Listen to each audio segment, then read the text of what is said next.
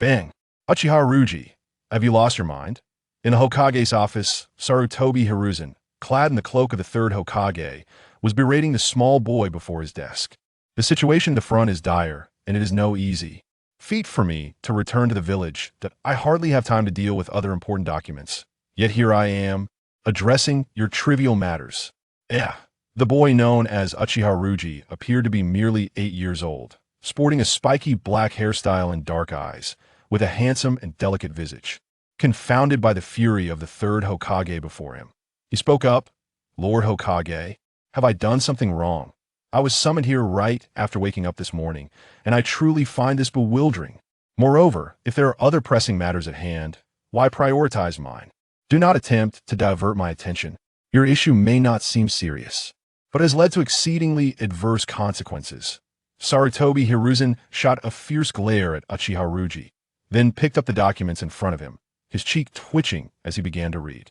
5 days ago, Uchiha Ryusuke engaged in a battle with Inuzuka Naruto. Due to the use of the Sharingan's Jinjutsu, Inuzuka Naruto's behavior became peculiarly strange, had it not been for a teacher's timely intervention. The first cross-species affectionate interaction between a ninja and a ninja dog would have occurred before the entire class.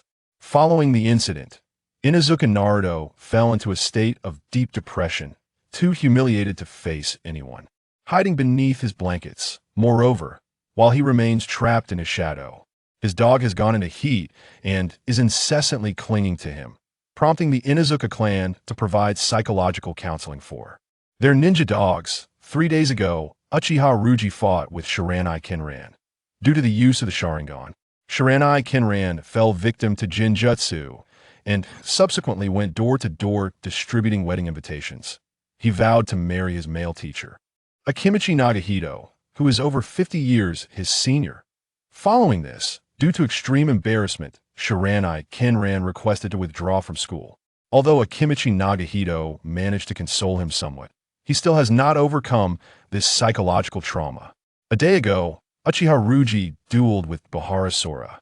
After Ryusuke used a Sharingan to cast Jinjutsu on him, Bahara began to babble nonsensically. Not only did he reveal various embarrassing incidents from his life, but he also slandered Jiraiya, claiming that Jiraiya had once accompanied him to peep at a women's bathhouse. For this, Jiraiya specifically came to me to lodge a complaint, setting aside other matters for the moment. Upon hearing this, Uchiha Ryusuke furrowed his brow in contemplation. I recall that the Jinjutsu I used on Bahara compelled him to speak the truth, so Jiraiya should. Bang! I will personally handle that rascal Jiraiya. Do not drag me into other matters. The mention of Jiraiya momentarily stunned Sarutobi Hiruzen, but he quickly gritted his teeth and slammed the desk again. You are a prodigy, having unlocked the 3-Demo Sharingan at just 8 years old. Yet this talent should be utilized to enhance your combat abilities, not squandered on petty bullying of your classmates. Lord Hokage, I must express my disagreement. This is not bullying, merely a counterattack. At this, Ryusuke frowned in dissatisfaction. It is these fellows who have slandered the Uchiha clan that I could not tolerate it, which is why I retaliated. Ryusuke began to enumerate with his fingers. They first claimed that our Uchiha clan boasts of our contributions to the founding of the village and holds an air of superiority. Then they accused us of desiring preferential treatment. Under the guidance of the second Hokage, we established the Konoha police force with the intention of maintaining peace in the village, yet they accused us of breaking the law, abusing our power, and profiting from our authority, among other things. But that is not the most outrageous part. The most absurd accusation is that these people claim our clan has always sought to reclaim the position of Hokage, even plotting to rebel against Konoha and secretly instigate a coup. Uchiha Ryusuke's eyes burned with righteous indignation, tinged with a hint of naivety. Lord Hokage, do you not find these assertions absurd? Our Uchiha clan is strong and dedicated to the village. Why would we require such convoluted schemes to obtain the position of Hokage? As long as we diligently perform our duties, the Hokage position will eventually be ours. I recall the first Hokage had intended for Uchiha Madara to become the first Hokage, but various circumstances delayed this. The fact that the third Hokage's position has eluded our Uchiha clan only enhances our likelihood of becoming the next Hokage. Moreover, my elder brother Uchiha Fugaku's talent is evident. He excels in both strength and governance. I believe you would agree that it is high time for our clan to take on the mantle of the fourth Hokage, and there is no need for us to rush. Wouldn't you say? Ahem, ahem. Upon hearing Ryuji's words, the third Hokage immediately fell into a fit of coughing, his previously furious expression turning exceedingly awkward. Well, Ryuji, you are still young. The position of Hokage is of great significance and cannot be explained in just a few words. I understand that it is complex. Ryuji nodded in agreement, then innocently inquired, should I call my elder brother in? He knows more than I do, and I see today as a perfect opportunity. He is almost 20 and not a child anymore. If he wishes to succeed the fourth Hokage, you must start cultivating him now. No, Ryuji, wait a moment. As Ryuji turned to actually summon someone, Sarutobi Hiruzen hurriedly stepped out from behind the desk and placed a hand on Ryuji's shoulder. This matter well. The Hokage position is not urgent, and it cannot be clarified in a short time. Let us consider this matter settled for now. Also, it is getting late. You may return home. Is that so? But we have resolved nothing. Ryuji continued to blink innocently, especially regarding those who slandered our Uchiha clan. They are merely young and ignorant. I will educate them afterward, but I have not faced any punishment. There is no punishment. The third Hokage firmly urged Ryuji towards the door. Let today's events be considered as if they never occurred. Do you understand? I understand. But, then that is good. Bang. TSK. Gazing at the firmly closed door before him, Ryuji let out a derisive chuckle, then turned to his elder brother Uchiha Fugaku, who had been waiting in the corridor. Well, brother, I told you I wouldn't get into trouble, didn't I? Uchiha Ryusuke, a male of 8 years, counting his previous life, totals 30 years. The cause of his transmigration is rather simple. On a tempestuous night, as Ryusuke sheltered beneath a tree from the torrential rain, engrossed in a second viewing of the Naruto anime on his mobile device, a bolt of lightning struck from the heavens, transporting him into the world of Naruto. You, young man, always reluctant to suffer losses, even in the presence of Lord Hokage. A steady voice resonated in response to Ryusuke's words. Standing in the corridor was Uchiha Fugaku in his youth, clad in the Leaf Village Jounin vest, with short black hair and eyes that sparkled with an intensity that seemed to penetrate one's very soul. His mere presence exuded a formidable aura. However, this sense of pressure varied among individuals. Perhaps it was an inherent trait of the Uchiha clan. In the face of his younger brother, Fugaku harbored an abundance of familial affection.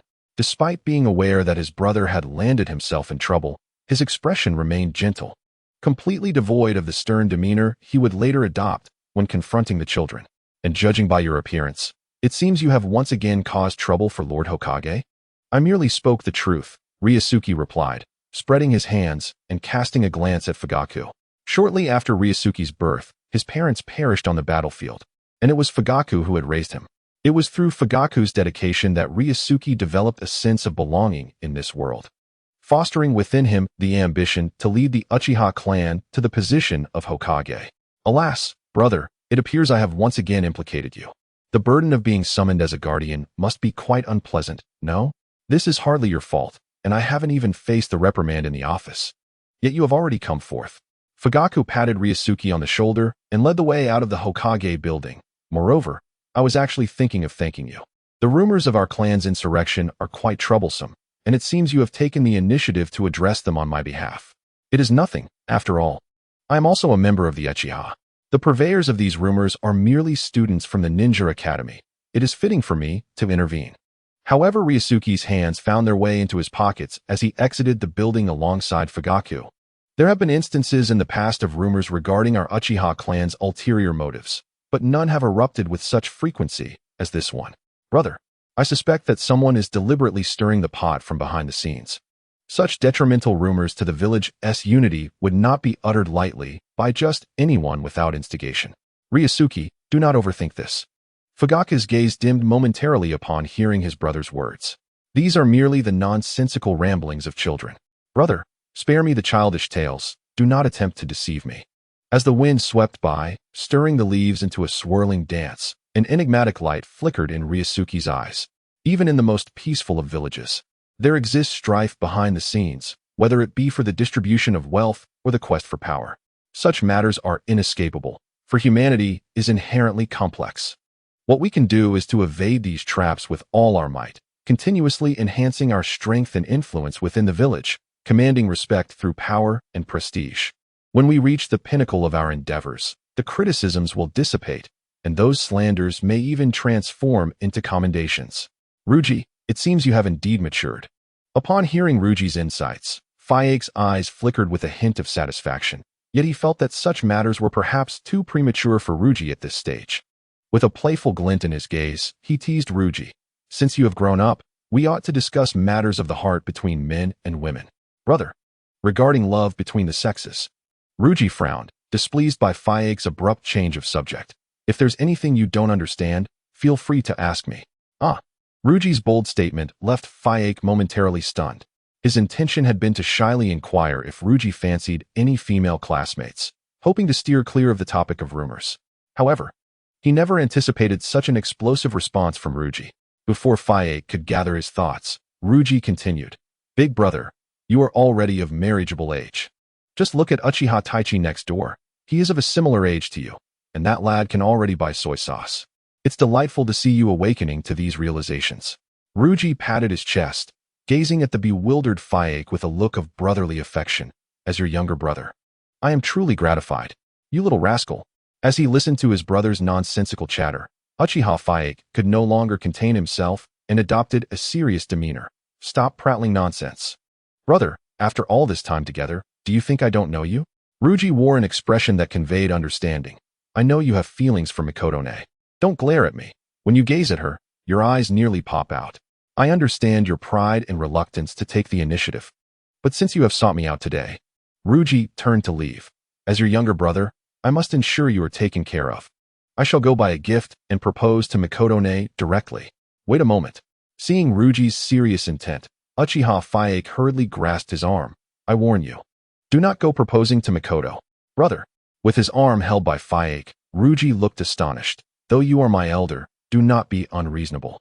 A relationship without the intention of marriage is akin to being a rogue, is it not? You gaze at Mikoto with such fervor. Do you intend to indulge and then walk away without accountability? My goodness. While you are now the head of the Uchiha clan, do not take it too far. You rascal, I mean it's still too early for such matters. It is not early at all. It is your duty and obligation as the clan leader to ensure the Uchiha lineage thrives. Ryuji forcefully shook off Fyake's grasp, fixing him with a serious and earnest gaze. Brother, you are already 20 years old. In this era, where many marry and bear children by the age of 13 or 14, do you not feel embarrassed for not being married yet? Uchiha Fyake stood there dazed, feeling a profound sense of confusion before Ryuji, a man who was always clear-headed, whether in the family, village, or on the battlefield. Fuyue stood in contemplation for a moment, finally managing to reorganize his thoughts and prepare to impart some much-needed wisdom to his troublesome younger brother.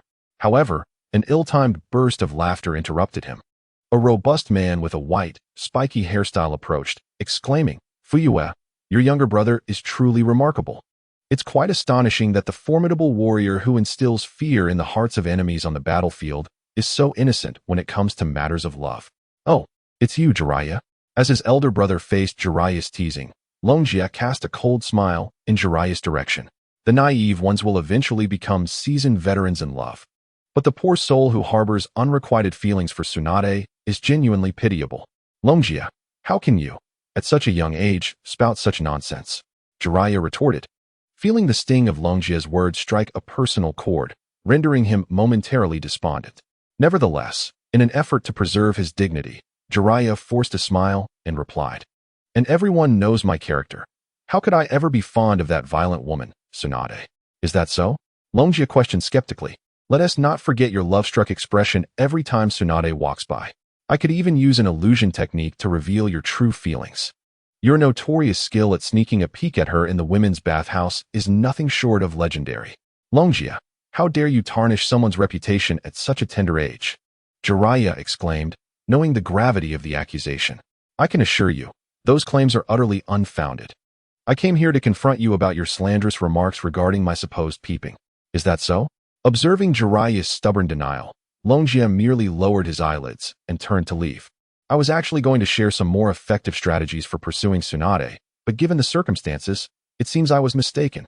Chuckling at Longjia's remarks, Jiraiya replied, "The intricacies of romantic relationships between men and women are exceedingly complex, especially for a child like you.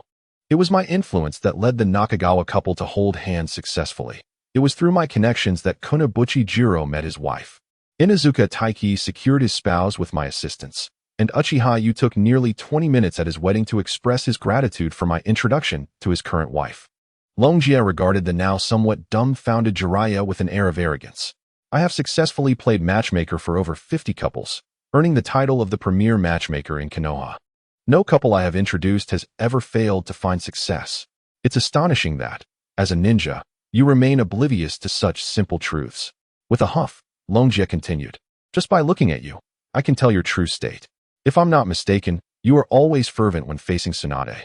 Yet you are met with her cold and even disdainful demeanor in return. As a somewhat well-known figure in the village, you must feel compelled to feign indifference to avoid embarrassment.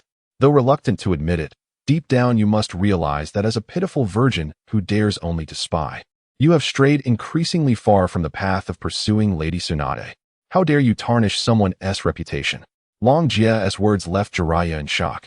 Yet in an effort to preserve his dwindling dignity, he stubbornly replied, "I can overlook many matters, but regarding affairs of the heart, I have traversed through countless blossoms." "Enough pretense. I wholeheartedly agree with the words of a great literary master," Longjia sneered. "Beautiful women and virgins are as conspicuous as lipstick on a collar." At each utterance from Longjia, Jiraiya's eyes widened further, and by the end, his gaze was utterly astonished. After a brief silence, he stepped forward, gripping Longjia's shoulders with a look of earnest desire, and implored, "I seek assistance." "Seeking assistance? Surely you jest, Lord Jiraiya." Longjia wrenched himself free from Jiraiya's grasp. "Didn't you claim to have no interest in Lady Tsunade? That was merely a ruse. All for the sake of preserving your pride." At that moment, Jiraiya exhibited the admirable virtues of a seasoned ninja, disregarding his pride entirely to achieve his goal. "I have long yearned for Tsunade. I implore you, Lord Longjia, to help me win her affection. Once successful, I shall reward you handsomely." "Reward handsomely? How could I dare?" Longjia clutched his chest, feigning fear. "Didn't you arrive with such fervor to confront me about the claims of your voyeurism? And now you speak of rewards, merely to lure me into a secluded grove for revenge? Such nonsense. You are merely overthinking, Lord Longjia." Seeing Longjia's distress, Jiraiya felt a pang of irritation but remained focused on his objective.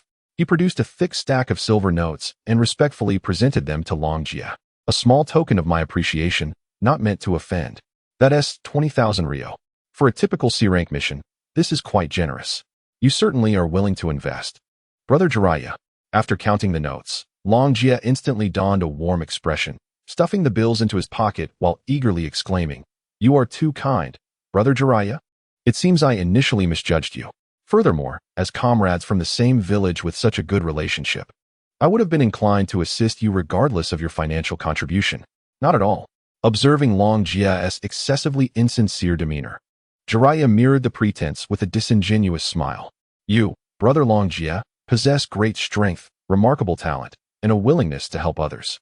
I have long desired to cultivate a good relationship with you. Alas, with recent missions keeping me occupied. Consider this money as an apology for not being able to take you out for leisure. Lady Tsunade is powerful, comes from a prestigious lineage, and is both beautiful and intelligent. Those who wish to pursue her could form a coalition of ninja. While Brother Jiraiya, you have met the basic criteria. The standards for Lady Tsunade's suitors are continually rising amidst the throngs of admirers. Moreover, as your relationship deepens without progressing further, it is likely to devolve into a classic case where childhood friends are overshadowed by unexpected rivals.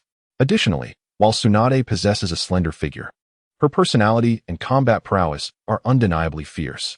In such circumstances, she may easily develop an affection for seemingly delicate long-haired men. Observing Jiraiya's capitulation, Ryuka seized the moment.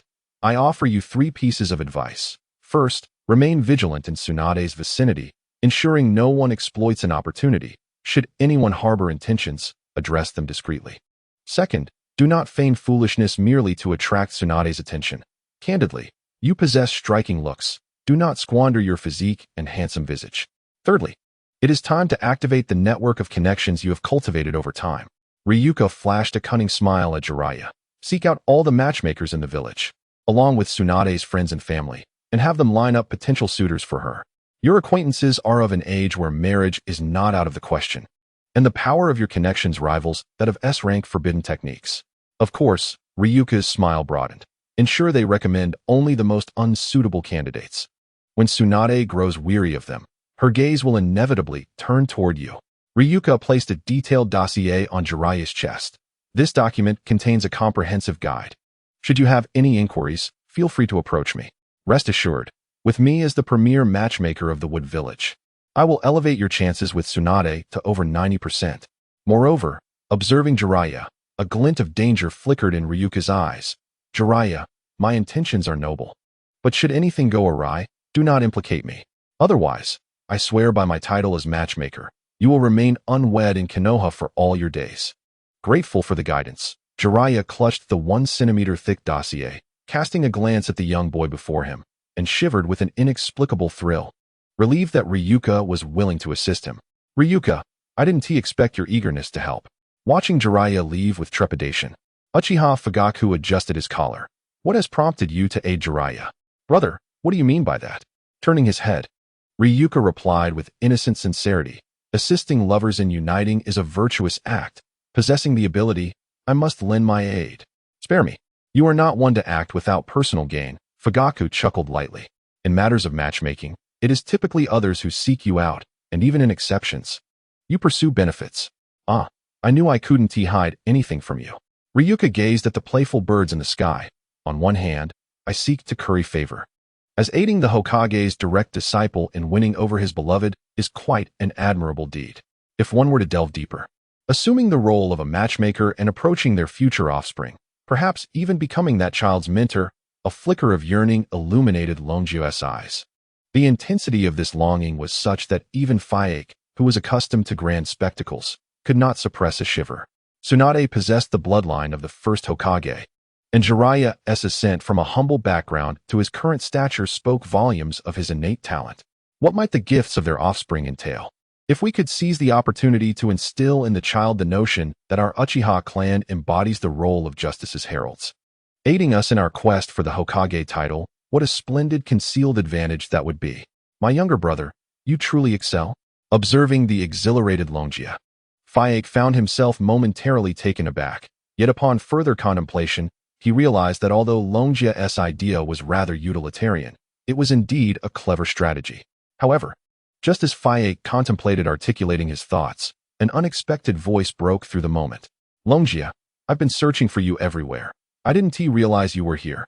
The newcomer sported short, ash-brown hair and brown eyes, exuding a carefree, untroubled demeanor. Upon spotting this individual, Longjia's expression immediately soured. It showed you, what an unexpected coincidence. Nonetheless, I have matters to attend to, so I must return home. Hey, Longjia, don't evade me. Let us commence our 97th battle. I must kindly decline, Longjia replied, maintaining his glum demeanor.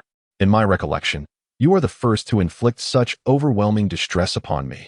Besides, didn't Elder Toko and Elder Mito admonish you to avoid frequent engagements with me? Such experiences can adversely affect your combat system and severely limit your future development of wood release. The Hokage himself endorsed this philosophy, even assigning you a dedicated instructor. Just adhere to his guidance, and you shall flourish rapidly. Yet I feel that battling you accelerates my growth significantly, and my comprehension of wood release has notably improved. Shoju retorted, shaking his head in discontent. That teacher's instruction is mediocre at best. He incessantly drones on about sacrificing for the wood industry and following the Hokage and the elders' directives. I needn't be reminded of such things. It's utterly irritating. Engaging in combat with you is far more exhilarating, and my sister wholeheartedly supports my perspective, urging me not to heed their counsel.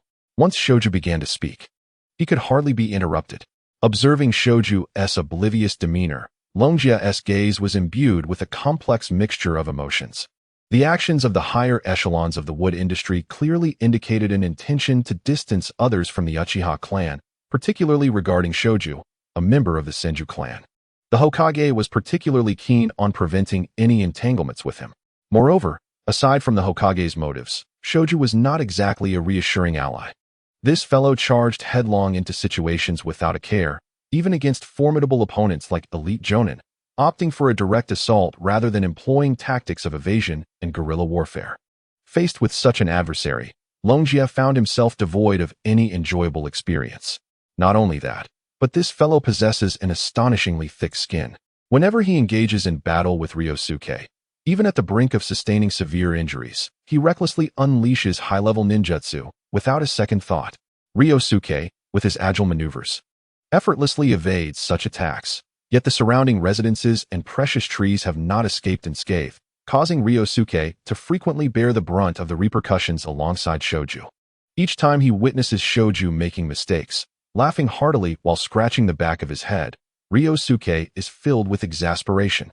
Logically, one would think that Ryusuke should steer clear of someone like Shoju. Yet the reason he has engaged in over 90 battles with him can be attributed to the enticing high-quality potions secretly gifted by Tsunade. Currently, amidst the tumult of the Second Shinobi World War, as the conflict with the Sand Village intensifies, Ryusuke, Shoju, and other senior students from the Ninja Academy are soon to be forcibly graduated and dispatched to the battlefield. In an effort to encourage Shoju to employ a modicum of common sense, given that the battlefield against ordinary foes is fraught with peril, Tsunade has discreetly extended numerous advantages to Ryusuke. After all, while Ryusuke may also be a troublemaker, he has never faced a loss in any endeavor. Associating with such individuals is indeed a true means to sharpen one's wits. Truly, I have grown weary of your incessant entanglement. It appears that unless I accompany you in battle, there shall be no hope of leaving this place today. Although he was willing in spirit, Ryusuke feigned reluctance. But what do I stand to gain from this? Gains. Ryusuke, you know I am rather impoverished, Shoju replied, rummaging through his pockets for what felt like an eternity before pitifully producing 2 wrinkled bills amounting to 200 yen, which he placed into Ryusuke's hands. While I have already attained the strength of a genin, I have yet to graduate from the academy and can only accept trivial D-rank missions. This is the reward from my last 3 tasks. Please, Ryusuke. Shoju, you cannot be serious. Ryusuke was taken aback at the sight of the meager crumpled bills. A D-rank mission should yield at least 500 ryo. 3 of them combined should amount to no less than 1,500. If you intend to deceive me, at least concoct a more plausible story. It's not like that. Seeing Ryusuke's disbelief, Shoju hastily explained, the issue lies in the tasks I undertook. The black cat I was tasked with capturing was exceedingly agile. I expended considerable effort during the pursuit and even damaged some property, which is why I ended up with so little. Black cat. Observing Shoju's earnest expression, Ryusuke's lips twitched slightly. Surely you cannot be referring to Oba-chan's cat. Can you? Yes, that's the one, Shoju replied, looking somewhat dazed. Aside from frequently being absent from home, that black cat seems rather unremarkable, doesn't he? This poses quite the dilemma. That black cat is no ordinary domestic feline, but rather a shinobi cat raised on military rations. Ryusuke gazed at Shoju with sympathy. Given that this particular cat has undergone specialized training, the mission is classified as D rank, but its actual difficulty exceeds C rank, making it a B rank level task. Exceeding C rank difficulty? Upon hearing Ryusuke's revelation, Shoju's eyes widened in shock. How is that even possible? It is no wonder that Shinkshu was astonished. The missions of the Hokage are classified into 5 distinct ranks: S, A, B, C, and D. Rank S encompasses matters of national secrecy, engagements in warfare at the behest of foreign nations, missions exceeding 1 million ryo, assassination of significant figures, and the theft of confidential documents.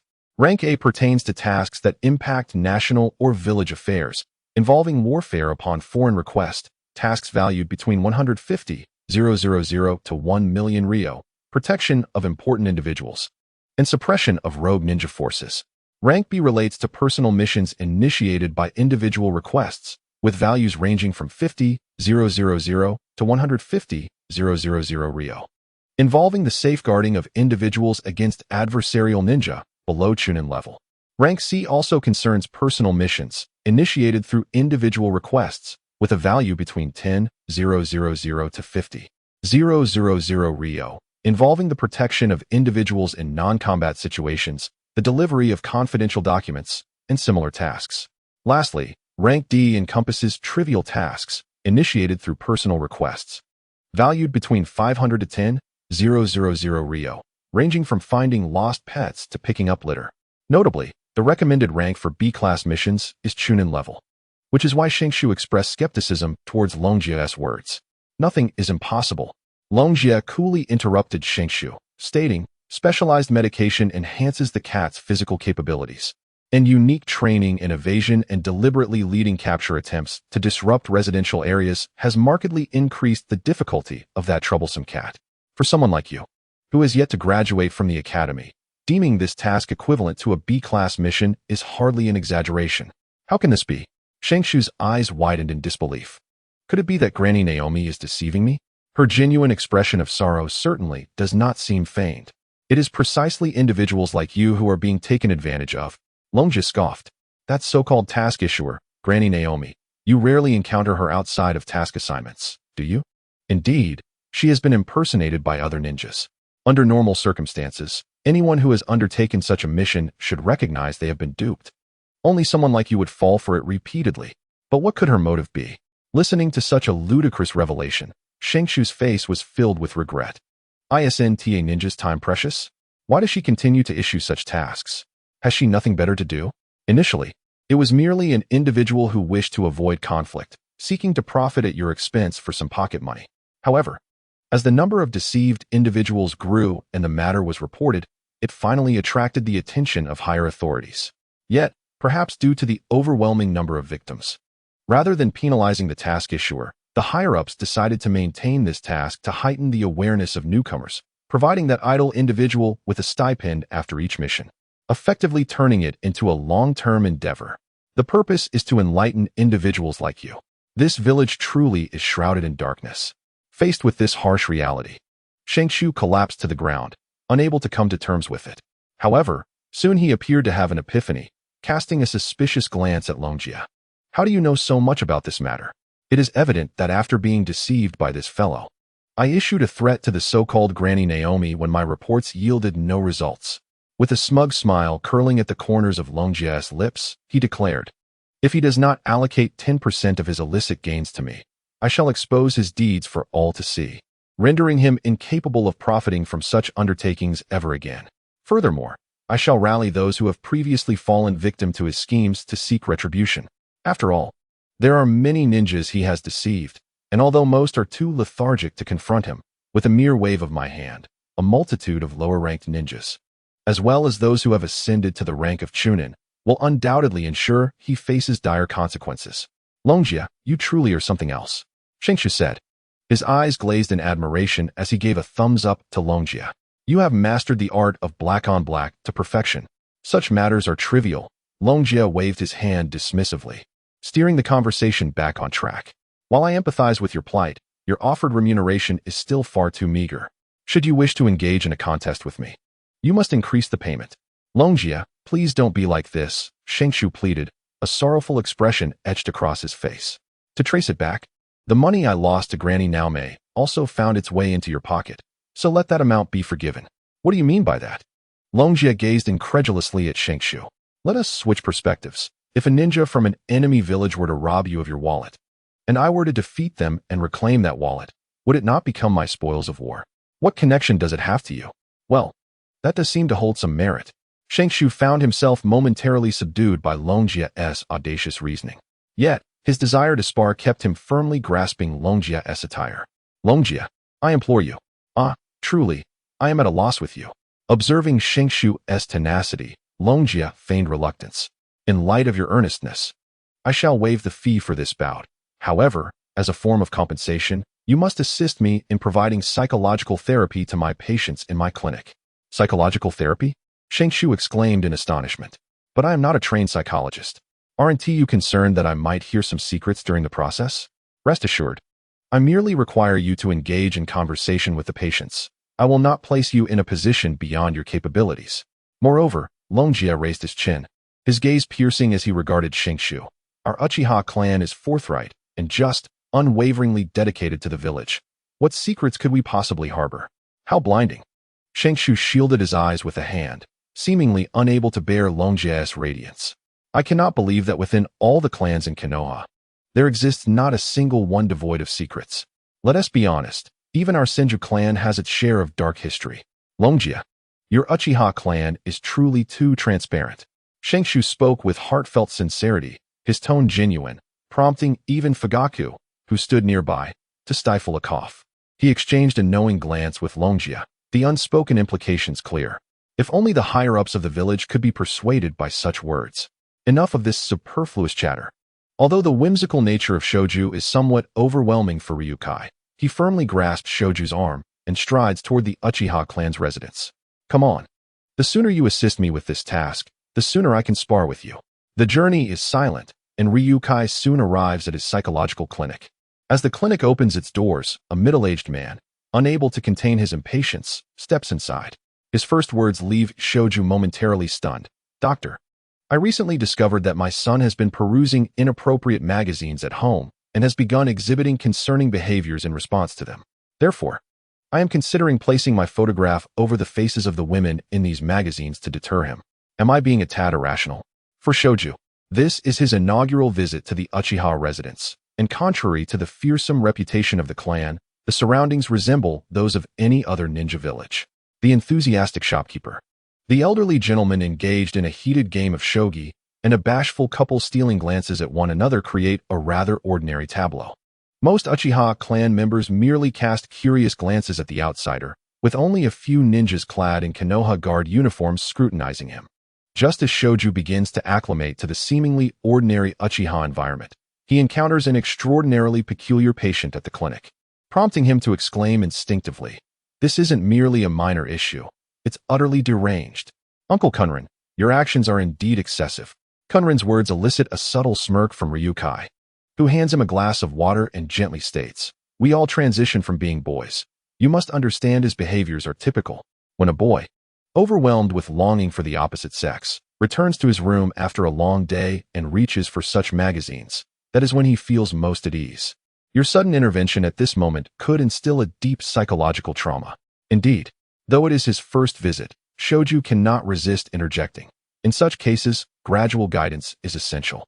The shame of being discovered by family is already significant. If you impose a terrifying intervention, it could frighten him. I wholeheartedly agree with Shoju's perspective, Ryukai affirms. He then turns to Shoju and remarks, "By the way, Shoju, I didn't realize you had such insights into these matters. You appear so carefree. Surely, you indulge yourself in private? What are you talking about?" "I don't indulge myself," Shoju retorts, his face flushed with embarrassment. "I'm merely articulating what all boys think." However, he worries that such gradual guidance may be too slow. In the absence of the usual banter between Shunshu and Longjia, Quanren appeared increasingly anxious. "Having endured the horrors of war on the battlefield, I do not regret my place within this village. However, the experiences I have faced have made me acutely aware of the fragility of life. I dread the thought of losing my son, terrified of anything that might harm him. A boy must learn to protect himself. He must absolutely avoid inappropriate magazines and self-indulgence, as these could adversely affect him. For this, I would spare no effort." "Well then, have you considered a different perspective?" Longjia interjected at an opportune moment. "Perhaps finding a partner for your son could alleviate some of your concerns." "Absolutely not," Quanren erupted, slamming his hands on the table before Longjia could finish his thought. "Women are the source of all evil, and he is still far too young. Throughout his upbringing, I have been vigilant against the notion of him having a girlfriend. Even if a girl wishes to hold his hand, I would not permit it. A boy must learn to safeguard himself. Uncle Quanren, you are being somewhat excessive in this matter, and I must remind you of that." Observing Quanren's agitation, Longjia released a wave of chakra to calm him. "Sometimes, learning to let go is a form of wisdom. If you continue down this path with your son, the next place you visit may not be my psychological clinic, but rather the police department." Longjia. Upon hearing this, Shinshu nudged Longjia. "Even if a father's methods of guiding his son are misguided, must it lead to police intervention? Your words seem rather severe." Chuckling, Longjia regarded Shinshu with an odd expression. "Do you know how old Uncle Quanren's son is?" Shinshu seemed to sense something amiss. "How old? He's already 25. Is that absurd?" Shinshu stood up in shock. "In our culture, one can marry at 13 or 14. At 25, he hasn't even held a girl's hand? Surely, His situation cannot be that tragic. Thus, Uncle Quanren has come to my clinic, Longjia replied, looking helplessly at Shinshu. He was practically coerced into coming by the police department. No matter what, I shall never give up. Ignoring Shinshu's astonishment, Quanren clutched his shoulders tightly, his eyes reflecting a profound pain and terror. He is still too young. The mere thought of him being corrupted by inappropriate magazines, or being deceived by other women, or engaging in intimate contact with them fills me with despair. I want him to remain forever shielded from all of this. I wish for him to live his life under my protection. Hey. At this point, even Shinshu recognized the abnormality of Quanren's mindset. Longjia, this is becoming increasingly outrageous. This is no longer paternal love. It has twisted into something perverse. Using ordinary discourse now would likely yield no effect. Indeed, conventional psychological treatment may have reached its limit here. However, if you think I lack subsequent strategies for addressing such matters in my clinic, you are mistaken. Unbeknownst to him, Longjia's three-tomo Sharingan had already awakened. Observing the exhilaration of Quanren, Longjia spoke with a calm demeanor. Illusion, dream within the heart. Boom. As Longjia activated his Jinjutsu, the unsuspecting Quanren immediately succumbed, collapsing back onto the sofa. Gradually, his vacant expression transformed, shifting from a dazed look to serenity, and finally blossoming into a smile. Is this the technique you spoke of? Shintong gazed at Longjia with surprise. Resorting to direct attack when words fail, isn't that a rather extreme approach? Extreme, my foot. Longjia shot Shintong an indignant glance. I am employing Jinjutsu to allow the patient to experience an alternative way of life. Just as with Uncle Quanren, through preliminary understanding. I've enabled him to envision a life where his son is unrestrained, freely pursuing love. Not only does he avoid demise, but he also envisions a scene of familial bliss. Longjia tapped the table with his finger. Generally, individuals with psychological afflictions achieve results too slowly through mere conversation. Utilizing Jinjutsu, which immerses them fully, is far more straightforward and effective. This is the advantage of illusionists. Indeed, a remarkably convenient ability, Shintong remarked, observing the slumbering Quanren. A flicker of contemplation passing through his eyes. Perhaps I should also consider delving into Jinjutsu training. First, master your wood release before contemplating that, Longjia advised, dismissing the thought. For now, focus on the task at hand. He beckoned to Shintong. Help me move Quanren to the bed in the inner room. Our scheduled guest will be arriving shortly. After relocating the dreaming Quanren, Shintong gazed at Longjia with astonishment. I never realized you had such hidden depths. From Quanren's appearance, he seems to be a high-ranking shinobi. A Uchiha, yet he fell prey to your Jinjutsu so easily. Nothing is ever that simple. Longjia leaned back against the sofa. Firstly, he came seeking treatment, so he was initially unguarded. Secondly, before he even entered, I continuously infiltrated him with my chakra. Thirdly, did you notice the glass of water I had him drink? Longjia pointed to the now empty glass of plain water. I infused it with a substance that significantly increases the success rate of my Jinjutsu. However, even with that, it still wasn't sufficient. Longjia gazed at the ceiling.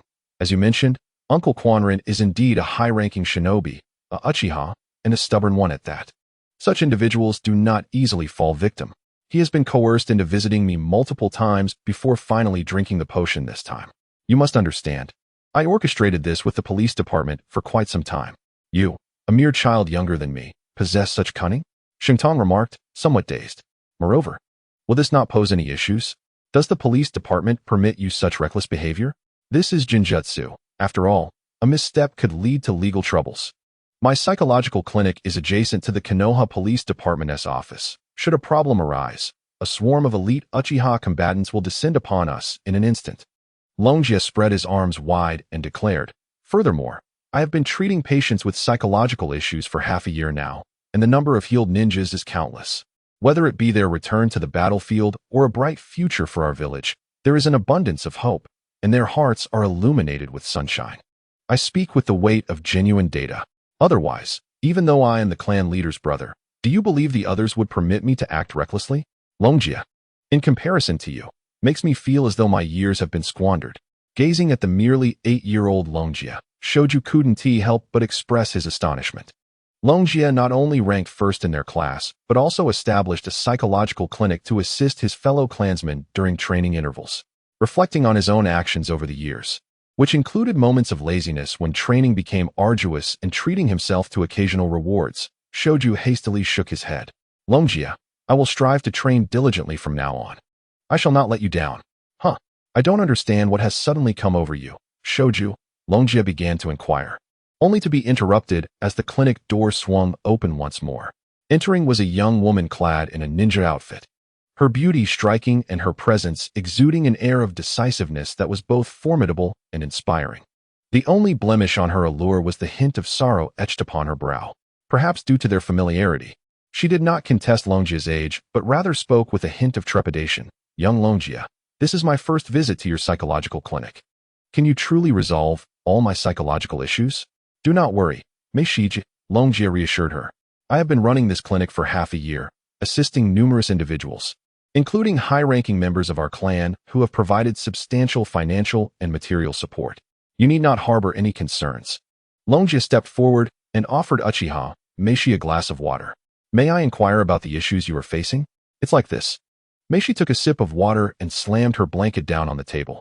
I suspect my husband, Uchiha Yofu, is betraying me. Is that so?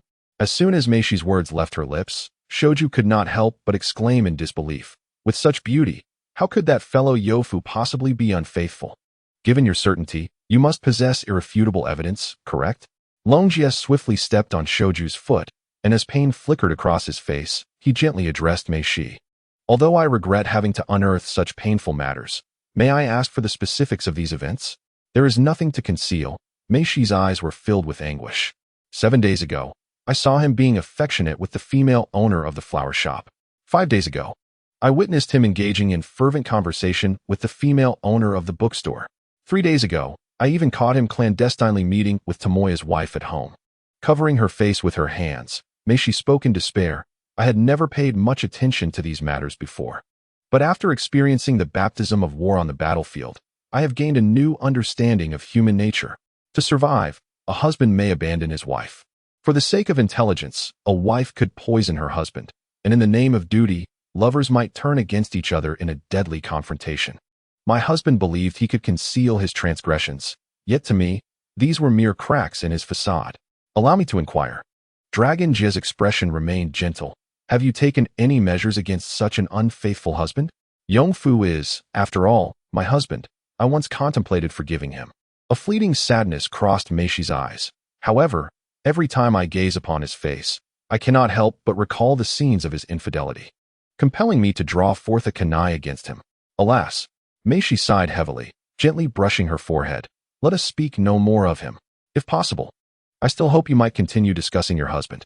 Dragon Jia, undeterred by Meishi's words, pressed on. How is Yongfu doing? Have you done anything to him? Dragon Jia, I am here for psychological counseling, not to be interrogated.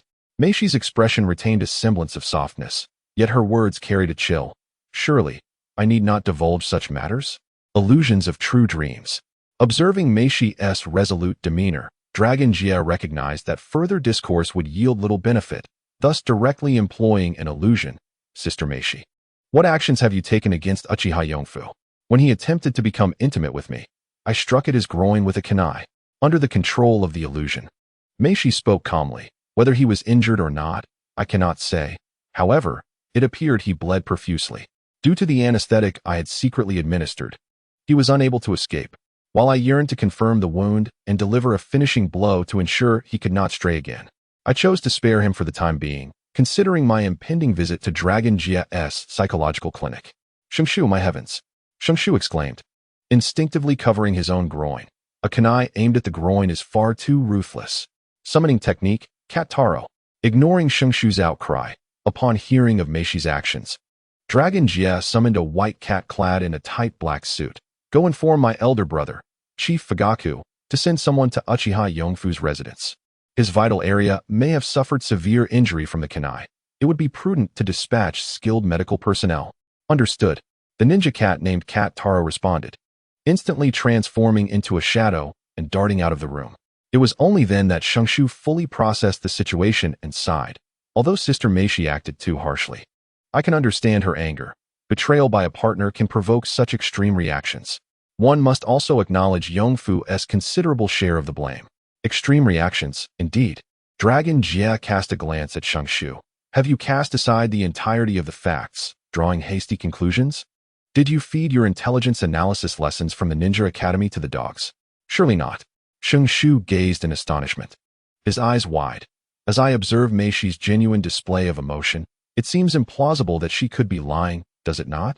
One cannot analyze the behavior of a troubled individual through the lens of normalcy. Long Jie cast a subtle glance at Sheng Shu. Are you aware of the ages of the individuals Meishi accuses of being involved with Yongfu? The youngest among them, the owner of the bookstore, has already surpassed 60 years. My heavens! Sheng Shu was left speechless by Long Jie's revelation. This is utterly absurd. I have witnessed even more outrageous scenarios, Long Jie retorted, gesturing for Sheng Shu to assist in moving Meishi to another bed. Meishi's predicament is not an isolated case. It is indicative of post-traumatic stress disorder stemming from the horrors of war. She has been exposed to an overwhelming number of life-and-death situations, which has cultivated a profound distrust of others. It seems that Meishi originally held deep affection for Yongfu, yet this breach of trust has led her to entertain thoughts of his infidelity. Regardless of how ludicrous the circumstances may appear, she compels herself to believe it. Fortunately, Meishi arrived just in time. All I need to employ now is a basic illusion, continuously replaying in her mind the sweet moments she shared with Yongfu. Long Jie continued. Since you claim it is not an isolated incident, intrigued by Long Jie's narrative, Sheng Shu's curiosity piqued. If Meishi's situation had not been addressed promptly, how severe might it have become? There is another woman, a veteran of the battlefield, whose name I shall refrain from mentioning, Long Jie replied, a hint of discomfort flashing in his eyes. In the initial phase, after suspecting her husband of infidelity with older women, she believed her 19-year-old spouse, in pursuit of a brighter future, had succumbed to the advances of Lord Mido Gate Yin, an advisor to the Hokage. Subsequently, she suspected her husband of engaging in a homosexual relationship with Lord Danzo. Ultimately, she even imagined her husband climbing into the bed of Lord Sarutobi Hiruzen, participating in wild escapades with these individuals. Had it not been for my brother's timely intervention, the entire village would have been privy to this scandal. Her husband is male. Yet why does she suspect him of involvement with other men? Sheng Shu exclaimed, astonished. Even if he were willing, would those esteemed individuals acquiesce? What does she perceive the Hokage and advisors to be? Thus, one must not communicate with such individuals using the rationale of a typical person, Long Jie sighed. She has been my most challenging patient thus far. She is the 5th individual I have treated at my psychological clinic, which I have operated for 6 months. It was only 2 weeks ago that I concluded her treatment. If not for the frequent application of illusions to assist in her therapy, which has also honed my skills, I would have long since surrendered in the face of such eccentric patients. It seems you have had your share of trials, Sheng Shu remarked, offering a reassuring pat on Long Jie's shoulder. Just as he was about to speak further, a visibly distressed Fu Yu entered the clinic. Long Jie, after hearing your report, I immediately dispatched a team of ninjas to Yongfu's residence. Upon learning of the gravity of the situation, I even made a personal visit. What were the results? Long Jie poured a cup of red tea for Fu Yu from another teapot. How is Yongfu's condition? The timely arrival proved fortuitous, preserving the essence of the brave warrior. However, upon reflection, I surmised that this incident has cast a psychological shadow over him. Taking the teacup, Fujiwara's expression of discomfort lingered.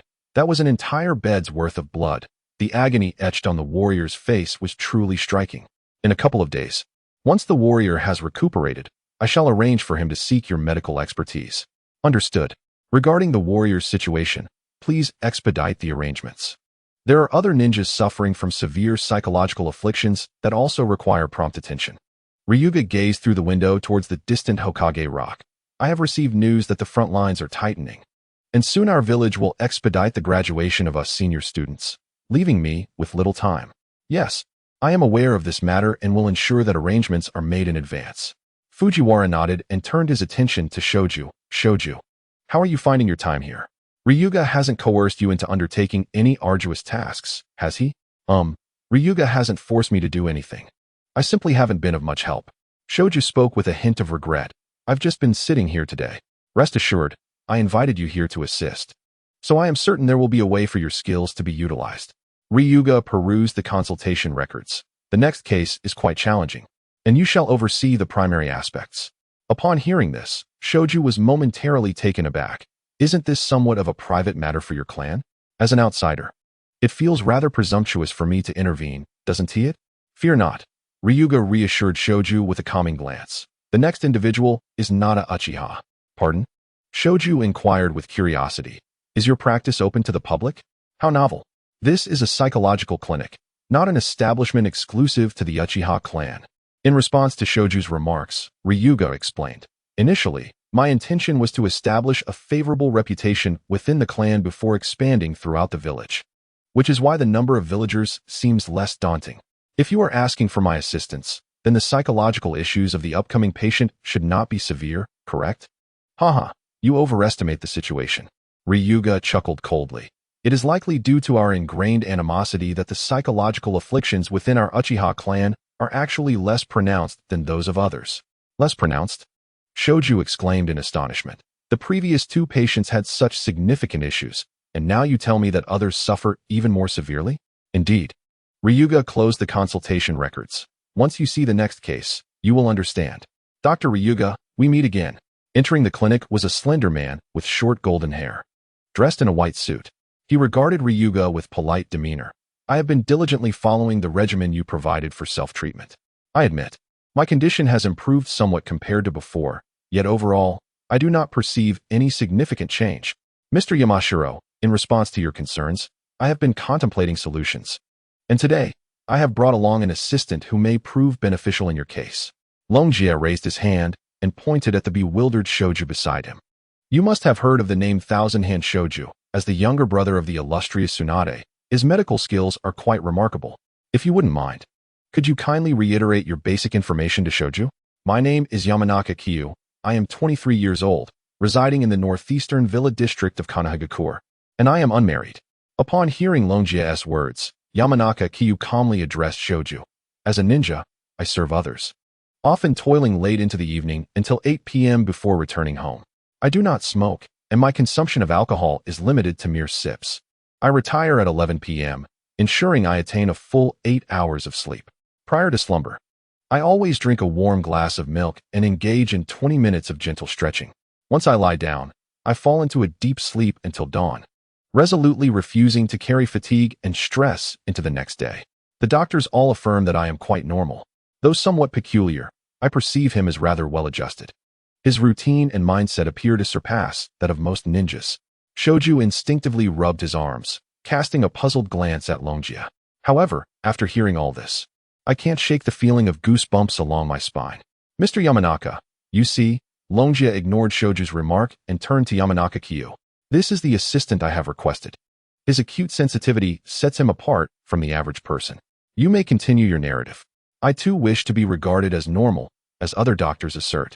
Yet I often find myself acutely aware of suffering. A serious expression graced Yamanaka Kyu's countenance. Observing the wounded who writhe in agony due to war, I feel their pain. Witnessing widows mourning the loss of loved ones, I am engulfed in sorrow. Seeing children displaced by conflict, I am afflicted with anguish. To alleviate my own suffering, I have long harbored a singular desire. If I am not mistaken, listening to Yamanaka Kyu's calm, yet fervent words, Shoju was now fully engaged. You have resolved to exert every effort to vanquish foes and strive for an early end to this war, to extinguish the roots of all this turmoil? No, Yamanaka Kyu responded earnestly, fixing his gaze upon Shoju. I intend to obliterate Konoha. With utmost seriousness, Yamanaka Kyu continued. The suffering of every individual resonates deeply within me, whether for others or for myself. I yearn to put an immediate end to their anguish. Do you mean Shoju sought to comprehend Yamanaka Kyu's thought process? In order to prevent others from enduring further suffering, you believe it necessary to extinguish their lives? As long as they no longer suffer before you, you too will find relief? Precisely, Yamanaka Kyu declared without hesitation. I consider this a method that benefits both others and myself, a means to bring prosperity to Konoha. Yet, the troubling aspect is, each time I entertain such thoughts, others gaze upon me in sheer horror. Were it not for Dr. Longjia's assurance, I would have been confined to the psychiatric hospital of Konoha. I am truly perplexed by this behavior. I feel utterly incapable of managing this. Shangshu swallowed hard with great difficulty and softly addressed Longjia. I feel that dealing with such patients is still too early for me. Longjia reassured Shangshu with a comforting gaze and then turned to Yamamoto Kiyoshi with evident delight. Yamamoto-san, I have splendid news. Shungshu has decided to take on your treatment and is filled with confidence. Longjia opened the door to a small treatment room within the clinic. Please step inside. Shungshu will provide you with personalized one-on-one therapy from here on. Longjia, I just recalled that my sister once undertook a mission during which she apprehended a psychotic serial killer.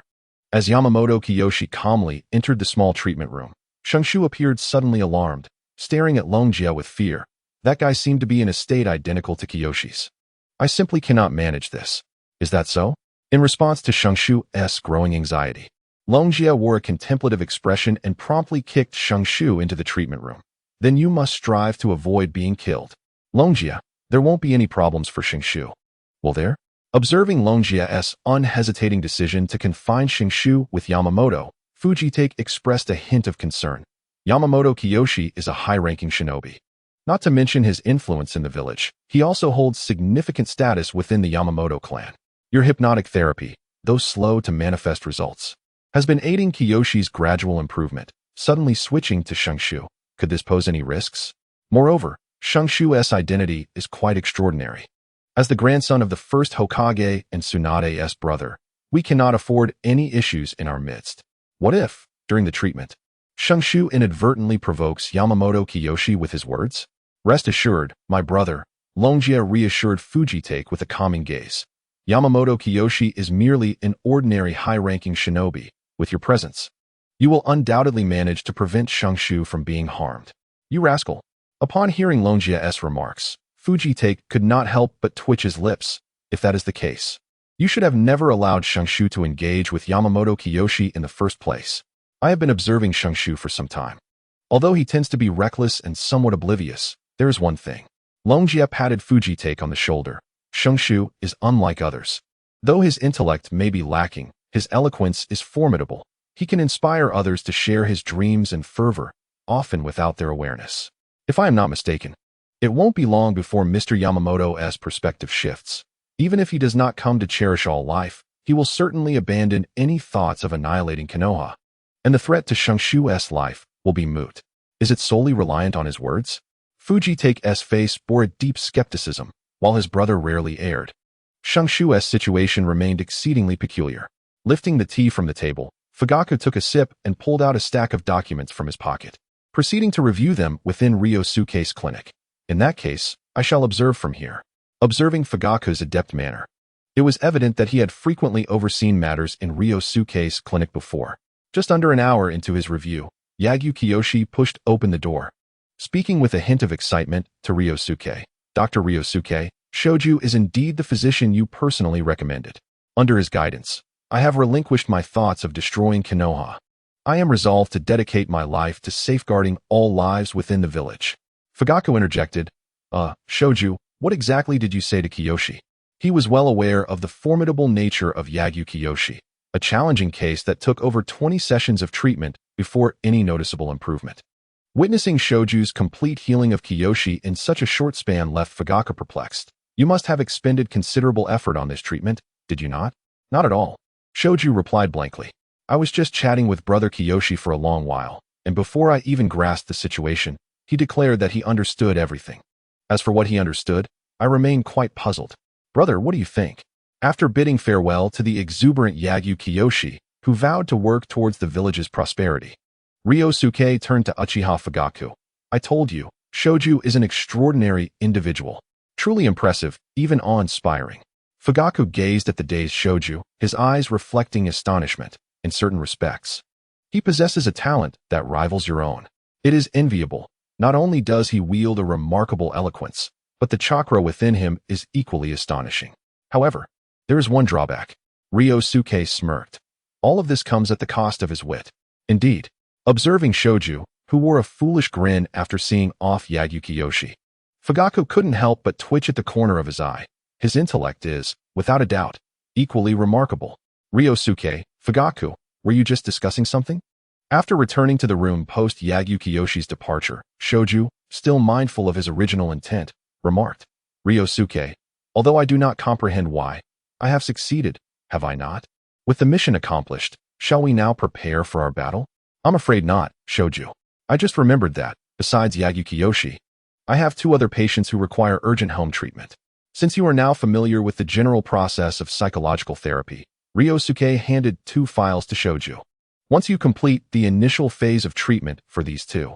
Ryusuke, are you jesting? You cannot possibly have completed all of today's treatment tasks and are now trying to send me off to escape. Rope Tree gazed at Ryukai with a face full of skepticism, stating, No, you must first engage in battle with me before I proceed to their residence. How can you disregard those suffering from serious ailments, only to indulge your own selfish desires? A person like you is hardly worthy of being called a ninja of Konoha. Observing Rope Tree's growing distrust, Ryukai's fury ignited. Do you not possess even a shred of shame as a ninja of Konoha? Forgive me. I was wrong. I deserve this. As Ryukai's thunderous rebuke resonated, the innocent-minded Rope Tree felt a wave of guilt wash over him.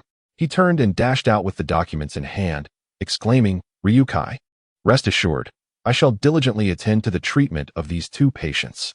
After traversing 5 or 6 streets and feeling the cool breeze brush against him, Rope Tree finally calmed his fervor. He paused, reflecting on his encounters with Ryukai throughout the day, when an unsettling feeling arose within him. Upon examining the 2 documents, he was appalled to discover them both entirely blank. In pursuit of battle, he had toiled tirelessly, only to be met with this result, igniting his fury. Like a whirlwind, he rushed back to Ryukai's psychological clinic, only to find it deserted. Brother Fugaku, Rope Tree implored with hopeful eyes, seeking news of Ryukai. Do you know where Ryukai has gone? I know not where he has departed, Fugaku replied, awkwardly organizing the documents in his hands. However, he left a message for you. He said that cunning is also a form of battle. To be deceived by such simple tricks indicates that you have much to improve upon. This also signifies the conclusion of your 97th bout. Return and reflect deeply on this failure. He eagerly anticipates your next encounter. Is that so? I understand now. Initially taken aback by Fugaku's curt response, Rope Tree soon realized deception and being deceived test a ninja's decisiveness. To employ such a subtle means of combat. Ryukai truly is the man I hold in high regard. It seems I have not lost in vain this time. Brother Fugaku, please convey to Ryukai that I have learned much from this battle, and I look forward to our next encounter. Well, as long as you are happy. In light of the situation, even Fugaku was at a loss for words, awkwardly ushering Rope Tree out. It's getting late. You should head home. As the strong winds swept through the woods, creating a wave-like rustle, Ryukai felt a cleansing of both body and spirit as he ambled through the forest. Captivated by the scenery and the sounds of nature, after attending to his patients, he would always seek solace in the beauty of nature, allowing himself to unwind. After all, psychological ailments can insidiously affect the healer as well. Only by promptly dispelling his own burdens could he better serve his patients. Ryukai, what thoughts occupy your mind? As I pondered on how to elevate my elder brother to the esteemed position of Hokage, a voice, resonant yet tempered, interrupted my thoughts. I turned to see a middle-aged man, his body extensively wrapped in bandages. It is Lord Danzo. Indeed, you heard correctly. I was contemplating ways to strengthen our village, to enrich our citizens, and to bring smiles to the faces of all. Danzo observed me, and the corners of his mouth twitched slightly. Truly, this is the most troublesome lad from the Uchiha clan in recent years, possessing the audacity to speak such nonsense with a straight face, rivaling even the ministers of the Land of Fire. In his mind, he had long regarded the Uchiha as individuals burdened with negativity, prone to explosive stubbornness, fools who would rebel against the village if their desires were thwarted, and madmen who would seek to annihilate the world at the slightest provocation. In his efforts to diminish the Uchiha's influence and distance them from the Hokage position, Danzo had covertly tarnished their reputation. However, with my emergence, the landscape had shifted dramatically. Not only did they avoid the traps he had laid, but they also began to experience a resurgence in public perception.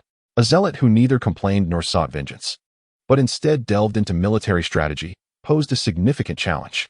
Moreover, I was still young, as I matured and honed my skills. The Uchiha clan's ascension to the Hokage position would no longer be mere talk. Thankfully, my youth still allowed for the possibility of guidance and influence. Contemplating this, a smile blossomed on Danzo's aged visage. Ryokai, do you aspire to further empower the Uchiha clan? Join my root organization. Root? I feigned ignorance. What organization is this? I have not heard of it before. This is an organization I founded, Danzo replied, standing a bit taller, pride evident in his voice. It belongs to the Umbu, yet operates independently, a true entity dedicated to the service of Konoha. The notion of an organization that was both part of and separate from the Umbu suggested a significant degree of autonomy. I gazed at Danzo with newfound admiration. You must have endured considerable hardship to establish such a group. Not at all, he responded modestly. However, those aware of his actions recognized him as a figure despised by many, and the ninjas within Root were often stripped of their humanity. Yet, witnessing my innocent adoration stirred even Danzo's dark heart, eliciting a faint smile. For the village, every hardship is worthwhile. Ryukai, will you join my organization and strive for the future of Konoha with me? Lord Danzo, before I agree, I have a question, I interjected, not allowing his smile to linger. Has your Root organization been registered with the legal entity registry in Konoha? Are there holidays? Do you offer benefits? Are the rewards for ninja missions substantial?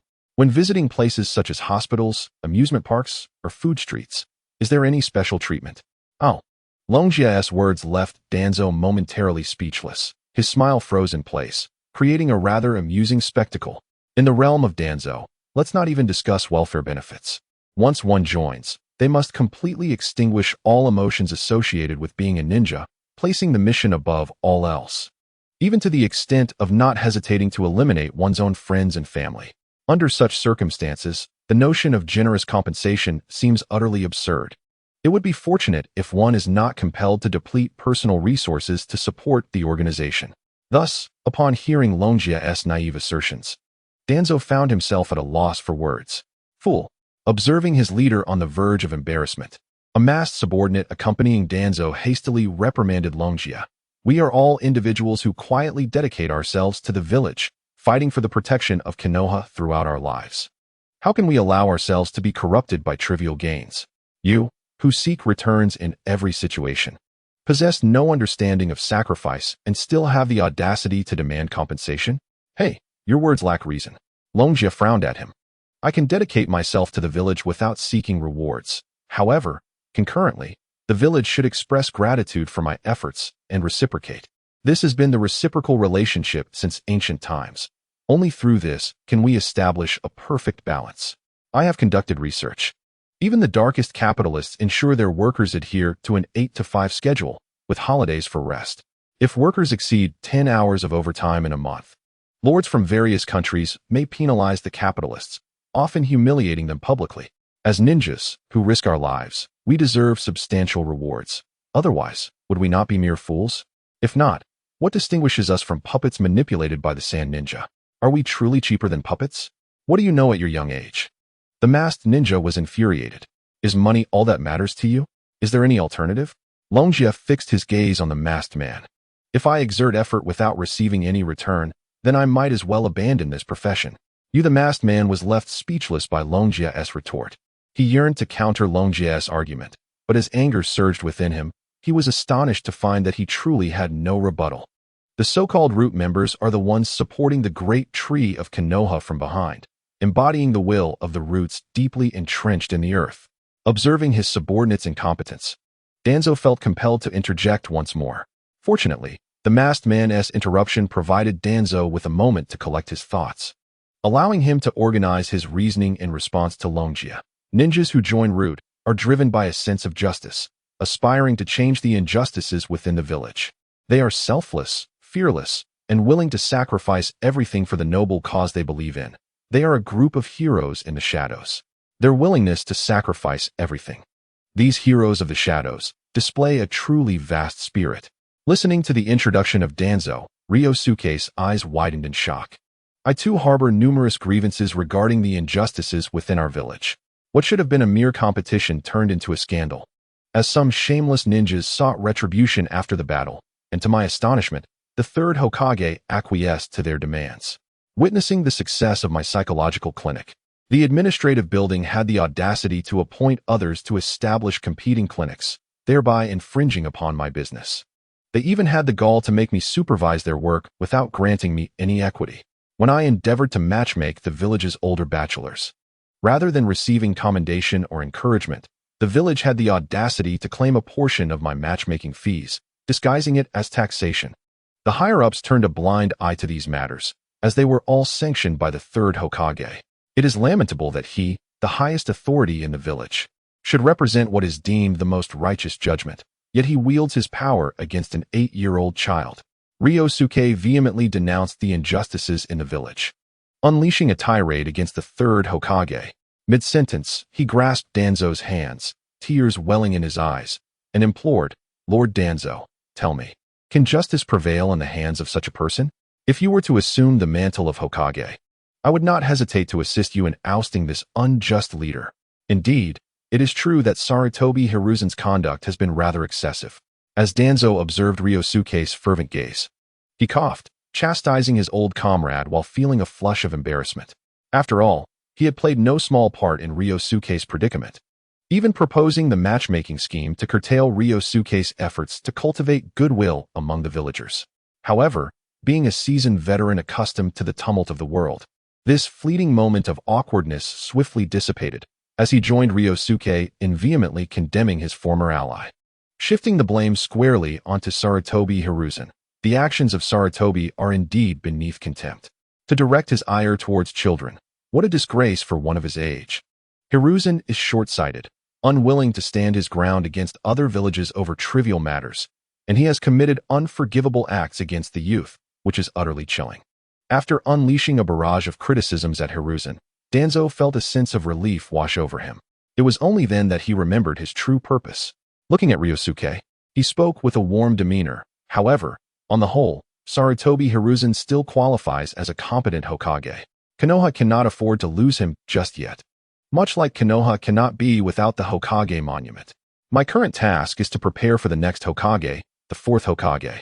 Ryusuke, I acknowledge that Sarutobi has indeed overstepped on several occasions, but rest assured that once I ascend to the position of Hokage, I will implement reforms to rectify the injustices you have suffered.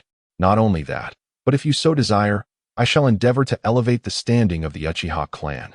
And assisting you in becoming the future leader of the Uchiha is not beyond the realm of possibility. Lord Danzo, how splendid it would be if you could ascend to the position of Hokage at this very moment.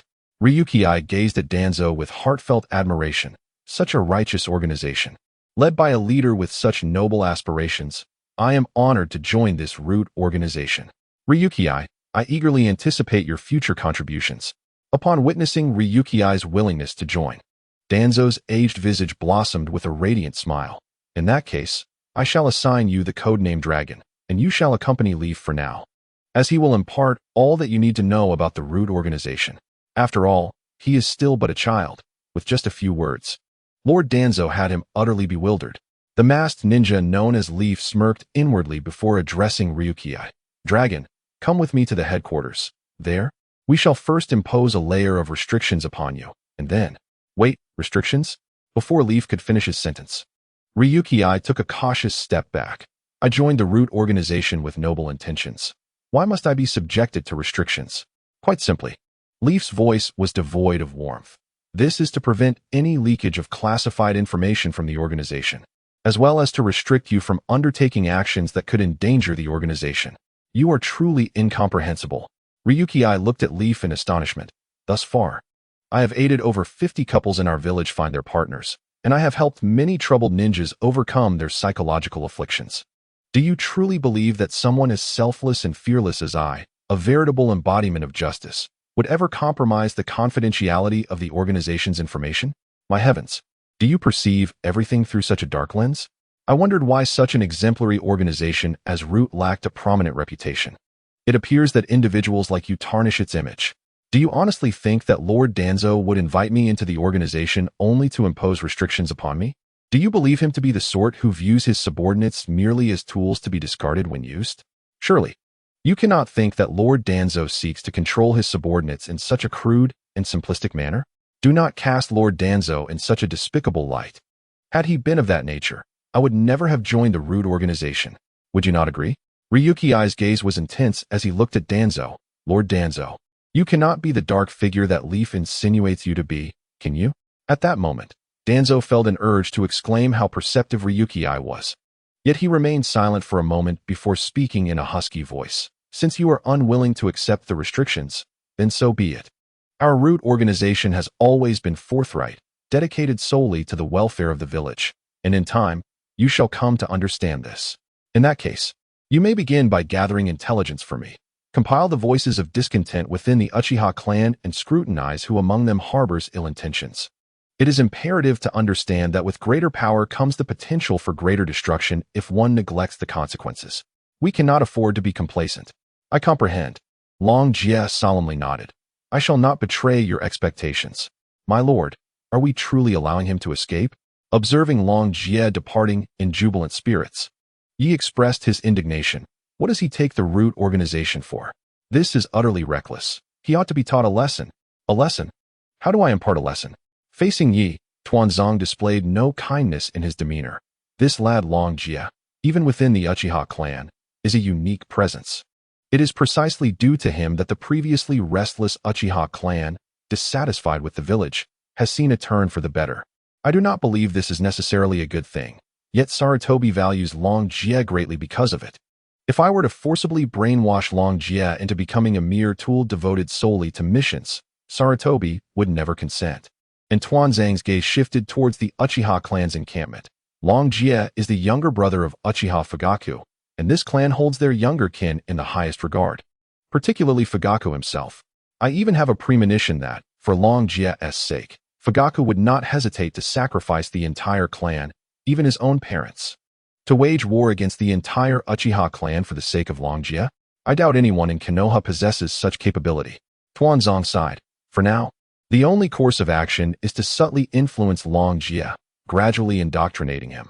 Meanwhile, oblivious to Tuanzang's daydreams, Long Jie, having just returned to the clinic to organize his belongings, suddenly received a notification.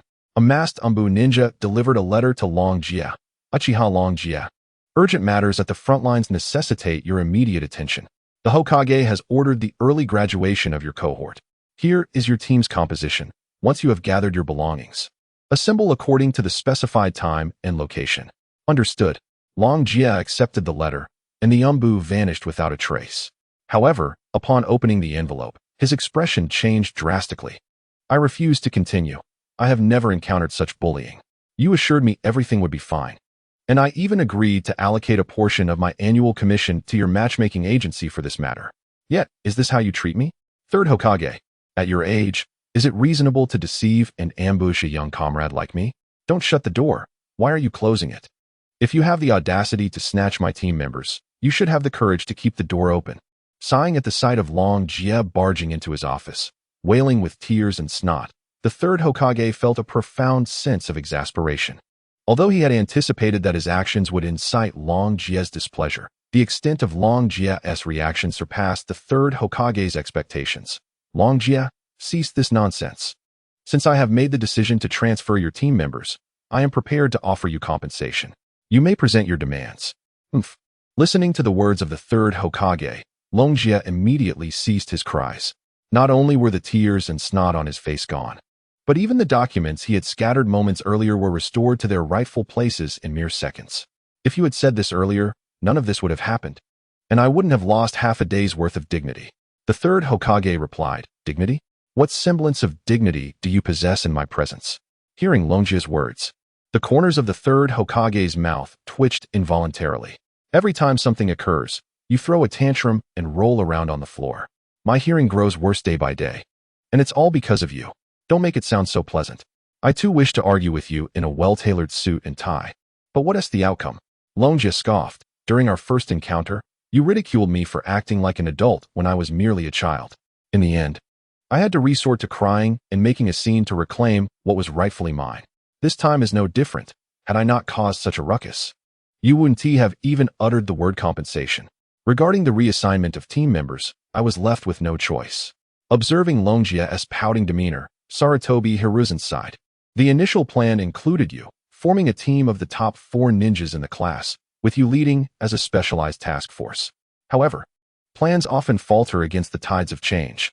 Due to the rapid depletion of frontline ninjas, we had no choice but to appoint the higher-ranked ninjas as captains, each leading a team of those ranked lower. Truly, I have done my utmost to provide you with capable companions. Sarutobi pointed to the personnel dossier on the desk, where a photo of a goofy, smiling individual lay. Avoiding Longjia's gaze, he spoke with difficulty. Senju Shoju, though his overall ranking is not high, possesses a tremendous chakra reserve and is arguably the only one in your grade who can match you. Furthermore, you share a good rapport and often collaborate. So my decision to include him in your team is a special consideration for you. Third Hokage, do you not feel any remorse in saying such things? Longjia stared incredulously at Sarutobi. You should be more aware than I of what kind of person Senju Shoju is. He acts without thought, relying on sheer force. And when he commits grave errors, he simply laughs it off as if nothing is amiss. With such a mindset on the battlefield, the entire team would be dragged down to ruin. I have conducted an analysis, and it is evident that most of those who survive on the battlefield possess intelligence. The likelihood of being hindered by someone like Shoju is over 70%. To replace 3 elite ninjas ranked in the top 4 with someone like him. Do not pretend this is for my benefit. Longjia coldly regarded the increasingly awkward third Hokage. If you wish to negotiate, then do so straightforwardly. Playing the emotional card, especially one so poorly conceived, is truly excessive. Coughing slightly, Sarutobi took a breath. All right, I shall refrain from unnecessary words. Since I promised you compensation, speak your conditions. My conditions are quite simple. Longjia squinted his eyes and declared, I am still the captain. I no longer care about my first place ranking. I want the second, third, and fourth ranked students reassigned to be my teammates. The first ranked individual is irrelevant. Sarutobi Hizashi, pondering with his pipe for a while, suddenly widened his eyes in realization. Aren't you the one ranked first?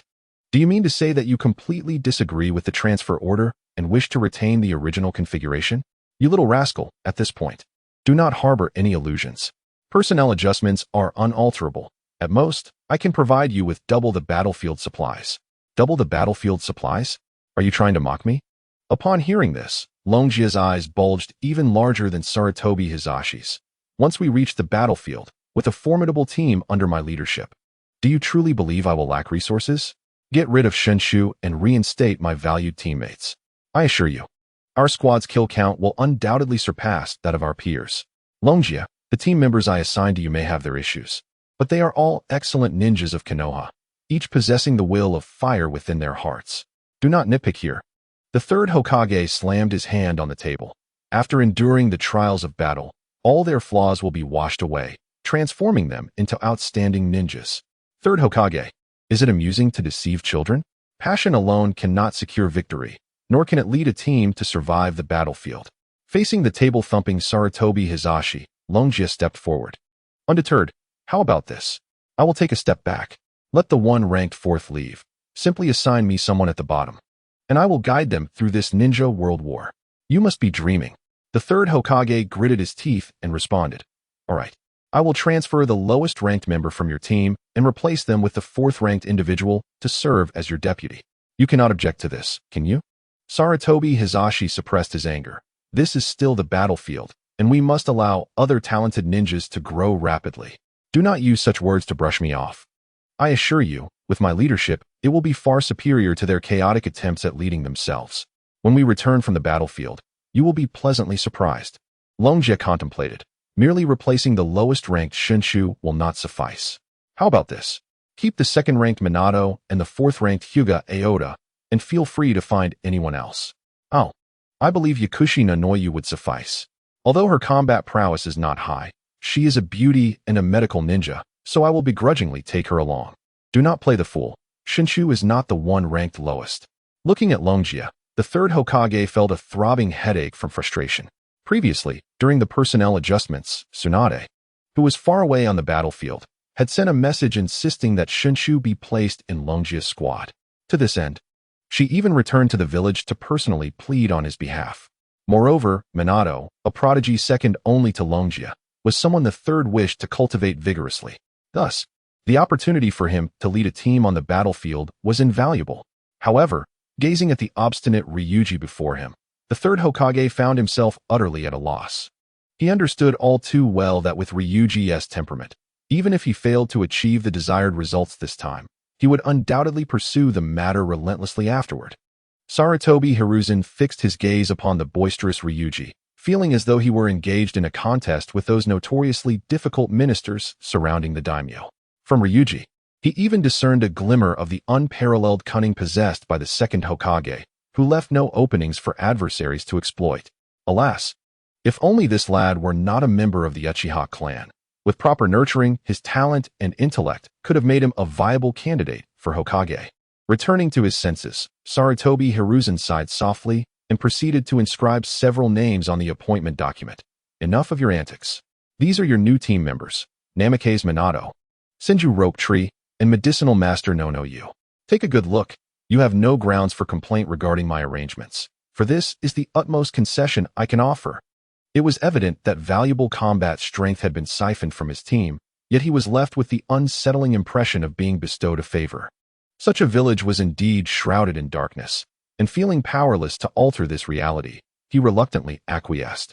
Ryuji took hold of the appointment document, his brow furrowing. What about the supplies for my team? I'm not asking for more, but surely the previous allocation has diminished to nothing? The third Hokage retorted, Ryuji, your insatiable greed must have its limits. Sarutobi Hiruzen's back teeth ground together in irritation. The previous doubling of supplies was to compensate for your team's inadequate combat capabilities. Now that I have assigned you Namikaze Minato, what more do you desire? Ryuji squinted again. I inquired previously and learned that if Minato were leading, his team would receive thrice the resources. Now that he is part of my team, he should at least bring the full supply with him, if not match the allocations of other teams.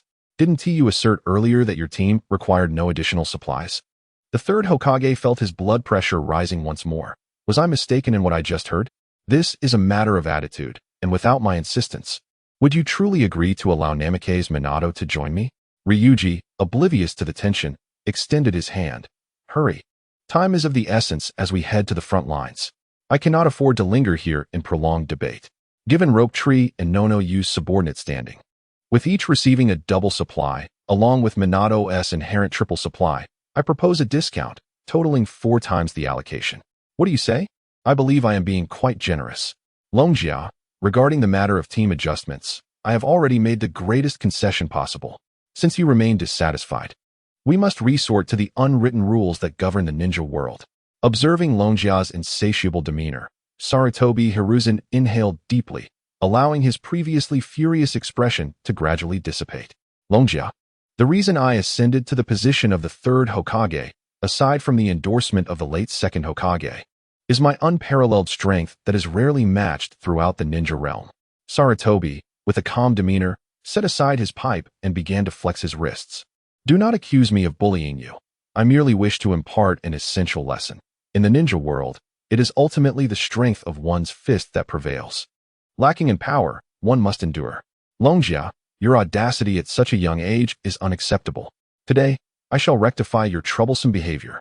The third Hokage stepped away from his desk, casting a piercing gaze at Longjia, a dangerous smile creeping across his lips.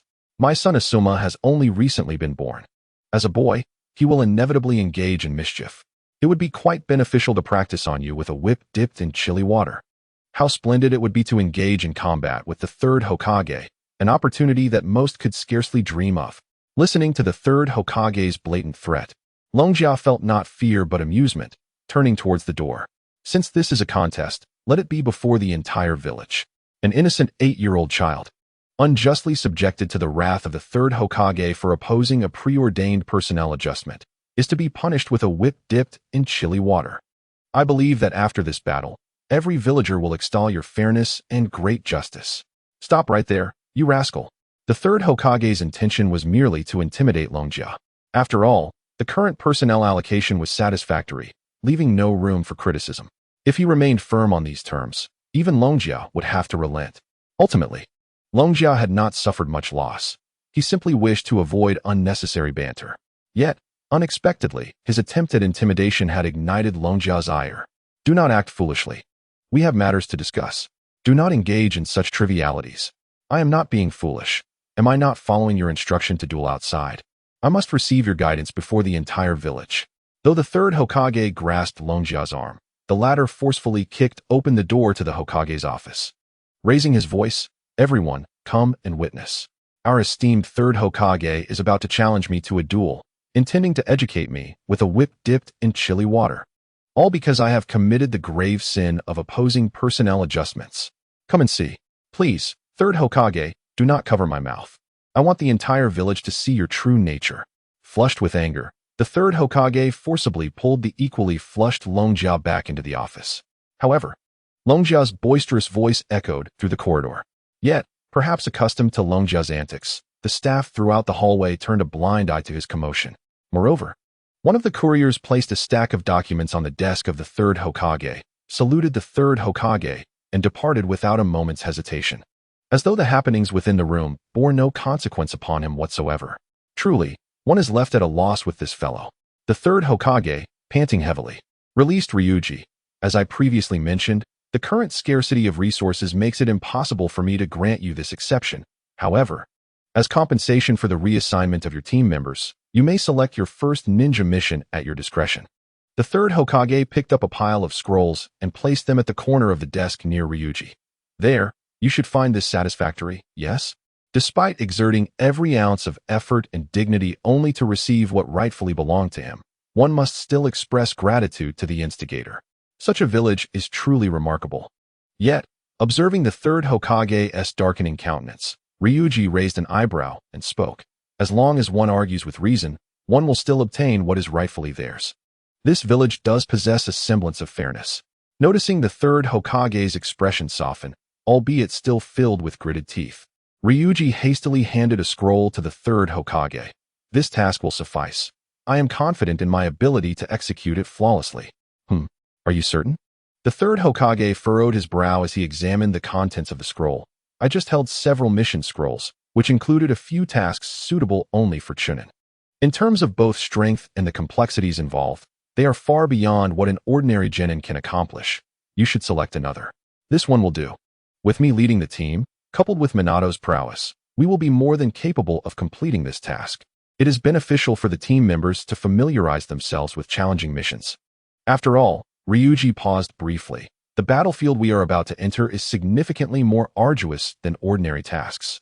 Very well, the third Hokage gazed deeply at Ryuji, then registered and returned the scroll to him. Due to our ongoing conflict with the Sand Ninja, we are short-staffed. Complete this mission as swiftly as possible. Understood. With a respectful bow to the third Hokage, Ryuji vanished. Just as he disappeared, a bespectacled middle-aged man with a thick beard appeared. Observing the spot where Ryuji had vanished, Mito Minion's eyes flickered with a hint of nostalgia.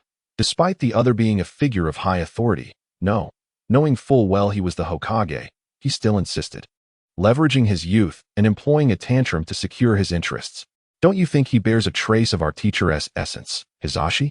In his youth, he utilized tantrums to compel the first Hokage into making the right decisions. Although our teacher concealed these matters from us after becoming the second Hokage, due to concerns of reputation, such actions cannot remain hidden. Sarutobi Hiruzen's lips also curled into a fleeting smile, quickly replaced by a tinge of melancholy. Alas, Uchiha indeed, having achieved a remarkable success. The gentle breeze stirred the leaves, creating a whimsical dance overhead in the village of Konoha. Reclining on a sturdy branch of a grand tree, Ryukai removed the leaves that had settled on the documents in his hand, a subtle smile curving his lips. Even the third Hokage could not have anticipated that the troublesome Shoju, viewed as a burden, would become a target of my utmost esteem. Initially, I had planned to remain vigilant regarding the position of Shoju's squad during the battle, ready to rescue him from the lethal explosive tags. Yet, to my surprise, he was thrust directly into my team. This significantly enhances Shoju's chances of survival. A person with the potential of the first Hokage, who also places considerable trust in me, would undoubtedly aid my aspirations for the Hokage title. Though Shoju can be rather reckless, I believe I can train him effectively, albeit at the expense of considerable mental effort. Speaking of mental effort, the recollection of the previous 97 battles caused Ryukai's expression to darken, the smile now replaced by a grim frown. At that moment, a cheerful voice broke the silence. Captain, there you are. The view up here must be splendid, yet you seem rather discontent. The speaker, with his striking yellow spiky hair, exuded a sunny aura. It was Namikaze Minato, who consistently trailed Ryukai in academic pursuits at school. Is it because of the change in team members? Indeed, that is the cause, Ryukai sighed. Given our team's strength, it wasn't impossible for us to achieve notable accomplishments on the battlefield. However, after much debate with the unreasonable third Hokage, This is the outcome we have reached. I am aware of the hard work you have put in, Captain. Yet our current team composition is quite commendable, Minato replied with a smile. There is no doubt about our capabilities, although Yaoshi Nanayu may lack combat prowess. She is a medical ninja and will provide us with substantial logistical support. Captain, I apologize for being forced into your team and causing you trouble, Nanayu. Now beneath the tree, spoke softly. With her light brown hair and round glasses, she possessed a sweet and endearing appearance, though her demeanor was as timid as a startled fawn. Despite addressing Ryukai, her gaze flitted away several times. I will do my utmost not to hinder the team. Nanoyu, do not be too hard on yourself. Minato is correct. I hold your overall abilities in high regard, particularly your medical skills, which will be invaluable to us. Ryukai reassured her, having jumped down from the tree. My only concern lies with that hot-blooded Shoju. As Shoju's name was mentioned, Nanoyu appeared slightly dazed.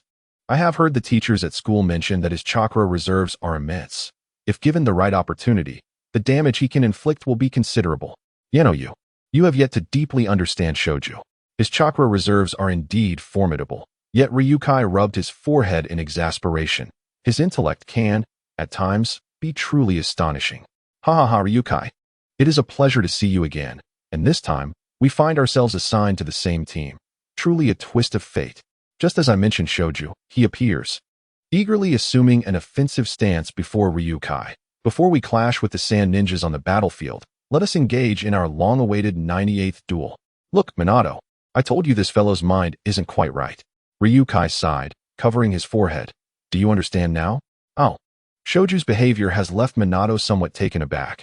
His actions have indeed exceeded my expectations. What are you two discussing? Observing the interaction between Ryukai and Minato, Shoju inquired. Perplexed, did I say something wrong? Yenoyu, allow me to pose a question to you. Ignoring Shoju, Ryukai tilted his head towards Yenoyu. How many errors can you identify in Shoju's words? Firstly, our inclusion in Ryukai's team was not a divine arrangement, but rather the result of thorough deliberation by the captain and the third Hokage, as evidenced by our two prior assignments. Yenoyu felt a bit anxious. Inching closer to Ryukai, her cheeks flushed, yet she persevered in articulating her assessment. Secondly, our initial mission is not to engage in battle with the Sand Ninjas, but to execute tasks related to the village of Inari, a subordinate village of the Land of Fire. What? Upon hearing Yenoyu's words, Shoju's expression shifted dramatically. Is it truly the case? No. Why are you so surprised? Ryukai, gritting his teeth in frustration at Shoju, retorted, Did I not send a ninja cat to notify you? Did you not read the scroll I entrusted to you? Haha, I thought those details were insignificant. Shoju scratched the back of his head, chuckling foolishly. I have been preparing for battle with the Sand Ninjas for quite some time, and I assumed the scroll contained related information. Since this was merely a team introduction, Alright, no need to elaborate further. Just prepare adequately at home later. Minato. Ryukai turned to Namikaze Minato. You comprehend what concerns me, do you not? The matter is somewhat grave. At this point, Minato found himself at a loss for words. I believe I understand the captain's intent. Hey. The dialogue between Ryukai and Minato piqued Shoju's wariness. I can't shake the feeling that you are discussing something quite excessive. Let us set aside those matters and return to the mission. Ryukai waved his hand, interrupting Shoju's curiosity. Did you review the mission scroll before your arrival? It does not significantly impact matters, as I intend to detail the mission specifics anyway. I shall begin by describing the village we are assigned to. As Yenoyu mentioned earlier, it is the village of Inari, a subordinate village of the Land of Fire, primarily engaged in rice cultivation, and serves as a vital grain-producing region for the Land of Fire. The conflict between the Hidden Leaf Village and the Sand Village extends beyond the primary battlefield. It permeates both nations, manifesting in various forms of infiltration and skirmishes. The ninjas invading our Land of Fire must be expelled, while we must also exploit the vulnerabilities in the Wind Country's defenses to launch our own covert assaults. These actions are integral to the nature of war. In contrast, the issue with Inari Village lies in their inexplicable failure to deliver the grain on the designated day. Furthermore, reports indicate the presence of ninjas within the village, a situation that raises significant concerns. Our mission is to uncover the truth and address the ensuing complications. As autumn descends, the fields of Inari Village have already witnessed the harvest of rice, with the remnants of the rice stalks jutting out like sharp blades, poised to pierce the unfortunate. A few stooped elders, accompanied by several emaciated children, are laboring in the fields, collecting the scattered grains with containers. The innocence of the children, who remain blissfully unaware of the hardships of life, contrasts starkly with the worry etched on the faces of the elders as the children's laughter occasionally breaks the somber silence. Everyone, this is Inari Village, Ryuka remarked as he tucked the unfolded map back into his possession and glanced at the three companions behind him. Now that we are here, before we proceed into the village, let us share our thoughts. If you were in charge, how would you investigate the matters at hand? We could begin by questioning the villagers to ascertain what has transpired here, the shy Yetin suggested, speaking up first. To enhance accuracy and efficiency, we could also employ some genjutsu as needed. Once we gather sufficient information, we could confront the village chief regarding the situation. Yetin's suggestion was astute. However, the mission indicated traces of ninjas. We can split into two teams, Minato added, one to engage with the villagers and the other to track the ninjas' whereabouts. We should establish signals between the two teams to ensure timely support or retreat if complications arise. Indeed, that is the standard procedure. And what about you, Shoju? Ryuka turned to Shoju. Do you have anything to add? Let us set aside the additional comments for now, Shoju replied, appearing somewhat perplexed. Why complicate matters? If there are issues, can we not simply ask the village chief directly? Are you serious, Shoju? Minato exclaimed, his expression betraying genuine astonishment. According to the mission briefing, the situation in Inari Village is evidently quite intricate. If we approach the chief without a clear understanding, we would find ourselves at a disadvantage. Moreover, with the presence of ninjas, should the worst-case scenario arise, with hidden ninjas launching a surprise attack, we are merely Jinin, and casualties could ensue. Is that truly the case? Shoju scratched the back of his head. But this is the land of fire. Surely the enemy ninjas wouldn't resort to complete annihilation? In times of peace, they might hesitate. However, we are currently in a state of war, Yetin murmured softly. Anything could happen now, as Rope Tree seemed poised to refute Yano's words.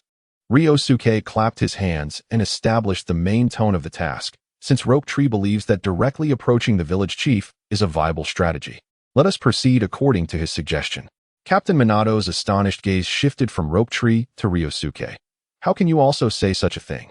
Although it may seem somewhat boastful, the strength of our team, if tactics are employed adeptly, has reached a level capable of contending with Chunin. This level of power is sufficient for our self-preservation.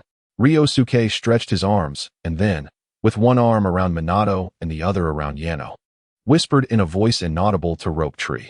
This mission was personally selected by me. Though it is complex in nature, its safety is relatively assured. In summary, it serves as a comprehensive test for ninjas in handling intricate tasks. The objective of this mission may surprise you, but I chose it primarily to encourage Rope Tree to think critically. It is almost tailor-made for him, even if the task becomes cumbersome. The potential benefit of stimulating his intellect makes it worthwhile. After all, in future battlefields, every word and action must be considered with great care. And this is precisely why I selected this task. I do apologize to both of you for having to endure Rope Tree's antics for a while longer. I see. Minato nodded. The captain's considerations are truly thorough. I will take note of this experience. Ryusuke, Minato is relatively fine as they are both boys. Being embraced around the neck is not an issue. However, for Yano, as a girl, the situation was different. Her face instantly flushed crimson, and she stammered, "We are too close. My apologies." Ryusuke realized his impropriety and hastily apologized. "I tend to be overly familiar. Yano, I truly apologize. But your floral fragrance is quite delightful." His words made Yano's already reddened face burn even hotter, but this sensation was soon interrupted by Rope Tree. "Ryusuke, what are the three of you discussing? It feels as though you are speaking ill of me. You are overthinking it." Ryusuke stepped forward and placed both hands on Rope Tree's shoulders. "Rope Tree, my earlier actions were solely to comfort the sentiments of my two teammates. After all, I have entrusted you with the leadership of this mission, and it is natural for them to harbor some discontent. Alleviating the dissatisfaction of the team members is also a responsibility of mine as their captain. Is that so?" Upon hearing Ryusuke's explanation, the rather simple-minded Rope Tree quickly accepted this reasoning, bursting into hearty laughter. "Ryusuke, you are indeed remarkable. Since you have such trust in me, rest assured, I will carry out this task splendidly for you. The four of you have traveled a long way. It must have been arduous. However, Our village is not affluent, so I hope you do not mind the food we offer," said the village chief. Following Rope Tree's suggestion, Ryusuke and his companions soon arrived at the chief's home. Like the dilapidated houses of the other villagers, the chief's dwelling was also drafty, the only distinction being that it was somewhat larger than those of the other villagers. Though we welcomed the ninjas, the food provided was exceedingly humble: a rice ball for each person, a small plate of pickles, and a cup of tea. That was the entirety of the offering. The village chief, an elderly man clad in a tattered kimono and possessing an exceptionally lean physique, introduced himself. "I am Masatada Shono, the chief of Inaka village. You may simply call me Masatada. This year's autumn harvest has not gone well, and our grain yield has significantly diminished. I hope you will not hold this against us." "Not at all," replied Ryusuke, who represented the Hidden Leaf village with utmost courtesy. "We have no ulterior motives for our visit. We merely wish to understand the specific circumstances that have led to the failure to meet the grain quota. We will compile and address the issues you are facing. If they are minor, we shall assist. If they are grave, we will promptly report them and send higher-ranked ninjas to provide aid." Upon hearing Ryusuke's words, the village chief let out a long sigh. What other issues could there be? It is simply a matter of reduced grain production, an act of nature beyond our control. Reduced production? That seems rather implausible, frowned Minato. "As I understand it, when a village encounters difficulties, they seek the assistance of ninjas. If there are lands that are challenging to cultivate, ninjas can utilize earth-style techniques. Should there be drought, they can employ water-style techniques to redirect water. The notion that you are suffering from a natural disaster-induced reduction in yield appears rather unbelievable. Moreover, given that Inaka village is under the jurisdiction of the Fire Nation, ninjas are afforded certain benefits, and the Fire Nation allocates funds to subsidize your needs. Indeed, we did summon ninjas previously," the chief lamented, "but just as we were about to harvest, a portion of the rice mysteriously perished. While ninjas can assist with soil and moisture, they are powerless against the sudden death of our crops." A flicker of sorrow crossed his face. "Furthermore, even with discounts, hiring ninjas incurs a substantial expense.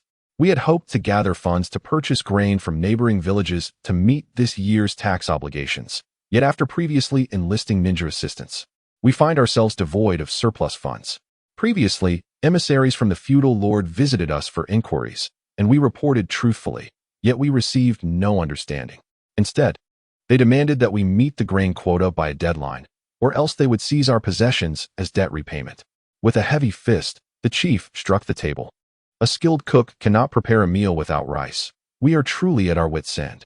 In light of this, the emissaries demanding grain are indeed being rather unreasonable," Shoju murmured, reflecting on the chief's plight. For villages facing hardship, as long as the circumstances are genuine, the conditions for grain delivery should be lenient. Their actions lack compassion. "What about the grain reserves from previous years?" Yano suggested thoughtfully. "Even if the demands of the Fire Nation seem harsh, you should first gather the required grain, and then report this incident to the relevant authorities. Otherwise, the institutions of the Fire Nation may very well hold you accountable." The village chief let out a wry smile, acknowledging the absurdity of the situation. Though this may sound unreasonable, the Land of Fire has consistently imposed exorbitant taxes on our rice village. In times of peace, we merely scrape by, barely managing to fill our bellies. Where are we to find surplus grain? Is it true that your lives are so impoverished?" His words left Shoju in a state of shock. "You cultivate the land, yet you cannot even feed yourselves? What kind of logic is this? Such is the plight of the common folk. We yearn for warmth and sustenance, and we desire boundless delicacies and countless beauties. Yet these luxuries belong solely to the daimyo and their ministers, who toil not for their rewards, while we, the unfortunate souls who labor in the soil, cannot even afford a full meal." At this juncture, tears streamed down the old chief's face. "If you doubt my words, venture to the mountains to the east. My youngest son lies buried there, starved to death." "This is outrageous," Shoju exclaimed, pounding the table in indignation. "This is tyranny. We, the Leaf Ninjas, risk our lives on the front lines, only to be met with such a fate? So what do you propose?"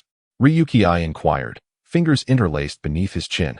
"I wish to stand against this unjust state." The chief's eyes ignited with fiery determination. "I intend to rally the villagers in protest, withholding every grain. Even if the state seeks retribution, I shall stand at the forefront. If death is to come, I shall be the first." "What a formidable spirit you possess, esteemed chief. You are truly a remarkable individual. Shoju gazed at the chief, his eyes shimmering with admiration. If that is the case, I shall join you in resisting tyranny. While my knowledge may be limited, I will lend you my assistance. Shoju. Seeing Shoju so fervently enthusiastic, Minato could no longer contain himself. He stepped forward, eager to pull Shoju away. Our primary mission is to uncover the reasons behind the village's inability to deliver grain. With clarity on the issue, we must also investigate the emergence of ninjas in this area.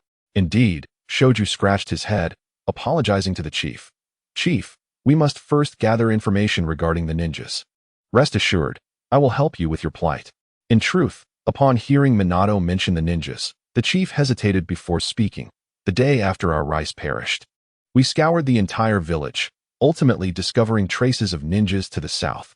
He produced a tattered piece of parchment stained with white powder. I consulted several elderly villagers, and they concluded it to be a potent herbicide, so lethal that it also kills crops. The chief, unable to restrain his tears once more, lamented, given the villagers' growing discontent with the heavy grain demands in recent years, we suspect that certain individuals from above may be attempting to intimidate us through this incident. This is truly preposterous. Shunshu could no longer suppress his anger and rushed to the door, turning to Longjia and exclaiming, Captain, what are we waiting for? Let us hurry and investigate what evidence that group has left behind. Shui men, accompany Shunshu on this excursion, Longjia instructed. Noticing that Shui men seemed to have more to say, Longjia raised his hand to signal him to remain silent. Just follow Shunshu. Do not speak or do anything unnecessary. Complete the task of gathering evidence swiftly. Yina, and I will await your report here. Longjia did not have to wait long. With the swift pace of Shunshu and Shui men, and considering the relatively small area of Inazuma village, they returned in less than half an hour after investigating the traces of the ninjas mentioned by the village chief. It became clear that the chief's words held truth. The death of the rice in the village was indeed a result of human intervention. Shunshu waved a green cloth and 2 pieces of cowhide paper, identical to those held by the village chief, excitedly gesturing towards Longjia.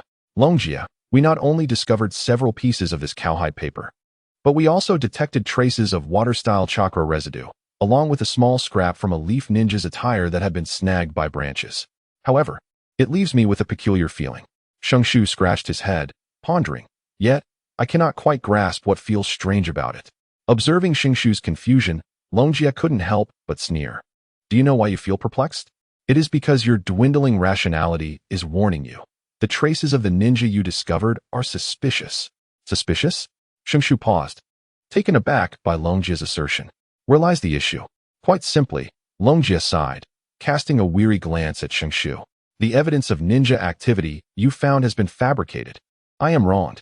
Hearing Longjia's words, the village chief was momentarily stunned, tears streaming down his face as he spoke with anguish. We are mere villagers.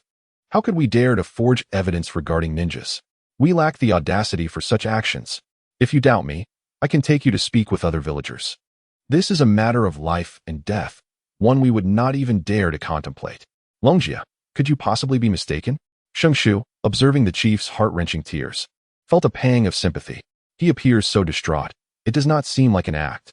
Fool, a vivid expression can still be a disguise. There are those who, in the end, believe their own deceptions.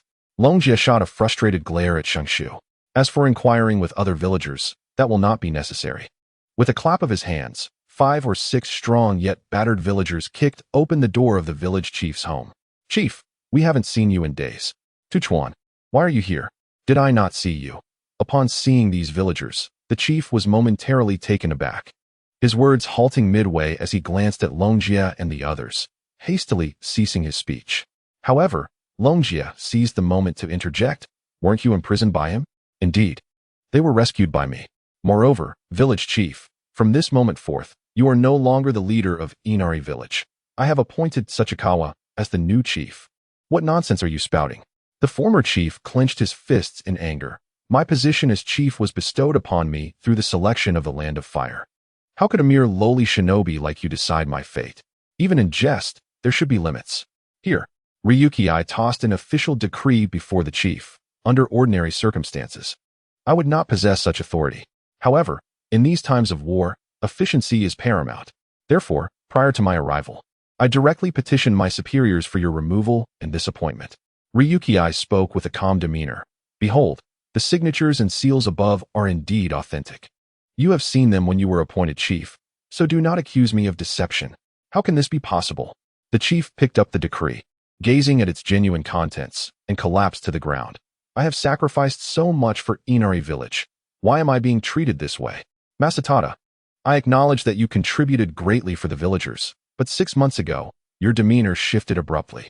Not only did you impose exorbitant taxes and grain quotas upon the villagers, but you also exploited your position to demand their possessions. The burly man named Sachikawa glared with intensity. The villagers are starving and shivering in rags. They cannot even afford to repair their dilapidated homes. Many have fallen ill due to your actions. We were incensed and sought to report you, but your men apprehended us. How can a person like you still dare to call yourself a chief? Slander. This is all slander. Masatada tugged at his collar, shouting angrily, You have witnessed my daily struggles, living on meager rations. I have suffered more than any of you. Even when I fell ill, I dared not spend money on treatment. Look at those gluttons who line their pockets. None of them are emaciated like me. Have your eyes truly failed you? In that grave to the east lies my young son. I regret to inform you, but I just checked, and your son's grave is empty. Ryuki leaned back slightly.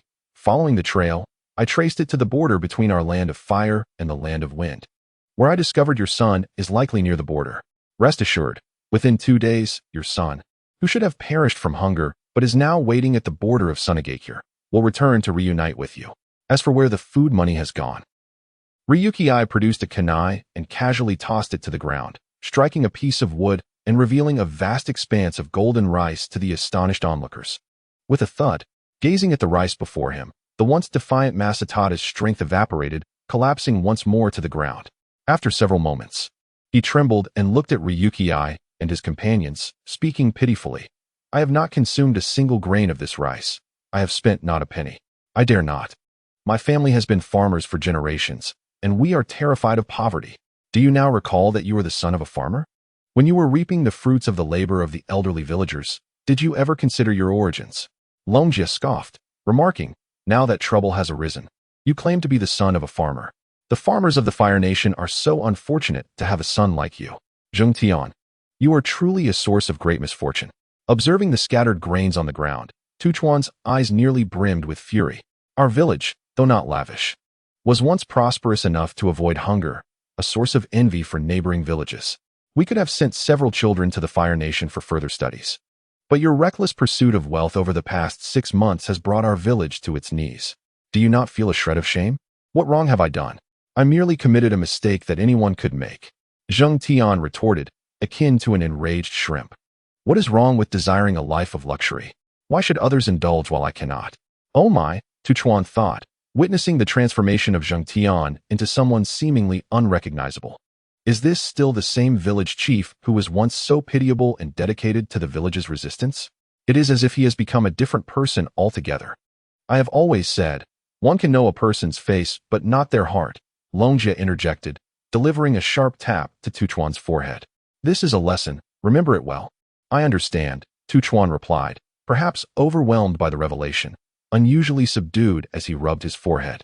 Longjia, how did you discern that this village chief was problematic? Quite simply, despite the grave issue of the food supply, the chief, the one primarily responsible, displayed a lack of desire to investigate further, opting instead for a dismissive attitude. Coupled with the visible decline of the village over the past 6 months, this issue cannot be overlooked. Moreover, there were signs of ninja activity within the village. Yet he sought to obscure the truth, leading us to erroneous locations in our inquiries. This raises significant concerns. Longjia cast a glance at Tuchuan. For us ninjas, such issues abound. The reason you failed to notice is that your naive disposition allowed you to be easily deceived by the chief's poor performance. Tuchuan responded, I see. Lowering his head under Longjia's stern gaze, he pondered for a moment before asking, Longjia, while my oversight is my own fault, how did you manage the subsequent investigations? With the shadow clone technique, you fool. Longjia replied through gritted teeth. I first created several clones, and then my main body accompanied you to the chief's location, allowing the clones to investigate. Upon discovering new information, I would dispel a clone to share real-time updates with me. My apologies. Tuchuan blushed and scratched his head. That was a foolish question. It seems all these events have overloaded your brain, hasn't it? Upon witnessing Shoju's humble admission of fault instead of his usual boisterous laughter, Ryuka found himself momentarily at a loss for words to express his reproach. With a resigned sigh, he remarked, "Shoju, although much of our time on the battlefield is spent charging headlong into combat, a small fraction demands the application of intellect. It is precisely this fraction that serves as the cornerstone for a ninja's victory and survival in the fray. Our team consists solely of genin, and I lack the prowess to lead us in claiming the head of the wind shadow and securing a decisive triumph. Nevertheless, I aspire to guide our team to emerge unscathed on the day of our victory. For this, I implore you to minimize your mistakes. In terms of ninjutsu, you are undoubtedly capable of self-preservation on the battlefield. Yet if you do not amend your reckless disposition, it will not only be you who suffers. Our entire team will bear the burden of your folly." "I understand," Shoju replied, feeling the weight of Ryuka's gentle admonition, which struck him harder than any furious reprimand could. Observing Shoju's demeanor, Ryuka chose to refrain from further commentary and turned his attention to Kawato. "Mr. Kawato, time is of the essence, so I shall be direct. Please dispatch someone immediately to account for the food and resources here. I, too, will hasten to contact the officials from the Land of Fire. Once we conclude matters here, they will promptly arrive to oversee the food situation. Moreover, I will consult with my superiors regarding the belongings forcibly taken from the villagers. You may request the officials to conduct a fair assessment before returning them, striving to avoid any inconvenience for you. Thank you very much." Kawato nodded appreciatively and bowed to Ryuka, expressing his gratitude. "Thanks to you, our village of Inaka will finally regain stability." However, Shoju, ever the one to forget the pain once the wounds have healed, stood outside the village chief's residence. Observing Kawato instructing the villagers on how to manage the food concealed in the chief's cellar, he gently prodded Ryuka. If only those responsible for collecting the food had dealt with Kiyotaka sooner or had summoned us earlier, the villagers wouldn't have endured such prolonged hunger. This sentiment is understandable. Those officials have a multitude of responsibilities, and each village has its unique circumstances. Acting rashly could lead to complications, as they all seek to avoid blame rather than seek glory. Hence, as long as the village doesn't fall into disarray and can deliver the food on time, the officials generally refrain from scrutinizing the village's affairs too closely. Watching the villagers, who were busy yet smiling, Ryuka gently rubbed his temples. However, understanding does not equate to correctness, particularly in these times of war. We must impose stricter oversight on these villages. It is commendable that the overseeing officials possess some foresight to report and request a ninja investigation. Nevertheless, this comes rather late, at the very least. Deductions from wages are unavoidable. Feeling overwhelmed by Ryuka's seemingly straightforward analysis of the complex situation, Shoju lamented, "In comparison, I find engaging the enemy in direct combat far simpler. It's a matter of either you or me perishing, which is decidedly more straightforward. Thus, I have brought you here so that you may experience it firsthand." Long Jie once again struck Shengshu on the head with a sharp reprimand. "Even if you do not comprehend all of this, knowing just a little bit more can significantly increase your chances of survival on the battlefield. I do not expect you to transform into an unparalleled genius who commands the entire shinobi world. However, if you can discern the anomalies on the battlefield, exhibiting even a hint of cleverness over your adversary, you shall endure." At this moment, Shengshu resembled a student struggling to grasp knowledge. "I feel that having these concepts is less beneficial than returning to practice ninjutsu for a while longer. I have heard it said that in the presence of absolute power, all schemes and stratagems are rendered futile. Yet, is your current strength not merely that of a genin?" Long Jie delivered a merciless blow to Shengshu. "Moreover, is it not your aspiration to become Hokage? You have studied the history of Konoha. Tell me, which Hokage has ever lacked intelligence? Otherwise, how could they manage the village?" Upon hearing Long Jie lay bare the harsh reality, Shengshu stood frozen in place, pondering for an extended moment, ultimately conceding that Long Jie spoke the truth. He then presented a woeful expression to Long Jie. "So, Long Jie, do you possess any expedited methods to impart to me?" Observing Long Jie's furrowed brow, Shengshu hastily interjected. "Furthermore, gaining more knowledge would undoubtedly benefit our team. As you just mentioned." Realizing the art of moral persuasion, Shengshu had indeed matured somewhat. Long Jie chuckled softly at Shengshu's demeanor. "There are indeed expedited methods. but they come at a cost and will inflict upon you a measure of suffering. Therefore, stand clear. Whoosh!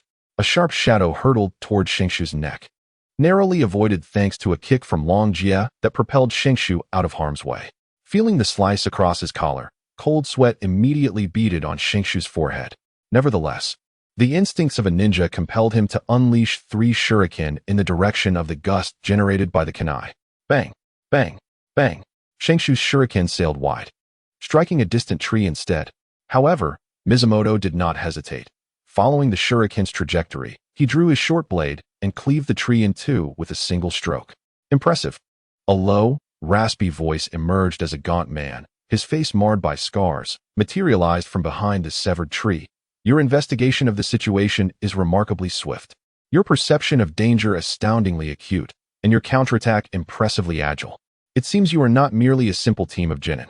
You see, I have a keen interest in talented young ninjas. The sight of them meeting a tragic end before they fully spread their wings exhilarates me for days on end, robbing me of sleep. Everyone, take heed. Long Jie fixed his gaze intently upon the opposing ninja. This individual is a chunin.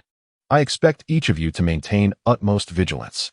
This is what I detest about ordinary individuals. When villagers encounter danger, they do not rush to meddle, but rather retreat at the first opportunity. In this manner, how can I demonstrate my might to these worthless individuals? How can I exact my revenge upon them? Torturing each of these feeble villagers one by one, the emaciated ninja covered his face with his left hand, revealing a visage of anguish. But soon his expression transformed into one of exhilaration. However, fret not. Once I have dispatched you few ninjas, I shall extract them one by one like a cat with its prey, and relish in their torment. The adversary was a chunin, a perverse one at that, and I could glean no significant information from him. Do not hold back. Yano-yu is providing support from the rear. Shoju, you must restrain your grand techniques. Ryuk, wielding a kunai in each hand, charged towards the emaciated ninja. We shall be the primary attackers. Konoha's blade technique, Hanabira. The moment Ryuk uttered his name, Watergate surged forward against the emaciated ninja, gripping the sword sheath tightly in his left hand while his right hand prepared for the strike.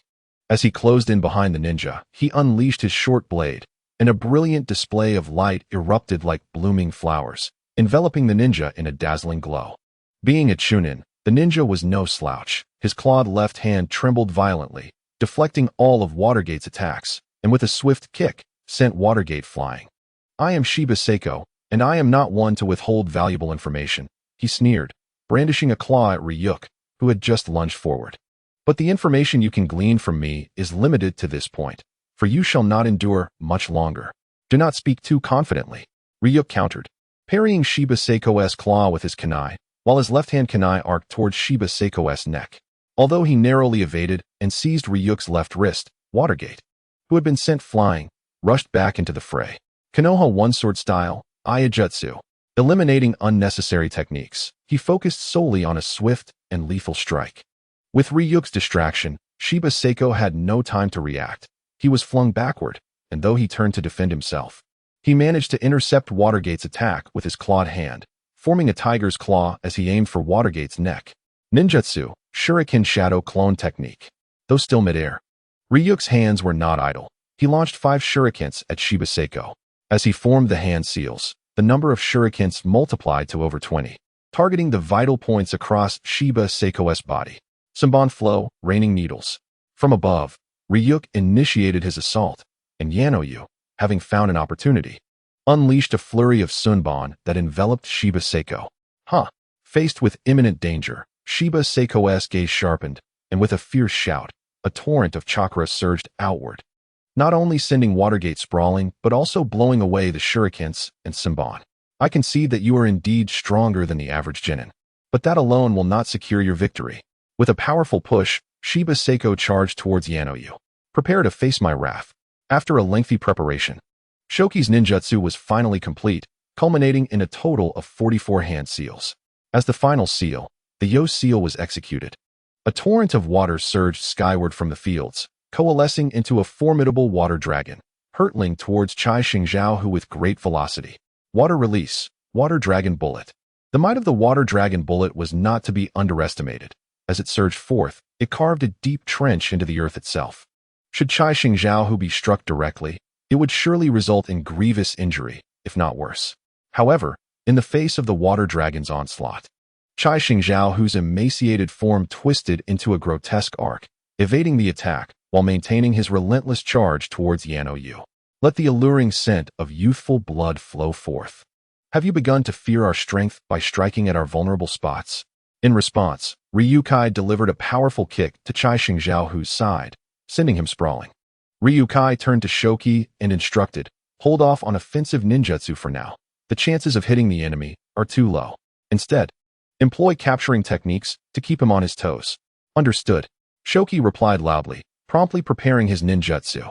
In short order, a vast surge of water erupted from the field's reservoir, clawing towards Chai Xingzhao, who in an attempt to ensnare him. Water release, water prison technique. Such a troublesome little brat. Chai Xingzhao, who seethed, vexed by Shoki's powerful offensive ninjutsu, while the others engaged in defensive tactics that kept him agitated. Noticing his frustration, Ryukai chuckled softly. Look at that expression. It seems we've caused him considerable trouble. Forget about slaughtering us. At this rate, he might not even manage to kill us. Stay alert, everyone. I have sent out a signal for reinforcements. While ensuring our safety, we must keep him firmly engaged here. A chunin from the Sand Village is quite the catch. The rewards for this mission will be substantial. Little brat, there's a limit to underestimating others. Ryukai's words sounded reasonable to his teammates. Yet to Chai Xingzhao, who, they ignited a furious tempest within him. After all, it was inconceivable for 4 genin to confront a chunin.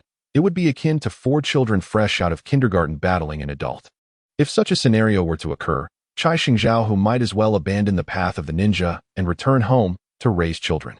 In a fit of rage, Chai Xingzhao, whose eyes widened, and with swift hand seals, 3 blades extended from the claws on his left arm, each a meter in length, imbued with sharp gusts of wind. The sheer sharpness of these wind blades left deep gashes upon merely brushing the ground. As he retreated, Chai Xingzhao, who wielded his left arm with rapid precision, severing the water tendrils one after another. Ultimately, just as the last of the water tendrils was about to converge, he escaped the confines of Shoki's water prison. Watergate, avoid direct confrontation with him. As Ryukai engaged Chai Xingzhao, who once more, he commanded, Shoki, excellent work. Continue employing widespread, sustained ninjutsu to drain him of his strength. I have already initiated it. Earth release. Ant hell. With a resounding shout from Shotri, the surrounding area beneath Chai Sheng's clawed feet suddenly became soft and began to whirl rapidly. The soil, possessing a viscosity greater than flowing water, resembled a hellish maw with a formidable pull, seeking to drag Chai Sheng deep into the abyss. Damn it, wind release. Great breakthrough. The exceedingly viscous earth swiftly engulfed him up to his waist, demonstrating an alarming tendency to consume him entirely into its depths. Observing Long Jie and Minato pressing their advantage, Chai Sheng gritted his teeth, disregarding the expenditure of chakra, and unleashed a powerful ninjutsu once more. A fierce tempest erupted from Chai Sheng, not only blowing away the surrounding mud, but also forcefully pushing Long Jie and Minato back. Though he managed to withstand Shotri's ninjutsu, Chai Sheng's expression darkened further. The tenacity of Shotri's techniques surpassed his expectations. He had initially planned to outlast Shotri by depleting his chakra with his own ninjutsu. Yet, the vitality radiating from Shotri suggested that his chakra reserves might even exceed his own. A mere genin possessing chakra levels that rivaled or perhaps surpassed those of a chunin. Chai Sheng had thought such absurdities were relegated to legend, only to find himself confronted with the reality. Impossible. That brat must be feigning prowess. While there are geniuses in the ninja world, they are rare and not necessarily encountered by me. Perhaps unwilling to admit the truth, or perhaps to bolster his own resolve, Chai Sheng took a deep breath, his eyes igniting once more with fierce combat spirit, the desire to obliterate all once again surging within him. He bent slightly and stepped forward again, only to be met by another of Shotri's ninjutsu assaults. Earth release, earth flow wave. Witnessing that previous attacks had failed to achieve the desired effect, Shotri poured a substantial amount of chakra into this strike. A torrent of hard stones coalesced into a raging river, surging rapidly towards Chai Sheng. The stones colliding with thunderous roars, intent on drowning, crushing, and pulverizing him into dust. Wind release, extreme tiger fury.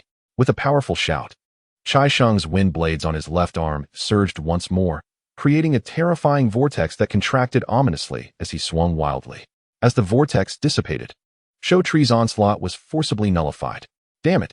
The continuous use of high-intensity ninjutsu was a heavy burden for a Chunin, and as he exhausted his techniques, Chaishin could not help but draw a deep breath.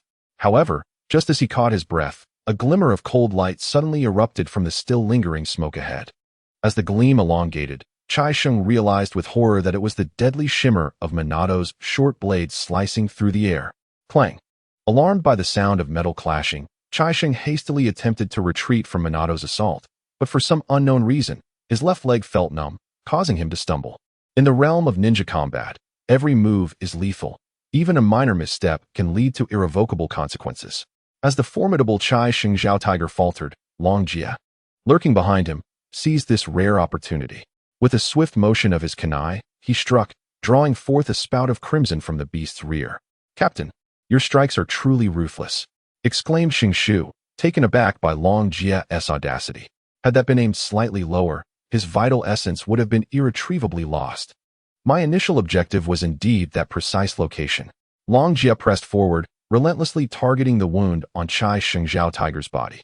Despite the dire circumstances, the middle-ranked ninja exhibited an astonishing combat awareness, managing to crouch just enough to evade a debilitating blow that would have rendered him incapacitated.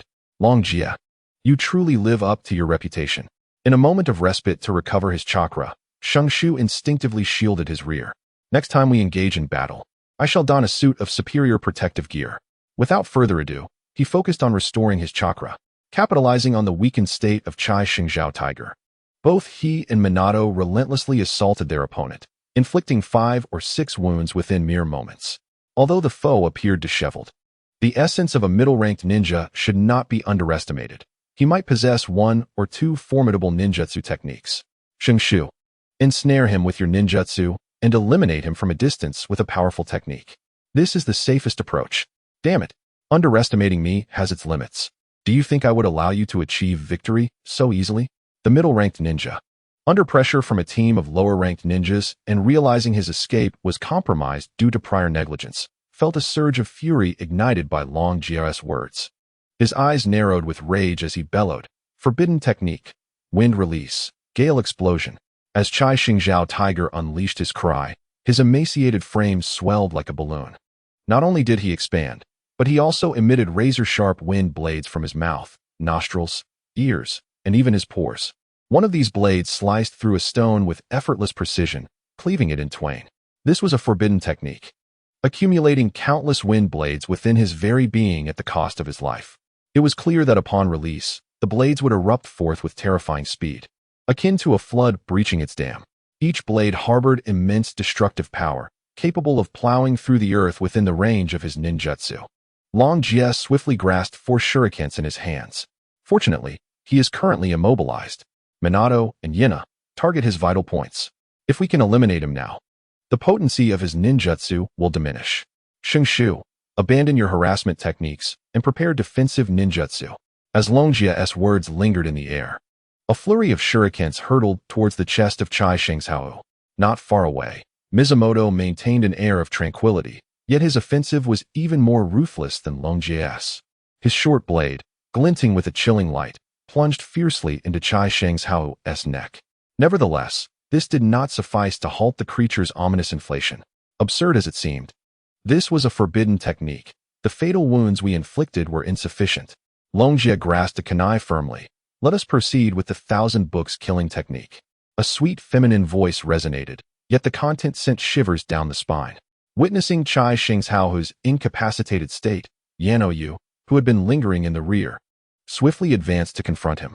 With both hands wielding numerous 1-finger-long senbon, in mere seconds, she struck them into Chaishin Zhao's vital points and meridians. With the final senbon piercing directly into the crown of his head, driving deep into the root. Oh dear! From a distance, Shang Tian observed this scene, his eyelids twitching uncontrollably. After a lengthy pause, he uttered in a dazed manner, "This killing technique appears quite terrifying. I suppose I shall refrain from asking Yano Yu out on a date." Enough with the sarcasm. Unleash your ninjutsu.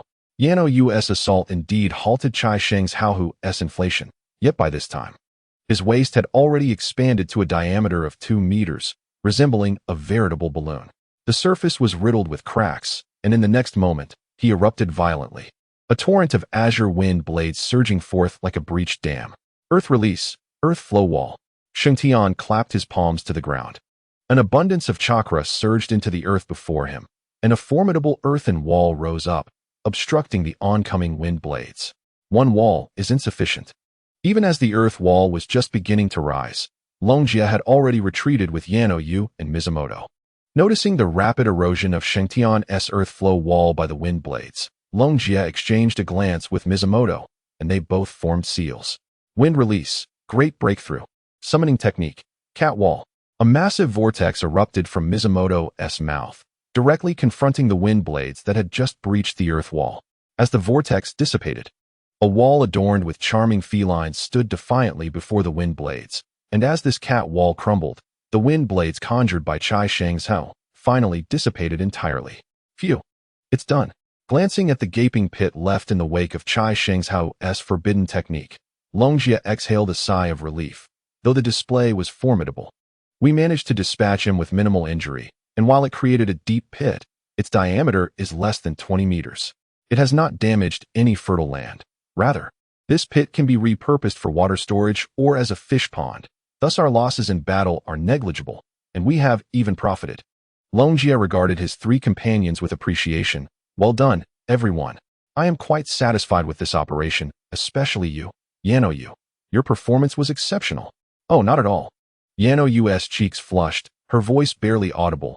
I contributed the least in this battle. Such a statement is unwarranted.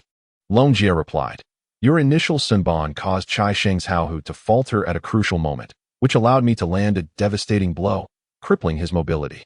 The final lethal move swiftly severed his lifeline, containing the ensuing destruction within a manageable scope, a truly remarkable display. Turning to Shoju, Ryuki inquired, after this mission. Do you have anything to say? There is much on my mind, Shoju replied, but the most pressing thought is this. Your hand has yet to leave Yona's waist. One should be mindful when taking advantage, don't you think? Even during the summoning technique, you did not remove your hand. Your intentions are painfully transparent. This is not an act of impropriety, Ryuki retorted. Yona's earlier assault was so explosive that she has yet to recover. I am merely supporting her to prevent her from collapsing. Just look, he said, releasing his grip to gesture towards Yona, whose flushed face could fry an egg. Yet she stood firm. Without my assistance, would Yona have regained her composure so swiftly? Ryuki, do refrain from your disingenuous arguments, Shoju countered. A surge of exhilaration coursing through him as he seized the opportunity to confront the captain. Your behavior is clearly inappropriate.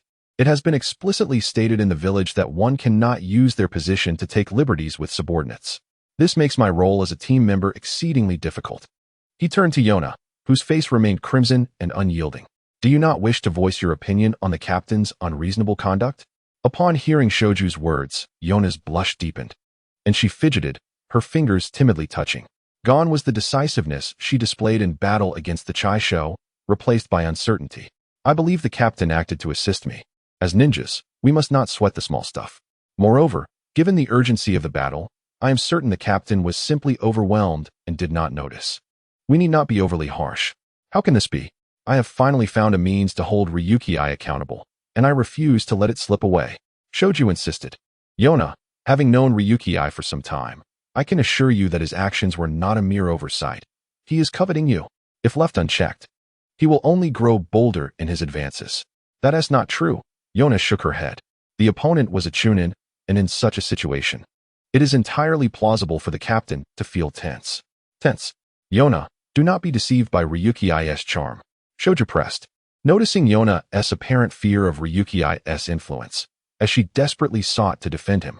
You witnessed his performance. Tension had nothing to do with it. I genuinely believe you should not allow him to take advantage of you. I truly, Shoju's words faltered, not for any other reason but that Yona, with her back to Ryuki, suddenly produced a kunai aimed at Shoju's neck, her eyes filled with a deadly intent. As he observed the performance of Yano Yu, Shoju's mind raced, as if he had come to grasp certain truths, yet also found himself in disbelief regarding the matter. After pondering for a considerable time, a phrase he had heard somewhere suddenly surfaced in Shoju's mind. The jester is indeed myself. The captain, not allowing Shoju to linger in confusion for too long, rose from his search of Chikusa's belongings. This fellow doesn't possess much. For explosive tags, 10 shurikens, some edible soldier rations, and that's about it. The crucial items are in my possession. Ryuki retrieved a piece of paper from his pocket.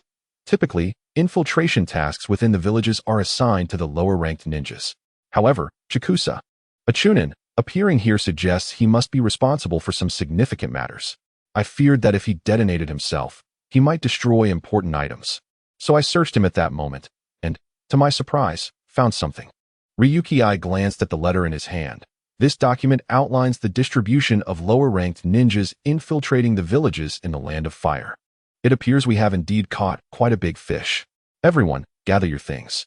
I will go greet Tokugawa, and then we shall depart. Wait, are we leaving now? Aren't we going to wait for the reinforcements? Shoju suddenly seemed to realize. Speaking of which, your signal has been sent for quite some time, yet no ninja has arrived. They are rather slow, aren't they? There are no reinforcements coming. I only said that to provoke Chikusa into making a mistake. Ryuki shrugged. Don't forget. I haven't even activated my Sharingan, and Minato's powerful techniques are still in use. Chikusa isn't worthy of my seeking assistance. Ryuki, please let me go. I truly do not wish to face this. You know, if this continues, I will certainly perish. Ryuki, you are inhuman. Even the teachers at school never pressured me like this. A chorus of discontent echoed, filled with palpable resentment, reaching a level that demanded attention. It was needless to say that the source of these complaints was Shoju, and his grievances were quite straightforward. Ryuki had assigned him the full responsibility for the report regarding the village of Inada. If it were merely that, it would have sufficed. But within this report, Ryuki had meticulously dissected every detail, compelling Shoju to recollect the events surrounding the Inada incident time and again. He was forced to relive the experience in minute detail, discussing it repeatedly, writing it down over and over, resulting in over 100 reports torn to shreds by Ryuki. At this stage, Shoju's hands trembled as he wrote. We are at least friends, if not mere teammates. Must you be so excessive? The typically fearless Shoju spoke with an unusual tremor in his voice. I see this as personal vendetta. I know you resent me for exposing your actions toward Yano-yu. But your revenge is far too severe. If I truly wished to retaliate, it would be more than just writing a task report. I am merely encouraging you to think. Ryuki scoffed. Look at what your first task report contains. The words are devoid of substance, and the sentences are laughably juvenile. Yet here we are. Your composition barely surpasses 30 characters. But now, Longjia waved the task report in his hand, under my guidance. You have not only crafted a report of 500 words, but have also elaborated on every detail with remarkable precision. You ought to express your gratitude to me. I am aware that even the teachers at school could not have aided you to reach this point. Longjia cast a sidelong glance at Shinshu. I see a look of regret etched upon your face. Is it not rather excessive of me to expend my time and effort in assisting you? Very well, since you have grown weary of my presence, I shall embrace the role of the villain to the fullest. Longjia pretended to tear the report in his hands. I was already somewhat dissatisfied with this report. You shall revise it a dozen times until it meets my approval. No. Upon hearing Longjia's words, Shinshu panicked. Seizing Longjia's hand to prevent him from shredding the report he had painstakingly rewritten over 100 times. Am I not allowed to admit my fault? I mistook your goodwill for malice, and I sincerely apologize. I have truly recognized my errors. Now we are making progress. Observing Shinshu concede, Longjia refrained from further remarks and instead patted Shinshu on the shoulder. Since you have come to appreciate my heartfelt intentions, as a reward. Upon our return to the village after the war, I shall generously present you with a set of 3 years of Chunin, 5 years of Jonin simulation workbooks. They weigh a hefty 5 gene. Do you see how generous I am being with you? Enough of that, Captain. Seeing Shinshu's eyes rolling back, clearly on the verge of fainting, Minato interrupted Longjia's devilish torment. Ahead lies the command center for our battle against the Sand Ninjas. We ought to prepare ourselves and report in. The chosen command center for Konoha is located in a forest bordering the Land of Wind. Perhaps reflecting the war, the howling winds sweeping through the treetops seemed tinged with a crimson hue. Taking a deep breath, the air was thick with the metallic scent of blood and rust. Being designated as the command center, the forest teemed with bustling figures, the serene and cheerful expressions once present on the ninjas' faces now replaced by solemnity, coldness, and a dispassionate demeanor. Halt! Due to the strategic significance of the location, the surrounding forest was laden with various seals. Longjia produced a map and led his team to the forest's entrance, where a burly man, missing a piece of earlobe and possessing eyes adorned with 3 Tomo Sharingan, blocked their path. Team number, member composition, password, and token, present them. Team number 0035, Captain Uchiha Longjia. Team members Namikaze Minato, Yakushi Nanoyu, Senju Shinshu. Password, Wind Death. Longjia extended a kunai engraved with peculiar patterns. This is our token. The burly man produced a wooden box, placing Ryuji's kunai within it, causing the intricate patterns on the weapon to emit a faint glow. He then returned the kunai to Ryuji, his previously vigilant and stern expression softening slightly.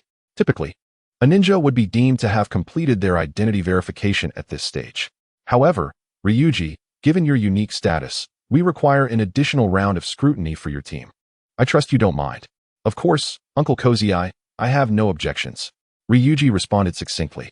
What are the next steps for our team? It is merely a combat assessment for ninjas, the man named Cozy Eye announced, beckoning a cool-faced youth from his left side.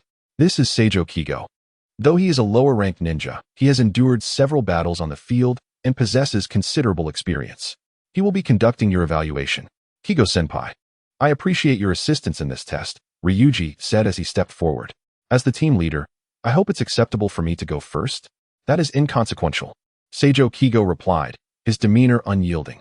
All 4 of you will undergo testing. It matters not who goes first. My apologies then. With that, Ryuji surged forward with remarkable speed, aiming his kunai at Kigo's throat with a fierce thrust. Clang! The sound of metal colliding filled the air as Kigo, prepared for the attack, drew his katana to block.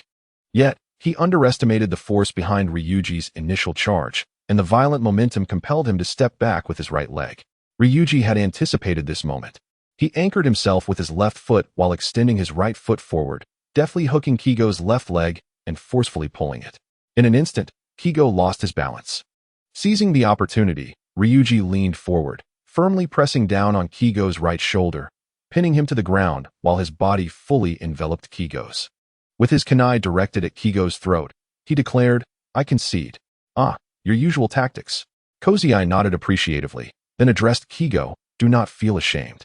This lad is the top student of his cohort, and his talent within the Uchiha clan is exceptionally formidable. I am aware, Kigo replied, grasping Ryuji's outstretched hand to rise from the ground. In the ninja world, strength reigns supreme. My abilities fall short of Ryuji's, and I shall strive to improve myself. I harbor no ill will towards him. What a magnanimous spirit you possess. For the next round, I shall be your opponent, Kigo continued. Hearing Kigo's words and observing his genuine demeanor, Noboru felt a rush of respect. He then turned to Ryuji and whispered, Ryuji, considering such an admirable presence, do you think I should go easy on him? Be cautious, Ryuji replied, with your obliviousness. I suspect you might end up looking like a beaten pig after just a few exchanges. Kigo Seijo, it appears that my initial probing was effortlessly deflected by you. It seems I must now showcase my true abilities. Quite impressive, indeed, to seize upon my vulnerabilities and counterattack. Your prowess has genuinely surprised me. Kigo Seijo, I acknowledge your strength. Would you be interested in becoming my assistant? When I ascend to the position of the 4th Hokage, I shall elevate your status significantly. Oh, Kigo Seijo, you must be doing this on purpose. Are you unaware of the saying, strike the opponent, not the face? Yet, knowing that I am a formidable candidate for the next Hokage, you still dared to engage me. I admire your fearless disposition and your willingness to speak frankly against authority. Indeed, you are a man I hold in high regard. Even when your adversary has fallen, you persist in your grasp, ensuring they are thoroughly defeated and all potential threats eliminated. Kigo Seijo, join my ranks, and I shall lead you to explore vistas you have never encountered before. Ryusuke's words have truly become prophetic. After exchanging a dozen blows with Kigo Seijo, Shoju found himself at a disadvantage. Initially, Kigo Seijo intended to hold back, not wishing to employ excessive force, yet Shoju seemed to possess an inexplicable allure, enticing his opponent to unleash a brutal assault upon him.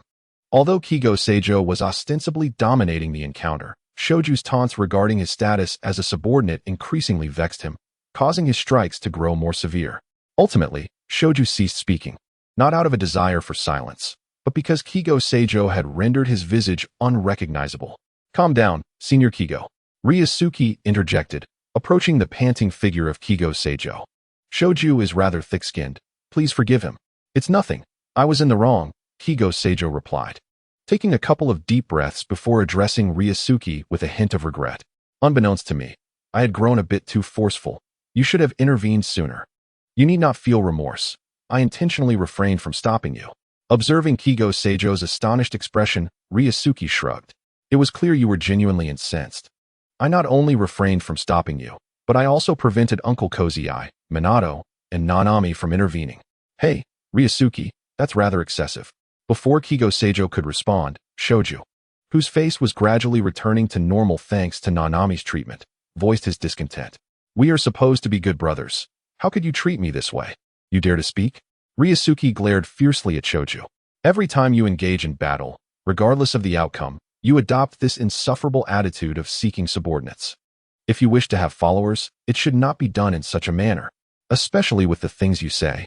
Those you cannot defeat will perceive your remarks as deliberate mockery, while those you do defeat will believe you are merely stubbornly refusing to concede. Do you know why I dislike battling you? Do you understand why I strike you so fiercely each time? It is precisely because of that mind of yours and your incessant prattling. The reason I have interjected with others is to allow you to recognize your own faults. It is not just me. Everyone feels exasperated by your attitude.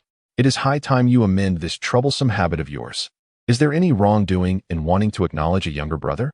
Is it a fault to aspire to become Hokage? I have observed that even the third Hokage had a group of supporters in his youth. Shungshu, with his neck held high, retorted, I simply lack the right approach. Which is why I resorted to this rather foolish method.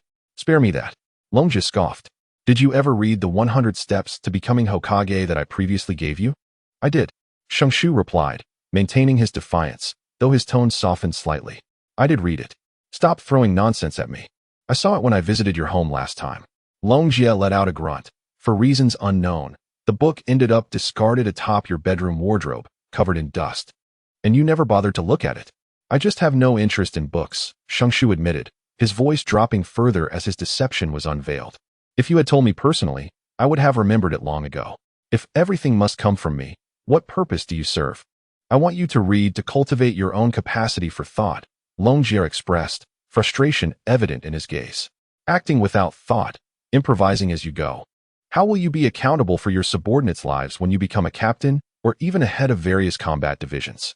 In dire situations, will you tell your subordinates to wait while you consult others, disregarding the lives at stake? Stop scolding me, please.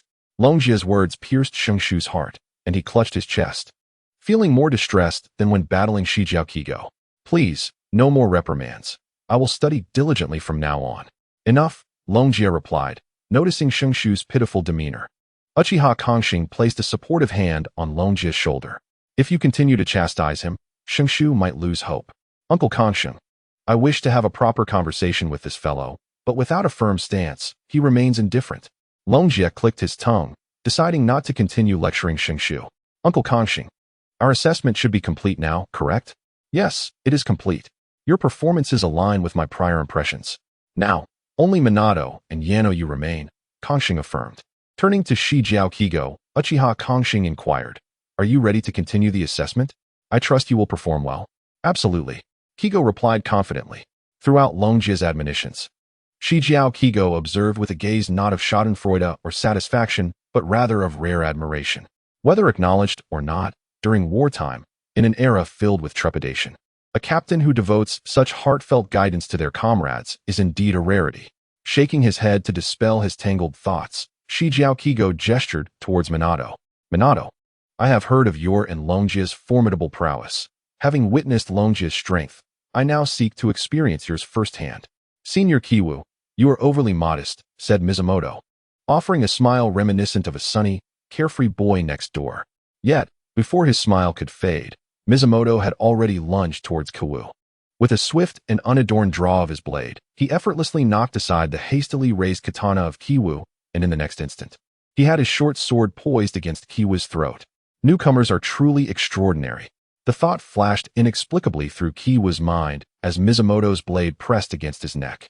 As a renowned genius of the Uchiha clan, Ryuji could easily overpower him, a fact Kiwu accepted. However, Witnessing Mizumoto subdue him in a single move left Kiwoo in awe. Ryuji Uchiha, Minato Namikaze, your prowess is undoubtedly among the elite, even among all the lower-ranked ninjas. You flatter me, Mizumoto replied humbly. I still have many shortcomings. Do not be overly modest. I am not one to shy away from defeat. Kiwoo gestured dismissively. Having encountered Ryuji, Shinosuke, and now Mizumoto, Kiwoo felt significantly more at ease. His demeanor no longer as stern. He turned to the final participant, Yanoyu. Now, we have Yanoyu left. I have other tasks to attend to. Let us complete this battle swiftly. Yanoyu exhibited slightly superior close combat abilities compared to Shinosuke, yet after more than 30 exchanges, he too succumbed to Kiwoo's skill. Observing the performances of Ryuji's team, Uchiha Kusei nodded in approval. Having witnessed your battles, I can confidently affirm that your identities are beyond question. Kiwoo, your task is complete. Proceed with your subsequent assignments. Ryuji, follow me. Upon hearing Uchiha Kusei's words, Shinosuke nudged Ryuji with his elbow. Ryuji, where are we headed? Shouldn't we be going directly to the command center to receive our mission? This direction seems off. In response to Shinosuke's inquiry, Ryuji, who had just reprimanded him moments ago, chose not to elaborate and instead turned to Mizumoto. Mizumoto, I do not wish to converse with Shinosuke right now. Please enlighten him. It is quite simple, Mizumoto began, because our first mission is highly unlikely to involve frontline combat. Considering Ryuji's complaint, Mizumoto smiled gently before continuing. Given that we underwent an additional evaluation process from the outset, it is likely that an important task, distinct from those assigned to other ninjas, is being allocated to us. Thus far, based on the intelligence from our team, the only task I can conceive is psychological therapy for the team leader. Psychological therapy? Shinosuke scratched his chin. But doesn't that require prolonged, phase treatment? Solving issues in such a brief span seems improbable. Moreover, if Ryuji spends all his time providing therapy to others, will we even make it to the battlefield? Regarding that point, I have yet to devise a solution. Mizumoto looked to Ryuji. I too am eager to hear the captain's perspective. It is quite simple. What I am about to undertake is a one-time treatment. Longjia, with his arms crossed over his shoulders, reflects on the myriad ordeals that ninjas endure on the battlefield, which invariably inflict psychological trauma. The majority of ninjas either succumb to severe mental illnesses on the battlefield or persist in their struggle, burdened by psychological afflictions, until they return to their village. However, a small fraction survives the battlefield, yet the profound psychological scars render them incapable of re-engaging in combat. For these individuals, the common approach is to inundate them with motivational platitudes and fervently attempt to revitalize their spirits. Some extreme superiors may even resort to coercive tactics. While such methods may successfully propel 9 out of 10 ninjas back into the fray, there remains a stubborn 10% for whom these strategies prove ineffective. The village had initially resolved to employ Genjutsu on them, but such a course would significantly compromise their combat effectiveness, and a poorly executed Genjutsu could lead to grave consequences. There have been instances in the past where ninjas, upon breaking free from Genjutsu, turned against the village, causing considerable turmoil. Consequently, I propose to the village that I conduct 1 or 2 brief psychological treatments for them. Longjia pinched the bridge of his nose. Resigned to the fact that the village regarded these ninjas as a troublesome matter, and thought to himself, let me take this desperate gamble. Fortunately, the number of affected ninjas is not substantial, so it will not consume too much of my time. We still have ample opportunity to engage in battle against our foes. Otherwise, I would be relegated to the role of a medical ninja, let alone serve as your captain. So that is how it is. Yuneyu observed Longjia with a hint of admiration. To be recognized by the village, the captain must truly be held in high esteem. My intention is merely to assist the village in mitigating the losses among ninjas, Longjia replied, waving his hand dismissively. After all, a more stable ninja can contribute significantly more. Very well, we have arrived, Kozai announced as he led Longjia and his companions into a makeshift tent. Subsequently, he summoned a charming little kitten using summoning jutsu. After gently petting its head, the kitten scampered out of the tent. Only then did Kozai turn to Longjia, stating, this time, you will be treating a jonin. For your safety, I shall serve as your bodyguard. Kozai, what is the meaning of this? Before Uchiha Kozai could finish his explanation, a burly man entered the tent. He scrutinized Uchiha Kozai before shifting his gaze to Longjia, furrowing his brow. I have already stated that I have no issues. If you choose not to believe me, that is your prerogative. However, I am well aware of the name Uchiha Ryusuke. He is a prodigy renowned for treating psychological maladies. Do you truly wish for him to treat me? Do you genuinely believe I have psychological issues? Uchikawa Yozawa, your self-assessment is not sufficient. It is prudent for Ryusuke to evaluate you. Kozai insisted, his gaze fixed on the man. Rest assured, since you are familiar with Ryusuke's name, you should comprehend that he will not subject you to any undue treatment. Simply recount your experiences. After all, you do not wish to be confined here indefinitely, do you? Humph, since it has come to this, I seem to have no other choice, said Hyuzawa Kamazawa with a cold snort. He then sat cross-legged on the ground and gazed at Ryusuke. Once I step onto the battlefield, a surge of passion ignites within me. I yearn for victory. I crave success, and I long to bathe in the blood of my enemies. I desire to hear their anguished cries, to demonstrate my prowess, so that merely hearing my name instills a profound sense of dread in them. Ryusuke, something feels amiss. Observing the fiery expression on Hyuzawa's face as he passionately described war, and listening to his fervent speech, Shoju poked Ryusuke with a perplexed look. Isn't it you who treats those two cowardly to face the battlefield? What is this innate display of a warrior meant to convey? Look at his expression, listen to his words. He could easily be a pre-battle orator. Do not underestimate him. Ryusuke, seasoned by encounters with numerous psychological cases, maintained an impassive expression. Pay close attention. It is precisely such individuals who can become the most troublesome. By the end, there will certainly be astonishing developments. I long to confront formidable foes, to battle them until the final moment, to expend every ounce of my strength at the crossroads of life and death, and to seize the ultimate glory of victory. I yearn to hear the exquisite music produced by clashing weapons, to revel in the exhilarating sensation when blood is shed. I crave encounters with cunning opponents. When they have exhausted their strategies, and I reveal my final trump card, I relish the sight of their astonished despair. Each time I witness such moments, I feel as though I undergo a sublime transformation, a cleansing of the soul. Having expressed his thoughts, Hyuzawa took a deep breath and slowly exhaled, seemingly reminiscing about his past experiences. To be frank, I do not even comprehend what my issue is. These fools have locked me away with a bunch of cowards too afraid to step onto the battlefield. Is this not absurd? No, this is an insult. Hyuzawa glared at Uchiha Yasushi with gritted teeth. You lot, remember this. I have already sent my appeal back to Konoha. When I return to the village, I will demand that the third Hokage personally vindicate me, and at that time, each of you shall owe me an apology. I truly cannot fathom it. Observing Hyuzawa's raw emotion, Shoju could not help but speak again. Uncle Kamazawa's words hardly sound like those of a ninja who fears war. On the contrary, this very spirit is essential for every ninja stepping onto the battlefield. How can such a person be imprisoned? Based on the current display, it was evident that Kamazawa had no issues. Minato also furrowed his brow.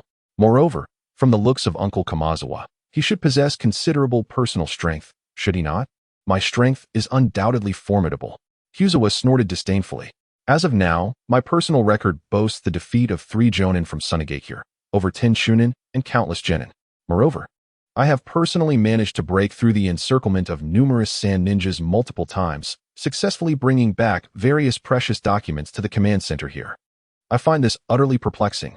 Shinshu gazed at Uchiha Kozai with a look of confusion. Uncle Kozai, with such remarkable achievements and in such a state, even if he suffers from psychological issues, shouldn't that prevent him from going to the battlefield? His individual strength is certainly not in question.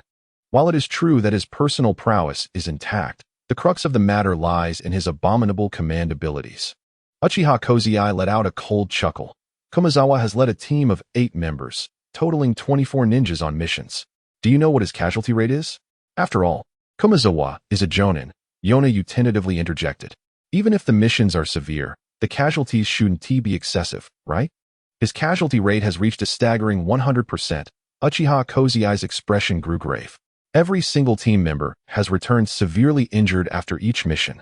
Astonished by this horrifying statistic, Shinshu pondered for a moment, but still refused to give up. Even so, our battles with the sand ninjas are so intense.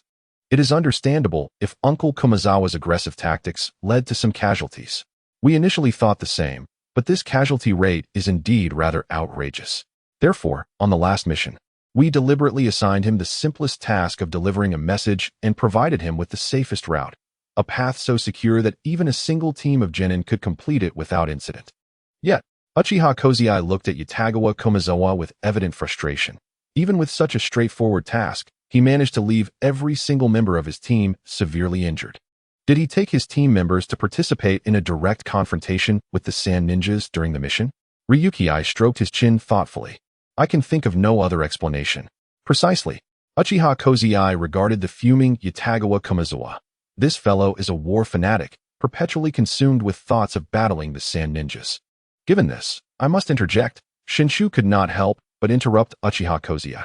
Uncle Kozai, since you are aware that Uncle Komazawa is unfit to lead a team, why not assign him to solo missions instead? Do you think we haven't considered that? We have indeed assigned him solo missions, but what was the outcome? Uchiha Kozai's expression turned somber. Every time he embarks on a mission, he abducts several of our Konoha's chunin or genin along the way, compelling them to join him in his tasks. Once he has them complete their respective missions, he drags them into high-intensity scenarios, vowing not to return to the command center until his subordinates are gravely wounded.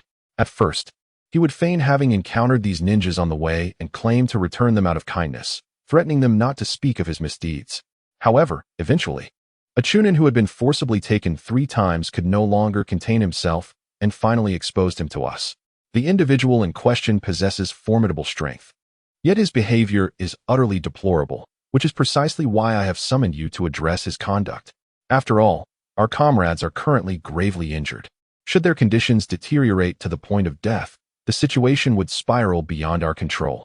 Moreover, if those ninjas had not sustained severe injuries, they could have undertaken other missions. His reckless actions have inadvertently inflicted tremendous losses upon us.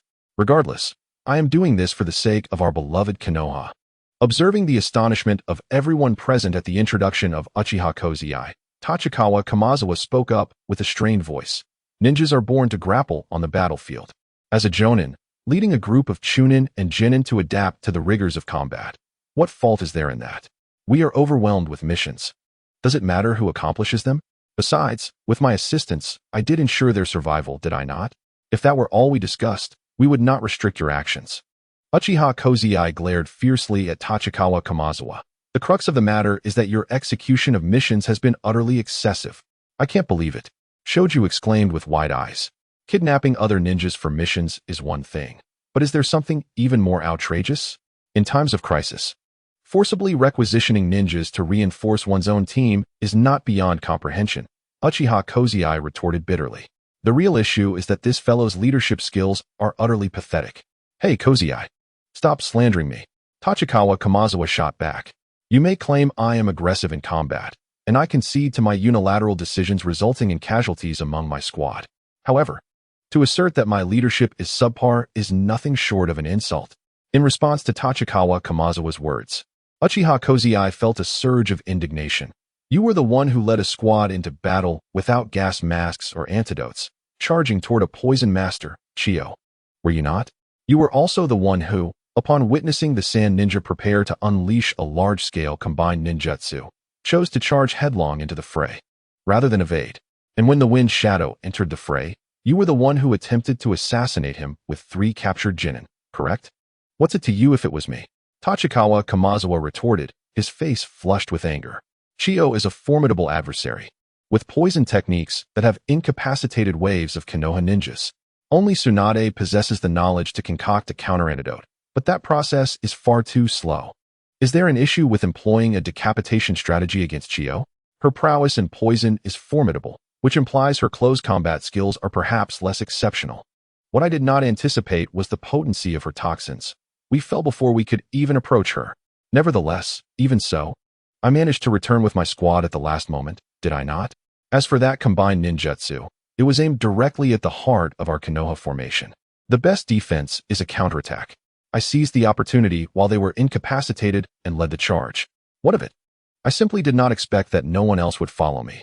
Regarding the Wind Shadow incident, he and our 3rd Hokage engaged in a fierce clash, resulting in severe injuries for both. You have heard the adage, strike while the iron is hot, have you not? Was it wrong for me to lead the charge? I had not anticipated the presence of so many reckless individuals surrounding him, impeding my progress. Hyuzawa Kamizawa glared with bulging eyes at Uchiha Kusei, exclaiming, "I have devoted myself wholeheartedly to the village, yet you not only restrict my movements, but also regard me with such disdainful gazes. Is it truly fitting for you to call yourselves ninjas of Konoha? My heavens." Kamizawa's words rendered Shoju momentarily speechless. Although I had only just arrived on the battlefield, I had certainly heard of Chiyo's renown. Her poisonous materials are enigmatic, her methods of concoction unique, and her toxins notoriously troublesome, truly a class of their own. Had there been a viable assassination strategy, the village would have implemented it long ago, and it would hardly have been Kamizawa's turn to take center stage. As for the large-scale joint ninjutsu, such circumstances typically arise when one side struggles to maintain control and seeks to hastily conclude the battle. Logically, the defending side holds the advantage, able to calculate the chakra required based on the opponent's jutsu and prepare for a counterattack. Regarding the wind shadow, the village leader's decision influences the course of battle. The defenses surrounding him are exceedingly robust, making it improbable for an assassination tactic to succeed against him. Shoju covered his face. Each assassination attempt by Kamizawa necessitates the collaboration of numerous ninjas. With merely a small squad, how could he dare to proceed? Ryuki, halfway through his lament, suddenly turned to Shoju. "You used to insist I was the dullest in the village. How does it feel to finally discover someone even less capable than yourself?" "It's different." Ryuki gently patted Shoju's shoulder. "You may be foolish, but Kamizawa is simply unwell. Once he recovers, he will undoubtedly surpass you in intellect, so fret not." Shoju replied, "Hearing your words truly brings me joy." Yet, the weight of Ryuki's statement was overwhelming. Shoju's initially jubilant expression promptly fell. Ignoring Shoju's antics, Ryuki cast a subtle glance at Uchiha Kusei. Noticing this discreet gesture, Uchiha Kusei raised his thumb slightly in approval. Observing this, Ryuki turned his attention back to Hyuzawa Kamizawa, and in an instant, his Sharingan awakened. Jinjutsu, inner dream. Bang! Kamizawa, who had overheard the conversation between Shoju and Ryuki, was already incensed, and upon hearing their words, his fury intensified. He stepped forward, intending to confront Shoju and Ryuki, to impart the teachings of a ninja and the importance of respecting one's seniors.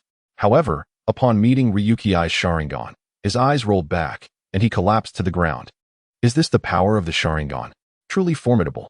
Witnessing this scene, Minato could not help but exclaim in admiration. Although I have seen the captain use it before, the targets were merely classmates. I never imagined that even against a jonin, a single glance could ensnare them in a jinjutsu. Remarkably impressive. Nono also covered her mouth in astonishment. Given the captain's current prowess, ascending to Chunin should be effortless. You overestimate me greatly. Concealing the Sharingan.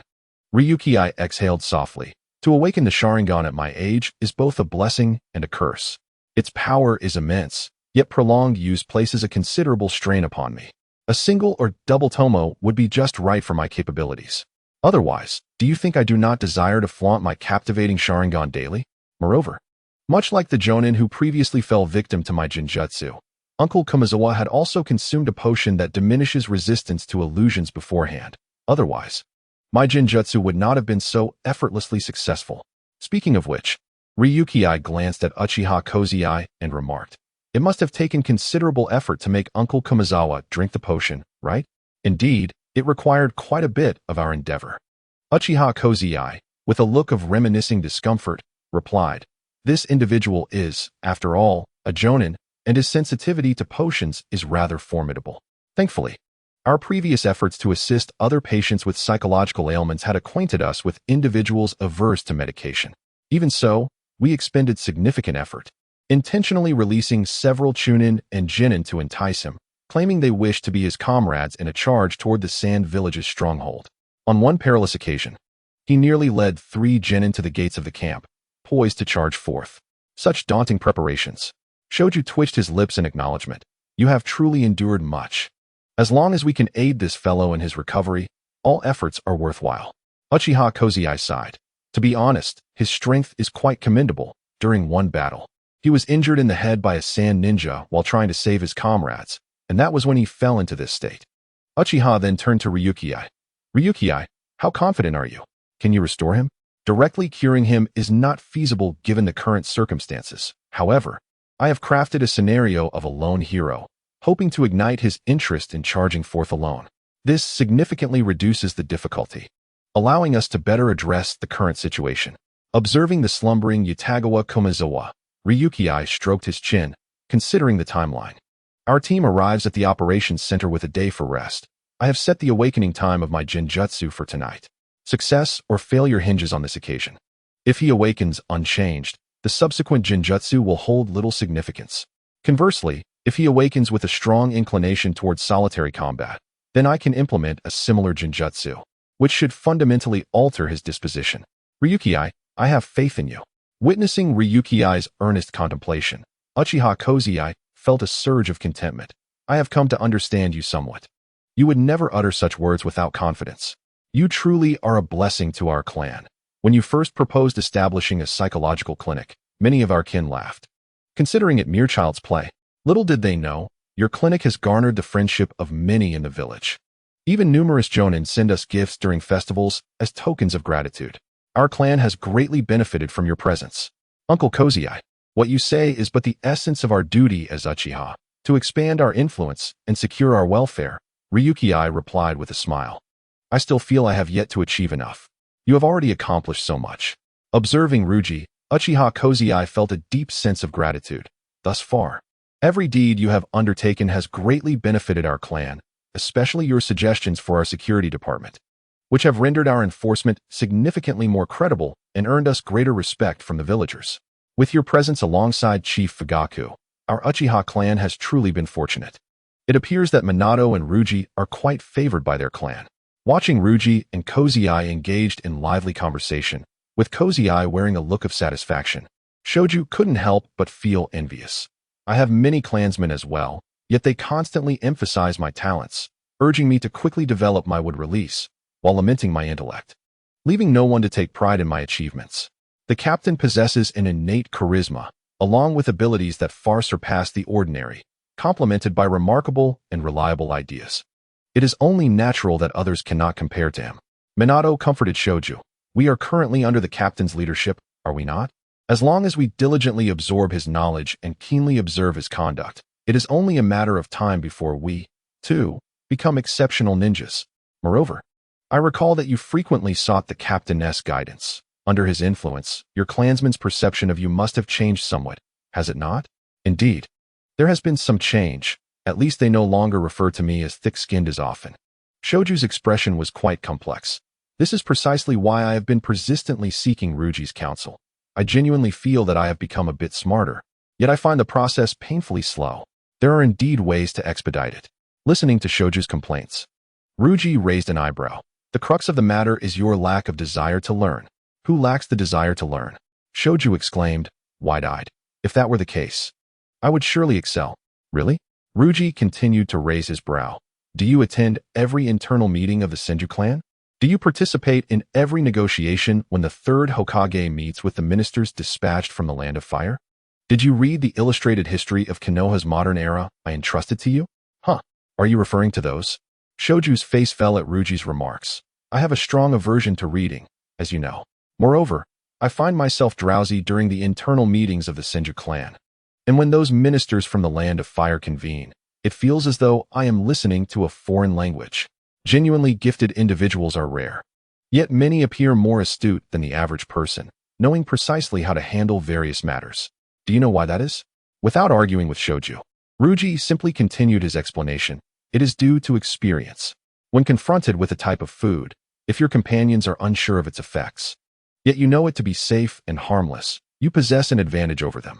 When faced with a fork in the road, if your companions are uncertain of which path to take, but you clearly understand which route will safely lead to the destination, you are far more reliable than they are. As you venture into a secluded area, your companion remains oblivious to the lurking dangers, while you possess a clear understanding of the ferocious beasts that reside there and the means to confront them. In this regard, you are indeed more astute. This illustrates the significance of experience. Compared to the average individual, you have access to a wealth of resources, including insider information from the Thousand Hands clan and intelligence from the Fire Nation, not to mention the book I provided you, which requires a convoluted process to obtain. Such knowledge is beyond the reach of ordinary ninjas. Once you grasp these insights, Your experience surpasses that of the average person, allowing you to navigate similar situations with confidence in the future. In many instances, regardless of your inherent intelligence, simply knowing how to manage matters better than others is sufficient. It establishes your reliability. In such moments, others will describe you not as foolish but as wise. Is this truly how it is? Upon hearing Longjia's words, Shinshu gaped, unable to settle his thoughts. How many opportunities for enlightenment have I squandered? It is never too late to realize such things. Longjie yawned. You are merely in your teens. With diligence, you will soon master these concepts. However, we are currently heading to the battlefield, and you must wait until we return to the village for further education. Longjie, you are indeed commendable. Shinshu gave Longjie a thumbs up. Just wait. Once I become wiser, I will surely demonstrate my prowess to you. The position of Hokage is destined to be mine. Captain, you truly devote yourself to mentoring Shinshu. Observing Shinshu's enthusiasm, Minato could not help but address Longjie. Are you not concerned about cultivating a rival in Shinshu? Just look at him now. He still has a considerable journey ahead before he can vie for my position. Longjie smirked, then fixed a penetrating gaze upon Minato. Moreover, if I were to hesitate in my guidance out of fear of Shinshu, it would reveal my own lack of character. If I cannot even handle this minor challenge, what right do I have to aspire to the position of Hokage? Haha, truly a genius of our clan. Your composure is simply unparalleled. Uchiha Kozai patted Longjie's shoulder with satisfaction. The healing tasks are complete. Please return tonight to address the follow-up issues regarding Uchiha Kamizawa. As tomorrow we must head to the front lines. Upon hearing this, Yano couldn't help but voice his confusion, even if they are few in number. Shouldn't there be more ninjas afflicted with psychological disorders? It is merely the village's lack of faith in Longjie's abilities. Uchiha Kozai snorted. Uchiha Kamizawa is merely a typical case, a test subject. Only once the results are evident will Longjie be permitted to treat others. The upper echelons are a stubborn bunch. The war has escalated to such a degree that even if Longjie treats just one more genin, it is worthwhile. They truly lack vision. Even though my psychological therapy is quite robust, I remain, at the end of the day, merely an 8-year-old child. It is entirely understandable that the village harbors concerns. After all, the higher-ups must account for everyone. Uncle Kanshung, do not take it too much to heart. While a cacophony erupted in the office of the third Hokage, outside, Ryuji endeavored to persuade his clansmen not to harbor excessive animosity towards the village. There are indeed many tasks that require my attention at this juncture. If I remain ensnared here, assisting others with their psychological ailments, it would surely cause me distress. Oh, by the way, regarding our mission tomorrow, shall we simply retrieve it from the operations center? You are too kind-hearted, always speaking well of those above us. Uchiha Kongshing looked at Ryuji with a blend of affection and exasperation, producing a scroll from his robe and handing it to him. As for the mission retrieval, there is no need for such trouble. I have already secured it for you. You are to undertake a joint mission, led by the esteemed Lord Orochimaru. Incredible, truly remarkable. Amidst a stone forest, Minato gazed at Ryuji with astonishment. Unlike ordinary genjutsu, Captain, you have genuinely treated Utagawa Kamizawa's psychological condition. The captain is indeed impressive. Yuna also whispered her admiration for Ryuji. Utilizing standard genjutsu merely allows one to control others, but observing Utagawa's state, it is evident that he now possesses significant hope for his solitary endeavors. Although I did not witness the results after the second genjutsu session, I feel that even if the second attempt does not yield complete success, the third will be sufficient to alter his circumstances. Rushu also lamented on Ryuji's behalf, stating that if not for the village's hesitance, he could have treated several more individuals during the respite. The village has its own considerations. Let us set that aside and review the upcoming mission. Ryuji halted his pace, retrieving a map from his robe and spreading it upon the ground. Our objective is a high ground located 500 meters ahead, which we must seize and maintain for 2 days. It is highly probable that hostile ninjas will be stationed there, and our aim is to occupy the area while minimizing commotion. I will scout ahead. If the opponents are manageable, we will engage directly. Should they prove too formidable, we shall retreat and inform our superiors before proceeding to the next location. Is everyone in agreement? Good. Observing the consensus among the group, Ryuji bit his finger and formed hand seals. Summoning technique. With a resounding poof, a British short hair, perched atop a crystal ball and yawning, appeared before Ryuji. It's you, Ryuji. What do you need, Meow? You must know my rules, right, Meow? Of course. I have not forgotten your rules. Ryuji, akin to a treasure chest, produced a small fish treat from within and offered it to the cat. My objective is the high ground 500 meters ahead. Please investigate if there are any traces of ninjas. If so, ascertain their strength. Rest assured, leave it to me. Meow.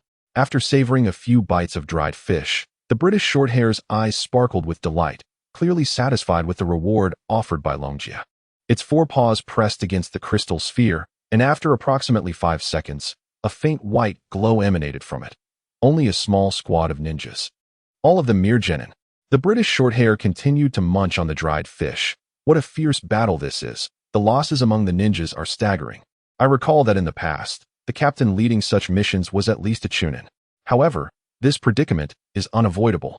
Both sides have nearly exhausted their resources in this prolonged conflict. Yet, it also signifies one undeniable truth. The war is nearing its conclusion. After all, such attrition is painful for anyone, and none wish for other villages to seize the opportunity amidst the chaos. Longjia gently stroked the British Shorthair's head, observing as it purred contentedly, and continued to inquire, "Are there any other ninjas in the vicinity of the destination?" "None, Meow." It was evident that the British Shorthair relished Longjia's touch, nuzzling against his palm incessantly. "If you are aiming to seize that place, creating a bit of noise is of little consequence, but do exercise caution." The British Shorthair exerted force with its paws, and 3 locations materialized on the crystal sphere. You must avoid these 3 spots, as they contain triggering devices. I am familiar with these mechanisms, should one inadvertently activate them. They will produce a deafening sound that can be heard from several kilometers away. The intention is not to inflict harm on the adversary, but rather to alert one's own side of an impending invasion, a rather extreme form of early warning. You have been immensely helpful. Longjia gently patted the British Shorthair's head. I have no further need for your assistance at the moment. You may return now. Watching the British Shorthair vanish in a puff of smoke, Longjia issued new commands. You all saw the locations we discussed earlier. Be sure to avoid them and ascend to higher ground. Each of us will take responsibility for one ninja. Watergate and I will swiftly deal with the opponents and then assist the others. Shingtai, you know? Remember, it is not imperative to eliminate the adversaries. The primary objective is to entangle them as much as possible, preventing them from issuing any warnings. Understood. Good. Seeing that the 3 understood their tasks, Longjia's gaze sharpened. Move out. The distance of 500 meters may seem considerable, however, with no hindrances in sight. Longjia and his companions surged to their destination in less than half a minute, observing the sand ninjas atop the high ground, who had noticed their approach but were unable to mount a defensive stance in time. Longjia did not hesitate and charged towards one who appeared to be the leader. It must be said that this sand ninja squad, capable of maintaining a position, displayed commendable overall strength, yet their prowess was still lacking. In a mere 4 or 5 exchanges, Longjia's kunai swiftly sliced through the adversary's throat, and to ensure safety, he thrust 5 or 6 additional strikes into vital areas. Watergate, assist you now. Concerned that Shungtai might struggle against his opponent, Longjia rushed to aid him. Indeed, Shungtai remained true to form, despite having recently undergone Longjia's intense training. He was now fervently reflecting on his past actions with deep regret. Yet now, confronted by adversaries, Shoju, while engaged in combat, persistently attempts to persuade the opponents to surrender. Although you hail from the Sand Village, your ability to maintain a spirited fighting spirit in the face of overwhelming odds is truly commendable. Should you choose to join my ranks, I assure you that I shall elevate your name within Konoha. Your skills are impressive, and if you align yourself with me, you shall not be at a disadvantage. The Sand Village is a nefarious establishment, and if you seek redemption, becoming my subordinate is your unequivocal choice. Do not hesitate. Bow before me without delay. You scoundrel, do you find amusement in such taunts? Not a single sand ninja fears death. Unable to endure Shoju's mad proclamations, and witnessing 2 of his comrades fall in a mere exchange, one of whom was the strongest captain of his team, this unfortunate sand ninja comprehended that victory was utterly unattainable. He swung his kunai to fend off Shoju, while simultaneously reaching into his garments to signal for reinforcements, alerting others to the presence of enemies. However, before he could complete the motion, Ryukai surged behind him, first wounding his active left arm with a kunai, then maneuvering to his front. Activating his Sharingan, illusion, true dream. Under the terrifying illusion of the Sharingan, this unfortunate lower ninja found himself incapable of resistance, succumbing to the enchantment with bewildered eyes. Ryukai wasted no time, directly interrogating him. What is your name? Mitsui Yuma. Are there any other lower ninja squads in the vicinity? To my knowledge, there are none. What is the purpose of your presence here? This is merely a border area adjacent to Konoha, situated in a remote location. We have come as a monitoring patrol, tasked with reporting any incursions from Konoha to our superiors. It appears that this area remains secure. Ryukai swiftly rendered the sand ninja unconscious, then turned to observe the direction of Yanoyu, discovering that Minato had successfully assisted Yanoyu in eliminating his opponent. He casually tossed the sand ninja to Minato, instructing, "Examine this fellow and bind him securely. Ensure he does not have the opportunity to relay any information to his comrades. Yanoyu, you are responsible for locating the remaining 3 fallen sand ninja. As for me," Ryukai summoned 2 shadow clones, retrieving some items to hand over to them. "I shall have the clones set traps in this area. And what of me?" Seeing Ryukai left solely with himself, Shoju expressed dissatisfaction. "What is my task?" "Your task is to remain here," Ryukai replied, his eyelids drooping as he regarded Shoju. "You heard correctly. Simply stay put. Your mere presence without causing chaos is a blessing." It was a commendable battle, and the aftermath was equally well managed. Before Shoju could voice his complaints, a voice emerged, cold and slightly hoarse. A man clad in a ninja combat uniform, with long black hair and extremely pale skin, adorned with aquamarine swirl-shaped earrings, exuded a serpentine aura as he abruptly appeared at the center of Ryukai's team. It was only upon the man's utterance that the 4 of them finally reacted. It is indeed the esteemed Orochimaru. Ryusuke, having put down the kunai he had hastily drawn in shock, let out a sigh.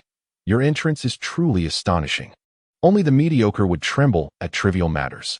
Orochimaru extended his extraordinarily long tongue, flamboyantly showcasing his remarkable skill in wielding it. "However, you are indeed a genius of the Uchiha clan.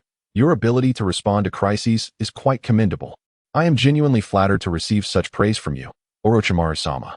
It appears that my diligent efforts over the years have not been in vain." Ryusuke smiled, given the urgency of the current conflict.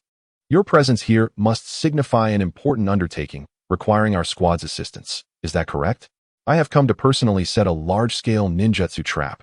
Orochimaru retrieved a collection of bottles and jars from his robe. The trap is designed to cover the designated area. Once activated, it will harm any sand ninja who enters this region.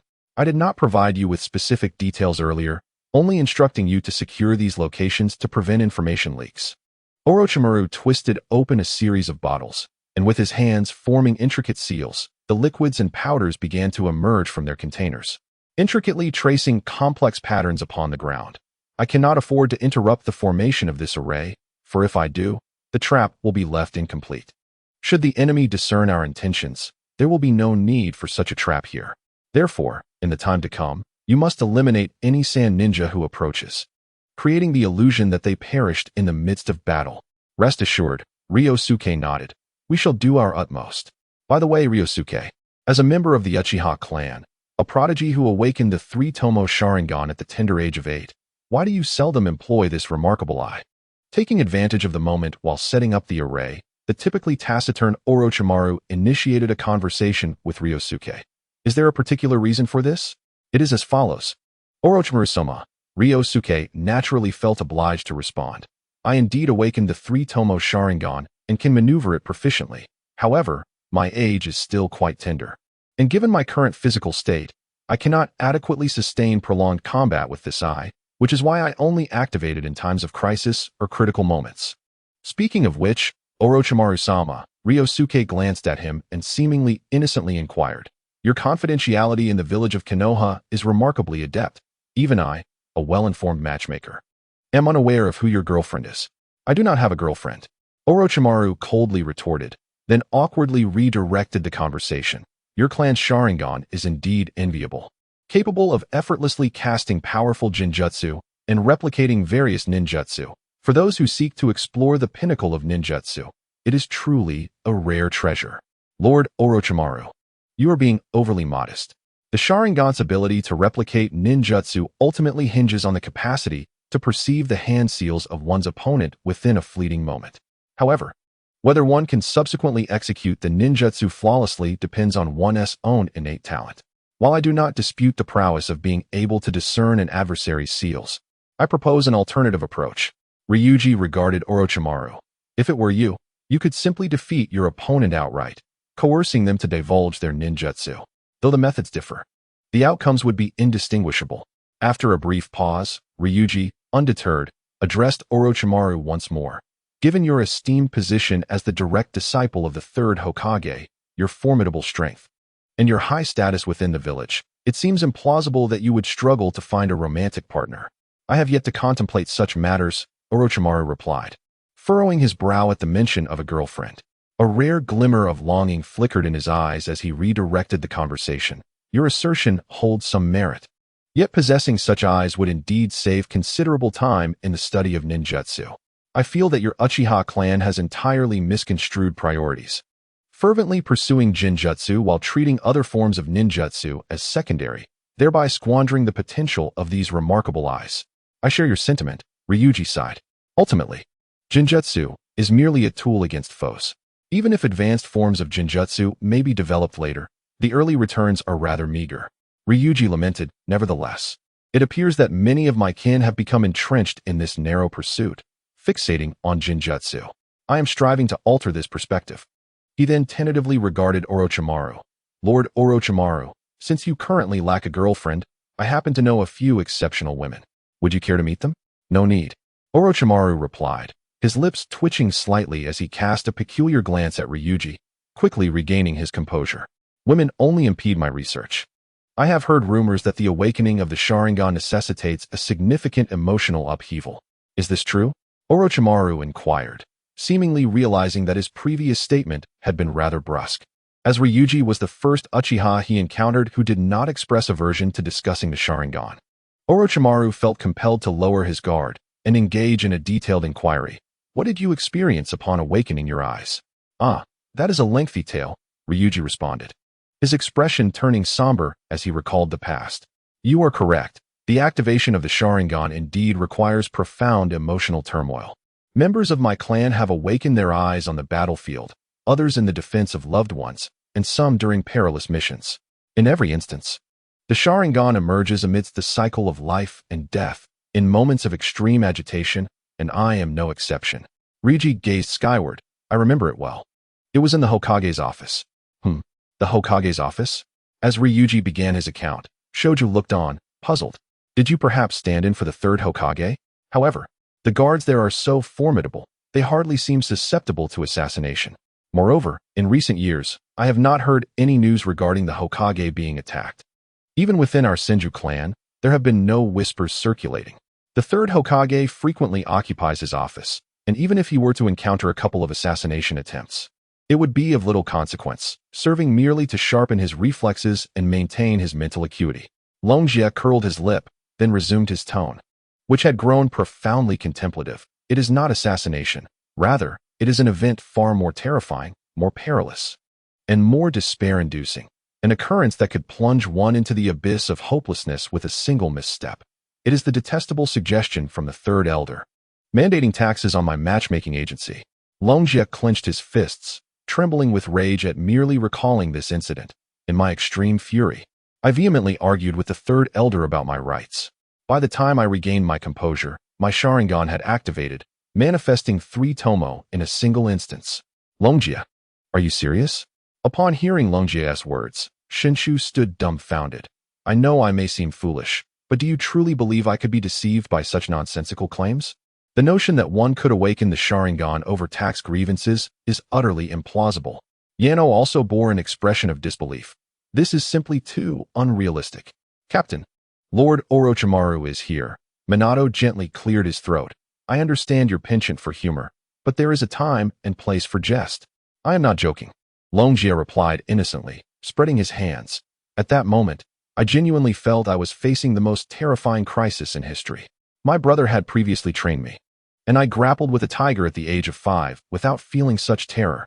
It is worth noting that my matchmaking agency has yet to be registered, and he rushed to impose taxes upon me, showing a complete lack of shame.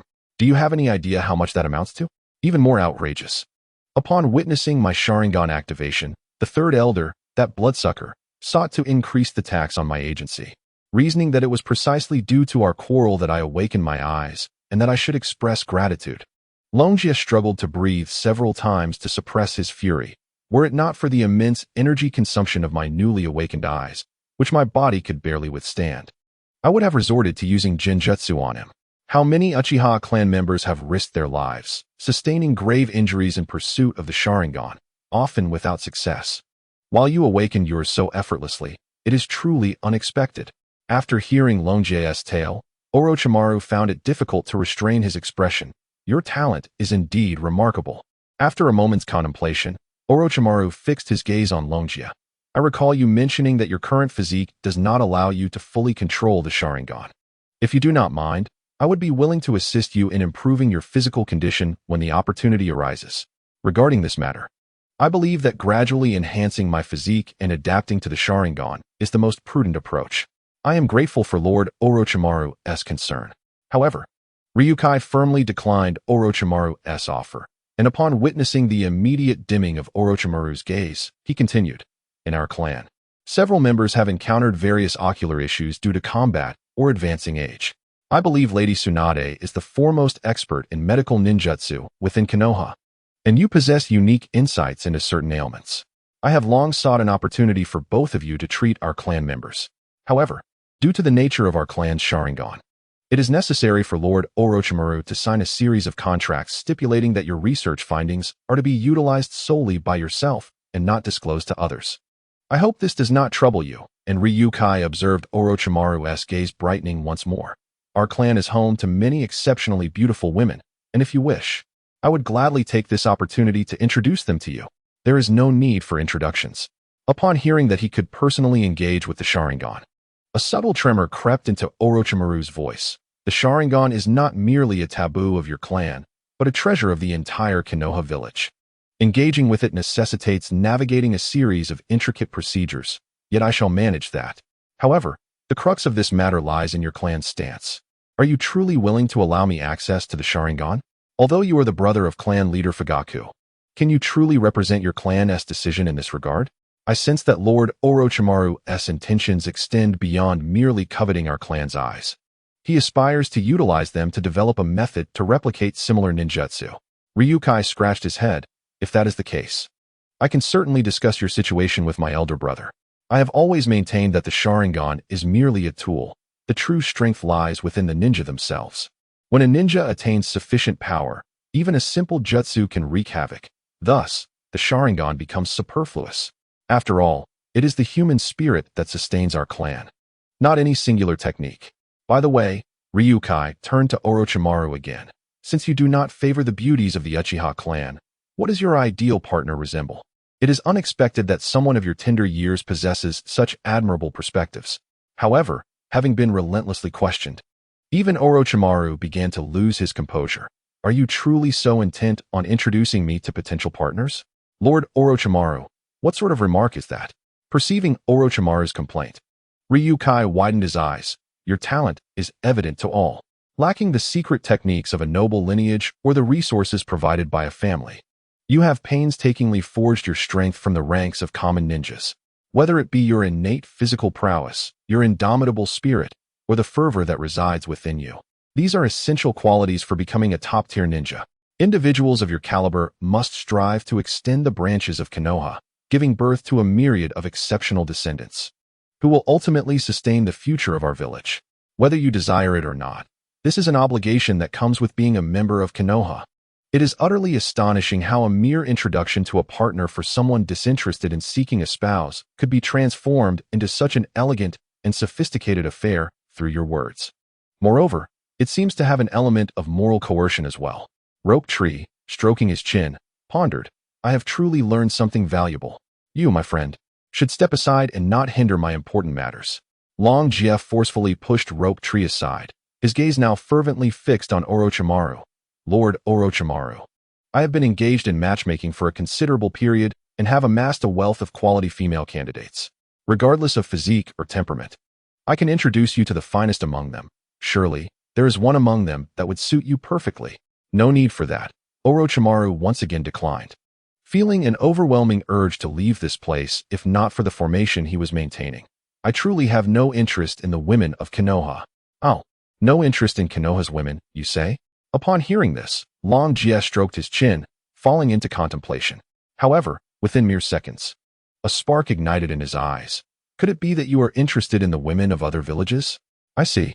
You believe that as a ninja of considerable standing in Konoha, your partner would naturally hold you in reverence and admiration, and this is precisely what you wish to avoid. Long Jie spread his left hand open, while gently striking his right fist against it. You yearn to find women from other ninja villages, desiring to forcibly abduct them, relishing in their struggles and cries, as deep down, you crave the thrill of conquest. Yet, perhaps due to the potential damage to your reputation, you have refrained from mentioning it to anyone, which is why you express disinterest in the women of Konoha. However, this presents a dilemma. Long Jie looked up at Orochimaru, his eyes filled with a tumultuous struggle. This matter is not insurmountable. I could approach Danzo, as the leader of Root. He should be able to procure information on some of the women from Sunagakure. I could acquire the details and discuss them with you, significantly shortening your search time. Yet, such actions would be morally questionable. To abduct women from other villages for the future of our village. Oh dear. Long Jie clasped his hands over his head, his expression one of deep anguish. How on earth am I to navigate this? I am truly conflicted. Young man, you are quite the dramatist. Perhaps Long Jie's outrageous remarks were too much, as Orochimaru found himself unintentionally panting. I do not require you to gather information on women from other villages. I have no interest in women. No interest, is that so? Long Jie's eyes widened. Given your current age, it is the peak of hormonal exuberance for you. Just look at Jiraiya, that lecher, always fixated on Lady Tsunade. His shameless demeanor makes it seem as though he wishes to be physically attached to her. He is he, and I am I. Orochimaru took a deep breath, seemingly struck by a thought. Speaking of which, although Jiraiya's strength pales in comparison to mine, he is still rather commendable. You might as well seek him out for breeding. I have already assisted him, you know. I provided him with a plethora of methods to pursue Sister Tsunade, and his progress has been quite satisfactory. Long Jie spoke earnestly. In his last letter to me, he mentioned that Sister Tsunade agreed to accompany him to the movies after the war. Are you serious, kid? Evidently, Long Jie's revelation astonished Orochimaru. Such news, comparable to the outbreak of the Ninja World War, piqued even his interest. Is this fellow truly on the verge of success after pursuing Tsunade for so many years? Of course, it is true. After all, I have been a matchmaker in the village for quite some time, and I pride myself on being reliable. Long Jie pointed towards the side at Shoju. If you don't believe me, you can ask Shoju. Long Jie was not mistaken. My sister had indeed undergone some changes. Shoju nodded. Yesterday, my sister told me she suddenly realized that Jiraiya is not entirely devoid of merit. Although he rambles on about trivialities, her overall sentiment toward him has shifted. Upon hearing Shoju's words, Minato hesitated for a moment before he could not help but inquire. Shoju, although it is Lord Jiraiya who requested the captain's assistance, do you not feel resentful that the captain is advising Lord Jiraiya on pursuing Lady Tsunade? Resentful? Why would I be? Shoju looked at Minato with curiosity. My sister is already in her 20s, and in an age where marriages and childbirth typically occur around 13 or 14. She is considered a woman of advanced age. Her golden period for choosing a partner is dwindling. The longer she remains single, the lower the quality of her potential partner. Conversely, Jiraiya possesses commendable strength, age, physique, appearance, and status within the village.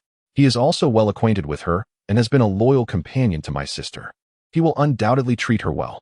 I have previously encouraged my sister to accept Jiraiya, but my efforts were in vain. It is worth mentioning that perhaps my sister's past infatuation with Orochimaru has led her to favor the long-haired type. However, I have perused the list of all the elite jonin in Konoha, and aside from Orochimaru, none of them are dependable. They are either already married or burdened with various ailments. There was one Kato Dan who seemed decent, but he has long relied on soul separation techniques, leaving his body in a weakened state. Given my sister's robust health, such a partnership would undoubtedly lead to discord in their intimate life, which would inevitably pose a problem. Now that my sister is able to reconsider her stance, I am genuinely pleased. What is it with you all? We are not anything. We are simply astonished that you can perceive the situation regarding Lady Tsunade so astutely. Long Jie cast a wistful glance at Shoju. If only you could apply this insightful perspective on your sister to other matters, you would already be a genius. Are you saying you think I possess a sharp mind? The mind of Shang-Chi is remarkably intriguing when confronted with Tsunade's emotional dilemmas. He exhibits an understanding akin to that of a master. However, upon diverting from his sister's issues, his intellect plummets once more into the negatives. Dragon Jie's indifference towards such a Shang-Chi prompts him to turn his gaze back towards Orochimaru. Orochimaru-sama, my resources are truly abundant. Could you perhaps reconsider? I refuse. Orochimaru coldly retorted, offering Dragon Jie no opportunity whatsoever. At present, I have no intention of seeking a partner. Captain, are you not being overly eager? Observing Dragon Jie's futile attempts to persist, Minato could no longer bear it and intervened. By the way, Captain, what benefits are there for you in finding a partner for Orochimaru-sama? The benefits are indeed substantial. Dragon Jie inhaled deeply, his eyes reflecting a longing for a promising future. Are you familiar with the celebrity effect? Although my matchmaking agency has assisted numerous couples, its reputation within Konoha remains rather obscure. If Orochimaru-sama were to find a partner through me and discover happiness in life, it would serve as the finest endorsement, leading a throng of individuals to seek my services. Furthermore, Dragon Jie's expression grew earnest as he regarded Minato. Should Orochimaru-sama find happiness here, I would not be unreasonable in requesting one of his children as my disciple. After all, with my talent, by the time his child matures, my prowess will undoubtedly be that of a formidable ninja. Coupled with the connections from matchmaking, there is a significant likelihood that Orochimaru-sama would acquiesce. Moreover, when Jiraiya sought my assistance in pursuing Tsunade, he had already consented to allow me to take their first child as a disciple. Just imagine, if the offspring of the legendary Sannin were my students, how firmly would my standing be established? This would serve as a tremendous boon for my aspiration to become Hokage. At first, it sounded like a fantastical dream.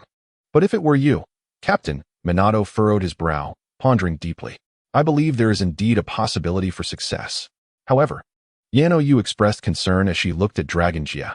The third Hokage will likely obstruct your endeavors. After all, this involves the children of the Sannin. And as you mentioned, their influence is substantial. The third Hokage would not easily grant you your wish. Everything is ultimately a result of mutual negotiation and compromise. If the objective remains unachieved, it is simply due to the insufficient benefits involved. Dragon Jie shrugged, unperturbed. When the time comes, I shall negotiate with the third Hokage. At worst, I can relinquish some of my rights. Dragon Jie, I advise you to reconsider. Listening to Dragon Jie's visions of a splendid future, Shang-Chi suddenly seemed to recall something and abruptly interrupted his thoughts, revealing a shocking revelation. I once heard my sister mention that Orochimaru secretly harbors feelings for Jiraiya. Thus, your endeavor to find Orochimaru a girlfriend may be in vain. Rope Tree, I perceive that you are articulating something rather absurd. Although this news is exceedingly sensational, considering that the informant is you, Dragon Jie's eyelids drooped in skepticism. Gossip is not disseminated in such a manner. I suspect this is merely a jest from Sister Tsunade directed at you. I once conveyed a similar sentiment to my elder sister, yet she furnished me with numerous irrefutable arguments. Witnessing Dragon Jie counter his own claims, Rope Tree hastily defended himself, though Brother Orochimaru consistently reproaches Brother Jiraiya. He always endeavors to assist him whenever Jiraiya faces adversity. In battle, when Jiraiya is injured and becomes a burden, it is Orochimaru who, despite declaring his intent to abandon Jiraiya, invariably carries him back to the village. When Jiraiya's mission fails, Orochimaru may berate him harshly, yet he invariably helps shoulder the blame. Instances of this nature abound. It is a quintessential template of a tsundere harboring secret affections for a foolish counterpart. At this juncture, Rope Tree cast a glance of mild concern toward Dragon Jie. If this is the case, my sister's romantic journey with Brother Jiraiya may indeed face obstacles from Brother Orochimaru. This is a rather intricate love triangle. Yano Yu regarded Rope Tree with hesitation. I wonder if you are conflating a dear friend with a secret crush? Very well. Allow me to present the most irrefutable point, Rope Tree replied with composure. My sister once confided in me a statement which I endeavored to verify through personal investigation. Brother Orochimaru spends more time observing the village girls than he does on Brother Jiraiya. Upon hearing this, even Yano Yu could not suppress the urge to cover her charming little mouth. I cannot fathom Lord Orochimaru's feelings towards Lord Jiraiya, but he seems genuinely uninterested in girls. Yet, even so, I shall not concede. Dragon Jia declared with fervent intensity, though this is a forbidden love, though it constitutes a love triangle, I shall endeavor to facilitate it, fulfilling Lord Orochimaru's desires. At worst, let the three of us wed together. Captain, please maintain your composure. Watergate forcibly closed his jaw, which had unknowingly fallen agape. Such notions are utterly ludicrous. No one would permit your reckless pursuits. This is not ludicrous at all. There exists room for maneuver. What is required is merely Sister Tsunade's understanding and their collective determination. Dragon Jia produced paper and pen, fervently jotting down potential strategies.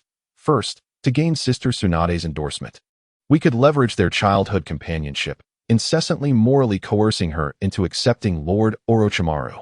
Furthermore, the legendary three ninja are among the most vital combat forces of our Leaf Village. Should they threaten to leave the village, even the third Hokage would have to deliberate on whether to approve this union. A mere trifling matter. Yet it serves to underscore the absurdity of Jiraiya, as Ryusuke vividly illustrates his audacious demeanor. Imagine, if you will, that scoundrel cradling Tsunade in his right arm, when suddenly, the illustrious Orochimaru makes his entrance. Observing the sweet interaction between the two, a profound sense of despondency envelopes him, prompting him to declare, I have arrived at an inopportune moment. At this juncture, Jiraiya extends his right hand towards Orochimaru, while his left arm embraces Tsunade, gently responding, No, you have arrived precisely at the right moment. In an instant, Orochimaru's melancholy dissipates, replaced by a radiant joy as he rushes into Jiraiya's embrace. Ryusuke inhales deeply, his expression tinged with a sense of regret. The mere thought of Jiraiya in such a scenario, ensconced between two beauties, fills me with an indescribable discomfort. Young man, Ryusuke's depiction is indeed excessively abstract, nearly pushing even the psychologically resilient Orochimaru to the brink of mental collapse, jeopardizing the intricate formation he was crafting. Do not forget that I am still present here. I am acutely aware of your presence, Ryusuke replies earnestly. I am merely reflecting upon your happiness. In truth, the notion of a triadic union among the three is destined to be ephemeral, as it inevitably suggests an element of third-party interference. Consequently, once the divorce transpires, you shall undoubtedly seek to fill the void within your heart, and at that moment, my purpose shall come to fruition. Ryusuke thumps his chest triumphantly. I shall undoubtedly find you a beautiful, erudite companion. You insolent wretch. Orochimaru's gaze fixes intently on Ryusuke. A tempestuous mix of menace, annoyance, exasperation, and bewilderment swirling within his eyes. Were it any ordinary individual daring to jest at his expense, Orochimaru would unhesitatingly subject them to unspeakable torment, ultimately transforming them into a war machine eternally ensnared in suffering. However, Ryusuke, being the younger brother of his dear friend, commands his unwavering trust, preventing Orochimaru from taking action against him. Furthermore, the prospect of the Sharingan that Ryusuke has proposed renders Orochimaru even more hesitant to retaliate. Most crucially, having encountered countless souls, Orochimaru discerns that Ryusuke harbors no ulterior motives. He genuinely wishes to assist in finding a partner and aspires to teach his future offspring. Consider me intimidated by you, Orochimaru concedes after a prolonged silence, exhaling a heavy sigh. Once the war concludes, I shall acquiesce to your matchmaking endeavors. My orientation is of no concern. I harbor no affection for that imbecile Jiraiya, let alone a secret infatuation. Such matters should not be frivolously suggested, lest Orochimaru's demeanor shifts multiple times before returning to an icy indifference. I assure you, I will not be as lenient as I have been this time. Rest assured, I shall not indulge in the spread of rumors. Ryusuke observes that, due to his series of supportive interventions, Orochimaru is reluctant to engage with his outrageous matchmaking scheme and equally reluctant to take action against him. With no other recourse, Orochimaru finds himself genuinely weary of Ryusuke's incessant chatter, ultimately agreeing to the prospect of a blind date, with the understanding that he may simply decline after the initial meeting. However, despite Orochimaru's meticulous planning, he underestimated a crucial aspect. As the man with a success rate of 100% in connecting with potential partners in Konoha, Ryuji confidently stated that once Orochimaru agreed to the blind date, the most challenging part would be accomplished, and it was merely a matter of time before Orochimaru would marry and have children. Something's amiss. Ryuji's daydreaming about a splendid future was abruptly interrupted as a brightly colored, thumb-sized snake emerged from the collar of Orochimaru's attire, whispering a few sounds into his ear. Upon hearing the serpent's hiss, Orochimaru's gaze sharpened. A group of sand shinobi has arrived, led by a chunin. Can you hold them off and buy us some time? Rest assured, leave it to us. Upon hearing of the sand shinobi's approach, Ryuji's demeanor instantly shifted to one of seriousness. We shall ensure they are unable to send a signal. It was unclear whether the enemy was careless or lacked reconnaissance-type ninjas. Regardless, they had yet to discover our presence. Concealed behind a stone pillar, Ryuji observed the 4 approaching sand shinobi. The plan of attack is straightforward. I will first distract the leading chunin while you swiftly eliminate the remaining 3 genin, then come to assist me. After confirming the command with a glance at his 3 teammates, Ryuji, seeing the distance to the sand shinobi had diminished to less than 50 meters, sprang into action. With blinding speed, Ryuji surged towards the chunin, deploying a smoke bomb while simultaneously thrusting a kunai forward. Although the chunin hastily drew his katana to deflect Ryuji's assault, he was still forced to retreat rapidly under Ryuji's relentless advance.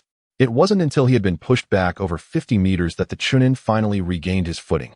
First, you pushed me away and instructed your remaining teammates to eliminate my subordinates before coming to assist you, a rather practical tactic.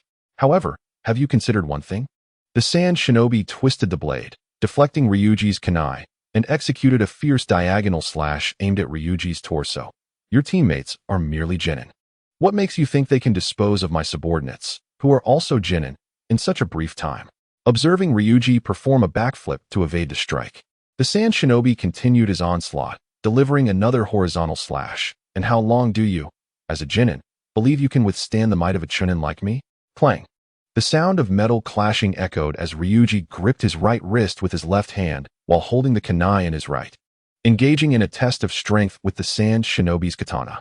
Noticing the relaxed expression on the sand shinobi's face, Ryuji chuckled lightly. My strength may not match yours, and I may not last long against you. However, I have unwavering faith in my teammates' capabilities. They are more than capable of eliminating your subordinates in a remarkably short amount of time.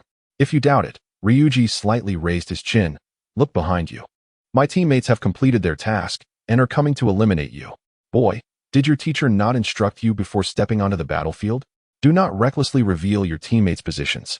Otherwise, the sand ninja let out a sinister chuckle, tightly gripping his katana with his right arm while drawing a short blade from his waist with his left. He swiftly blocked the oncoming attack from Shoju, then slashed backward towards Shoju's neck, proclaiming, Your comrades will meet their demise because of you. The captain's words were merely a ruse to lower your guard. Just as the blade was about to make contact, Shoju's katana, which he had been carrying on his back, transformed into Namikaze's Minato. Minato stepped onto Shoju's shoulder and forcefully propelled himself downward, not only ensuring Shoju escaped the attack's range, but also using Shoju as a springboard to accelerate towards the sand ninja's waist. Executing the technique known as the Leaf Village's Meteor Slash, Minato's speed was nothing short of astonishing, and his assault was undeniably fierce. However, his meteoric strike merely grazed the fabric of the sand ninja's abdomen due to his evasive maneuvers. 1,000 needles of death. With Minato's strike evaded, the sand ninja exhaled in relief, only to find 3 1-inch-long needles suddenly piercing toward his chest from behind Minato. In dire straits, the sand ninja gathered his breath. Rapidly blocking with his katana, he deflected 2 of the needles but was struck by the third, which left a thin wound on his left arm. Ugh, indeed, a chunin. His vigilance was formidable. Although only a minor scratch, the possibility of poison on the needles prompted the sand ninja to slash the wound again with his katana, using his chakra to expel the surrounding blood. As anticipated, the expelled blood was pitch black, indicating the presence of a deadly toxin. You possess some skill.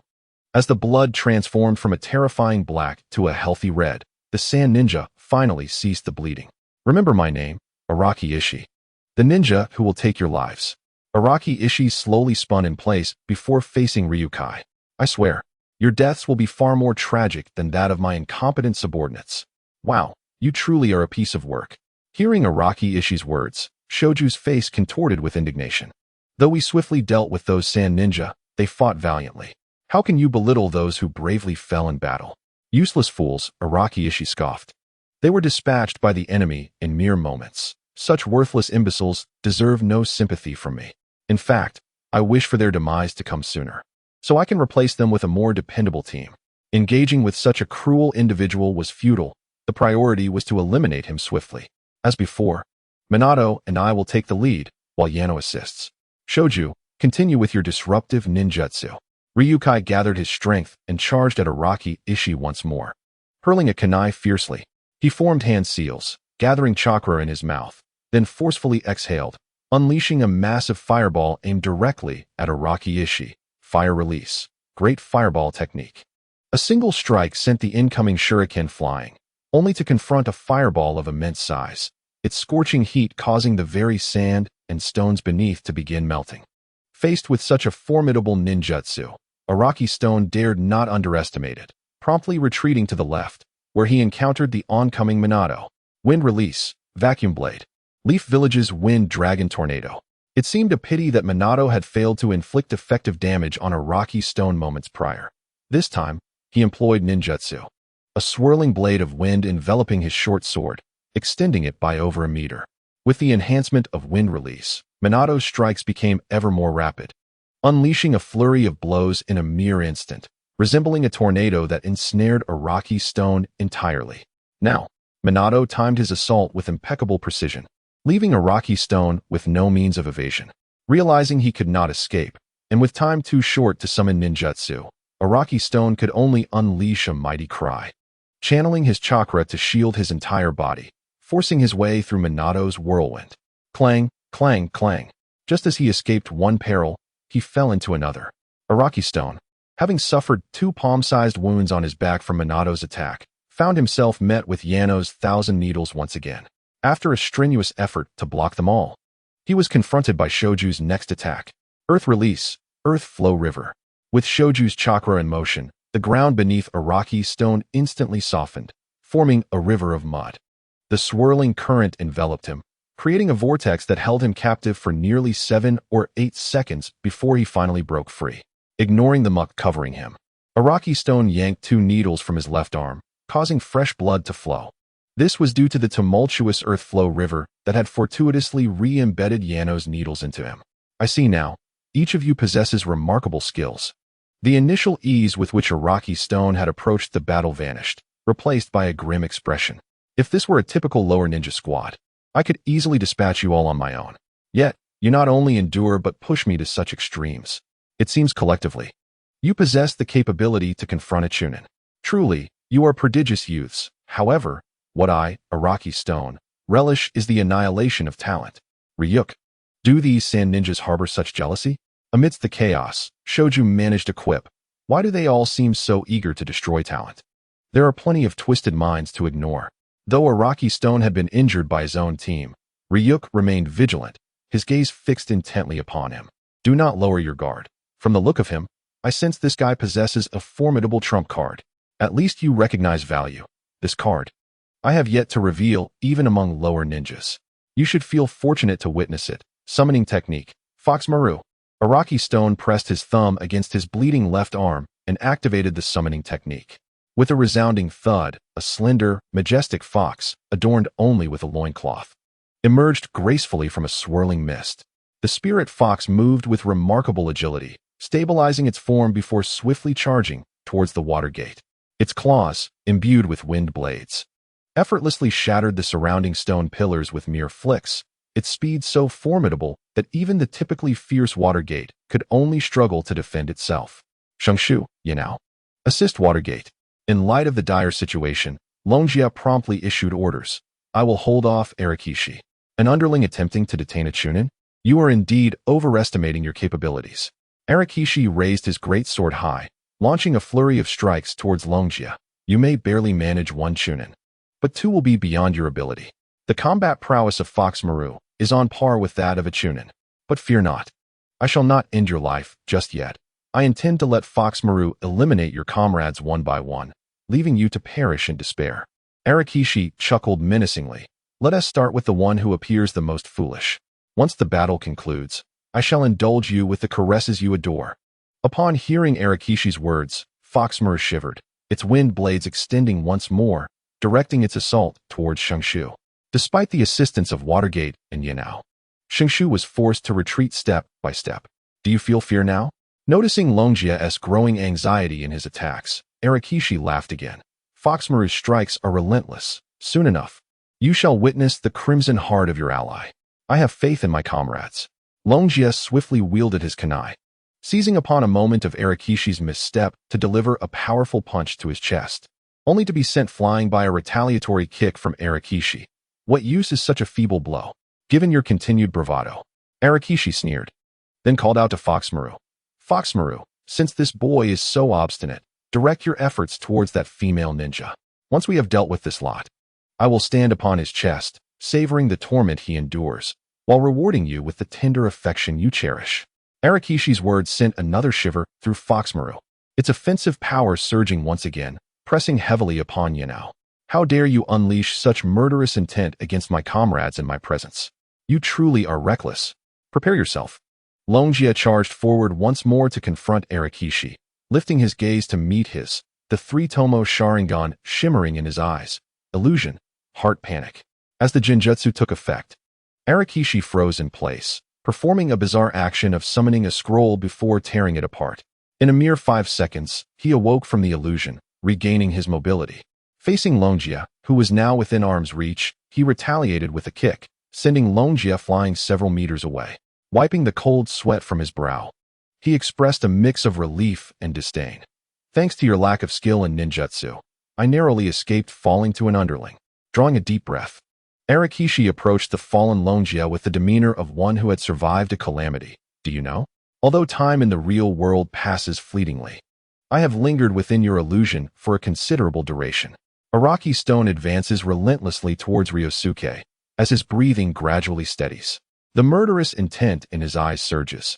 It is a chamber constructed from countless blocks, interconnected with other rooms that continuously rearrange themselves. To escape, one must explore new chambers, discern patterns, and uncover the path forward. However, each new room is fraught with various traps and monsters. I tirelessly explored these new chambers, engaging in fierce battles in search of an escape, until, after a prolonged period, I encountered a fellow unfortunate soul in a similar plight. Infinite hatred crystallizes in Araki Stone's gaze. Together, we navigated the chambers, confronting the unknown dangers and challenges ahead. The Wanderer offered me warm compassion and encouragement. Yet, upon finally reaching the exit, he sacrificed himself to save me, falling victim to a lurking monster. I am profoundly grateful to you for the first time in my life, revealing to me the essence of friendship and the bonds forged in adversity. Perhaps you intended for me to experience this anguish, but it is precisely your cruel amusement that spared me from descending into madness within the illusion and instead hastened my discovery of the path to escape. Araki Stone fixates intently on Ryusuke, seemingly contemplating where to strike for maximum vengeance. Speaking of fortune, I truly am lucky, perhaps due to my experiences. You initially possessed an excellent opportunity to deal with me, either by tormenting me into madness with your illusion or attacking me while I was ensnared by it. Yet you squandered these chances. More critically, you are a Uchiha, possessing the coveted three-tomo Sharingan, an extraordinary rarity even within the entire ninja world. Araki Stone ultimately selects his position, the blade of his katana aimed directly at Ryusuke's eye. Rest assured, I shall spare your left eye, allowing you to witness the demise of all your comrades. As for the right eye, I shall not hesitate to claim it. With a swift motion, Araki Stone lunges towards Ryusuke's right eye. However, the anticipated scene of an eye being gouged out does not unfold. Instead, Foxmaru interjects with its claws, thwarting this seemingly certain strike. Foxmaru, what is happening? Araki Stone stares at Foxmaru in disbelief. Do not indulge in childish antics with me. If you seek a loving caress, I shall grant you joy for a few days once this battle concludes. Damn you, you and your mother. Observing Araki Stone's affectionate gaze and hearing his endearing words, Foxmaru can no longer restrain itself and retaliates with a barrage of curses. Are you going to die or not? Foxmaru, what has come over you? Hearing Foxmaru's crude outburst, Araki Stone is left dumbfounded. You have always been a docile fox. What has transpired today? Have you also fallen under an illusion? I am not ensnared by any illusion.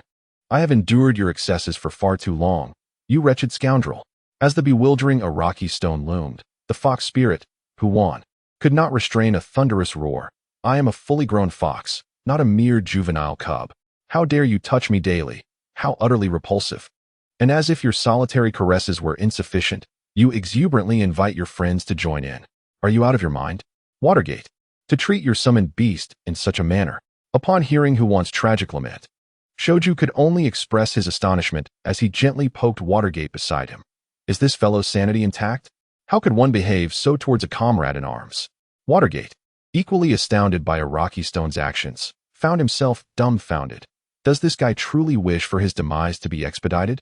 Oblivious to the hushed murmurs of Shoju and Watergate, Araki Stone stared at Who Won, his expression vacant. But I thought you would enjoy it. No sane male fox would relish being fondled by another male. Who Won erupted in outrage. What drives a fox to madness is your drunken declarations of wanting me to practice gratitude. Are you an imbecile?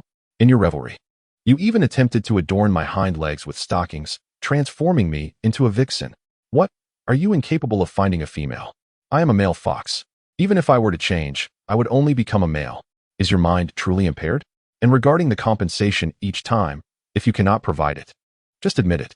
Instead, you insist on forcing a pile of dead rats upon me. Are you daft? Every time I return to my homeland, my comrades mock me incessantly. What I desire is fresh meat, pork, beef, lamb. Poor summoned beast indeed. Yano asked Shoju with a puzzled gaze. Isn't this excessively cruel? Shoju, reflecting on Who Won's plight, responded, if I dared to approach the monkey demon clan with such an attitude, they would undoubtedly rend my flesh with the might of their entire lineage. Who Won? I am truly sorry. Upon hearing Who Won's despairing accusations, Araki Stone wore a look of contrition. I shall amend these vile habits. I will not subject you to this torment again. You say this every time, yet within a day or two, you forget entirely and resume your torturous ways. Who Won bared his teeth at Araki Stone. What vexes me most is the last time when you vowed to lighten my fur and remove my hair. I pondered, what does a fox need to shed? Yet you forcibly stripped my coat with depilatory cream, all for your own tactile pleasure when you touch me. Who Won yanked off his loincloth. Upon returning home, I evaded the gazes of other foxes while secretly applying ointment to my skin, which was bleeding from the incessant depilation. Do you comprehend the psychological trauma this has inflicted upon me? Are you aware of the profound impact your actions have had until now? Today, I shall assuredly bring you to your end. No, that cannot be. Araki Stone exclaimed in disbelief. Even if you are angry with me, we are bound by a contract. How could you suddenly turn against me? It is quite straightforward. Longjia pointed to a tattered scroll not far away. Do you think my illusion was so easily unraveled by you? It was I who guided you to break it. And the condition for this revelation was the destruction of your contract with Fox Maru. What do you mean? Longjia's words left Araki Stone in bewilderment. Could it be that the close friend I encountered in the illusion? Indeed, that was a character I intentionally designed, aimed at leading you to unearth the secrets buried deep within your heart. The moment you stepped out of the cube prison I crafted for you was the moment you tore asunder the contract. Impossible. Perhaps the departure of Fox Maru had deeply unsettled Araki Stone, for he still refused to accept Longjia's claims. This is our first meeting. How could you possibly know of my relationship with Fox Maru? It is evident, Longjia replied. Every time you mention a reward for Fox Maru, he accelerates his attacks, eager to complete the task and avoid any further encounters with you. Longjia slowly rose from the ground. It seems this poor fox was forcibly abducted by someone from your family and bound to you against his will. Or perhaps he was betrayed by his own kin. Otherwise, with your demeanor, he would not have attacked you upon your first meeting. No, this cannot be true. The loss of a formidable spirit beast partner was a devastating blow to Araki Stone. He gazed at Fox Maru, pleading once more, Fox Maru, can we truly never return to the way things were? In response to his inquiry, Fox Maru delivered a sharp blow with a claw imbued with cutting wind blades. With their powers closely matched and aided by Longjia and his companions, it did not take long for Araki Stone to fall. As he beheld Araki Stone's fallen form, Fox Maru, in a fit of rage, unleashed a torrent of wind blades, reducing the area where Araki Stone lay to a deep pit, leaving not a trace of him behind. Thus, the demon received his due retribution. Fox Maru turned to Longjia and nodded. Thank you for your rescue. I owe you a favor.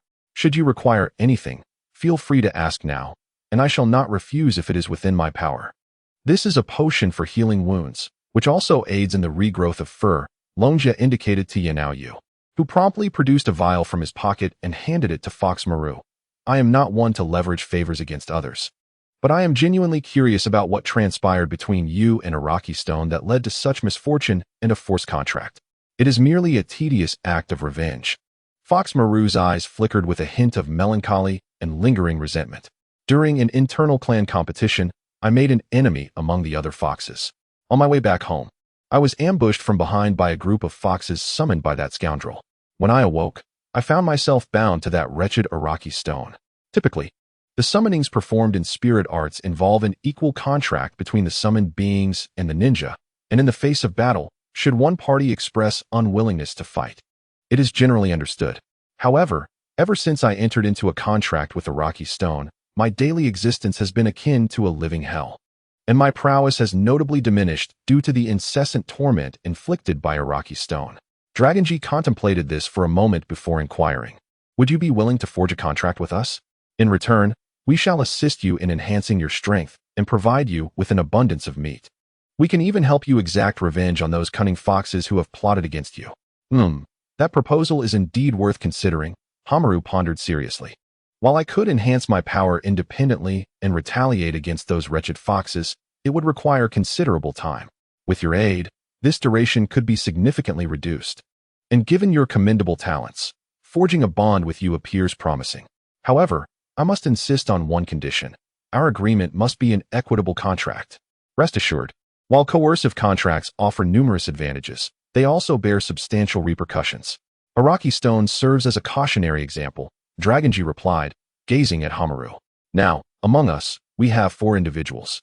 Whom do you wish to select?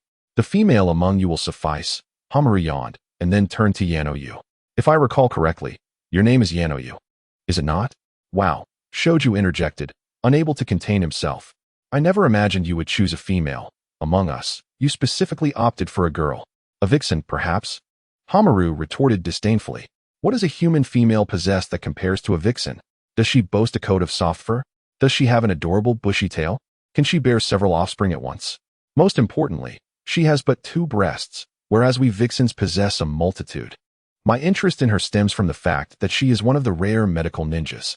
For a fox like me, who lacks in combat prowess, having a partner capable of healing is an excellent compliment. Although your lack of interest in me is somewhat reassuring, let's refrain from discussing this matter further, Yanao remarked, her expression a mixture of complexity. After Yanao and Hamaru forged their contract, the team proceeded to cleanse the battlefield. Once all was concluded, Orochimaru arrived before Dragonji. With your entire team at the rank of Genin, successfully overcoming a Chunin appears to indicate that your strength has grown formidable. Even when you reach the battlefield, you shall possess a degree of self-preservation. The trap formation has been established. Now, accompany me to the battlefield ahead. It is time for you to witness the reality of true combat. A fierce wind swept through, stirring clouds of yellow sand, akin to a golden curtain being drawn back, heralding the imminent clash between Konoha and Sand ninjas.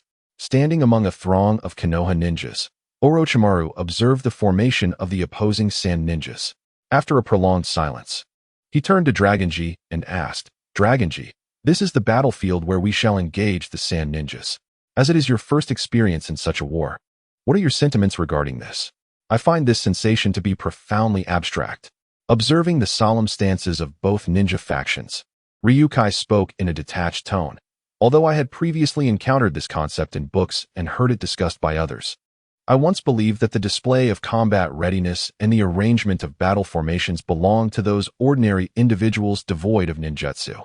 As a ninja, one ought to employ ninjutsu, taijutsu, terrain, and traps to execute swift, covert assassinations. Before anything can be laid bare, the war should have already concluded.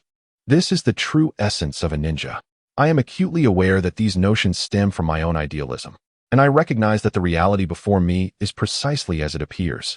Yet, at this moment, an inexplicable dissatisfaction stirs within me. Abstract indeed encapsulates the current situation aptly. Orochimaru, licking his lips, seemed to find amusement in Ryukai-esque grievances. Regardless of the combat level, once the numbers escalate, it invariably devolves into the very formation we see before us. This method of fighting is brutish, unintelligent, and devoid of the tragic beauty characteristic of a true ninja. However, this type of combat possesses one glaring advantage. It can swiftly harvest the lives of numerous ninjas. The speed at which this conflict concludes far surpasses any conceivable method within human cognition. And this, too, is what the higher-ups desire to witness. Hence, my frustration. Ryukai sighed. In such warfare, the lives of ninjas are rendered alarmingly cheap. If one wishes to cherish the lives of the ninjas in the village, there exists but a single recourse. Orochimaru's tone remained calm, yet the increasingly terrifying murderous intent emanating from his gaze belied his composed demeanor. One must exert their utmost effort, employing every possible means to swiftly reap the enemy and secure victory. Those from Konoha, you have egregiously transgressed our peace treaty and invaded our Wind Country territory. Your crimes are heinous. However, your rampant arrogance shall cease here. Before Orochimaru could finish his words, a middle-aged man with extraordinarily long eyebrows and his head wrapped in bandages emerged from the center of the Sand Ninja formation, his gaze burning with fury directed at Konoha. Today, here, I shall annihilate you all. Ryukai, you just remarked on the abstract nature of our confrontation, did you not? Behold, now we have an even more abstract pre-battle proclamation. Locking eyes with Ryukai, a glimmer of amusement flashed in Orochimaru's eyes. Having quarreled with that old fool, Kaiba, several times, I have grown weary of it. How about you engage him in a verbal spar? Lord Orochimaru, that might not be appropriate, Ryukai frowned. While I understand your weariness, it is rather unreasonable to expect a child like me to undertake such a task. Fear not, I shall remain by your side. Orochimaru playfully gestured with his tongue. With me present, no one else shall dare speak. I know your heart harbors darkness. Unleash whatever vile words you wish upon him. Very well, since Lord Orochimaru has placed such trust in me, I shall endeavor to comply. Upon receiving the command, Ryusuke wasted no time and began to articulate his thoughts. Our village has always upheld righteousness and would never engage in the disgraceful act of encroaching upon another village. You, old rogue, base your accusations on nothing but thin air, unjustly tarnishing the reputation of our village. Such malice is truly reprehensible. Individuals like you, upon encountering trivial matters, dare to instigate war to serve your unseemly objectives, which is utterly disgraceful. I wondered who it might be. It turns out to be a callow youth yet to mature. Ryusuke's retort provoked a response from Kalok. What? Has that little Orochimaru grown so fearful that he hides behind a mere child rather than confront me directly? You Leaf villagers truly have declined with each generation. Moreover, I advise the remaining ninjas of Leaf to surrender promptly when faced with such a commander.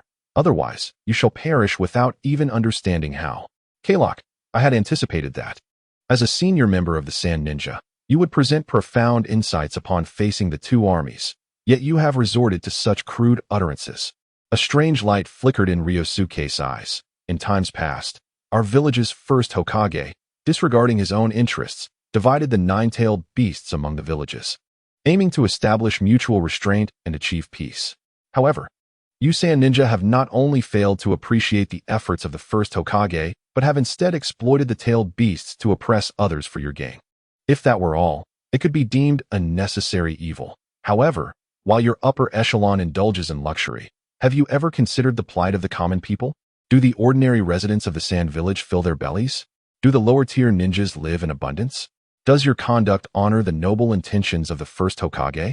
The border between our two villages is fraught with controversy, and issues ought to be resolved at the negotiation table. Yet, this has become your pretext for war. In this time of national crisis, what actions have you, Kalok, undertaken? As a high-ranking member of the Sand, you should be advising the Kazekage to act with prudence and refrain from igniting conflict. Why, then, do you seize this opportunity to wage war? Is it not the allure of war's spoils that has stripped you of all decency? Your sins are profound, and the heavens shall not tolerate them. You wretched scoundrel. Ryusuke's vehement and convoluted arguments left Kalok momentarily speechless. Though he was the commander of the Sand's forces, Kalok, as a ninja, could only muster a few sarcastic remarks before resorting to crude insults when pressed.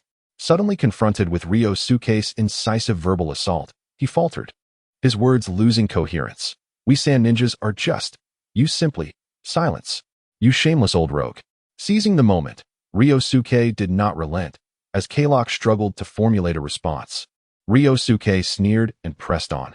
Do you not realize that all ninjas in the world yearn to feast upon your flesh? How dare you prattle on here? You have instigated this war over border disputes, and rest assured, we shall not flinch. By the decree of the third Hokage, we shall take action against you, those who would exploit national calamity for personal gain. You, a sycophantic minister, can only cower in silence, desperately seeking sustenance. Yet you dare to proclaim righteousness before my forces. White-haired fool, old scoundrel with a gray beard, you are on the verge of losing your life here. How will you face the illustrious shades of your predecessors? You, wretched old man, you have squandered over 40 years, accomplishing nothing of merit, merely flapping your lips under the shadow of your sister Chiyo, causing chaos within the sand village. A dog with a broken spine, yet you dare to bark wildly before my army.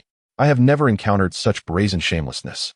Your words, Dragonji, are indeed sharp, having drawn inspiration from the wisdom of our forebears, and your incisive attacks are nothing short of extraordinary. Furthermore, in the past, the Elder Hai had organized several skirmishes against ninjas and Orochimaru. Aside from the initial fervor, the subsequent battles were merely formalities. Coupled with Orochimaru's character, which does not favor proactive engagement, your eloquence struck high like a hammer, delivering a profound psychological blow. He had never fathomed that insults could be so incisive, so elegant, and yet so utterly suffocating. Observing the sand ninjas around him casting looks that seemed to accuse him of guilt, Hai's inner turmoil reached its zenith. After standing frozen for 2 seconds, his complexion deteriorated further, and he spat forth a mouthful of blood. How amusing! As the commanding general on the battlefield, Orochimaru's judgment cannot be understated. Witnessing Hai's bloodshed as a result of your words, his eyes narrowed, and he bellowed. Hai has succumbed in a fit of bloodshed, reduced to ridicule by an 8-year-old's taunts. Such a disgraceful commander among the sand ninjas showcases their utter weakness and abysmal quality. Leaf ninjas, charge forth. Sand ninjas, surrender and be spared. I am fine, truly, I am fine. Hai clenched his fists, glaring at the distant Dragonji and Orochimaru, his eyes nearly bursting with fury. Let alone spitting blood. Under the bizarre scientific principles of the ninja world, even if Hai were to spill a bucket of blood, he might still be able to sprint and fight on the battlefield. However, whether or not Hai was truly unscathed, Orochimaru's objective had been achieved. In truth, regarding the initiation of war, neither side holds the moral high ground. Both are far from virtuous. Yet, the ninjas at the front lines, especially during the charge, tend not to ponder too deeply. Whoever's words resonate powerfully enough to ignite their spirits, whose leader appears more formidable, provides the impetus for them to charge with fervor. This is sufficient. Many ninjas, due to the distance, may not even clearly hear their leader's exhortations. But the mere perception of the enemy's waning morale is enough to affect their overall spirit in battle. Thus, even if Hai persists in declaring his well-being, the fighting resolve of the sand ninjas has been, imperceptibly, diminished compared to that of the leaf. Orochimaru, and that nameless boy. I shall not rest until we are at odds. As the tide of battle turned unfavorably and became irretrievable, the eyes of the elder Hai were bloodshot with fury. Yet, beyond his anger, he found himself devoid of alternatives and had no choice but to issue a timely command to prevent the morale of the sand shinobi from further plummeting. All sand shinobi, charge forward. Just as Ryuji and Orochimaru had deliberated, even in the realm of ninjas, when numbers escalate, the dynamics of combat mirror that of ordinary conflicts. Both sides had designated leaders who had assembled skilled long-range ninjutsu practitioners into various squads. Observing the rapidly closing distance, the ninjas who discerned that the enemy had entered their ninjutsu range began to unleash their techniques. Earth Release, Rock Cannon Technique. Countless ninjas adept in Earth Release from the Leaf Village expelled stones from their mouths, which swiftly enlarged in midair, resembling solid cannonballs, raining down upon the charging sand shinobi and toppling many of them. Wind Release, Great Breakthrough. In response to the Leaf's assault, the sand shinobi retaliated in kind. Each sand ninja inhaled deeply, unleashing fierce gusts of wind that collided with the incoming earth and stone projectiles. This maneuver not only intercepted a portion of the cannonballs, but also propelled the residual wind into the ranks of the Leaf, inflicting considerable damage. Fire Release, Dragon Fire Technique. Wind Release, Scythe Weasel Technique. Earth Release, Earth Flow River. Wind Release, Vacuum Bullets. As the ninjutsu struck the masses, both sides felt their tempers flare and their blood boil. leading to a flurry of combined techniques hurled towards each other's formations, the air filled with explosions and cries of anguish. However, this exchange of damage did not persist for long. After several rounds of ninjutsu clashing, the front lines of both forces collided like two raging torrents. Due to Shoshu's vast chakra reserves, he was assigned to the division responsible for unleashing earth release techniques. His abundant chakra garnered admiration from many surrounding ninjas as he executed his ninjutsu. Compliments such as "This youth is destined for greatness, blessed with exceptional talent. The future is bright," were hurled towards Shoshu, igniting a fervor within him as he basked in the accolades for the first time. Yet, as the phase of releasing ninjutsu came to a close, Shoshu found himself in a state of bewilderment. The combat of ninjas, after all, diverges significantly from that of ordinary individuals.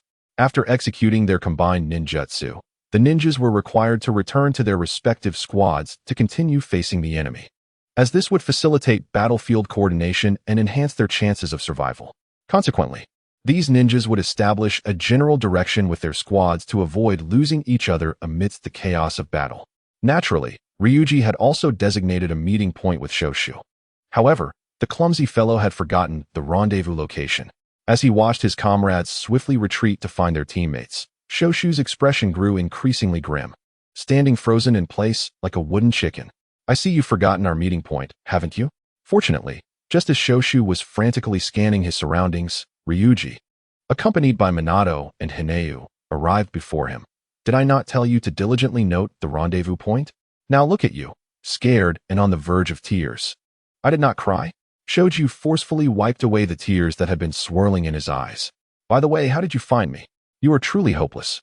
Longjia, observing Shoju's return to foolish laughter after the initial crisis had passed, sighed, unable to utter a word. Noticing Longjia's demeanor, Yona responded on his behalf. "Longjia was concerned you might forget the rendezvous point, so he predetermined this location as your meeting place." "What?" Upon hearing Yona's words, Shoju, who had just regained his composure, was momentarily stunned. Rarely, his mind began to race, and within less than half a second, his expression sharpened as he addressed Longjia. "Longjia, you're not suggesting that you knew the meeting point all along, and that your bewildered expression was just a ruse, are you?" Longjia raised his eyelids languidly. "Give it up. There's no need to maintain that pitiful facade. I've known your true character for quite some time." "Ha." Shoju awkwardly scratched his head. "As expected of the man I admire, your perceptive intelligence is commendable. I acknowledge you." "Stop with the frivolities," Longjia said, pulling Shoju aside to evade a shuriken that had been hurled across the battlefield. "We are in a life-or-death struggle. To survive, we must remain utterly vigilant. Yona, as our medical ninja, keep a close watch on our conditions and provide timely treatment. If any poison arises, give us an immediate warning. Shoju, Minato, we will shield Yona in the center. We must endure injuries ourselves to protect our medical ninja, who sustains our fighting strength." As they faced a group of Chunin charging toward them, Longjia drew 2 shurikens. "Prepare yourselves. The true battle begins now." The battlefield resembled a merciless meat grinder, ravenously consuming the flesh and blood of ninjas. Life, it seemed, could be devoured along with the very soul. Although surrounded by comrades from the same village, numerous enemies lurked, many hidden in ambush. They were like deadly scorpions, striking with lethal precision when one S-guard was down. In such an environment, every passing second drained immense energy. Furthermore, as Longjia and his companions confronted the reality of true combat for the first time, it wasn't long before they bore the marks of battle. Even Yona, whom they had continuously shielded, suffered a gash on his left arm from a blade thrown from the shadows. "Stay alert," Longjia exclaimed after toppling an enemy he had been entangled with for what felt like ages. Noticing his teammates' spirits waning, he urged them to rally. In battle, maintaining morale is paramount. Don't give the enemy an opening. Yona, ignore Shoju's shoulder wound for now. With his resilience, it's not critical at the moment. I recall your technique for uplifting spirits. Unleash it now. Ninjutsu, chilling tremor. Upon hearing Longjia's command, Yenouyu immediately set aside his healing ninjutsu for Shoju and formed hand seals with both hands.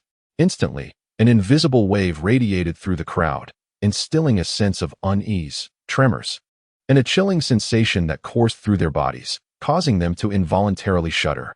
The effect of this ninjutsu was indeed immediate. The minds of several, previously relaxed, jolted awake, their gazes regaining clarity. The battlefield echoed with the sounds of combat, the sight of bloodshed easily infecting the senses, akin to an intangible surge of adrenaline compelling the ninjas to disregard their pain. Yet, the current ninjutsu wielded by Yenaoyu did awaken them, and alongside this clarity, the agony from their previously inflicted wounds began to resurface, fatigue creeping into their bodies. Shoju, bracing against the onslaught from his adversaries, felt the searing pain in his heavily injured right shoulder. Each movement drew forth blood. Even he, with his robust constitution, could not help but inquire of Longjia. How much longer must we fight? It won't be long now, Longjia replied, understanding that Shoju's complaints were not born of cowardice, but rather from the disorientation of experiencing battle for the first time. If they continued to engage, Shoju, with his capabilities, could endure for a considerable duration. Presently, Konoha held the advantage, and it was no exaggeration to say that my earlier scolding of the opposing commander had somewhat diminished the morale of the Sand Ninjas. Given the circumstances, their decline was evident. According to prior intelligence, the enemy was poised to unleash a formidable technique known as Chiyo.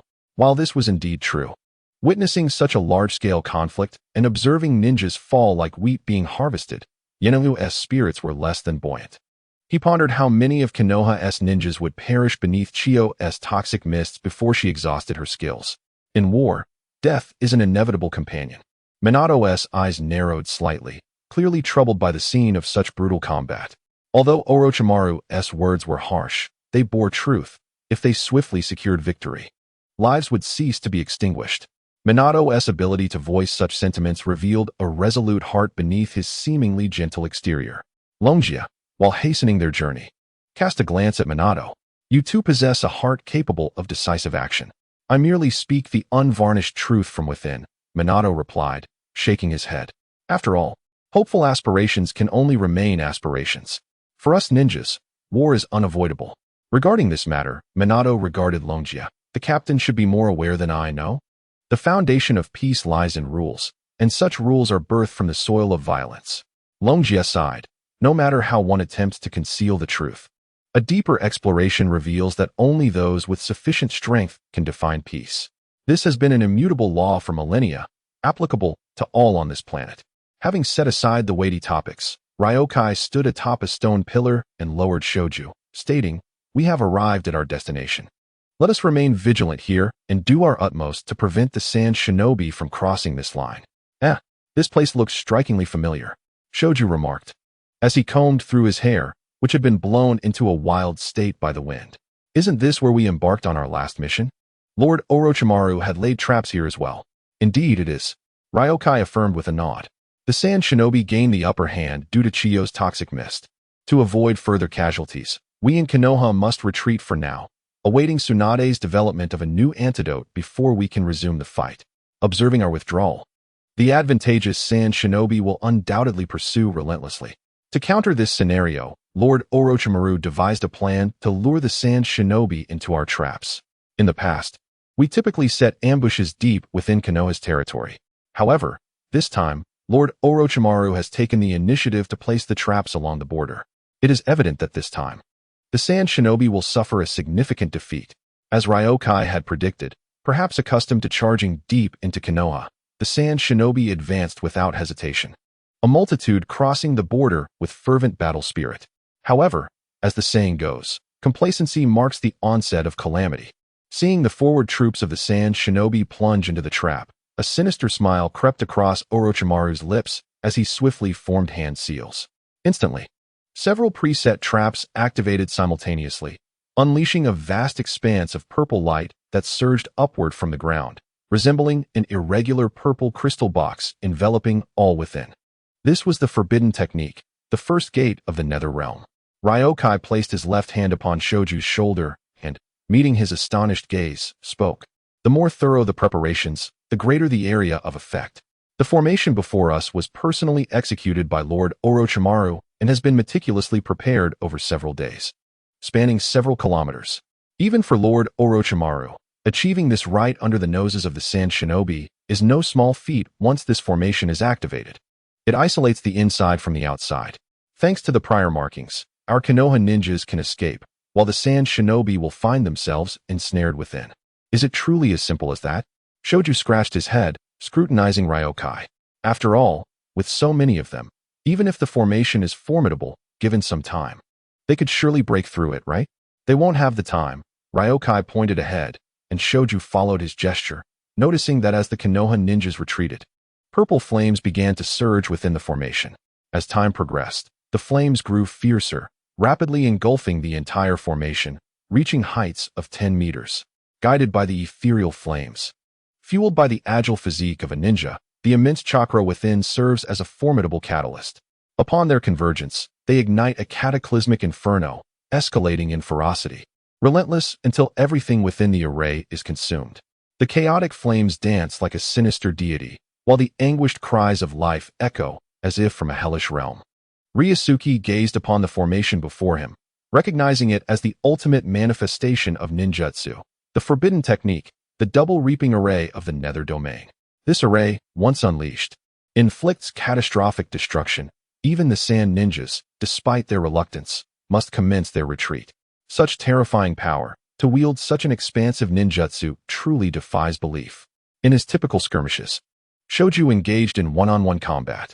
Even when facing Ryusuke and the Chunin, the ninjutsu he employed was comparatively modest, though he had clandestinely practiced advanced ninjutsu. Its scope paled in comparison to the array before him, let alone its application amidst a multitude. Thus, the hellish scene unfolding was nothing short of breathtaking for Shoju. Nevertheless, as a ninja and a descendant of the first Hokage, within mere seconds, his resolve solidified. Ryusuke, mark my words. One day I shall master techniques greater and more potent than this. No need for prior preparation, no intricate hand seals, with merely a single seal. I shall unleash earth-shattering jutsu. I aspire to become a ninja akin to my grandfather, the first Hokage. Nay, I shall transcend the legacy of my forebears. Having conviction is commendable. I shall assist you, Ryusuke replied, giving Shoju's shoulder an encouraging pat. However, now that our mission is accomplished, we should hasten our departure from this place. Although the sand ninjas have begun their retreat after this battle, we must remain vigilant, lest we fall prey to hidden adversaries lurking nearby. Surely, we have emerged victorious in this conflict, Shoju remarked with wide eyes. The defeated will no longer trouble us. Will they? What have you been studying at school? Observing Shoju's smug demeanor, Ryusuke felt an urge to deliver a swift kick. Even in defeat, many sand ninjas still linger. Some are so consumed by bloodlust that they would rather die than not take a few enemies with them. Others are stealthy ninjas lurking in shadows to achieve their goals. Not to mention those who, caught off guard, are trapped in our vicinity. If pushed to their limits, or inadvertently revealing their presence, they too could become a threat. Such a textbook answer. A chilling voice interrupted, and in the next moment, a sand ninja lunged from behind Ryusuke, a gleaming dagger aimed straight for his back. But alas, I have never been fond of diligent students. Thud! The dagger plunged into Ryusuke's back, yet the anticipated sensation of steel-piercing flesh did not manifest. Blood did not spatter as the shadow had envisioned. Instead, with a swirl of white smoke, Ryusuke's form transformed into that of a wooden effigy. What a splendid substitution technique! As Longjia emerged from behind a stone pillar, Suna Shinobi couldn't help but exclaim, "From here, it's evident that your foundational skills are remarkably solid. If I were to eliminate you, I would undoubtedly enjoy several peaceful nights of sleep." Our squad had previously discussed that those who can ascend to Chunin within Suna are not entirely sane. Longjia scrutinized the Suna Shinobi who attempted to ambush him. This opponent, with long limbs and a demeanor suggesting exceptional agility and prowess in assassination, prompted Longjia to remain vigilant as he addressed his teammates. Yineyu, summon Kamaru with the summoning technique. I can sense that this adversary excels in close combat. Minato, Shoju, our foremost priority is to ensure our own safety. The Suna Shinobi's assault will not last much longer. We are in the final moments. If we can just hold on, we will be safe. Longjia's understanding of the battlefield was always remarkably precise, and the trio had complete faith in him. Yineyu summoned Kamaru, and Longjia wasted no time in giving orders. Kamaru, our opponent is a Chunin skilled in close combat. You will take the lead, and we will support you. Is that agreeable? Rest assured, in close quarters, I fear no one, Kamaru proclaimed, charging at the Suna Shinobi. After several skirmishes, Longjia, Minato, and Shoju had developed a seamless synergy, particularly with Kamaru leading the charge. Before long, they began inflicting wounds upon the Suna shinobi. It appears you are more formidable than I had anticipated. The Suna shinobi's gaze turned cold as he felt the growing number of injuries on his body. He swiftly turned and delivered a powerful kick that sent Shoju flying. Seizing the moment of vulnerability, the Suna shinobi dashed forward, narrowly escaping the encirclement of Longjia's team. Do not let him escape, Longjia barked. This type will not flee when given an opportunity. He will only strike at us from the shadows. We must not afford him a moment's respite. What a cunning little rascal, but it is too late. Midway through his advance, the Suna shinobi suddenly pivoted, targeting Longjia and his companions. With his hands forming the necessary seals, he declared, "Wind release, great sickle weasel technique." Drawing a deep breath, he unleashed a torrent of countless sharp wind blades towards Longjia's group, their power so immense that even the stone pillars they grazed were reduced to dust. Is this the extent of your triumph, merely because of a single ninjutsu? Kamaru scoffed, as the wind blades coalesced around his claws and surged in intensity. He leaped in front of Longjia's team, facing the Suna shinobi's great sickle weasel technique, and with a powerful motion of his limbs, he created a flurry of afterimages. His defense was executed with such speed and comprehensiveness that he managed to block all the wind blades unleashed by the Suna shinobi. Such terrifying prowess. Shoju couldn't help but marvel at Kamaru's defense. To elevate one's strength to the level of a chunin merely through a summoning beast is extraordinary. Yaneyu, having formed a pact with such a creature, I imagine you must wake from dreams with a smile. I am indeed delighted, Yaneyu replied, casting a glance at Longjia. But this is all thanks to our captain. Do not let your guard down, Longjia admonished in a low voice, urging the group to remain vigilant. Given this fellow's temperament, his assaults will not cease here. Shadow clone technique. As Longjia had anticipated, the Sand Ninja's wind release was merely the initial wave of attack. With a commanding shout, he summoned over 20 clones, each bearing a fierce glare as they charged toward Longjia and his companions. Captain, this guy is truly reckless. After exchanging several blows, Minato swiftly dispatched one of the Sand Ninja's clones with a decisive strike. This is merely a rudimentary clone technique. The clones possess pitifully low attacking power. Their sole purpose is to confuse us. He likely intends to catch us off guard for a surprise attack. Captain, I recommend we stay close together. There's no need for concern. You all lie down. Heeding Minato's words, Hamaru issued a warning and then leapt high into the air, his forepaws flailing as he unleashed a torrent of wind blades in all directions. Wind release, gale assault technique. An abundance of wind blades swept across the surroundings, expertly maneuvered by Hamaru to avoid Longjia and his three companions while ruthlessly assaulting the Sand Ninja's clones.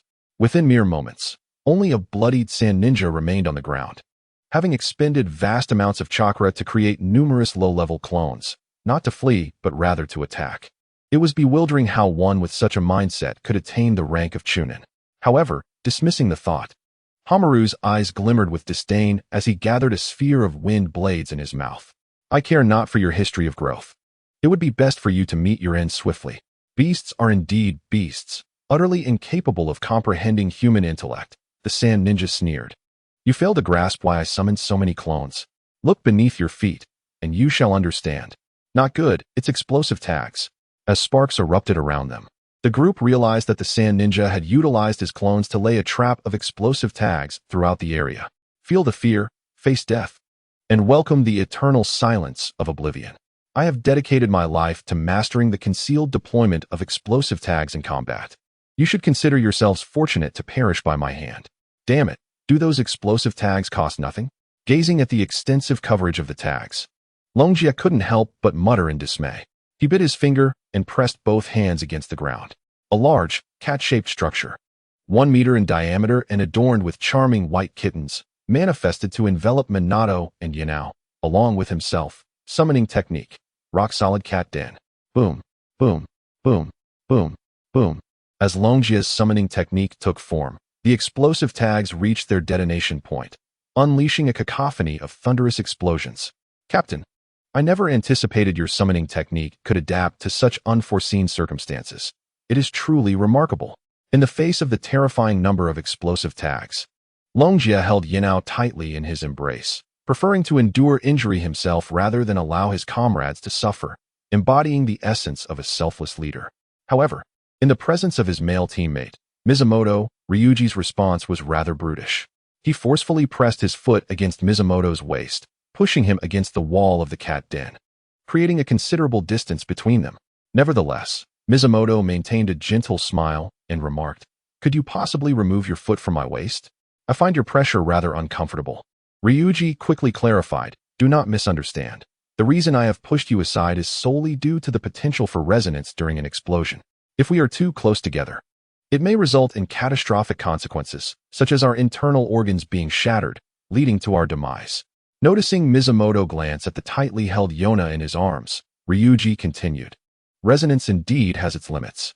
While 3 individuals in close proximity may be affected, if 2 are embraced together, the harm that Yona would have suffered would be shouldered solely by me. It seems I truly am a selfless captain." Mizumoto, maintaining his composure, inquired, "Might you retract your foot now?" Spirit art, release. Ryuji withdrew his foot from Mizumoto, and as the sounds of the explosion subsided, he returned the now cracked cat den. Upon witnessing the trio emerge unscathed, Sand Ninja was taken aback. "You actually withstood the blast of the explosive tag?" The cat den, renowned within the Nico clan for its formidable defense, enhanced by the user's chakra, was no small feat to endure.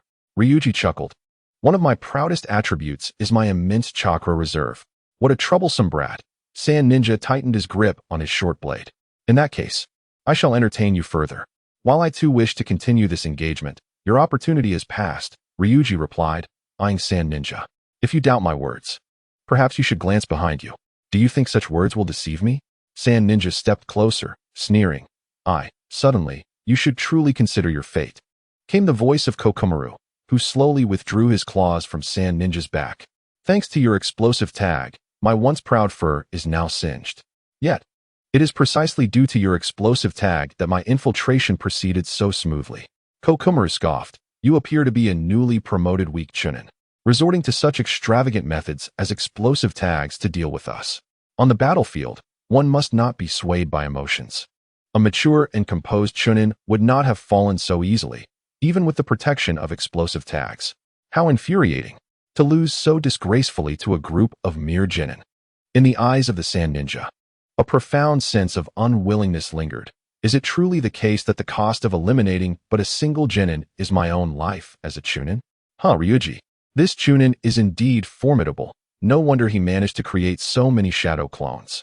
While setting traps, he also diverted our attention, preventing us from supporting one another. Emerging from the thick smoke generated by the explosive tags, the disheveled shoju spat out the sand filling his mouth and addressed Ryuji. "I must say, you 3 are remarkably fortunate to have congregated amidst the chaos of battle. It certainly makes your defense considerably easier." "You have the nerve to say that." Ryuji shot a fierce glare at Shoju. "I mentioned earlier that in such situations we should stick together, yet you chose to run off on your own. How could that be possible?" Though the light of life in his eyes was gradually fading, the spirited Shoju could not help but interject. "This kid, a mere genin. How on earth did he manage to survive amidst a sea of explosive tags?" Quite simply, Ryuji recalled the image of Shoju meeting his end in the Second Shinobi World War due to an explosive tag trap. The battlefield is fraught with dangers, and the explosive tag traps are particularly insidious and powerful. Thus, during this recent period, I have taken every opportunity to train Shoju, teaching him how to evade explosive tags. In the later stages, I even designed several traps with explosive tags and literally kicked him into them for training. As of now, I cannot speak to Shoju's other skills, but he has undoubtedly attained a commendable level of evasion and disarming when it comes to explosive tags. Therefore, those explosive tags of yours are utterly insufficient against him." As Ryuji's words hung in the air, the Sand Ninja's eyes closed entirely, marking the finality of his life, with only the unwillingness etched on his face representing his last thoughts. "Do not let your guard down," Ryuji urged the others. Due to this Sand Ninja's extensive use of explosive tags, a large number of individuals will soon converge here. We must vacate this area immediately to avoid detection by the higher-ranking Sand Ninja. I refuse to be treated as a live target. We must leave at once. "Leave this place," a strange, ethereal voice echoed, sending a shiver down Ryuji's spine. He instinctively threw the young Yano out of his arms and dashed forward. Uffed. Ryuji's response was swift, his actions timely. he believed he had evaded the worst. However, a narrow wound stretched from his right shoulder to his left ribcage appeared on his back. Having just dispatched one of our Chunin, did he think he could escape unscathed? A gaunt sand ninja wielding a pair of scythes silently emerged before Ryuji and his companions, licking the still wet blood from his blades. His cold gaze fixed upon them. Though he may be a fool, he remains a valuable asset to our sand. We shall not tolerate your insolence. Quickly go. I will hold him off for a moment. As the formidable opponent approached with great intensity, Foxmer's gaze sharpened. He raised his right claw and swung it fiercely, unleashing a wind blade nearly 3 meters high towards the sand ninja. However, the sand ninja merely waved his left arm lightly, and the scythe struck the wind blade head-on, shattering it into a gentle breeze. In an instant, the sand ninja was at Foxmer's side, and with a swift flick of the scythe, a narrow wound appeared on Foxmer's left ribs. Damn it, why would a Jonin target us? Observing the bloodthirsty sand ninja easily overpowering Foxmer, Shengtri's face twisted with rage. Shouldn't he be seeking battle with other Jonin?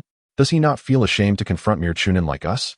It is only natural to inflict as much damage as possible during our retreat. Longjia disregarded the wound on his back, positioning his kunai defensively. Let us unleash our ultimate skills. At this stage, our only option is to endure and await reinforcements. Jia, with a clear analysis, maintained his judgment until the very last moment before death. If that is the case, I shall ensure you all perish with clarity. The sand ninja sneered at Longjia. Before you meet your end, remember my name. I am the Jonin, chooser of the sand. However, the sand ninja's declaration was abruptly cut short as a flash of lightning swiftly severed his neck.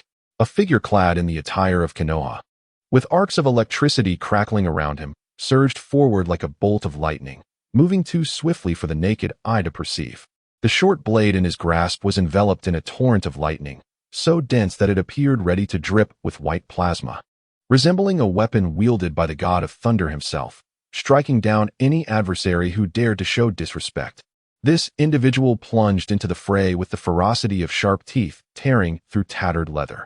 Whatever stood in his path was cleaved down with a single stroke.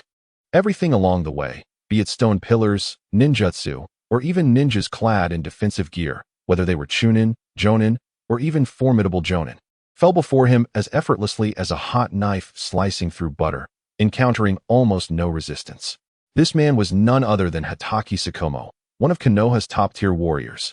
Renowned as the White Fang of Konoha, a figure that even the legendary Sannin would regard with trepidation. The appearance of Hatake Tsukumo was like a firefly in the dark of night, captivating the attention of all present with each graceful movement. The sand ninja, engaged in combat with Longjia and his companions, could not help but notice this shining figure and contemplated evasion.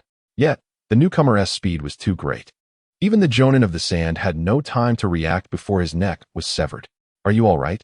As the sand Jonin fell, the lightning surrounding Hatake Tsukumo began to dissipate. He glanced at the large wound on Longjia's back and frowned. How are your injuries? With my recent onslaught, I have dealt with the troublesome adversary among the sand ninja. There is no longer a need for me to intervene. Do you require my escort back to the command center? It's Uncle Tsukumo. We owe you our lives. Otherwise, we would have perished. As he beheld the approach of Kakashi Hatake, Ryuka finally exhaled in relief. His once rigid form seemed to succumb to an unexpected fatigue, and he nearly collapsed. Fortunately, both Nara Shoju and Yanoyu stood by to provide support, preventing him from falling to the ground. I am in decent condition, but I feel utterly incapable of continuing the fight. Really? Upon hearing Ryuka's declaration, Shoju's eyes widened in disbelief. Ryuka, while your wound appears alarming, it shouldn't render you immobile, should it? This injury might cause excruciating pain during battle, yet with such a condition, you can certainly persist. Shoju, what nonsense are you spouting? Ryuka weakly retorted, retracting his right foot from where it had been firmly planted on Shoju's. While I may possess considerable strength, I am not invincible. Moreover, disregarding my physical state and forcing myself to fight could jeopardize the entire squad. Right now, having Uncle Kakashi escort us is a tremendous blessing. Our safety has been significantly enhanced. Why would you wish to send him away? Enough, young man. Do not torment Shoju, Kakashi remarked, his previously stern demeanor softening at the sight of Ryuka. There is currently no pressing matter at hand. I shall escort you back. Many thanks, Uncle Kakashi, Ryuka said, nudging Shoju with his finger. signaling him to follow Kakashi's lead. By the way, I owe much to Uncle Kakashi's rigorous training. It has proven invaluable in these recent battles. Not at all. It is your dedication that has borne fruit, Kakashi replied with a satisfied glance toward Ryuka. Anything can be learned with a single lesson, and your combat skills have advanced remarkably. A person of your caliber will undoubtedly achieve great heights, regardless of whom you learn from. Even the most extraordinary student requires a skilled mentor to guide them. Ryuka chuckled lightly. Your prowess is impressive, Ryuka, Shoji remarked, astonished by the ease of Ryuka's rapport with the esteemed Kakashi. I never imagined you were so familiar with the renowned Uncle Kakashi. My talent is merely a notch above the average, allowing me to swiftly grasp the clan's techniques. In pursuit of diverse combat strategies, I sought out the village's renowned ninjas, hoping for their guidance. However, after visiting numerous individuals, only a few were willing to teach me, and Uncle Kakashi was among them. Ryuka sighed. It is thanks to Uncle Kakashi's assistance that my skills have progressed so rapidly. Speaking of which, Uncle Kakashi, you have selflessly aided so many. I have yet to repay you. To be able to mentor such an exceptional disciple is reward enough for me. Kakashi gently shook his head. Your gratitude is appreciated, but I seek no repayment. As the saying goes, a drop of water given in kindness should be repaid with a fountain. Especially considering the immense assistance you have provided me. After a brief pause, Ryuka tentatively inquired, as far as I am aware, you seem to still be unmarried? Indeed. Kakashi responded, prompting raised eyebrows from Minato and Yano-yu, while Shoju's expression morphed into one of understanding. Unperturbed by the peculiarities surrounding him, Shikamaru paused momentarily. Not yet. And what of your girlfriend? Still none. Upon hearing Shikamaru's response, Shinjuro's eyes widened in astonishment. Before Ryusei could interject, Shinjuro could no longer contain himself. Given your age, it is high time you seek a partner. Do you harbor any reservations? It was no wonder Shinjuro was so taken aback. Shikamaru was 3 years older than Jiraiya, nearing 30. In an era where individuals wed and procreated at the tender age of 13 or 14, if Jiraiya could be deemed a perpetual bachelor, then Shikamaru was akin to a living fossil of singlehood. To draw a parallel with Ryusei's previous world, it would be akin to a man possessing an athletic physique, striking good looks, a prestigious position, and immense wealth, yet remaining single for 50 years. Such a phenomenon was utterly absurd. It's not that I have any reservations.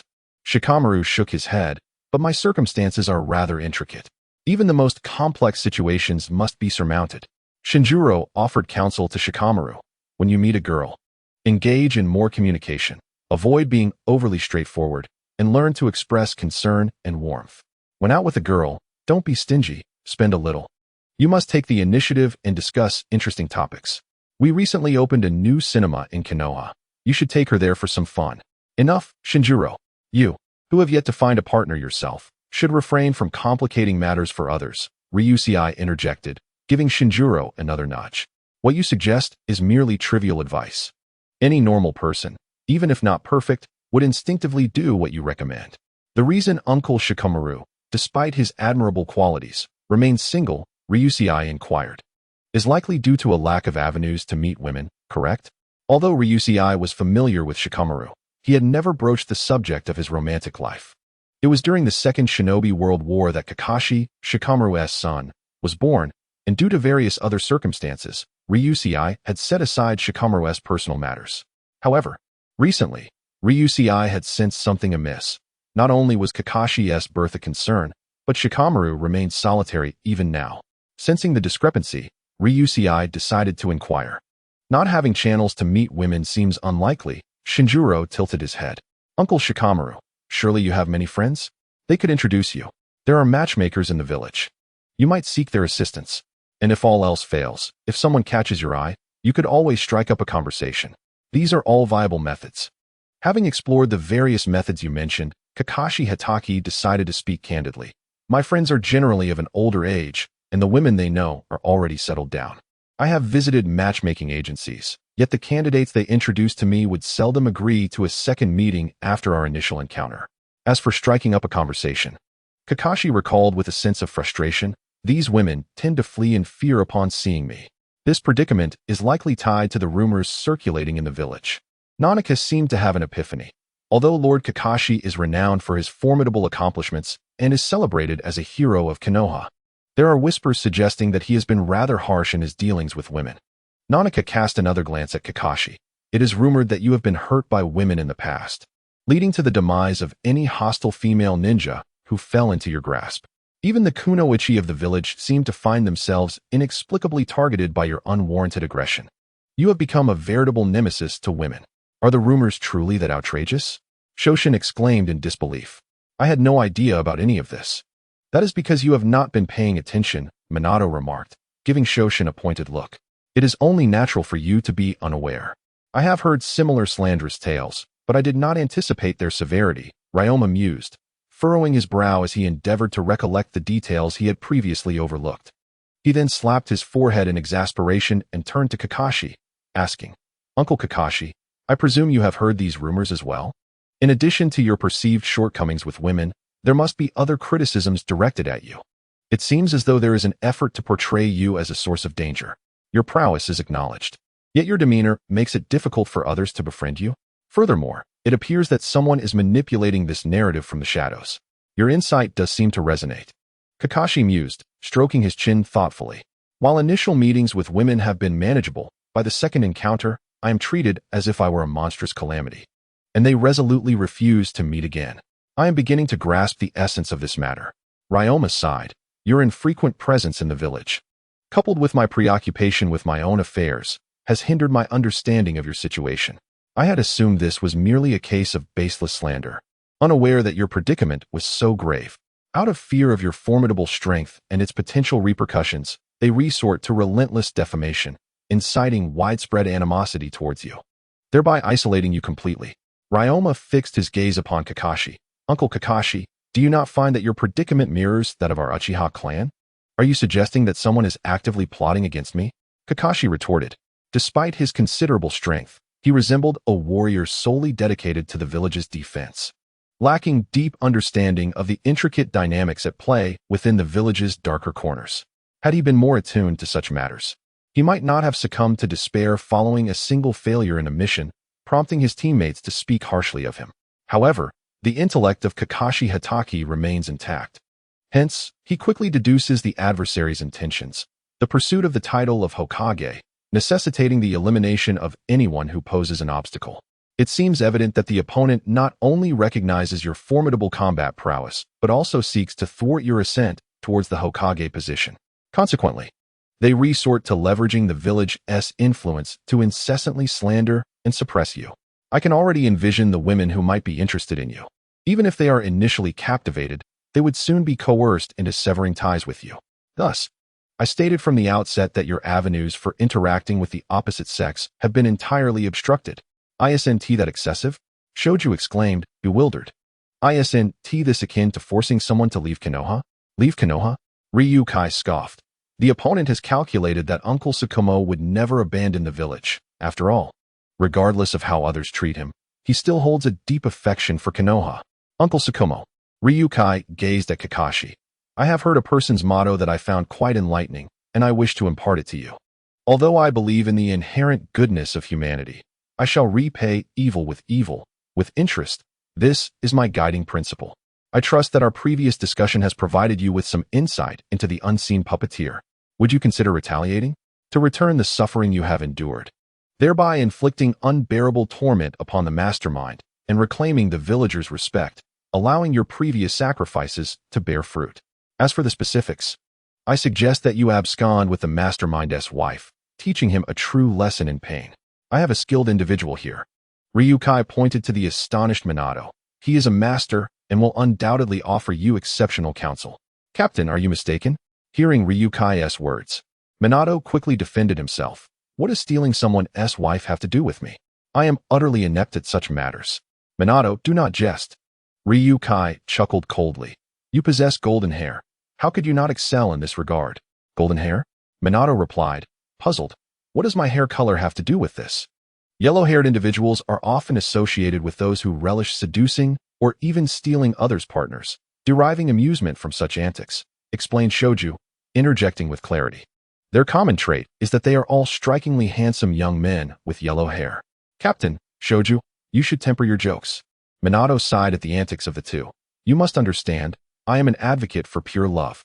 Pure love? Upon hearing Minato's declaration, Ryukai burst into laughter. Exchanging knowing glances with Shoju. Shoju, do you believe someone who fits the archetype of a yellow-haired rogue would truly espouse pure love? I certainly do not. Neither do I.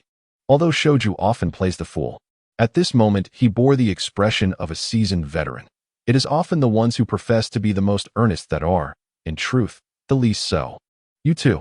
Concerning one's reputation, it is of paramount importance to consider the severe repercussions that may arise if nonsensical chatter reaches the village, particularly if it reaches the ears of a certain red-haired girl. Therefore, upon hearing the banter between Ryuka and Nashu, even the typically mild-mannered Minato could no longer contain himself. He took a deep breath and spoke. Captain, I must report your teasing of your subordinates to the third Hokage. You are undoubtedly aware that the third Hokage has long sought to impose greater restrictions upon you.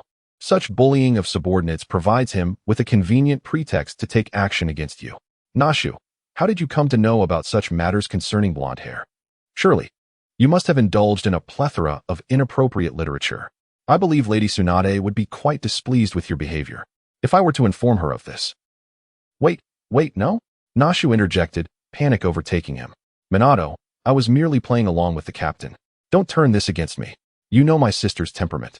If she finds out, I'll be bedridden in the hospital for days after a thorough beating. Minato, I am astonished.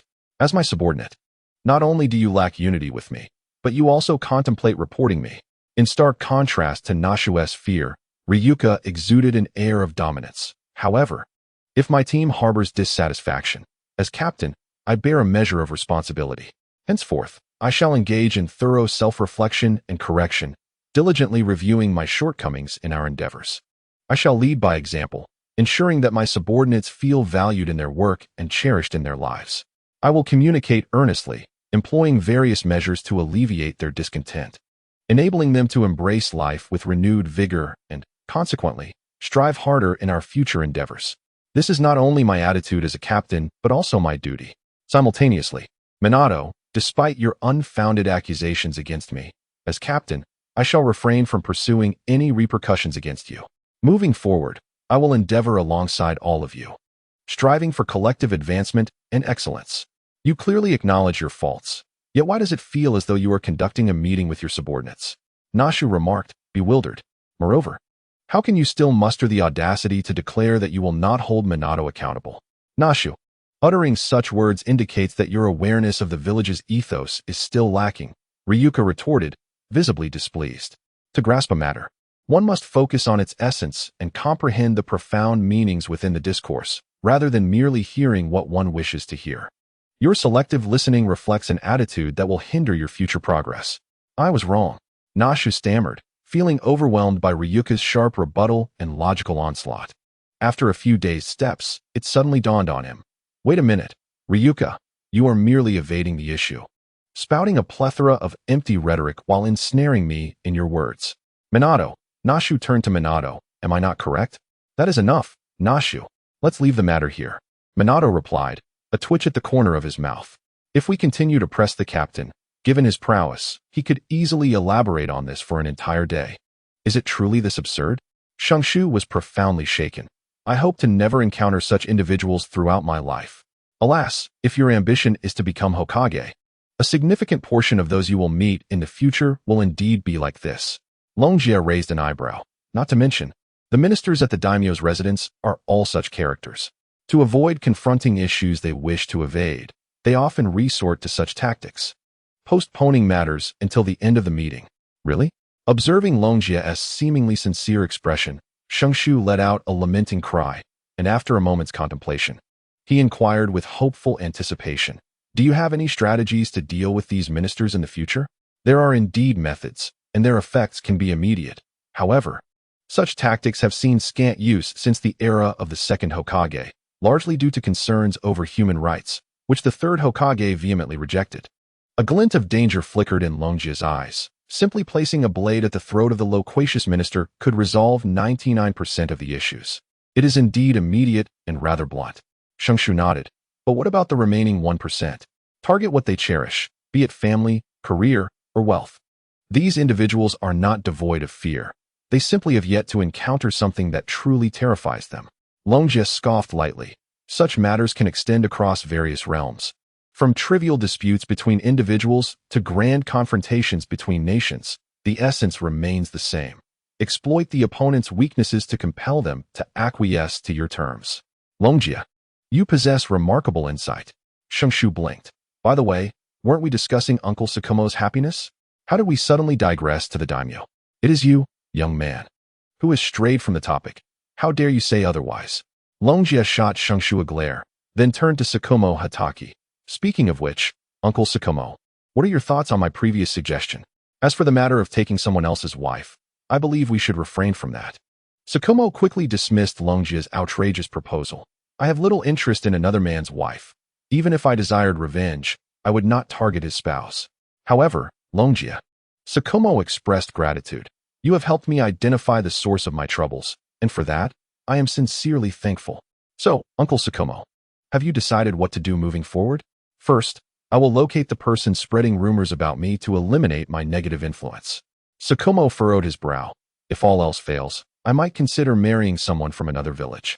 Moreover, Danzo had previously approached me with some intentions of helping me find a partner. Uncle Tsukumo, after knowing me for so long, you have yet to consider me in matters of matchmaking despite our lengthy discussions? Longjia pulled out a handful of photographs. Choose any you fancy, and simply let me know. I assure you, there will be no issues with any of the women within. As I gazed upon the photograph in Ryusuke's hands, the previously stoic figure of Hatake Kakashi was momentarily dazzled, his eyes darting across the images. After a brief pause, he pointed to one particular photo. This one, I suppose. Clearing his throat, he added, it's not that I have a particular preference for larger busts. Observing the knowing expressions of Ryusuke's entire team, Kakashi felt a slight flush creep across his cheeks. I simply wish to ensure my child is well cared for. Witnessing Kakashi transform from a dignified and serious mentor into a rather besotted figure under Ryusuke's photographic barrage, Yano-yu could not help but let out a derisive snort. Men, aside from Ryusuke, are all worthless. Hey, Yano-yu, at least we're teammates. Kindly refrain from including me in your disdain. Rope Tree expressed his discontent toward Yano-yu before turning his attention to the photographs in Ryusuke's possession. By the way, it seems Uncle Kakashi has a keen eye. He immediately gravitated towards the lady with the most ample bosom among them. Truly, he embodies the qualities of a top-tier ninja from Konoha. This discernment, this devotion, this audacity is commendable. Rope Tree, your assertion is somewhat inaccurate. While this lady may not possess the largest bust, her overall body proportions do indeed make it appear so. Minato stroked his chin thoughtfully. It seems that Kakashi-senpai does not select haphazardly. It appears he has specific standards for his partner. Let us not be so harsh. Uncle Kakashi has faced many challenges in remaining single until now, Ryusuke chastised, noticing Kakashi's reddening face amid the younger generation. Everyone has an appreciation for beauty. Do not judge merely by appearances. Rope Tree, when faced with such matters, refrain from unnecessary commentary and assist Uncle Kakashi with thorough consideration. Minato, you too. I recall you used to be quite reliable in challenging situations. What has caused you to become so loquacious? Damn it, Minato exclaimed, slapping his forehead in frustration. I must have been influenced by the captain. How could I utter such unreliable words? After a brief pause, he looked to Ryusuke and inquired, Captain, please do not take offense to my question, but are these photographs truly reliable? After all, we have discussed the severity of Kakashi-senpai's predicament at length. Are these women akin to those from before? Rest assured, while I cannot guarantee everything, these options will at the very least be more dependable than the two suggestions presented by Kakashi-senpai. Ryusuke reassured. Finding a suitable partner beyond the village poses a significant challenge, especially given the rumors surrounding Hatake Kakashi within the community. As for Danzo's recommendations, they are even less credible. This man wields considerable influence. Securing a female ninja for Kakashi would likely lead her to prioritize Danzo's missions over her role as a wife and mother. How could such a life be bearable? Furthermore, it is highly probable that Danzo would exploit the female ninja to infiltrate Kakashi's life, subjecting him to a series of manipulations. One can scarcely fathom the trials Kakashi might endure, given his temperament. He might not even succumb to the pressures of failure in his missions before being overwhelmed by the burdens of family life. Rest assured, The women I recommend possess exceptional qualities and exhibit clarity of mind, even if they have heard unfounded rumors that cast a negative light on Uncle Shuo Mao. A deeper understanding will reveal the truth behind the matter. Moreover, during the period when Uncle Shuo Mao becomes acquainted with them, I shall diligently guard against any potential external pressures. Should any issues arise, I will promptly communicate with Uncle Shuo Mao, ensuring that the shadowy figures behind the scenes do not prevail. Uncle Shuo Mao, once this tumultuous conflict concludes, I shall arrange for your meeting. Longjia, I extend my gratitude to you. We have arrived at the operations center, and I have other matters to attend to, so I shall take my leave. Having spoken throughout the journey, the group was safely transported by Hokage Shuo Mao to the temporary operations center, seemingly sensing the intense gaze of Longjia's team. Hokage Shuo Mao hastily sought an excuse to depart. I will return to seek you out after some time. Captain, you have successfully orchestrated yet another union, Xingtong remarked, observing the revitalized Longjia following Shuo Mao's departure. Even amidst the battles, you remain committed to your matchmaking endeavors. Your dedication is truly commendable. What do you know? I am merely preparing for the future. Longjia narrowed his eyes. Consider this. Hokage Shuo Mao is among the most notable figures in the village. By forging a connection for him, coupled with our prior rapport, if I exert a little more effort, his offspring may come to recognize me as their mentor. Xingtong, envision this. In a few years, the children of the most renowned ninjas in the village will all be my pupils. Even if the village harbors discontent towards me and the third Hokage is reluctant to bestow the title upon me, I shall possess the capability to contend for the position. And once I attain the role of Hokage, the very first thing I shall do, Longjia's eyes blazed with fierce indignation, is expose the malevolence of the third Hokage to the world. I shall not forget the injustices he has inflicted upon me, bullying children, imposing a matchmaking tax upon me, harboring ill intentions towards my psychological clinic. I will ensure these transgressions are publicized in newspapers and incorporated into school curricula, so he may live beneath the scorn of all. But that is not all. I will assign his son to the most arduous tasks with the least rewards. Only when he comes to me, groveling with a shameful countenance, will I consider forgiveness. Hiss. Upon hearing Longjia's vehement declarations, Xingtong gasped in disbelief. Captain, you cannot be serious. Indeed, I am not jesting. Longjia gritted his teeth. I speak only with restraint. Minato, observing Longjia's fervor, lightly tugged at Minato's sleeve. It seems we can indulge in some banter, but we must be cautious not to truly provoke the captain. Such a vengeful mindset is perilously frightening. Longjia, you have returned. Before Minato could respond to Xingtong, Uchiha Kongsing reappeared before the squad. Having participated in the earlier battle, Uchiha Kongsing bore several wounds and appeared somewhat fatigued, yet his overall demeanor remained commendable. Upon noticing the injuries adorning Longjia, he inquired, Longjia, how is your condition? I was ambushed by a jonin as the conflict neared its end. Fortunately, I encountered Senior Hokage Shuo Mao. With a swift stroke, his opponent was unable to even utter their name before having their throats severed. We narrowly escaped with our lives. Longjia remarked softly, it appears terrifying, yet it is merely an ordinary wound, nothing severe. Yano can tend to it. Lord Hokage Sakomo, we truly owe him a significant debt of gratitude. Uchiha Kozai nodded in agreement. He has saved the shining star of our clan. In the future, I must express my heartfelt thanks to him. Shining star? Please, Uncle Kozai, spare me the jest, Longjia chuckled lightly. However, I have already taken care of the gratitude. And it seems that Uncle Sakomo was quite pleased with my token of appreciation. I always knew you would bring us delightful surprises. Uchiha Kozai laughed heartily. Lord Hokage Sakomo is indeed one of the elite warriors of Konoha. Securing his friendship is no small feat. Enough with the flattery. It makes me blush, Longjia replied, turning to Uchiha Kozai. By the way, Uncle Kozai, you must be quite busy. Your appearance here suggests there are new patients with psychological ailments in need of my treatment? Indeed. Upon recalling the matter at hand, Uchiha Kozai's expression grew serious. Your last treatment of Uchiha Kumazawa was remarkably successful. He has completely shed his obsession with leading. And after acting independently, his achievements have been commendable. As a result, the operations center has decided to assign you more patients with psychological disorders. Uchiha Kozai led the way. Your treatment location remains the same, but this time, the individual you encounter may be rather unconventional. He paused, adding, I hope you are not easily frightened. Unconventional? Frightened? Upon hearing Uchiha Kozai's words, Shoujo laughed. Uncle Kozai, I have often visited Longia's psychological clinic and have assisted him in treating patients. I have encountered a plethora of various cases. For me, there is little that could instill fear. It is reassuring that you feel that way. Uchiha Kozai acknowledged Shoujo's confidence without further questioning. He then led the group back to the previously designated treatment room. After performing a summoning technique, he sent a small brown cat with pink paws to deliver a message. Shortly thereafter, a towering ninja, nearly 2 meters tall and exuding a potent aura of masculinity, appeared within the tent. This is a Kikowa Dentai, a fiercely valiant jonin in battle. His combat style is renowned for its reckless abandon. No matter how dire the circumstances, he seizes even the slightest opportunity for victory. In moments of peril, he selflessly engages the most formidable opponents, leaving the more manageable foes for his comrades.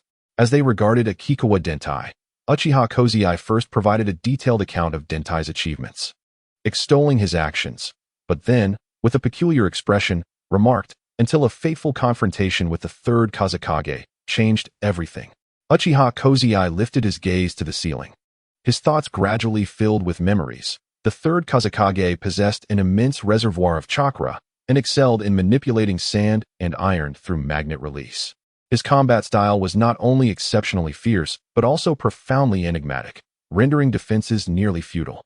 During another confrontation with him, we were fortunate that Akiyama Dentai stood in the forefront, allowing several of us jonin to escape with our lives. Akiyama Dentai sustained severe injuries, and it took all our efforts to rescue him from the clutches of the third Kazekage. Our medical ninjas in Konoha exhausted every means at their disposal to bring him back from the brink of death. It was through his indomitable will to survive and innate talents that he swiftly regained his health and returned to the battlefield. We thought the ordeal was behind us. Yet unexpectedly, upon his return to combat, Uchiha Kozai's lips twitched. He seemed to be losing his sanity. Losing sanity? Ryusuke pondered this carefully, his eyes suddenly widening. He pulled Yano-yu into the conversation.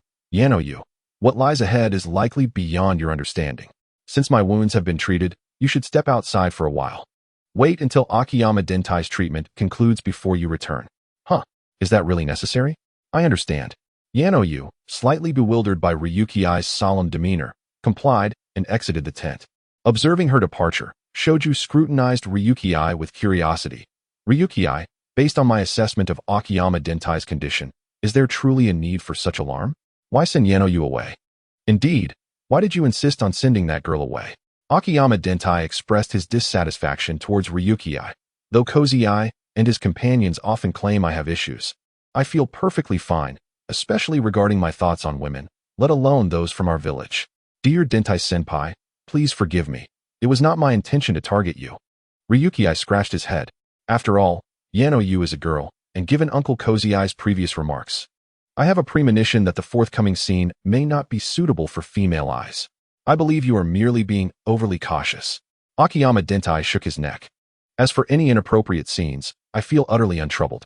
The notion of losing my sanity is merely the result of Kozai and his crew harboring resentment towards my newly developed ninjutsu. At this point, Akiyama Dentai wore an expression of betrayal. I regarded these fellows as brothers, eager to share the fruits of my labor in creating ninjutsu, only to be met with bizarre expressions and accusations of abnormality. Ridiculous. After my specialized ninjutsu training, I can sense my chakra surging rapidly. Perhaps there is some merit to that. Akiyama Dentai cast a disdainful glance at Uchiha Kozai. Perhaps you all wish to claim my ninjutsu for yourselves, seeking to confine me under the guise of psychological afflictions, while secretly honing your skills. I harbor no desire to practice what you refer to as ninjutsu, let alone engage in clandestine training. Uchiha Kozai wore an expression of utter exasperation. I even regret having encountered your so-called ninjutsu. To elaborate, the origin of this incident stems from the assault by the third Kazekage, which led to the creation of this ninjutsu by Uncle Akikawa Dentai. Ryusuke displayed a look of anticipated resignation, yet felt compelled to endure it for the sake of healing the patients. Uncle Akikawa Dentai, could you kindly demonstrate your ninjutsu for us? Certainly. For those who ardently seek knowledge, I am more than willing to share my ninjutsu. Akikawa Dentai boldly thumped his chest and began to introduce his ninjutsu to Ryusuke. Through my battle with the third Kazekage, I sense the existence of a phenomenon known as the magnetic field. It is intangible and formless, yet permeates all things. I endeavored to explore it, and at last, glimpsed a fragment of its mysteries. With a dramatic flourish, Akikawa Dentai tore apart his Leaf Village combat attire, leaving only a pair of leopard print briefs. I feel a powerful force surging through my entire being, which I have dubbed magnetic field power. This is a remarkable force. One must understand that human strength is limited, but I sense that if this power system is cultivated further, humanity could transcend its own limitations and grow ever stronger. Akikawa Dentai's enthusiastic promotion continued, but before he could elaborate further, Minato could no longer contain himself. Dentai-senpai, while your introduction is appreciated, do you not think your current appearance is somewhat inappropriate? Inappropriate? I see nothing wrong. Dentai glanced at himself and, after striking a few muscular poses, felt no cause for concern. He shot a disgruntled look at Minato. I am here, earnestly explaining the source of my formidable power. What could possibly be amiss? Surely you do not wish to evade learning my theoretical framework, do you? I have encountered students like you before. It is truly disheartening to see such a lack of ambition. Listen carefully. I have a feeling that should this power system be mastered to a profound degree, soaring through the skies and conjuring matter from thin air would not be beyond reach. Minato merely refrained from voicing his true thoughts to spare your dignity. Shoki, unable to endure the painfully awkward sight any longer, finally spoke up. You should focus on your explanation. Why must you don such trousers in our presence? Please, put on some proper clothing. Disregarding the peculiar gaze of others and showcasing one's beauty is also a means of enhancing one's magnetic field power. Akikawa Dentai displayed his robust physique. If you do not comprehend even this, how can you aspire to scale greater heights? Do you wish to be trampled upon like mere ants? Ryukai, your premonition was indeed correct. I now understand why you initially sent Yano away. Shoki gazed at Ryukai with despair. I sincerely wish I could erase this scene from my memory forever. You're not the only one who wishes to eliminate this. Longjia sighed and continued, Senior Chiyo Chuan, aside from discovering the power of the magnetic field and your battle with the third-generation Wind Shadow, what other thoughts do you have? I believe that human life is finite, yet the transmission of magnetic field power for the benefit of the masses is boundless. Chiyo Chuan Daitai crossed his arms, a glimmer of aspiration in his gaze. I aim to cultivate like-minded companions, allowing the magnetic field's power to enrich everyone. Such a noble ideal compelled Longjia to suppress the involuntary twitch at the corner of his mouth. Do you have any concrete plans at this moment? I must first gather the initial group of companions, ensuring they comprehend the magnetic field's power. I shall bestow upon them a resonant title.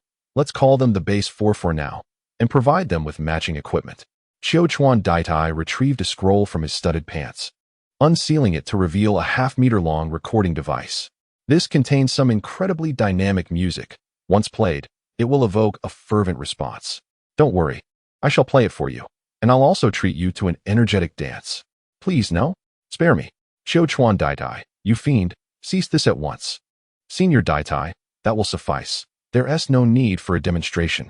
Just as Chiyo Chuan Daitai was about to press the play button, Longjia and his companions surged forward, resolutely restraining his wrist. I trust you have a profound understanding of the magnetic field's power, and I appreciate your desire to promote it. However, we have matters of greater urgency. Greater urgency? Chiyo Chuan Daitai furrowed his brow. Is there anything more important than my mission to benefit the public with the magnetic field's power? Certainly.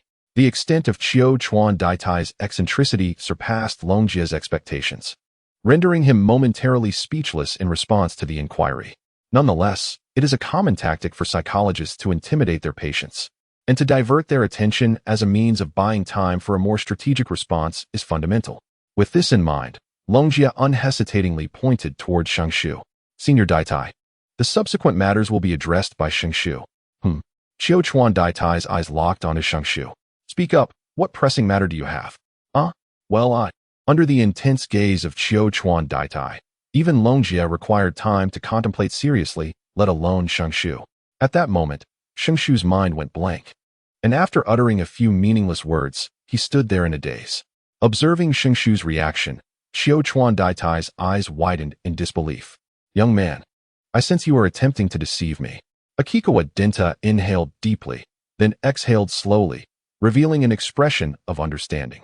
I am aware that new ninjutsu is often misconstrued. I have long been psychologically prepared for this. Therefore, he said, gripping Shiboku's wrist with his right hand and swiftly tearing his sleeve apart. A flexible tongue that rivaled Orochimaru's lashed out towards Shiboku's arm. Let you personally experience the wonders of magnetic force. Ryusuke, save me. As he beheld a Kikuwa Denta's sudden onslaught of instruction, Shiboku's voice trembled with fear. Please, I don't want to learn this. I don't want to become a lunatic. Senior Denta, please cease. Senior Denta, let us converse amicably. Denta, you scoundrel, release Shiboku. The unexpected aggression from Akikawa Denta not only astonished Shiboku, but also left Ryusuke and the others equally horrified. The trio rushed forward, desperately restraining Akikawa Denta. However, even while being held down, Akikawa Denta did not relent. Instead, he laughed heartily. So, Shiboku, it seems your potential is commendable. Just look at that arm of yours. It is robust and powerful. The sensation of mastering magnetic force is extraordinarily delightful. You must not miss this opportunity. I want to miss it. I must miss it. In a frantic struggle, Shiboku finally managed to wrench his arm free. Gazing at Akikawa Denta, who despite being firmly restrained by Ryusuke and the others, was still crawling towards him with fervor, Shiboku retreated desperately. You, don't come any closer. What is happening? Why is it so chaotic here? The struggle between Ryusuke's trio and Akikawa Denta did not last long, as a ninja entered the tent. Upon the arrival of an outsider, Akikawa Denta ceased his struggle, and Uchiha Ryusuke, relieved, stood up. It's Shinya Yuku. Why are you here instead of interrogating the sand ninja captives? Isn't Akikawa Denta here? Shinya Yuku responded. We are here to take him away. Take him away? Uchiha Ryusuke exclaimed with astonishment. Although Akikawa Denta has some psychological issues, he is otherwise unremarkable. What do you intend to interrogate him about? You misunderstand. I do not wish to interrogate him. Observing Akikawa Denta's wild demeanor, Shinya Yuku's expression remained neutral. Akikawa Denta's current psychological state aligns perfectly with our expectations. Our interrogation department requires such talent. Talent? You dare to call me a talent? Akikawa Denta was taken aback by Shinya Yuku's declaration. You must know that my previous actions were deemed quite abnormal by Uchiha Ryusuke and the others. I was sent to a psychological treatment facility. Are you truly certain I am talent? Absolutely. Shinya Yuku, unfazed by Akikawa Denta's feral appearance, firmly patted his shoulder. Your current image and mental state perfectly align with our interrogation department's expectations. You are, indeed, a treasure for us. Though your high regard astonishes me. What am I to do? Akikawa Denta scratched his head. I am not skilled in interrogation. There is no need for you to interrogate anyone. Shinya Yuku gave Akiyama Dentai an affirming glance. All you need to do is share your so-called magnetic field power with the designated sand ninja. How can this be? Upon hearing this, Akiyama Dentai's eyes widened in disbelief. This power is immensely potent. I intend to dedicate it to the village and promote it within Konoha. If I were to teach it to outsiders, would I not become a criminal? Rest assured. Observing Akiyama Dentai's earnest demeanor, Shinya Yuku could not help but twitch the corners of his mouth. The individuals we ask you to teach are either undercover agents of Konoha or sand ninjas aspiring to join us. They undertake perilous missions abroad, and by sharing your formidable magnetic field power, you would provide them with an additional means of self-preservation. I see now. Akiyama Dentai's eyes sparkled with fervor. Such selfless heroes devoted to the village deserve recognition. I will impart this advanced ninjutsu, the magnetic field technique, without reservation. I'm afraid I cannot permit you to take Akiyama Dentai away, Shinya Yuku. Observing Shinya Yuku's intent to depart with Akiyama Dentai, Uchiha Kozai blocked their path with a serious expression. Just moments ago, Ryuki devised a scenario for treating Dentai's genjutsu. He can commence professional treatment immediately. And I estimate it 1 TB long before Dentai returns to his normal state. I cannot consent to you taking him at this time. Kozai, I recognize your good intentions, but for the sake of Konoha, we must utilize Akiyama Dentai's abilities. Shinya Yuku spoke with unwavering resolve. For Konoha, the lives of ninjas can be sacrificed, let alone Akiyama Dentai's trivial psychological issues. I believe he would understand our position. Furthermore, I have obtained a directive from higher-ups. You no longer have the authority to impede my actions. This is not a matter of understanding, nor does it pertain to the directive. Uchiha Kozai clenched his fists. This is Ryuki's patient. Once treatment has commenced, it must be seen through to completion. Cozy Eye, do you truly believe any matter can compare to the greater good of Konoha? Noticing Uchiha Cozy Eye's continued obstruction, Shinya Yuku suddenly adopted a fervent expression. Not only has Akiyama Dentai suddenly changed, but even if he had not, I would willingly become the villain to transform him into this state, even if one of him is not sufficient. Shinya Yuku gripped his own face, deeply embedding his hands within, his eyes filled with bloodshot fervor as he fixed his gaze upon everyone inside the tent. I would not hesitate to become like this myself. Senior Shinya. Ryuki's eyelids twitched. I believe your prolonged service in the interrogation department may have taken a toll on your psyche. Perhaps you too require some psychological treatment.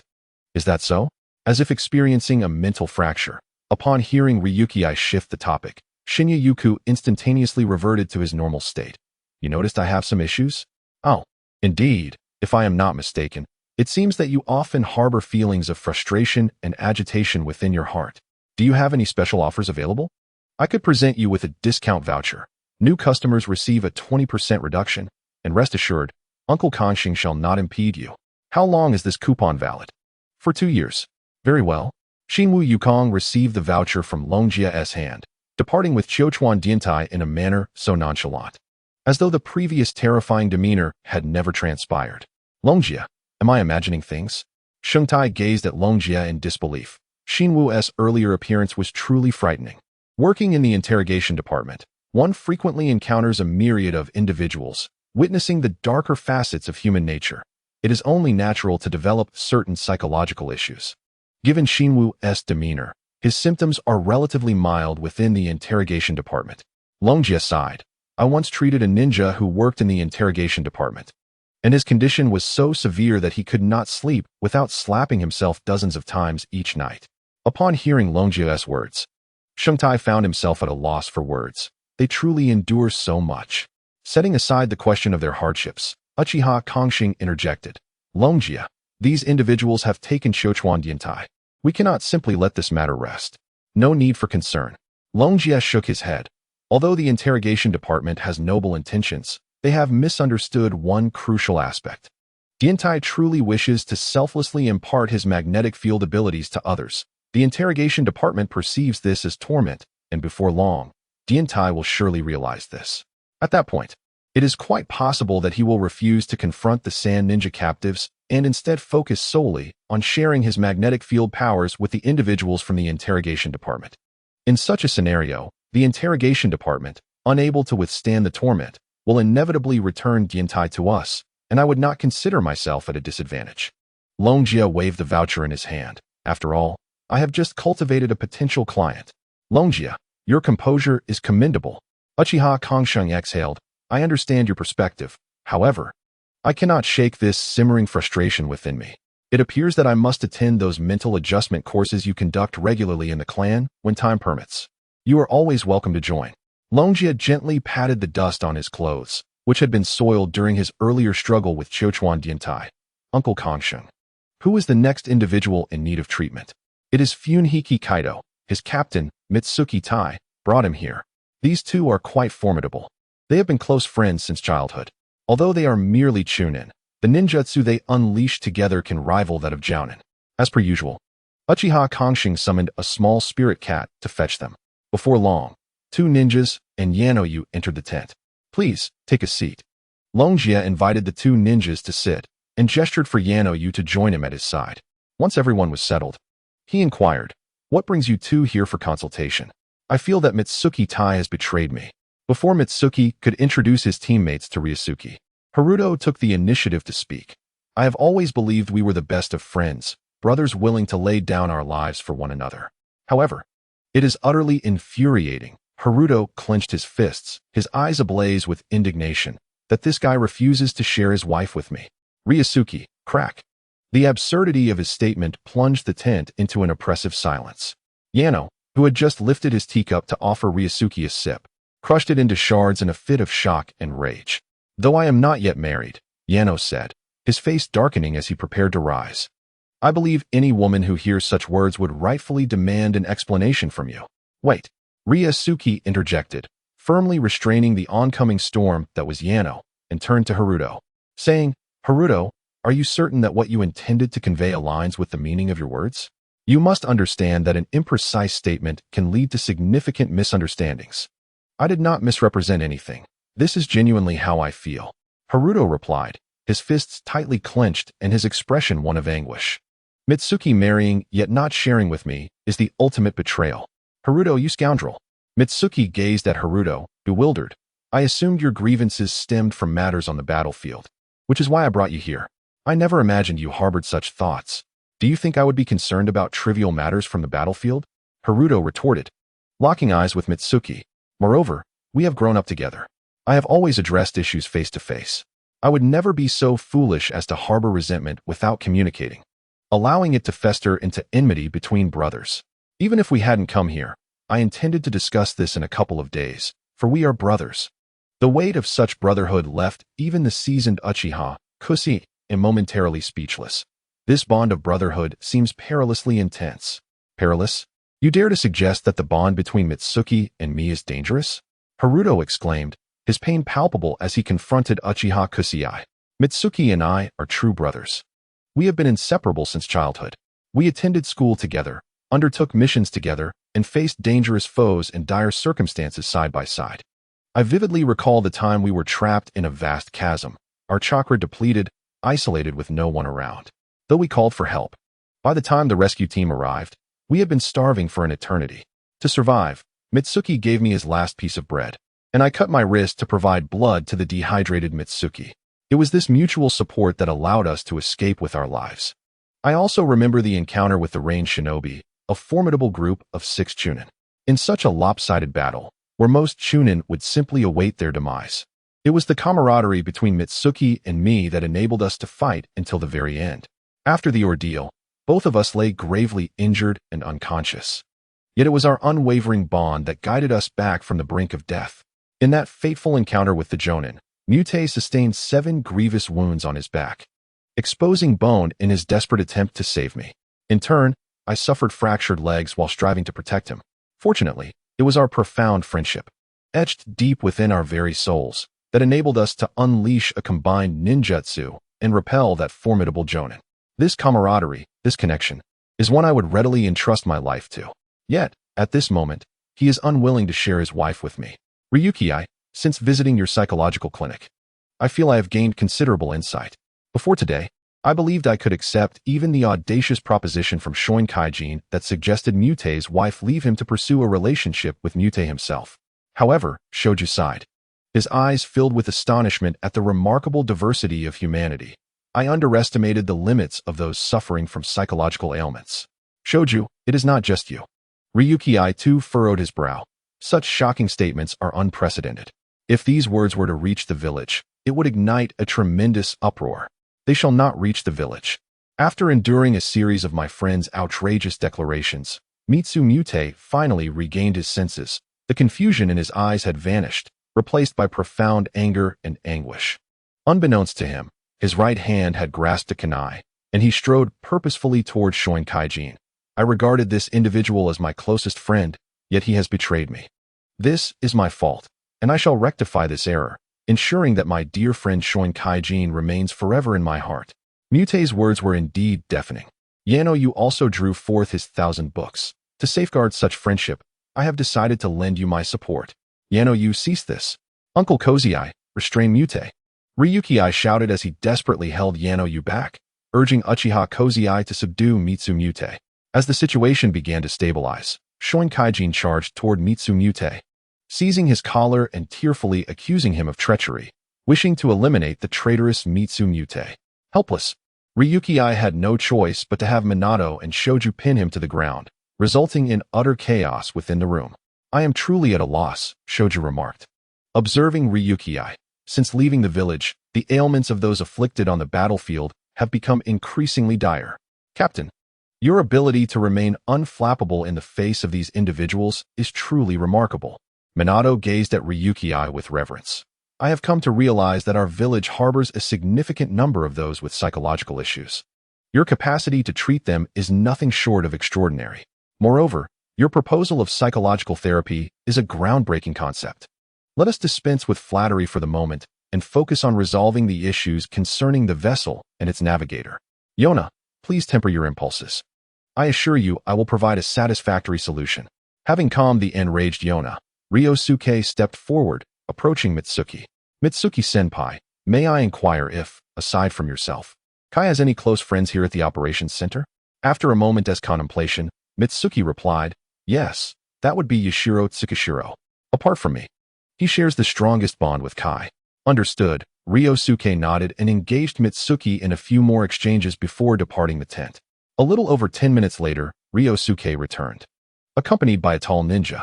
Kai, I have been briefed on your situation by Ryusuke. The imposing figure, Yashiro Tsukishiro, stepped forward and gently patted the distressed Kai. It is truly disheartening that your closest friend, Mitsuki, refuses to share his wife with you.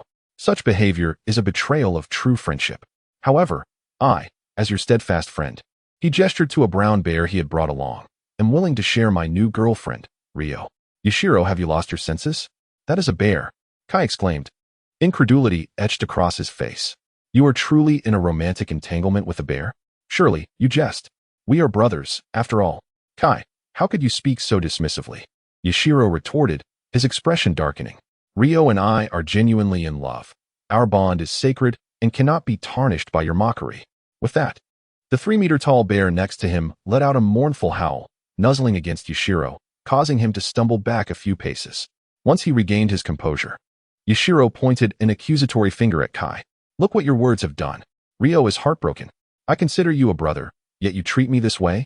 But it is a bear, Kai insisted, gesturing towards Ryo. The idea of a romantic relationship between a human and a bear is beyond my comprehension. Kai, a lack of understanding does not negate existence. Ryusuke interjected at this moment. Yashiro-senpai and Ryo share a love that transcends societal norms. Despite being of the same gender, their affection remains genuine and profound. Wait a moment. Kai's eyes widened in shock. Is that bear male? And what of it? As long as they love each other sincerely, as a true friend, you should extend your blessings. Ryusuke frowned at Kai. Yashiro-senpai has made tremendous sacrifices for his happiness. I fail to understand why, as his friend, you would wish to impede him. Now I see. Yashiro's expression shifted to one of realization. Kai, do you believe my earlier suggestion of sharing Ryo was a deception? Do not worry about this, declared Yuki Tsuchikawa, thumping his chest with a resounding thud as he pointed at the grinning Kyuko. As your dear friend, I shall share Kyuko with you today. No, right now, let us indulge in this shared slumber. Wait a moment, protested Haimushawan, instinctively recoiling at the sight of the towering 3-meter-tall brown bear. Yuki, I appreciate your goodwill, but that is a male brown bear. What do you mean by that? Yuki's expression, once filled with camaraderie, darkened at Haimu's words. You're eager to share your wife with Mitsumaki, yet you are so choosy about my girlfriend. Have you forgotten our bond as brothers? Haimu continued to resist. If you truly kissed that so-called Kyuko, then I would believe you. How difficult can that be? Yuki grasped Kyuko's chest fur and pressed his lips to her face. See, I did not deceive you, did I? Staring in disbelief at Yuki's audacity, Haimu was momentarily stunned. However, he was no pretender. Had he been feigning illness, Mitsumaki would have certainly noticed and dealt with him long ago. Haimu, a commendable shinobi of Konoha, remained steadfast in his commitment to friendship, even in the throes of psychological turmoil.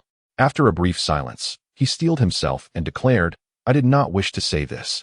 But for the sake of our friendship, if it must be so, let us share this slumber. Roar! Kyuko exclaimed with excitement upon hearing Haimu's words, scooping him up and licking his face, before dashing into the tent designated as the relaxation area adjacent to the Ryusui Treatment Center. Ryusui, what is this? As the sounds of the bear's enthusiastic roars and Haimu's futile resistance echoed from within the tent, Rope Tree stared in bewilderment. Is this truly your method of treatment? Using Jinjutsu could work as well, Ryusui replied with a smirk. However, Haimu's behavior is simply too outrageous. Therefore, this time, I wish to experiment with a more physical approach. It's truly remarkable that Yuki-senpai is indulging in this farce with you, Minato remarked incredulously. And the most astonishing part is that Haimu actually believes it. Though afflicted by psychological issues, the obstinate individual can be more easily deceived once their fixation is understood. As for Yuki-senpai playing along with me, Ryusui chuckled softly. I merely explained the situation to him in detail, and he willingly offered his assistance. After all, he would not want a friend coming to him after marriage, claiming to share his wife. Ryusuke's words rang true. Although I am yet to marry, it is prudent to be prepared. After all, the example of Mitsuki is a stark reminder. Being of assistance may ultimately aid my future self. Yuki Tsukishiro let out a sigh. In the theater of war, anything can transpire, yet I never anticipated that Hayato Fuyuki, once a perfectly ordinary individual, would metamorphose into his current state. Truly a lamentable turn of events. Speaking of which, where did that bear come from?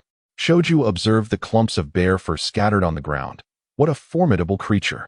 The manner in which it portrayed that foolish demeanor was astonishingly lifelike. In truth, it was no act. Ryusuke raised an eyebrow. This was a male bear.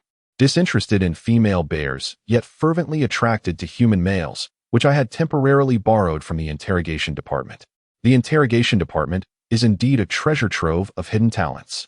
Upon hearing this, Minato could not help but exclaim, while the sound of tearing fabric emanating from the tent startled Shoju. Ryusuke, are you certain this will not cause any issues? I thought you were merely trying to frighten Hayato, not that you would take it this far.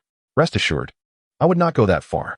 Prior to this, I had established clear boundaries with Ryoko. It will be restrained.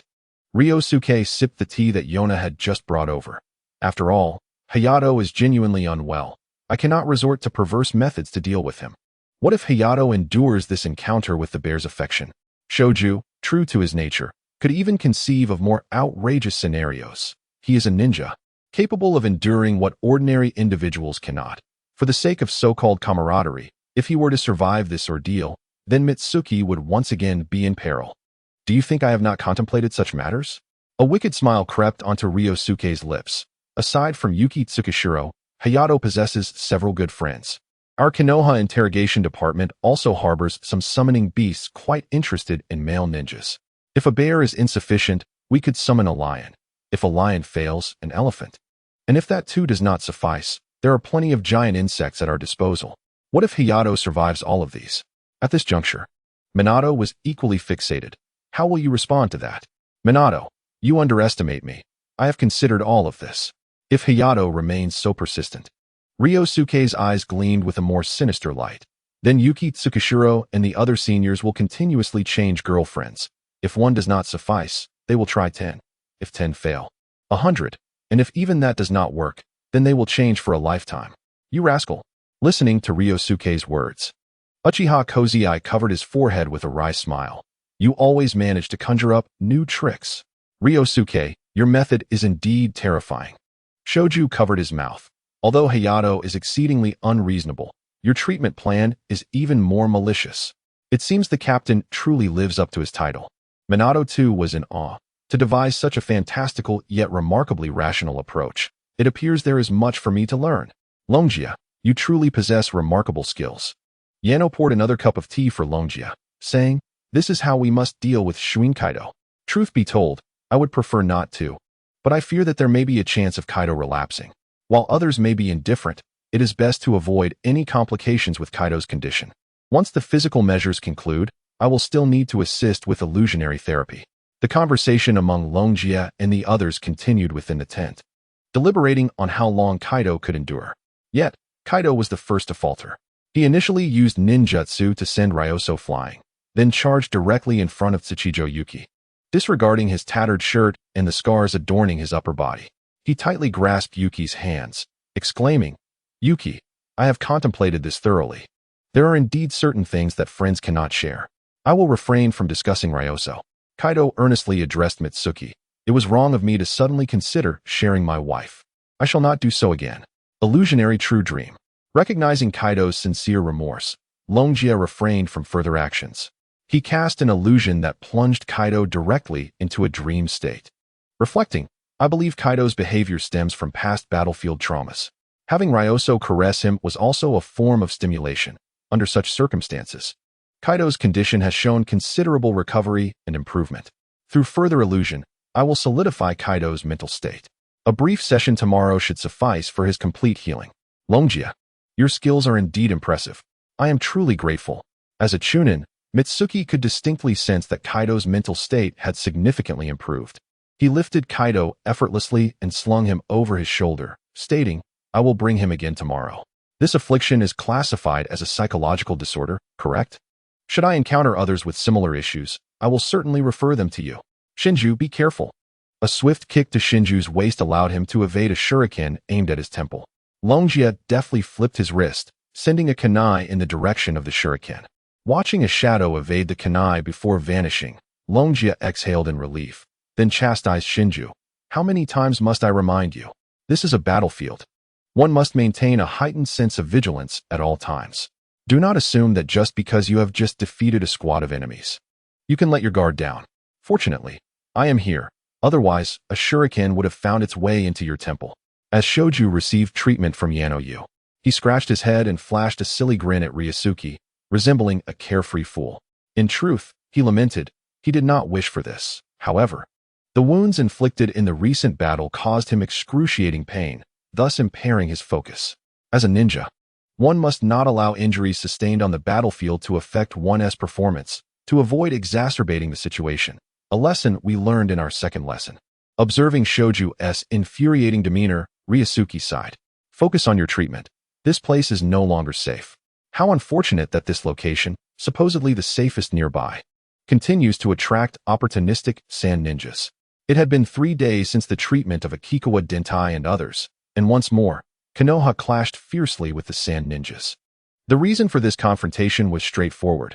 As a renowned medical ninja, Tsunade had once again developed an antidote for the poison of Chiyo from the sand village, allowing Konoha's ninjas to assert their dominance over the sand.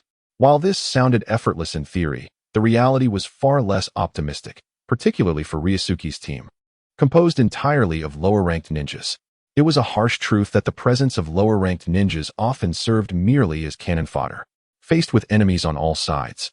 Even though Ryusuke's team possessed significantly greater strength than a typical lower-ranked squad, they remained in perilous circumstances. Eliminating a few lower-ranked squads was not a daunting task for Ryusuke's team.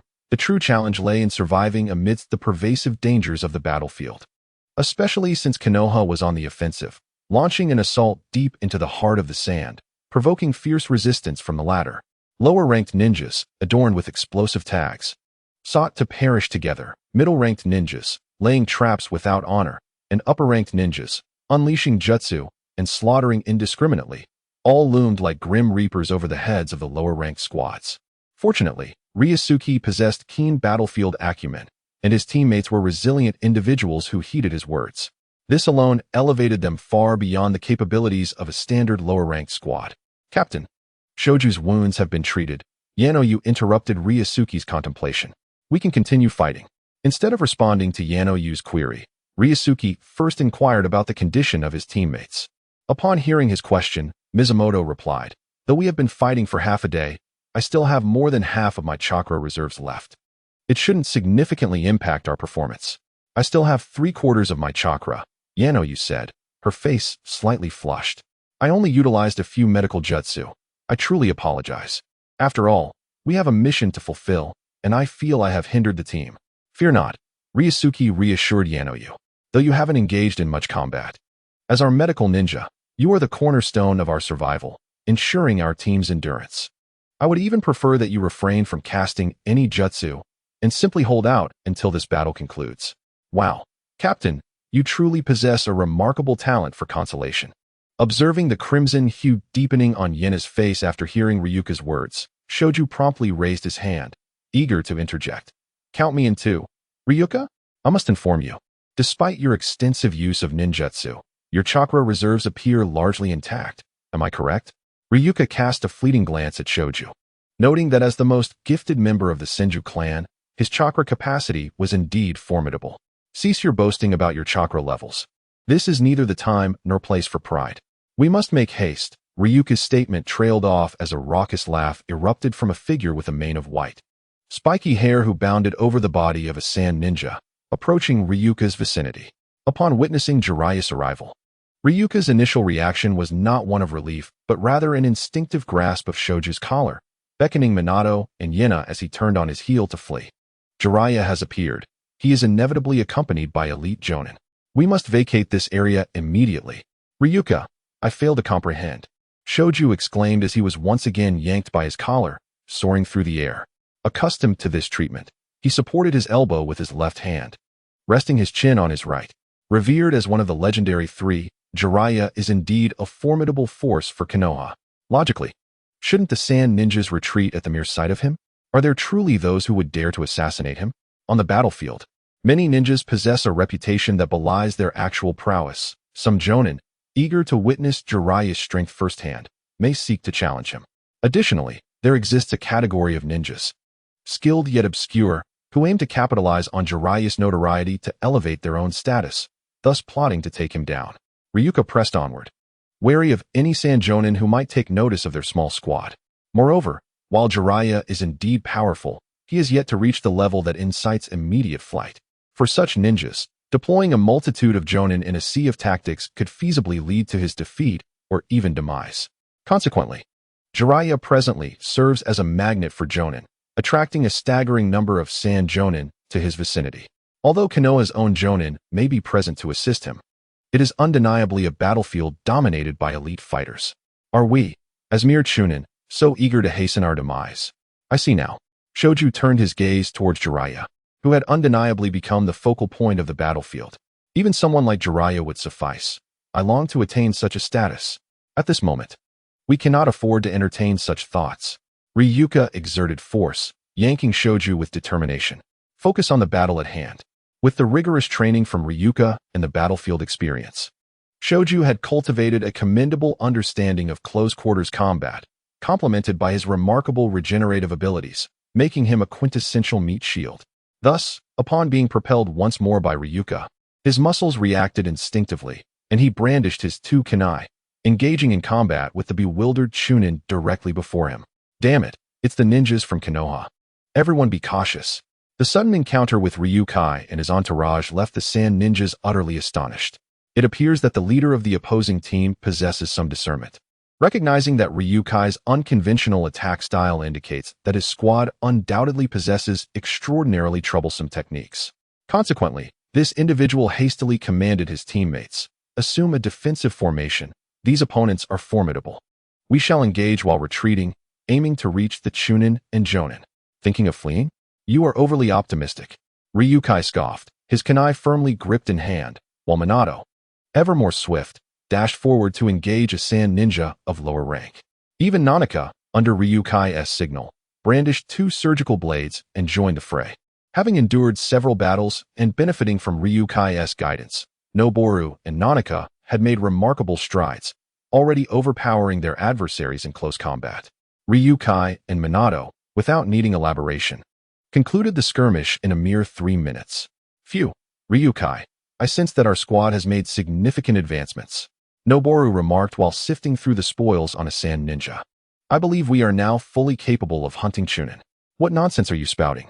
Ryukai shot Noboru a fierce glare. We are on a battlefield, not undertaking a simple chunin hunting mission. Here, our foremost priority is survival, to endure. While we may possess the strength to contend with chunin, what then? If we are gravely injured and depleted of chakra, how shall we sustain ourselves afterward? You suggest we might even triumph over chunin? Before Noboru could respond, a chilling, raspy voice emanated from behind a massive rock. In the next instant, a sand ninja squad encircled Ryukai's team. Each member bore the marks of severe injuries, one with a badly burned left cheek, another missing an ear, and yet another's chest marred by scars from sharp weapons. The one who appeared to be their leader wielded a short sword in place of his missing left hand. Their myriad wounds unmistakably testified to their battle-hardened nature. And more crucially, chakra analysis revealed that all four were chunin. This is disastrous. The very scenario Ryukai dreaded had unfolded. While he could muster significant strength against chunin, and Minato could endure for a considerable duration, Noboru and Nanaka would surely be eliminated in mere moments. With this realization, Ryukai's gaze sharpened. Nanaka, summon Kumaru. Everyone, form a formation centered around Kumaru. Retreat while engaging the enemy with our jutsu. Summoning technique, Kumaru. In an instant, Yano executed Ryusuke's command. Accompanied by a plume of white smoke, Kokumaru reappeared on the battlefield. For chunin surveyed their surroundings. Ryusuke, the adversaries you have provoked this time are formidable. Has your appetite for mere genin been satiated? If circumstances allowed, I would have preferred to engage with genin. Yet, fortune has not favored us, as their chunin have already sought us out. Ryusuke's voice was grave. This opponent is indeed challenging, Kokomaru. You shall bear the brunt of it. Difficult? Young man, have you lost your wits in fear? The Chunin captain across from them couldn't help but scoff upon hearing Ryosuke's words. For Chunin against 4 Jinin? Even if you possess a summoning beast of Chunin caliber, it remains a deadlock. In such a scenario, you ought to weep in despair and await your demise. However, I do not harbor disdain for pitiful souls hoping to survive against the odds. Witnessing their hope being gradually devoured and their expressions as they confront death excites me greatly. The Sand Ninja captain formed a single-handed seal, then swept his left arm, which bore a short sword, towards Ryosuke's team. Wind release, gale scythe technique. From the captain's short sword emerged several massive wind blades, carving deep gashes into the ground along their path. Observing the oncoming sharp wind blades, Kokomaru emitted a piercing shriek, unleashing several wind blades in retaliation. Shoju also did not remain idle, hastily erecting an earth flow wall to barely neutralize the remaining wind blades. I must concede, you possess some skill, but this is where it ends, the Sand Ninja captain remarked, glancing at his comrades. Having exchanged pleasantries, we may now commence our assault. With that, the Sand Ninja captain darted to the left, his short blade swiftly thrusting towards his own teammate. What the? Realizing the captain was charging at him. The unfortunate Sand Ninja initially felt confusion, believing he was under attack from a hidden enemy, and thought the captain sought to save him from the foe. However, by the time the short blade pierced his clothing, the truth dawned upon him. Yet, it was too late to react, and given that the captain was inherently stronger, the Sand Ninja could not evade being pierced through the abdomen despite his desperate retreat. Fujiwara, what have you done? Attempting to rouse the captain's awareness, the unfortunate Sand Ninja found his efforts utterly futile. Witnessing his comrade's injury, the Captain Fujiwara did not falter but instead quickened his pace. He remained close to his wounded ally, adopting a life-or-death approach to swiftly conclude the battle. Takai, cease your spectating. It appears a rat from the gutter has taken control of the captain, and judging by his reluctance to reveal himself, his strength cannot be too formidable. Among the 4 assailants, the ninja with a scorched visage addressed the one adorned with scars across his chest. You go assist Karashur in subduing the captain. I shall eliminate these leaf rats. Waya, exercise caution.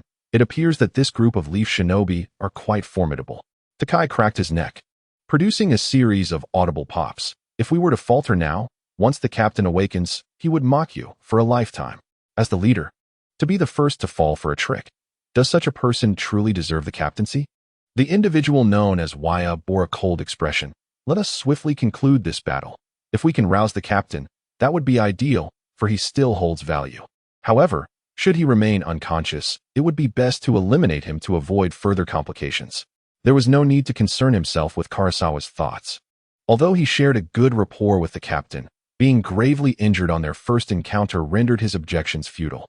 Even if you remain silent, I would proceed in this manner, Takai declared as he drew his wild blade, charging towards the Sand Shinobi captain. Captain, should you awaken to find yourself missing limbs, do not blame me. After all, your strength is commendable, and I cannot fully restrain my power. You should understand, yes? Shoju, Nonu, and Kamaru, intercept that fellow Takai. Minato, you and I shall confront this Waya. Although the temporary betrayal of the Sand Shinobi captain took Ryuk by surprise, it presented a splendid opportunity to dismantle the imminent threat. Observing the crisis unfold, the 2 Sand Shinobi did not retreat, prompting Ryuk to smirk coldly. Since you refuse to flee, then you shall remain here. Youngster, there is a limit to underestimating others. You plan to hold me and Takai at bay while the captain dispatches Karasawa, and then deal with us too. A commendable strategy. But the question remains, do you truly possess the ability to delay for that long? Waya sneered, his blade slicing towards Ryuk's throat. Watch as I flay you alive to reveal your very bones. Clang, with the sound of metal clashing. Ryuk deftly blocked Waya's blade with a kunai. Although he was forced back by the overwhelming force, at that moment, Minato's attack arrived. A short blade lunged towards Waya's left rib, compelling him to halt his assault and defend. Seizing the opportunity, Ryuk hurled 3 shurikens at Waya, halting his retreat, and, with a powerful thrust, charged forward once more with his kunai. What a troublesome lad. After several exchanges, the tenacity displayed by Ryuk and Minato exceeded Waya's expectations entirely. He had presumed that 2 genin would merely exchange a few blows before succumbing to him. However, It soon became evident that, united, Ryuk and Minato could contend with him for a considerable duration. Considering that Takai was engaged with a middle-ranking opponent, the duration of their battle might even surpass his own. Meanwhile, Karasawa, that imbecile, was being suppressed by an even more incompetent captain, compounded by the unseen enemy manipulating their leader from the shadows. If they were to wait until Karasawa was slain by the captain, the freed captain would then team up with the remaining genin. Yaya's initially high fighting spirit swiftly dissipated, and a fine sheen of cold sweat unexpectedly emerged upon his brow. Upon reaching this point, Yaya's gaze suddenly sharpened as he called out to Takai, "Takai, disregard those two useless individuals, Sosaku and the captain. If we linger here, it will be our misfortune. We must retreat. Do you wish to flee?" Ryusuke and Mizumoto exchanged glances, once again blocking Yaya's path. "Your defeat was sealed the moment you failed to escape at the first opportunity. If we wish to leave, no one can hinder us." Takai proclaimed a remarkably eloquent statement, then swiftly tossed a smoke bomb to the ground, enveloping the surroundings in a thick veil of white mist. "I shall remember you. The next time we meet, I will not be so lenient." As the smoke engulfed the area, the scene Takai had envisioned, himself and Yaya slipping away amidst the cover, did not materialize. Instead, within the dense fog, both he and Yaya were illuminated by a bright yellow glow. Far from concealing themselves, they resembled two radiant light bulbs. Quite peculiar, isn't it? The explanation, however, was quite simple. The Ryusuke squad once more obstructed their escape. As the smoke gradually dissipated, Ryusuke observed the grim expressions of Yaya and Takai and slowly elucidated. "I had already issued orders to deploy a reactive agent against opponents of Chunin rank when engaged in battle. This ensures that whether we pursue Chunin or attempt to escape from their subordinates, it proves to be advantageous." "Is merely countering a smoke bomb enough to excite you?" Yaya scoffed. "Do you believe our means of escape is limited to smoke bombs alone? Indeed, the revelation of your countermeasure exhilarates me. For your sole opportunity to flee has been exhausted, because," Ryusuke pointed behind Yaya, "your captain has come to find you." "What?" The shock of Ryusuke's words startled Yaya. But before he could react, Fujiwara's short blade had already carved a deep wound into his leg, exposing bone. "Mizumoto, let us not disturb the intimate interaction between the Sunanin captain and his team. We shall assist Nono in detaining that fellow Takai." A team of Fortunin, caught off guard by their captain's sudden betrayal, was swiftly dealt with by Ryusuke and his companions. Yaya and Takai died without ever comprehending the nature of their captain's betrayal. However, as Fujiwara eliminated the last of the adversaries, Ryusuke suddenly remarked, "The spirit transformation technique. Indeed, it never ceases to amaze me, Kato Dan-senpai." "It is merely a means of combat," came the response. Only after the battle concluded did the Sunanin captain finally speak, his voice carrying a gentle timbre. "How are you faring? You weren't injured in the recent skirmish, I hope?" "We are well. Encounters with Sunanin are not new to us, and we still possess the capacity to continue fighting for a while." Ryusuke expressed gratitude to Kato Dan, who had occupied the body of the Sunanin. "Thanks to your support, Dan-senpai, our team might have perished here otherwise. Assisting the comrades in the village is indeed a duty, and it is precisely through your aid that I was able to eliminate all 4 of those Chunin." Kato Danto chuckled lightly, saying, "It is nothing to be concerned about." Suddenly, he inquired, "Do you have any medical ninjas here?" "Yes, Yano-yu is one," Ryuki replied. "What is the matter?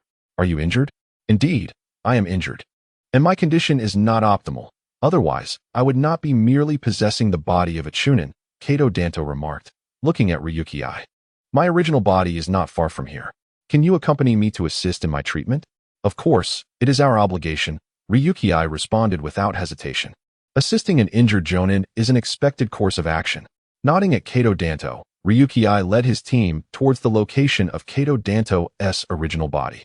As Kato Danto had indicated, his original position was not far. Despite the complexity of the battlefield, within a few minutes, they arrived at their destination, a hollowed-out pit beneath a massive stone. Kato Danto was a slender, handsome man with long, light blue hair, yet at that moment, he appeared far from well. His abdomen was bound with bandages, but blood continued to seep through, rendering the scene somewhat gruesome.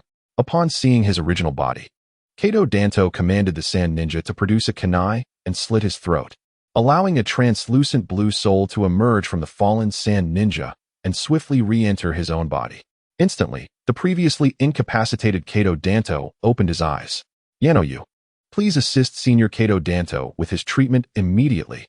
Ryuki instructed Yanoyu, then turned to Kato Danto and asked, Senior, what transpired to leave you in such a dire state? I utilized the technique of spiritual manifestation and managed to eliminate 2 jonin. However, while my spirit was engaged in the attack, my original body was assaulted by another jonin. Although I hastily commanded my spirit to return and vanquish the assailant, I sustained significant injuries, Kato Danto explained, a hint of helplessness glimmering in his eyes. Given my current condition, I cannot hope to control a jonin, at most. I can only command a chunin. Hence, I fought while possessing the body of a sand ninja chunin, all the while searching for a medical ninja to treat my wounds. Listening to Kato Danto, Minato furrowed his brow. Given the nature of your techniques, does your original body not require protection? Is it not rather reckless to engage in battle alone? Currently, as we fight the sand ninjas, we are severely short on personnel. I did not wish to expend resources on my protection, Kato Danto replied with a wry smile. The assistance of a genin is minimal. Chunin and jonin are tasked with more significant enemy engagements. I had set up warning and concealment formations around me, believing I was entirely secure. But I did not anticipate that a jonin would inadvertently discover the location of my original body. Indeed, it seems you have encountered quite a stroke of misfortune. Longjia comforted Kato Dan, reassuring him, rest assured, I see that your wounds are inflicted by a sharp blade. Although the injuries are severe, they are not overly complicated. Nono's medical ninjutsu is quite adept. It should restore your physical condition entirely. In the meantime, our team will keep watch over you. Thank you so much. Kato Dan expressed his gratitude. Otherwise, I truly do not know how much longer I could hold on. Longjia, what is the art of spiritualization? After listening to the conversation between Longjia and Kato Dan, Shoju could no longer contain his curiosity and looked at Longjia with eager anticipation. The name sounds formidable. Yet based on what I have observed, it seems quite similar to the secret ninjutsu of the Yamashiro clan, albeit with notable differences. Longjia glanced at Kato Dan. After all, this ninjutsu could be considered advanced and exceedingly rare. If Kato Dan preferred not to discuss it, Longjia would refrain from elaborating. Fortunately, Kato Dan smiled at Longjia and said, My ninjutsu is not so confidential. In the midst of battle, one must always be prepared for danger. Enemies could appear at any moment. It would be beneficial to explain my ninjutsu so that we can coordinate effectively if a confrontation arises. The art of spiritualization, as the name suggests, allows the practitioner to transform their soul into a spiritual entity that attaches itself to the enemy, leading to the enemy's mental collapse from within. The spiritual entity possesses the consciousness of the practitioner and has a variety of applications. It can sense the souls of others, regardless of distance or prior knowledge of their location. Once transformed, it can reach the enemy's body. Depending on the situation, the user's intentions can achieve many outcomes, such as conveying information, confirming life or death, providing chakra, or even controlling the enemy's actions. You are correct in noting that my ninjutsu bears resemblance to the Yamashiro clan's secret techniques, Kato Dan acknowledged. There is a theory that the art of spiritualization was developed from their secret arts. However, while clan members can learn their techniques, I am the only one who has succeeded in mastering the art of spiritualization from the scroll. Others have failed. To invade an opponent's mind and launch an attack is truly remarkable, Shoju exclaimed. Moreover, the ability to control others regardless of distance is terrifying. Whether for stealthily gathering intelligence or providing long-range support, it is an incredibly convenient ability. I just had a thought. Rubbing his chin, Shoju suddenly gasped, a slight blush rising to his cheeks. If one were bold enough to utilize this ninjutsu, they would undoubtedly attract an abundance of beautiful women. While Kato Dan might have initially perceived Shoju's earlier remarks as mere flattery, the latter statement truly piqued his interest. After all, he was nearly of the same age as Hatake Kakashi. Apart from being a moderate jonin, he and Kakashi could be considered Konoha's 2 most eligible bachelors. Shoju, could you elaborate on your thoughts regarding beautiful women? The matter at hand is rather straightforward. It seems that Shoki's mind wandered into uncharted territories, as his eyes gradually glazed over and his complexion deepened in hue. Utilizing the art of spiritual transformation, he envisioned controlling the beautiful female ninja across from him, subsequently leading her to his chamber and compelling her to consume a potion of unconsciousness. Kato pondered, is it merely an illusion? Does what Shoki proposed align with my own thoughts? Why do I sense that the art of spiritual transformation has taken on a rather unsightly connotation? Merely administering the potion and facing a lifeless female ninja. What if it fails to ignite any thrill? Observing Shoki in a state of euphoric reverie, Ryuka raised an eyebrow. A sardonic smile gracing his lips as he quietly inquired, "Do you possess any strategies to handle this?" "Indeed, I do." Shoki, now entranced, chuckled foolishly. "I have encountered similar scenarios before.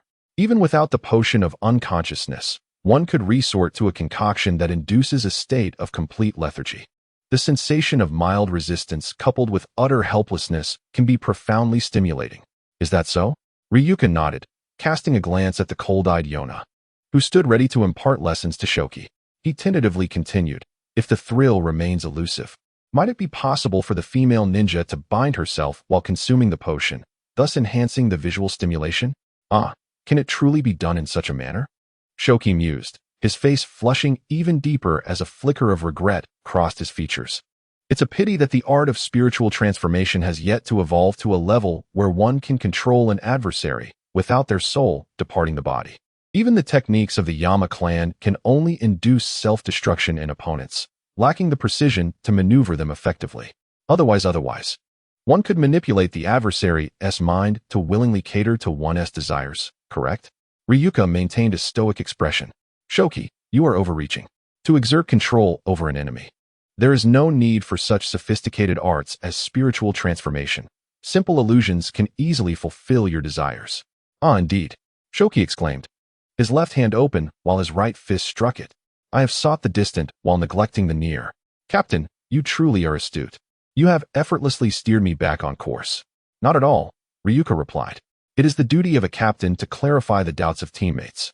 Speaking of which, Shoki," he queried, observing Shoki still brimming with excitement, "where did you glean such intricate details about the art of spiritual transformation?" "I acquired them from second-hand books purchased from a certain black market vendor." Shoki sighed at the mention of the topic. "There's a saying that resonates well. Boys inherently possess a knack for acquiring such skills, even without formal instruction. However, my sister is quite strict in her oversight, and I have had to spend my hard-earned pocket money to procure these books, carefully concealing them. Captain, I never anticipated we would share such common ground." Shoki regarded Ryuka with a sense of camaraderie. "I have hidden those books beneath my bed. Once the war concludes, I shall share them with you.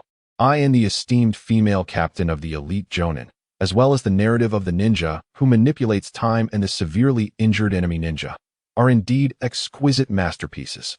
Minato glanced at Shunshu and remarked, "Do not presume I have forgotten you. If you so desire, you may join me later." "No." Minato's lips twitched slightly as thoughts of a red-haired girl surged through his mind. Picturing her furious expression upon discovering his indulgence in inappropriate literature. "I currently have no need for that. Hidden beneath the floorboards of your bedroom? Excellent.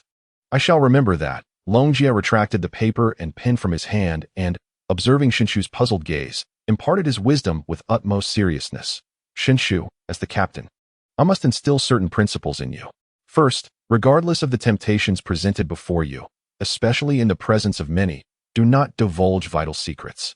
Second, no matter how close the bond, refrain from sharing your most critical secrets. Third, reporting your misdemeanors to Tsunade could indeed yield a substantial monetary reward. Captain, how could you engage in such frivolities after our earlier jovial discussion? Were you merely deceiving me?" Shinshu stared at Longjia in astonishment. How could one be so duplicitous? Longjia let out a cold chuckle. "This time, consider it a lesson. Then I shall accept the lesson." Shinshu stepped forward, clasping Longjia's wrist. "But please do not inform my sister. If she learns of this, she will surely annihilate me. I can already envision the scene. A single punch devastates 5 or 6 houses, leaving me amidst the ruins. And I would truly perish." "No." Longjia's face was filled with resolute denial. "The reward from Tsunade is a certainty." "But Captain, you cannot do this." Shinshu's petite face bore an expression of deep sorrow, the anguish of betrayal evident in her features. "You must know how much I care for you. I would gladly offer my very heart and soul. I have no interest in your internal organs." Longjia scoffed. Observing Shinshu's intent to speak further, he suddenly snorted dismissively. "Foolishness. Do you think my sole motivation is Tsunade's reward? Joking on the battlefield merely alleviates internal pressure, but your reckless banter amidst chaos endangers your very life. A ninja who neglects vigilance and contemplates survival while fixated on lewd thoughts is among the quickest to perish. With your current demeanor, how dare you negotiate with me? Upon hearing Longjia's reprimand, Shinchu's countenance fell completely, although her expression was now somewhat despondent. The earlier whimsical demeanor had vanished entirely. I understand, she replied. I shall perform admirably on the battlefield. Longjia spoke nonchalantly. If you excel in your performance, I shall take it upon myself to ensure that everything you just mentioned is rendered as though it were never spoken, and the records I have taken could be incinerated before your very eyes. Truly. Upon hearing Ryuka's words, Shoju's eyes widened with excitement as he grasped Ryuka's hand, his previous despondency vanishing in an instant. Ryuka, you truly are remarkable. Your ability to uplift our spirits is truly impressive. Kato Dan observed how Ryuka's few words had effortlessly redirected Shoju's focus. Although Shoju's carefree nature played a part, Kato Dan couldn't help but express his admiration. In battle, a ninja lost in thought can be perilous, and in severe cases, it may affect the entire team. Restoring a teammate's mindset is indeed a profound art. You flatter me. Ryuka replied with a smile, then seemingly nonchalantly inquired, Kato Den senpai, I noticed you seemed quite interested in the topic of girlfriends earlier. How come someone as exceptional as you, with such great qualities, hasn't found a partner yet? Upon hearing this, Shoju, Minato, and Nono felt a familiar thought arise. Here we go again. It's a long story. Kato Dan sighed with a rueful smile. Since childhood, I've been considerably weaker than my peers, and as I delved deeper into the art of spirit transformation, I realized that this ninjutsu continually drained my physical prowess. I sought numerous remedies until recently, when I finally discovered a method that barely compensated for my deficiencies, allowing me to achieve a fragile balance. Only then did I muster the courage to overcome my insecurities and seek a partner. Kato Dan's struggles were indeed commendable. Ryuka paused, then cautiously asked, I recall that a few days ago, you shinobi attended a meeting organized by Lord Hokage, didn't you? There must have been quite a few participants. Since you had the chance, did you not attempt to strike up a conversation? I believe Tsunade-san was also present. She is renowned as one of Konoha's most beautiful women. Did you not try to engage her in conversation? I did attend and surveyed the scene. Contemplating approaching someone, Kato Dan admitted, a hint of embarrassment evident in his demeanor. Yet, confronted with Ryuka's earnest gaze, he continued. However, the situation was less than promising. Those who have become jonin are generally of considerable age, and most are already married with children. Even Tsunade, who has remained single, appears to be quite involved with Jiraiya. The chances of finding someone among them seem rather slim. I am currently contemplating returning to the village after the war to seek the assistance of a matchmaker. You certainly have faced your own challenges. Ryuka reflected with a sense of empathy, thinking that Kato Dan's integrity was commendable, as he did not entertain any thoughts of undermining Jiraiya. However, seeking a matchmaker? Ryuka's eyes glinted with a trace of danger. Have you given thought to which matchmaker you would approach? I truly have not decided, Kato Dan admitted, feeling somewhat awkward discussing such matters with someone as young as Ryuka. This is my first encounter with such a topic, and I would prefer to hear their introductions before making a choice. Ah, Kato Dan senpai, if that is your approach, you are gravely mistaken, Ryuka chuckled coldly. As far as I know, the matchmakers in Konoha are largely unreliable. These matchmakers are not focused on finding you a quality partner. Rather, they are intent on profiting handsomely from you.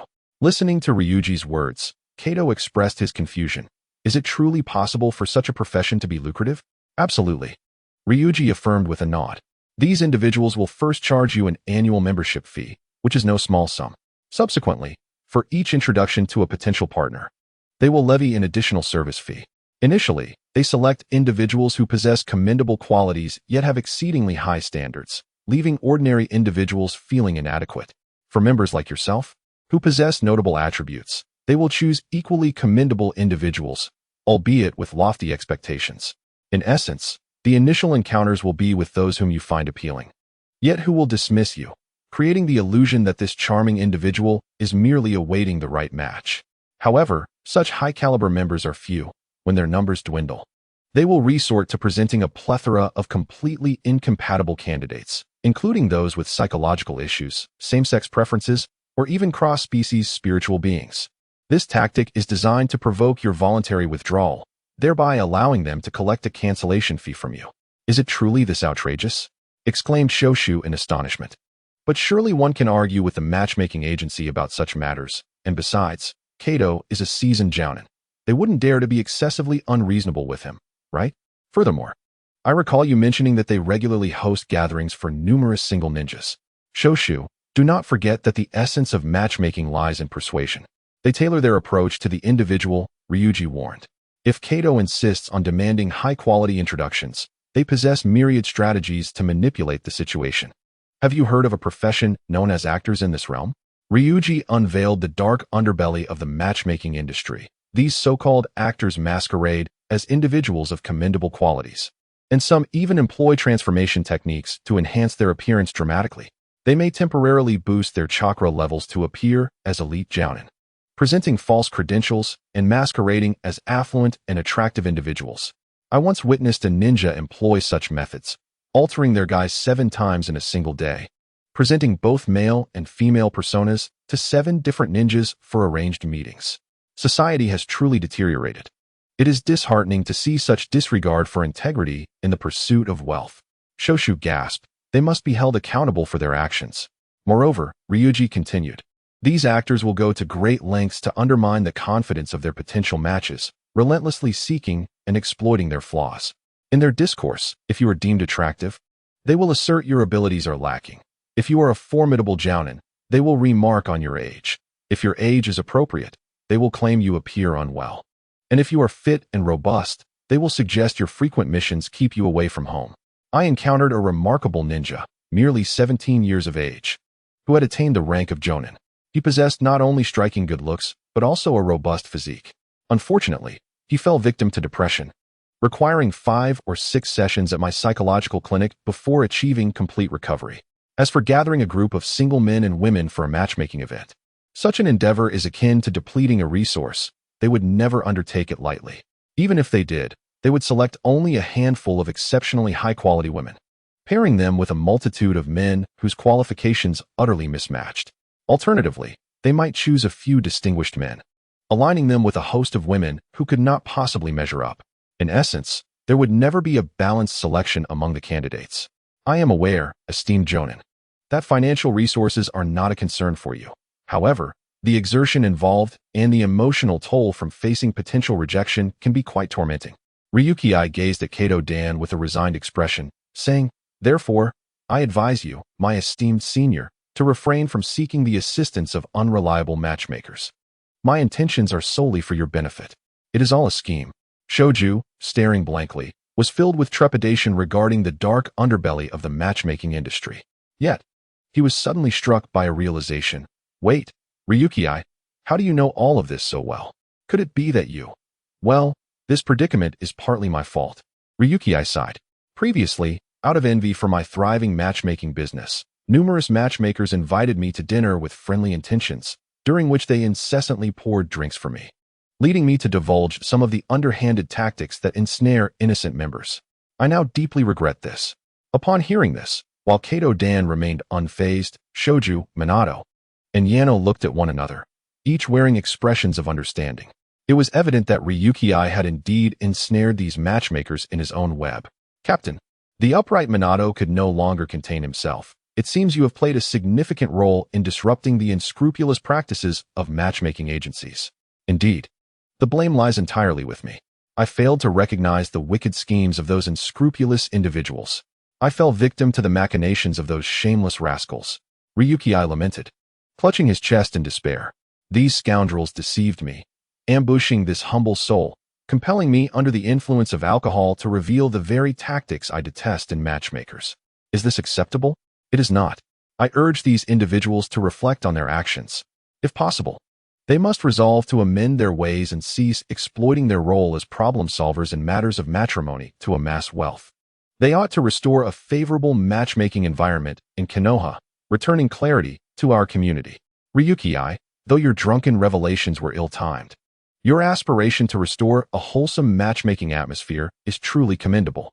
Observing Ryuki's impassioned demeanor and his stirring words, Shoju chose to overlook the incongruity of an 8-year-old consuming alcohol and why Ryuki, known for his vengeful nature, did not retaliate but instead rallied behind this cause. I will support you. Setting aside the question of support, I estimate that those matchmakers will not endure for long.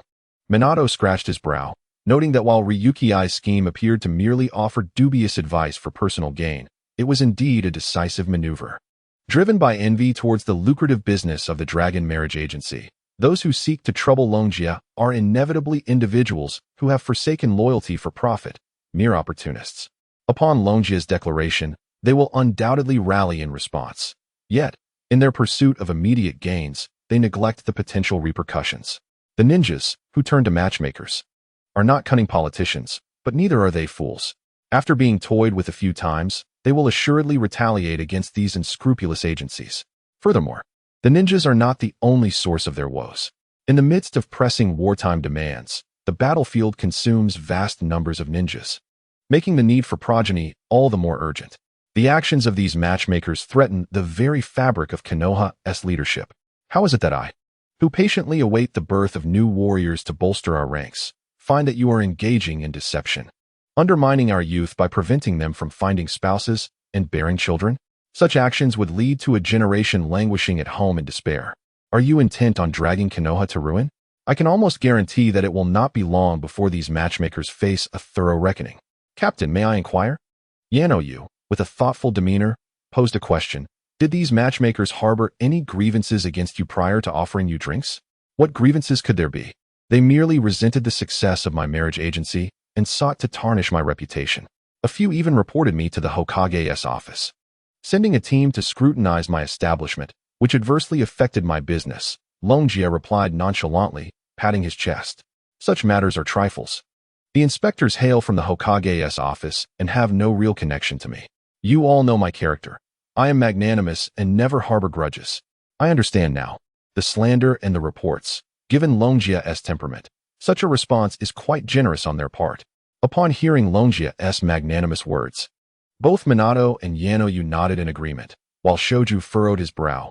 This complicates matters further, as it reduces the avenues for Kato Dan to find his partner. Such is the way of things. I must also express my gratitude to Longjia, Kato Dan said with a wry smile. This has helped me eliminate one erroneous path. Indeed, Kato Dan, I was just about to mention this. Longjia placed a reassuring hand on Kato Dan's shoulder.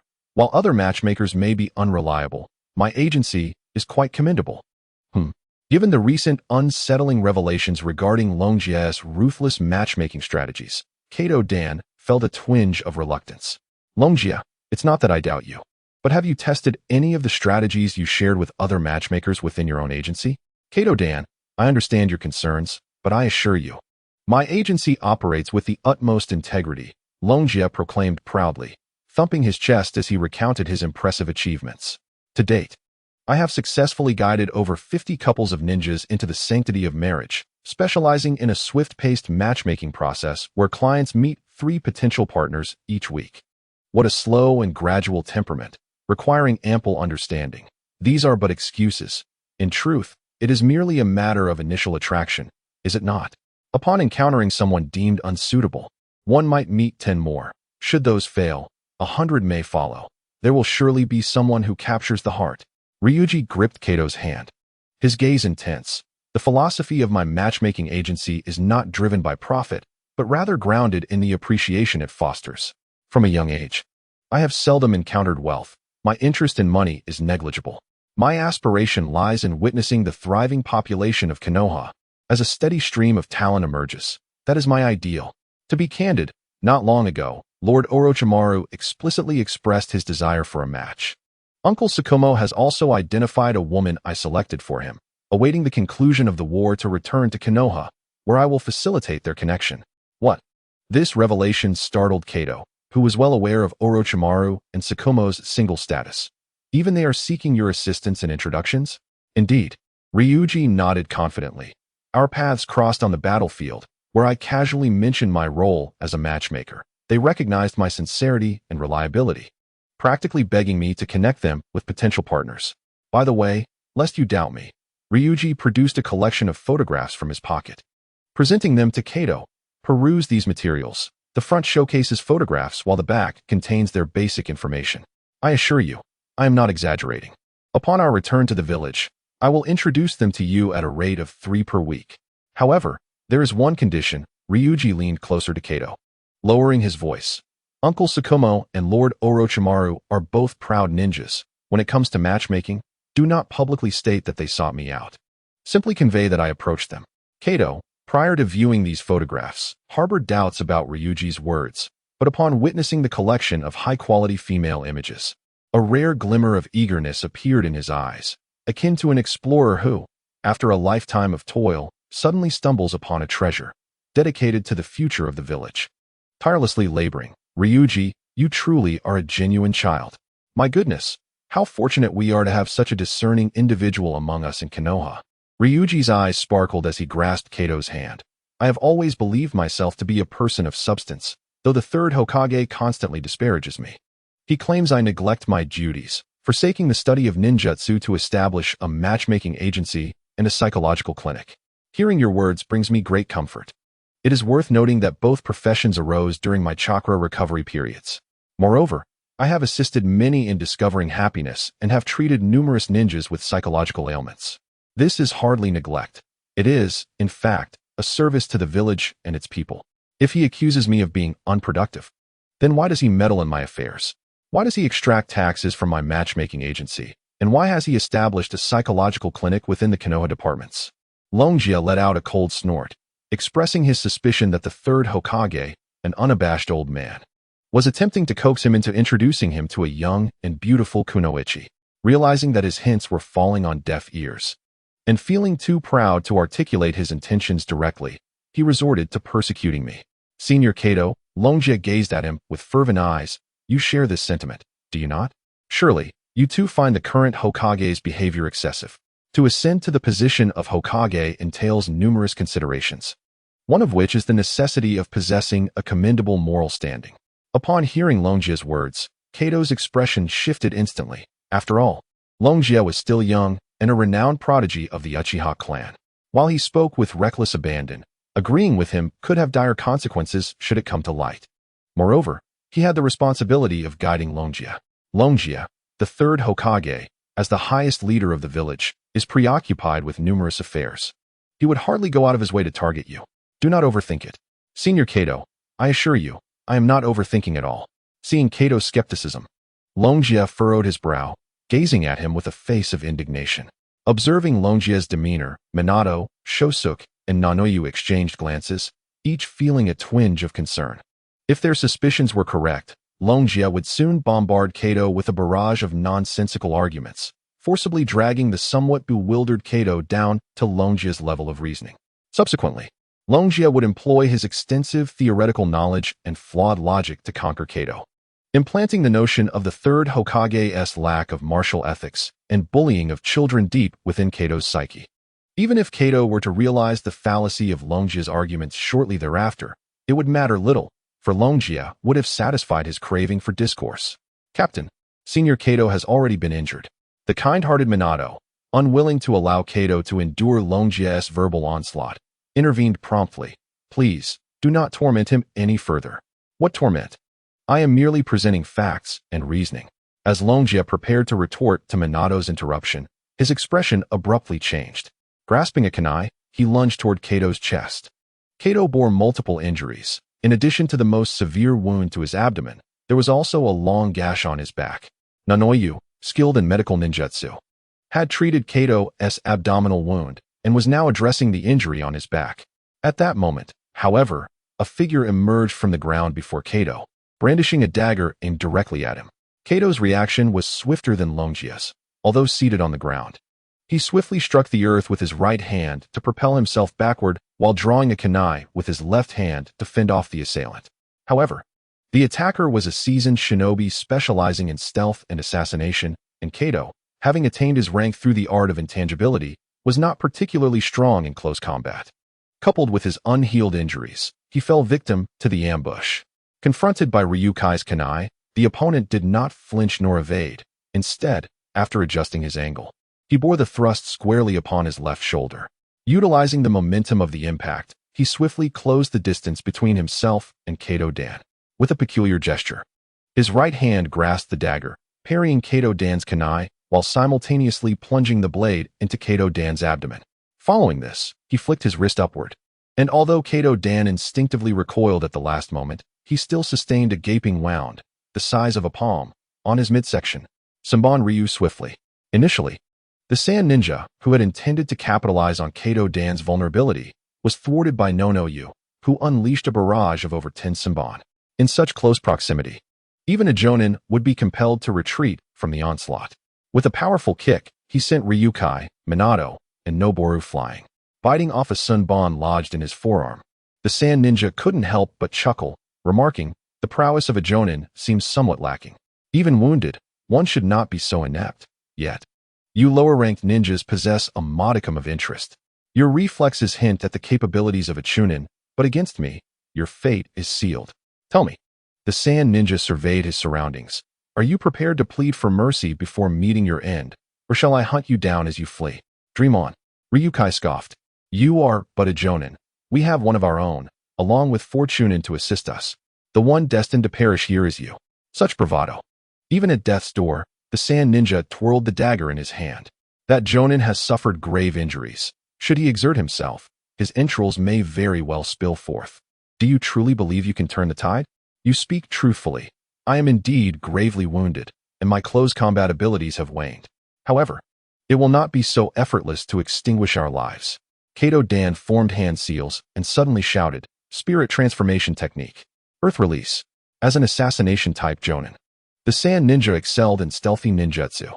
Upon witnessing a pale blue glow emanate from Kato Dan, his instinctive reaction was to burrow underground. Yet, despite his swiftness, Kato Dan's spirit transformation technique was even quicker.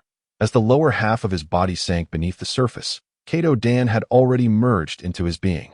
In an instant, the Sand Ninja's gaze was clouded with confusion, his complexion paling, cold sweat beading on his forehead, and he appeared enveloped in a haze of dizziness. "Noboru, prepare your ultimate move. Nono Yu, summon Kamaru. Minato, follow my lead." Observing the Sand Ninja's deteriorating condition, Ryukai seized the opportunity, rallying his comrades to charge forward. Although they remained outmatched, the sight of the Jonin's frailty suggested they might stall him momentarily. "It seems I have been underestimated," the Sand Ninja thought, feeling the weight of weakness settle upon him, unable to vanquish even a single Chunin. A fierce light of rage ignited in his eyes as he reversed the direction of his dagger, driving it directly into his shoulder. As the brain gradually awakened, the Sand Ninja, with a sinister smile, began to speak. "You have miscalculated if you think you can use soul-related techniques against me. This dagger, known as the Mind Sunder Blade, is specifically designed to counter such ninjutsu. The Mind Sunder Blade inflicts a profound influence on its target, continuously disturbing their emotions of joy, anger, sorrow, and happiness, thereby unsettling their spirit. And this is merely one of its advantages." With a swift kick, he sent Ryuji flying once more, feeling increasingly invigorated and mentally alert, while also harboring intentions of toying with Ryuji and his companions. He boasted flamboyantly about his weapon. "Another advantage is that in conjunction with my secret techniques, this weapon has a 2% chance of forcibly depleting the opponent's chakra. For Genin, it's 20%, for Chunin, 1/3, and for Jonin, 1/6. Currently, this unfortunate fellow is attached to me, and his chakra will be depleted at an accelerated rate. Once this Jonin hanging onto me perishes, how much longer can you endure?" Despite the life-and-death nature of the battle, a hint of confusion flickered in Shoshu's eyes. "Did you miscalculate the chakra depletion for Genin and Chunin? Something feels off. Focus on the fight, and stop with the useless chatter," Ryuji admonished Shoshu. Kato's injuries were already severe. Otherwise, he would not have only targeted Chunin earlier. It was already a considerable feat to weaken the Sand Ninja significantly, and now being directly struck at the soul was an even greater blow. Ryuji, being the one facing the Sand Ninja, felt the intensity of the situation most acutely. From barely managing to cope at the beginning, to exerting all his strength later, and now desperately resisting, Ryuji sensed that his team was drawing ever closer to the scythe of death. Seeing the dire circumstances, Ryuji's gaze sharpened. "Mizumoto, coordinate with me. I am about to unleash a powerful attack against this foe. Rest assured." Upon hearing Ryuji's command, Mizumoto tightened his grip on the short sword and launched a fearless assault against the Sand Ninja. Konoha slash, Eagle Strike. Mizumoto charged at the Sand Ninja, thrusting the short sword at an astonishing speed towards his heart, creating a multitude of afterimages that formed the sharp beak of an eagle, ready to unleash an attack capable of overcoming all defenses. Noticing the prowess of Mizumoto's attack, the sand ninja merely chuckled coldly, adept as he was at evading assaults. He slightly shifted his body to the left, dodging Mizumoto's fierce strike, and delivered a kick to Mizumoto's waist, incapacitating him and sending him sprawling in the distance. Earth release, earth spike. The sand ninja, intending to capitalize on his success, found the ground beneath him trembling suddenly. A barrage of earth-made spears shot towards him. While on another front, Yano also unleashed a flurry of shuriken, a mere trifling tactic.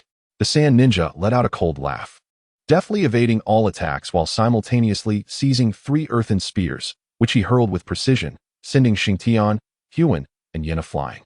Though they were not dead, their immobilized forms indicated that many bones were likely shattered, rendering them incapable of movement.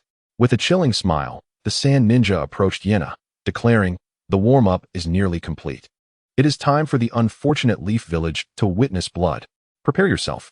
With a thunderous roar, Ryuji appeared directly in front of the sand ninja, brandishing a kunai and charging forth. Yet, the sand ninja remained unfazed.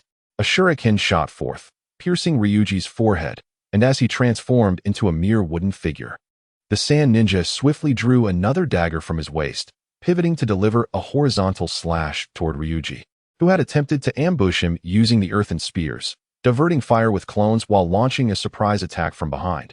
This tactic is laughably simplistic. Do not celebrate too soon. As the sand ninja turned, locking eyes with Ryuji, the latter's gaze momentarily flickered with the 3 tomo of the Sharingan, illusionary prison of despair. A blood moon rose, illuminating a grim and terrifying dungeon. The walls were smeared with dark crimson, viscous traces, and the bars were stained with an ominous hue. As if even metal could not withstand the onslaught of blood, the dungeon appeared dilapidated and on the verge of collapse, as if it might crumble at any moment. Just as the sand ninja contemplated escape, familiar guards armed with recognizable instruments of torture materialized.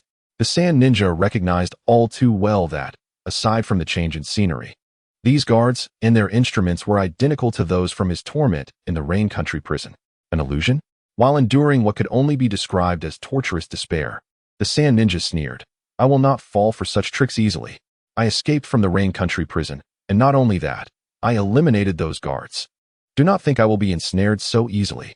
As he raged, the surrounding environment gradually darkened, and upon the completion of a torturous sequence, everything descended into complete darkness.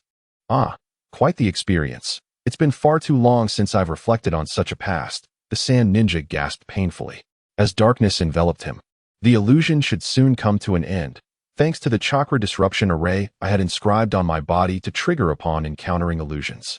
I will awaken shortly. The Sharingan? How astonishing that a mere genin can control a jounin. The power of this clan's eyes is truly terrifying. However, once I break free from this illusion, I shall ensure to collect those eyes for myself. Boy, when I awaken, they will be yours. As the blood moon rose again, casting light upon the foreboding dungeon, the familiar guards reappeared. Even the sand ninja, a jounin, could not help but exclaim in frustration, "Damn it!" The young lad, with remarkable prowess, plunged his dagger into Ryuji's right shoulder. The sand ninja, awakening from the illusion, regarded Ryuji with a flicker of both wariness and cruelty. "I never expected that as a mere genin, you would force me to this extent." Supporting Ryuji's shoulder, the sand ninja extended his right hand toward the collapsed figure of Ryuji, who lay on the ground, drained of chakra from overexerting his illusion. "As interest, I shall claim your eyes. Fear not, for you shall not be lonely. I will send your comrades on the same journey." However, one should not speak too boldly. As the prospect of losing his eyes loomed, a look of relief washed over Ryuji's face. "Look behind you. Our reinforcements have arrived."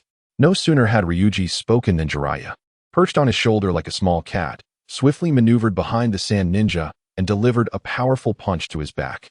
Disaster. Just freed from Ryuji's illusion, and still affected by Kato's ethereal transformation technique, the sand ninja, albeit possessing considerable fighting spirit, was in a somewhat weakened state.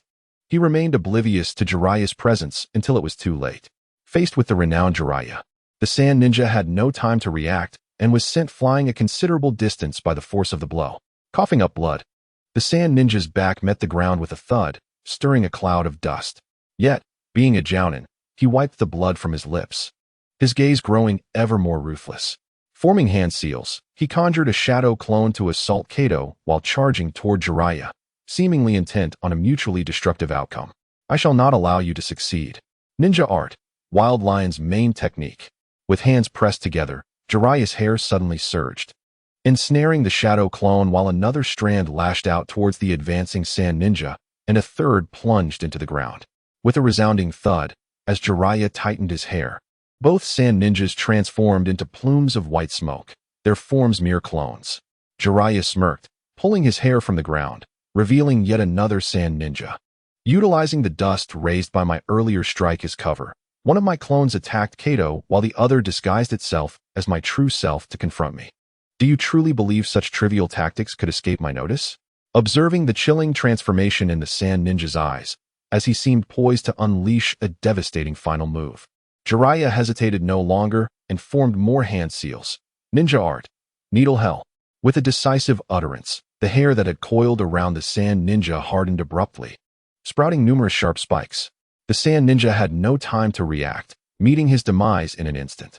Having dealt with the sand ninja, Jiraiya gathered the Ryuji team and Kata Danto together, conducting a cursory examination of their injuries. Shoju had multiple fractures, Minato suffered a cervical spine injury and broken ribs, while Haneu experienced internal bleeding and nerve compression.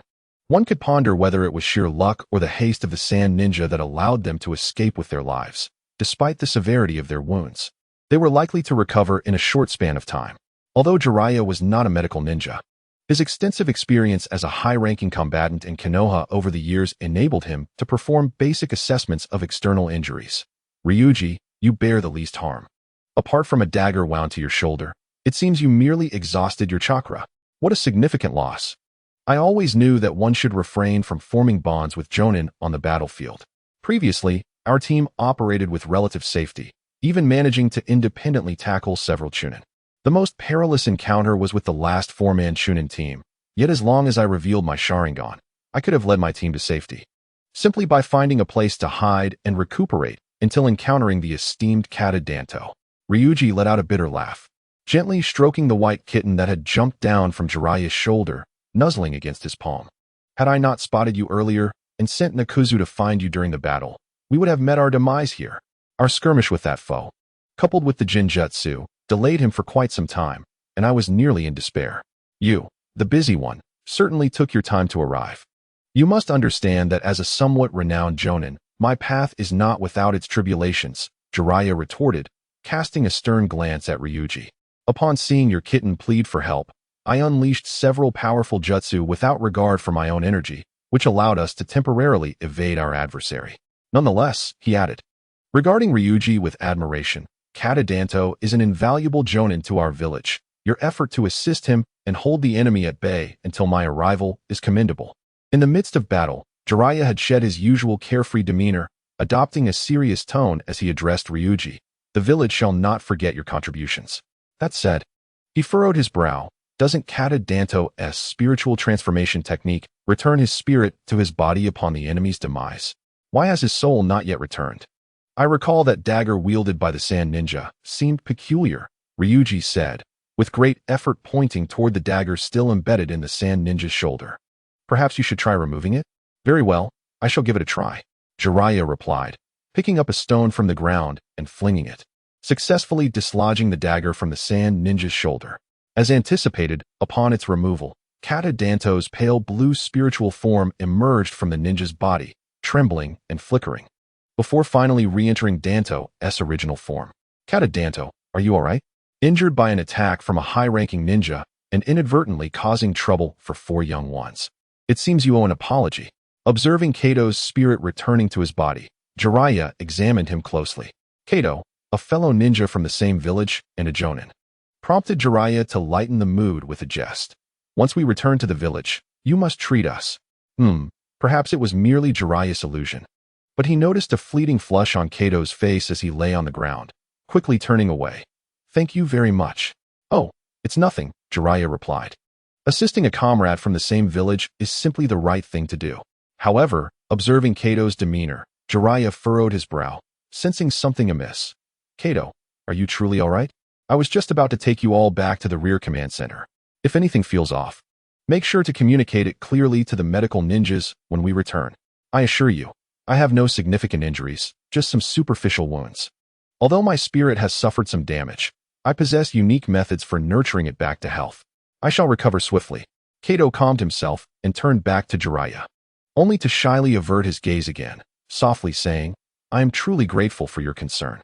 Jiraiya felt an inexplicable shiver at Kato's response, goosebumps rising on his skin. Yet, being a seasoned jonin with an exceptionally resilient spirit, he took a deep breath and chuckled softly to himself. It seems the battlefield has made me a tad tense, leading to some rather peculiar thoughts. Haha. With a sheepish smile, Jiraiya abruptly retreated from Kato's side to join Ryuka. He dipped his thumb into a wound on his neck, still oozing blood, and pressed it against the ground. In an instant, a massive 2-meter-tall frog appeared before him, extending its tongue to swallow Ryuka and the others whole. Oh. The sensation of being swallowed by a frog is truly dreadful. Within the makeshift command center of Konoha, inside a tent, Shoju lay in agony. His limbs immobilized and encased in plaster, his body covered in a transparent slime that sent chills down his spine. This sticky feeling is simply unbearable. Do not despair. I believe this slime possesses some healing properties, Minato reassured him, fixed firmly to a wooden board. Although he could only gaze at the ceiling, he sought to comfort Shoju. Otherwise, I suspect the medical ninjas would have removed it by now. Indeed, that was the case. Unlike the simple bandaging of Shoju and Minato, Yano was entirely swathed like a large rice dumpling due to internal injuries. I can sense that within this slime lies restorative chakra, wound healing, and analgesic properties. Lord Jiraiya is truly considerate. I sense that you are merely comforting yourselves. Although Shoju remains skeptical, I truly believe that the medical ninjas seek to take the easy route, unwilling to assist us in clearing away the remnants. Shoju turned to Ryukai for help, stating, You are the only one here capable of moving. Please assist me in removing this viscous substance. While it is indeed true that the medical ninjas find it bothersome to clear the mucus, Watergate and Nanoyu's assertion holds merit. The gastric fluid of this battle frog possesses restorative properties. Among our team, Ryukai's injuries are the least severe. He is merely incapacitated due to the exhaustion of chakra, lying beside Watergate, with only a simple bandage on his shoulder, similarly covered in the viscous substance. Though the assistance may be minimal, in the midst of battle, even the slightest aid proves invaluable. Stop sulking like a child and endure. Very well, Ryukai replied, suppressing his displeasure at Ryukai's words. However, he soon expressed his confusion. Ryukai, this summoning technique is truly remarkable. It can both fight and heal. I once heard from Brother Jiraiya that he has a summoning frog capable of releasing sealing techniques. Had I known, I should have practiced summoning diligently. It is not the summoning technique that is exceptional, but rather the prowess of Jiraiya's summoning frog clan. Ryukai regarded Shoju, explaining, among the summoned beasts, typical creatures tend to specialize either in combat or various support functions. Few possess the versatility of the frog clan. He continued, for instance, the cat clan I am contracted with has few ninjas focused solely on offense. Most are inclined toward various supportive abilities. I see, Shoju pondered aloud. Ryukai, which type of summoned beast should I seek, focusing on which direction? Ultimately, it should be offensive capability, he mused. What do you think of a summoned beast with immense attack power that could scatter all foes upon summoning? Not advisable. Ryukai scoffed.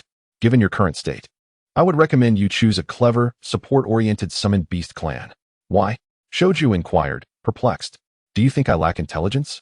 Isn't it so? This time, Ryukai was taken aback. Do you consider yourself clever? Without us, you would be vulnerable on missions, easily exploited. Reflect on your past conduct in the village of Rice and your actions on the battlefield. Have you ever contemplated your shortcomings? Stop scolding me. I will seek a clever summoned beast. Ryukai's words, though not harsh, struck a chord. Luckily, Shoju was restrained, or he might have curled up in despair, casting a pitiful glance at Ryukai. However, I genuinely believe that a powerful summoned beast is quite impressive. Provided that relationships are well maintained, one can form contracts with multiple summoned beast clans. Ryukai regarded the tent's ceiling, suggesting, begin by finding a clever, support-oriented summoned beast clan to help you navigate this initial phase of thoughtlessness. Once your understanding matures, You may then seek a clan with formidable offensive capabilities to enhance your combat prowess. I understand now. The previously subdued expression of Shinshu brightened with excitement once more. Longjia, you possess such extensive knowledge. This is all material from the classroom. Longjia rolled his eyes in response. I truly wonder what you have learned in class. A nervous chuckle escaped Shinshu's lips as he hastily shifted the topic. By the way, Longjia, since we are in the rear, you could take this opportunity to treat some patients with psychological ailments, couldn't you? My chakra is completely depleted. I no longer have the strength to treat anyone, Longjia replied, laboriously raising a hand to cover his forehead in exasperation. Do you think Jinjutsu doesn't require chakra? What has become of your intellect? Focus on your recovery. Strive to regain your strength before the next great battle. I estimate that the war with the Wind Country is nearing its conclusion. Really? How do you know this? Shinshu, despite his fractured limbs, remained spirited, unlike the reticent Longjia. Just observe the battlefield, Watergate interjected. In this encounter with the Sand Shinobi, Chiyo has refrained from deploying any toxic mists again, and we have already crossed the borders of the Wind Country to assault them. They have yet to utilize any formidable countermeasures and remain under our relentless pressure. This indicates that the Sand Shinobi have exhausted their options to impede our Leaf Village. The probing has concluded, and we have discerned their strengths and weaknesses. The true decisive battle is about to commence. The air was filled with deafening shouts, and the ground was saturated with the cries of combat. Everywhere one looked, blood flew amidst the chaos, and craters marred the earth. Even the yellow sands beneath their feet stained crimson. The day after Longjia's team was sent to the combat center for treatment, the final tentative assault ended. The Leaf Village emerged victorious, with the ninjas penetrating deep into the territory of the Wind Country, while the Sand Shinobi retreated to re-establish their defenses. Even Longjia and Watergate could discern that the Sand Shinobi were devoid of substantial support. The higher-ups of the Leaf Village, with an overarching view of the situation, clearly understood this reality. After allowing all ninjas 3 days to recuperate, they issued a direct order for a full-scale assault on the Sand Shinobi's defenses. Shinshu and his companions' fractures would require at least 2 weeks of rest before they could return to combat. However, due to the urgent need for combat strength, the medical ninjas of the Leaf Village resorted to drastic measures, hastily accelerating the healing process at the expense of their long-term health. After all, this was for the sake of war, and the health risks could be mitigated later. The immediate priority was securing victory. Nevertheless, it seemed that after their previous encounter with the Chunin team, Longjia's squad began to experience a streak of misfortune. While eliminating a group of Sand Shinobi's lower-ranking members and continuing on their path, Longjia spotted a terrifying figure collecting hearts from a jonin, concealed behind a cluster of boulders. A ninja moved with deliberate slowness, cloaked in an enormous black robe, masked to conceal all but a pair of striking red scara and vivid green irises. This enigmatic figure evoked a sense of dread. Due to its current actions, one can observe the coarse sutures adorning his arm. His methods are rather crude and straightforward. He does not employ a surgical knife or any sharp instrument to pierce the chest of his opponent, but instead extracts the heart of the sand ninja with his bare hands, gently placing it within the folds of his robe. Yet, this is not the end of his endeavor.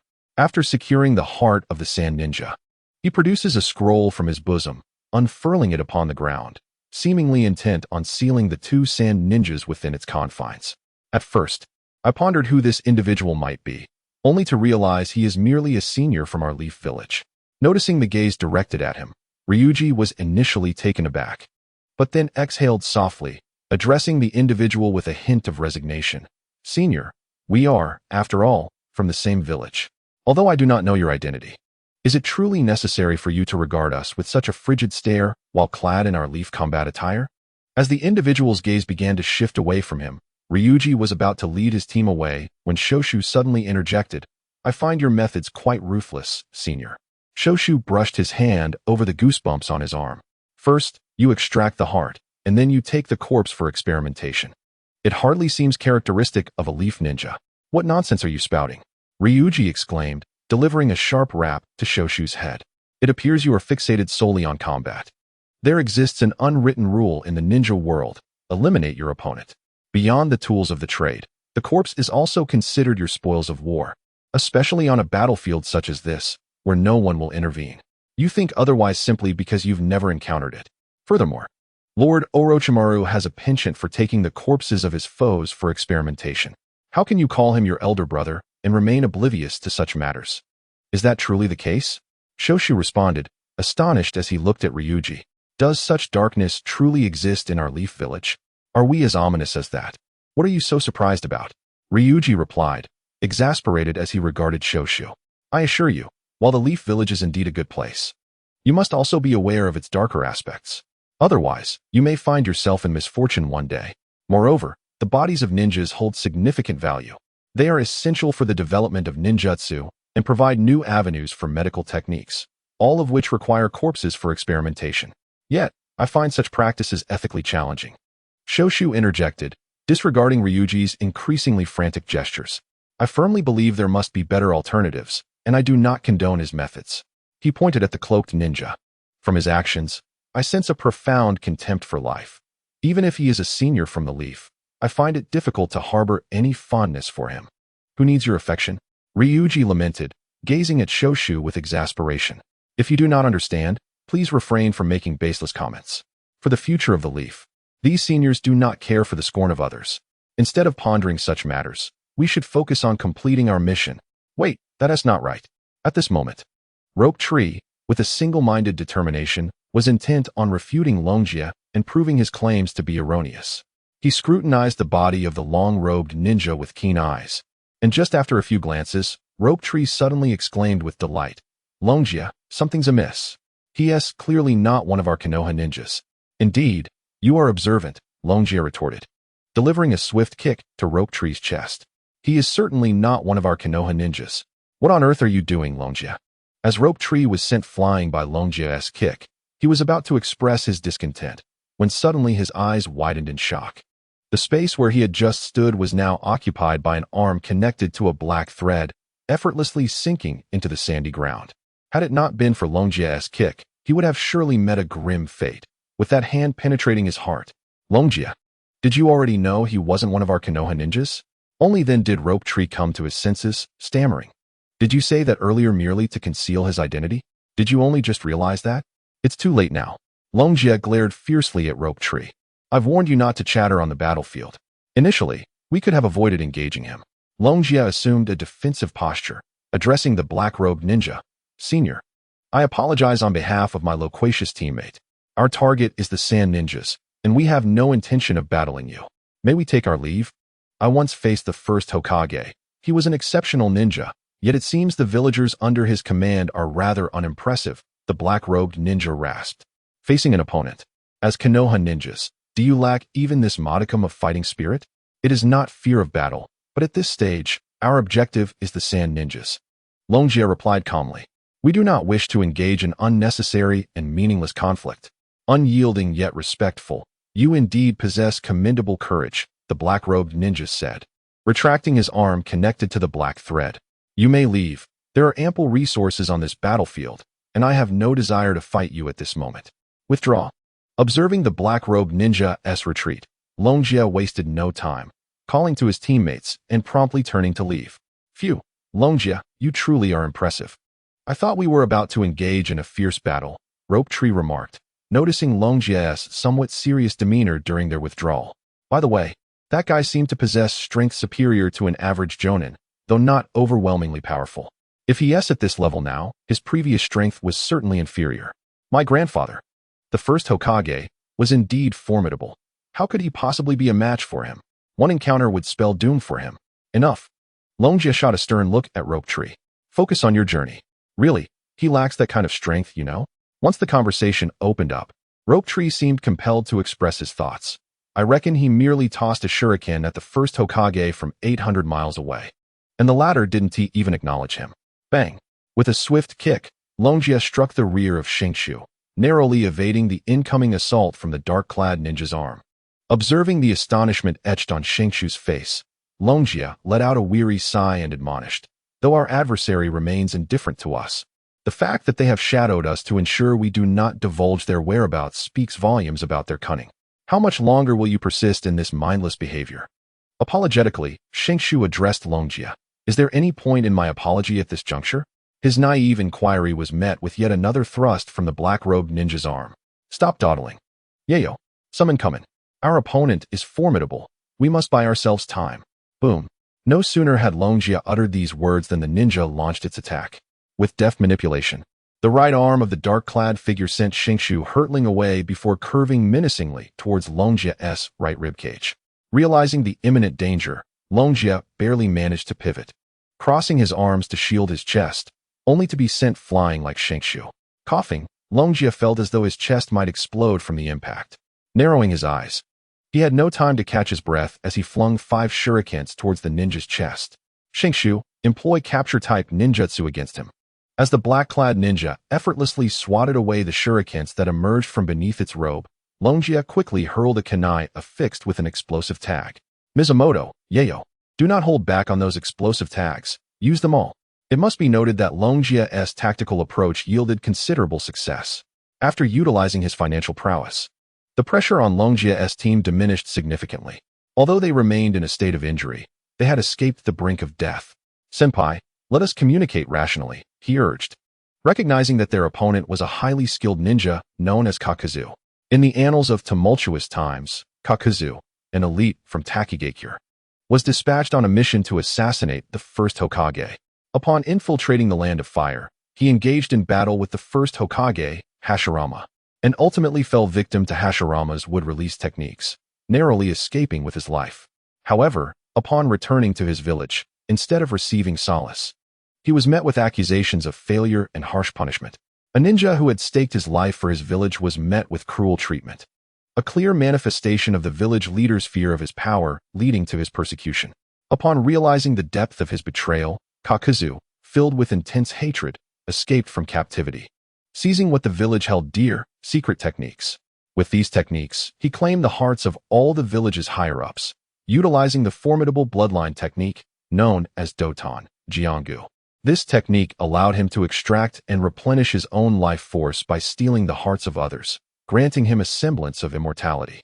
Furthermore, depending on the attributes of the hearts he acquired, he could unleash 5 corresponding elemental ninjutsu. The entity known as D Yuan Yu possesses the extraordinary ability to harbor 5 hearts simultaneously, which implies that one must eliminate him 5 times in succession when he cannot replenish his hearts to ensure his ultimate demise. Yet, the situation does not end there. In moments of peril, his 5 hearts can separate, transforming into 5 distinct beings, each embodying a unique attribute, and they can collectively assault their adversaries, even employing combinative ninjutsu. In the later stages, he allied himself with an organization named Akatsuki, comprised of individuals of exceptional talent. The mere strength of 10 members from this organization is sufficient to threaten the very stability of a large ninja village. Although he may not be the strongest among them, and a few elite ninjas could potentially devise suitable tactics to overcome him with the right intelligence, he remains an almost insurmountable presence for the current Ryokai squad. Senior, we in Konoha have always cherished peace and abhorred unnecessary conflicts. If my teammate speaks out of turn, I can discipline him myself. If not, I could kick him in your presence to ensure your comfort. What do you think? Disliking conflict? Bear in mind, it is you from Konoha who has invaded the land of wind, Kakuzu retorted with a cold smirk. As for this impudent brat, no need for you to kick him. I shall personally show him the consequences of his insolence. Captain, you should concede, Shoju expressed, seemingly more fearful of Ryokai's reprisal than of the formidable Kakuzu before them. One glance at his prowess reveals that this individual has no intention of sparing us. Troublesome fool, silence yourself, Ryokai declared, channeling chakra into his foot. He shattered a barrage of stitched vascular threads that surrounded him. Seizing the opportunity, he retreated and addressed Kakuzu once more. Senior, the rivalries between nations and villages are inherently intricate, far too complex to be resolved with mere words. Furthermore, when you discipline Shoju, the most you can do is inflict a few additional blows with your blade as he nears his end. But in my hands, I will ensure he experiences the harrowing depths of despair. Are you familiar with the tiger bench? How about chilly water? Or water torture? I shall experiment with various forms of torment upon him. Hey, Ryokai, must you be so deranged? Upon hearing Ryokai's ominous declarations, Shoju's voice trembled. Have you long desired to subject me to such punishments? How can you betray me like this for your own survival? We are comrades. Your input is unwelcome at this moment. Ryokai reprimanded Shoju before contemplating his next words. Dodging a bolt of lightning, He turned to Kakuzu again. Senior, do you have an affinity for wealth? I possess an abundance of riches. If it pleases you, I would gladly share them. Captain, let us focus on the fight. Minato sighed as he severed a wave of approaching stitched threads. What kind of drifter would care for money in the midst of battle? Indeed, Hokomaru, being of Chunin rank, received the most attention, his entire form ensnared with stitched threads. Struggling to open his tightly bound mouth, he remarked, even a ninja beast like me can comprehend that once one reaches the rank of Jonin, financial woes are virtually non-existent. Undertaking a few missions yields substantial rewards, and wandering ninjas like him are willing to accept any task, amassing even greater quantities. Ah, cursed be it, this fellow is formidable. I can hardly endure much longer. We have already faced the battle of the Jonin leader, and we only need to hold out until other Jonin from the Hidden Leaf notice us. Do not lose heart. Yano Yu encouraged Ryusuke, we will surely.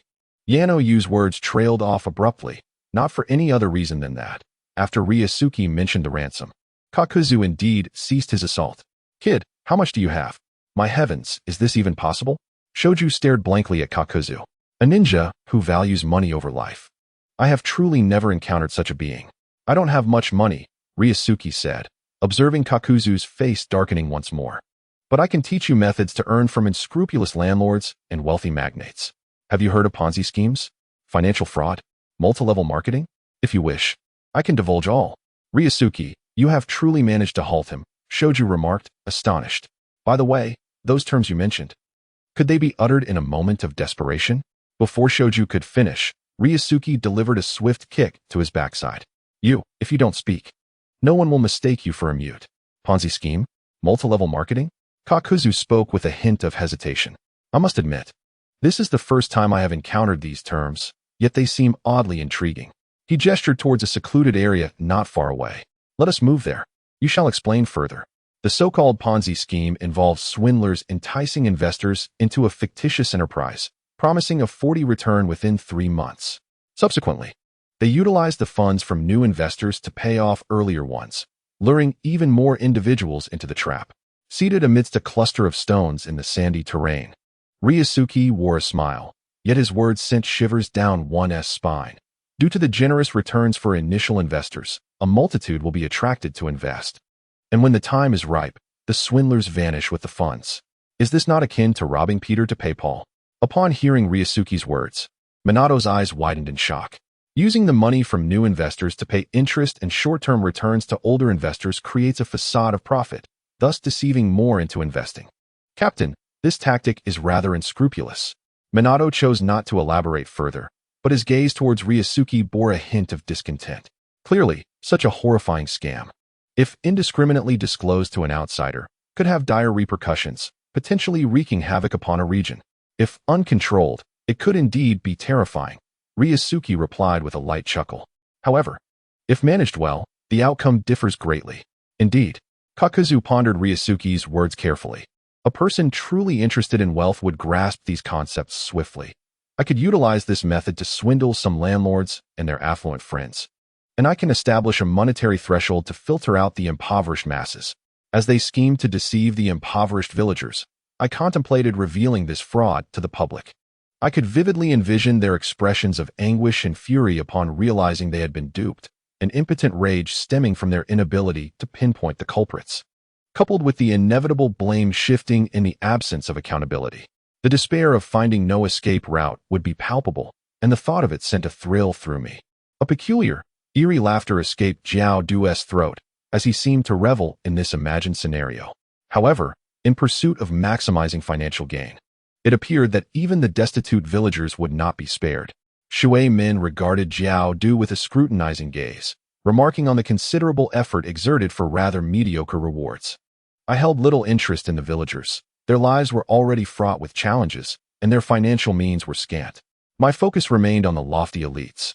Jiao Du let out a sinister chuckle, revealing his history of ruthlessly seizing wealth from the affluent throughout his extensive wanderings in the ninja world. I had grown weary of the expressions of resentment, and thus, I sought alternative methods to inflict suffering without the use of ninjutsu. It was a form of amusement in itself. Ah, I see. Observing Jiao Du's demeanor, Shui Min nodded in understanding. It was evident that Jiao Du derived enjoyment from tormenting the wealthy landlords, harboring little malice towards the common folk. Long Jia could somewhat relate, having once been ensnared by the upper echelons of Takigakure, which instilled in Jiao Du an innate wariness of those in power, particularly those unworthy of their positions. In contrast, having ascended from humble beginnings to elite status, Long Jia possessed a deeper empathy for the plight of the lower classes.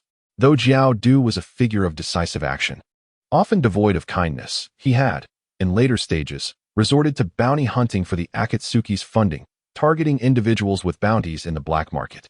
Nevertheless, at this juncture, when his financial needs were not pressing, he maintained certain ethical boundaries. Above all, he sought to avoid harming the common people, especially after being burdened by the overwhelming 600 billion explosive tags consumed by a certain member, a situation that had compelled him to risk his life for monetary gain. Truly, it echoed the adage of a child selling their father's land without a twinge of guilt. In such circumstances, Jiao Du's actions were unpredictable, as he was inherently not a benevolent soul. If Long Jia were to assess Jiao Du, he would deem him a chaotic neutral character. And what of pyramid schemes? Delighted by the explanation of the Ponzi scheme, Jiao Du inquired further about pyramid schemes. Recognizing Jiao Du's predilection for the affluent, Long Jia disclosed without reservation, a pyramid scheme can be perceived as a more elaborate version of a Ponzi scheme, incorporating product sales and a complex hierarchy. The sales serve to supplement and replace the crude entry fees of the Ponzi model, while the hierarchical structure substitutes for the simplistic distribution rules, simultaneously incentivizing older members to recruit new ones. In simpler terms, it refers to the development of a downline, selling goods to them. Long Jia rested his chin on his hand. You may view it as a pyramid scheme, akin to selling a shuriken at a high price to Mizumoto and Shinosuke, who then sell it to Yena and you subsequently sell it to others, extracting a handling fee along the way. Thus, it cascades down through layers. This shuriken could represent anything, perhaps an apple, which you could package as a health apple, or health rice, or health grains, as the cost can be kept lower than the market, while the price can soar to great heights. However, since it is a scam, it cannot last long, yet. Due to the intricacies involved, this type of pyramid scheme may endure longer than a Ponzi scheme. Nevertheless, if the intention is merely to deceive those unscrupulous landlords and wealthy individuals, I believe it is more effective to employ the straightforward and brutal Ponzi scheme. You, young lad, possess quite a bit of knowledge for your age. Kakudo scrutinized Long Jia and then handed him a shuriken.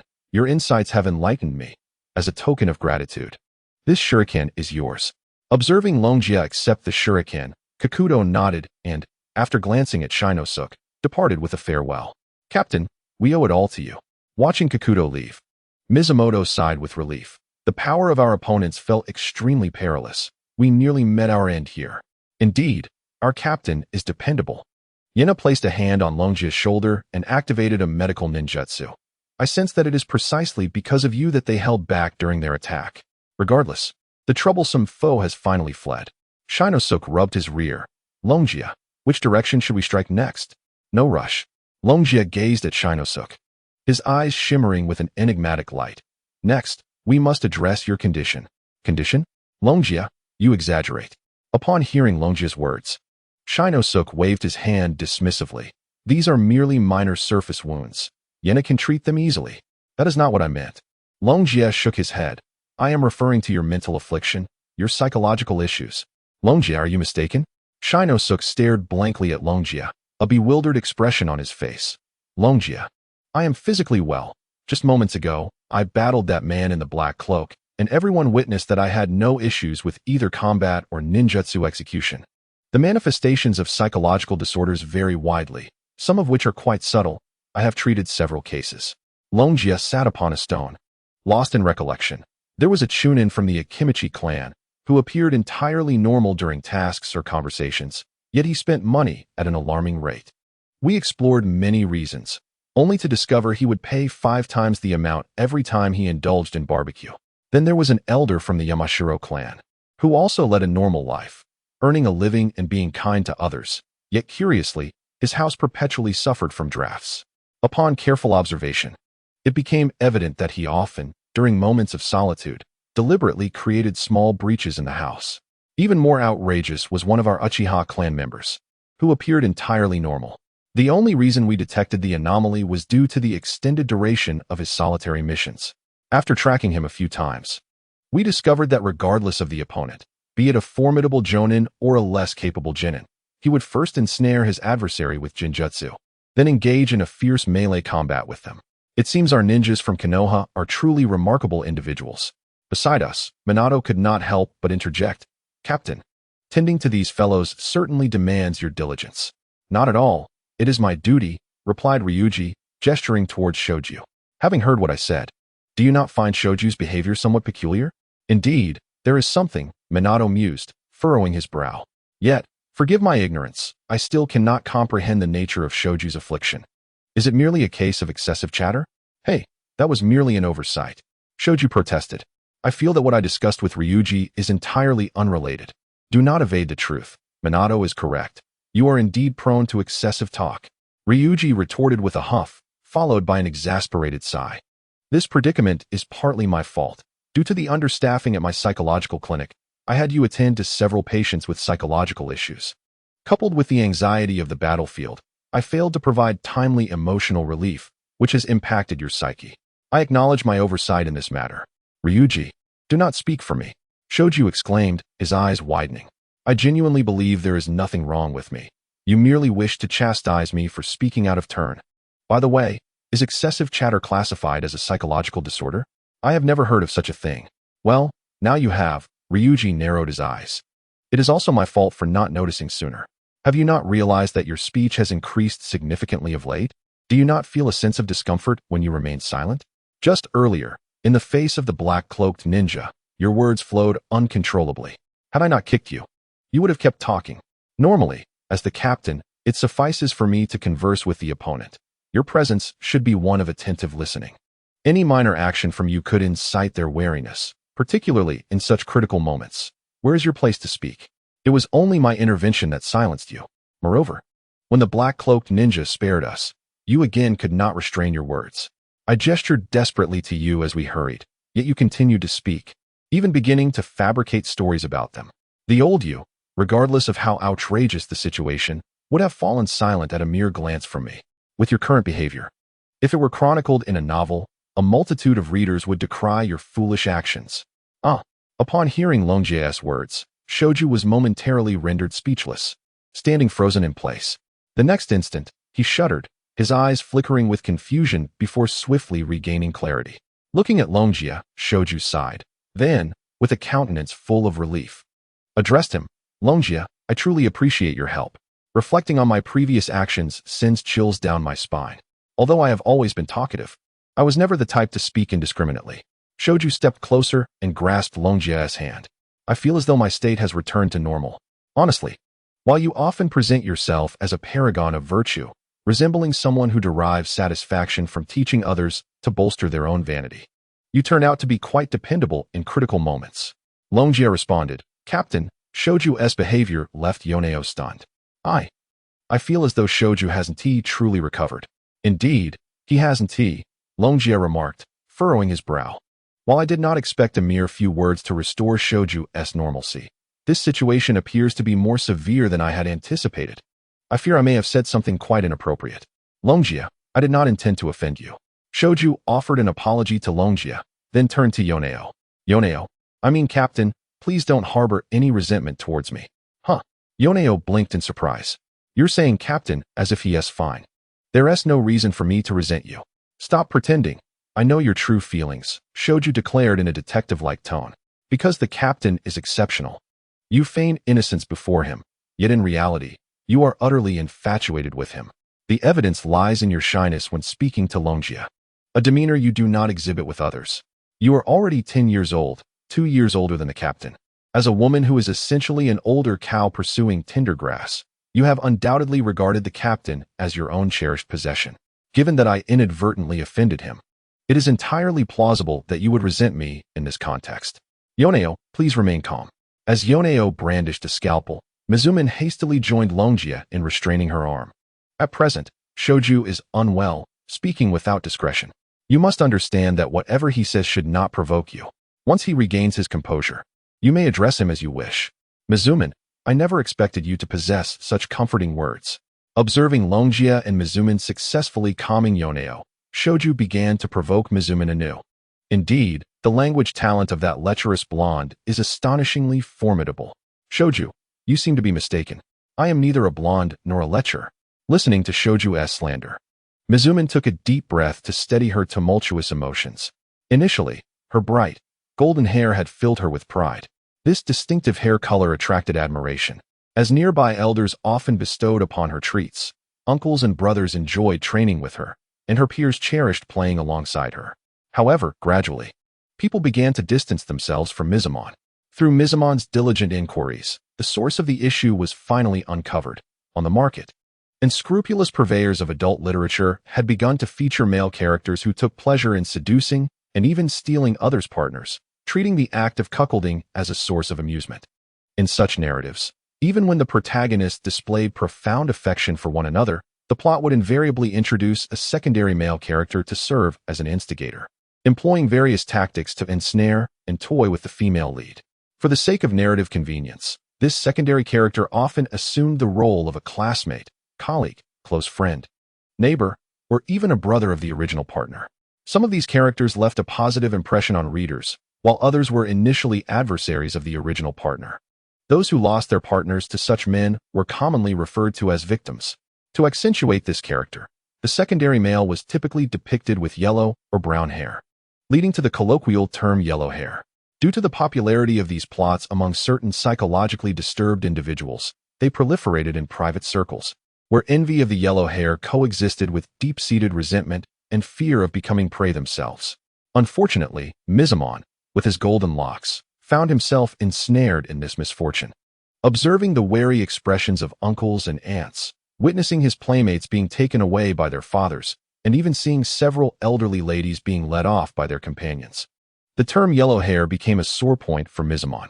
Fortunately, Mizuman was a person of resilient spirit and open heart. In an effort to cultivate his reputation, he consistently engaged in good deeds within the village, spreading his cheerful smile to uplift those around him. Through his relentless efforts and a fortunate turn of events, he inadvertently eliminated all literature related to yellow hair by incinerating it, bringing the matter to a close. As he emerged from his reverie, Mizuman glanced at Shoju.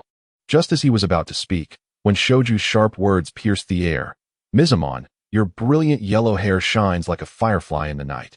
So striking and distinctive that no amount of concealment will suffice. There's no need for further explanation. However, as the saying goes, those with yellow hair are forever marked by it." Shoju turned to Ryukai. "Ryukai, Mizuman has feelings for Kushina, but the demon fox within her can be quite troublesome. Will their moments together be broadcast live for the demon fox to witness?" A buzzing sound filled the air as Mizuman unsheathed his short blade, unable to contain his irritation towards Shoju's incessant provocations. Sighing, Ryukai firmly restrained Mizuman. "Mizuman, listen to me. I will deal with Shoju appropriately. For now, set down your blade, and let us discuss this calmly.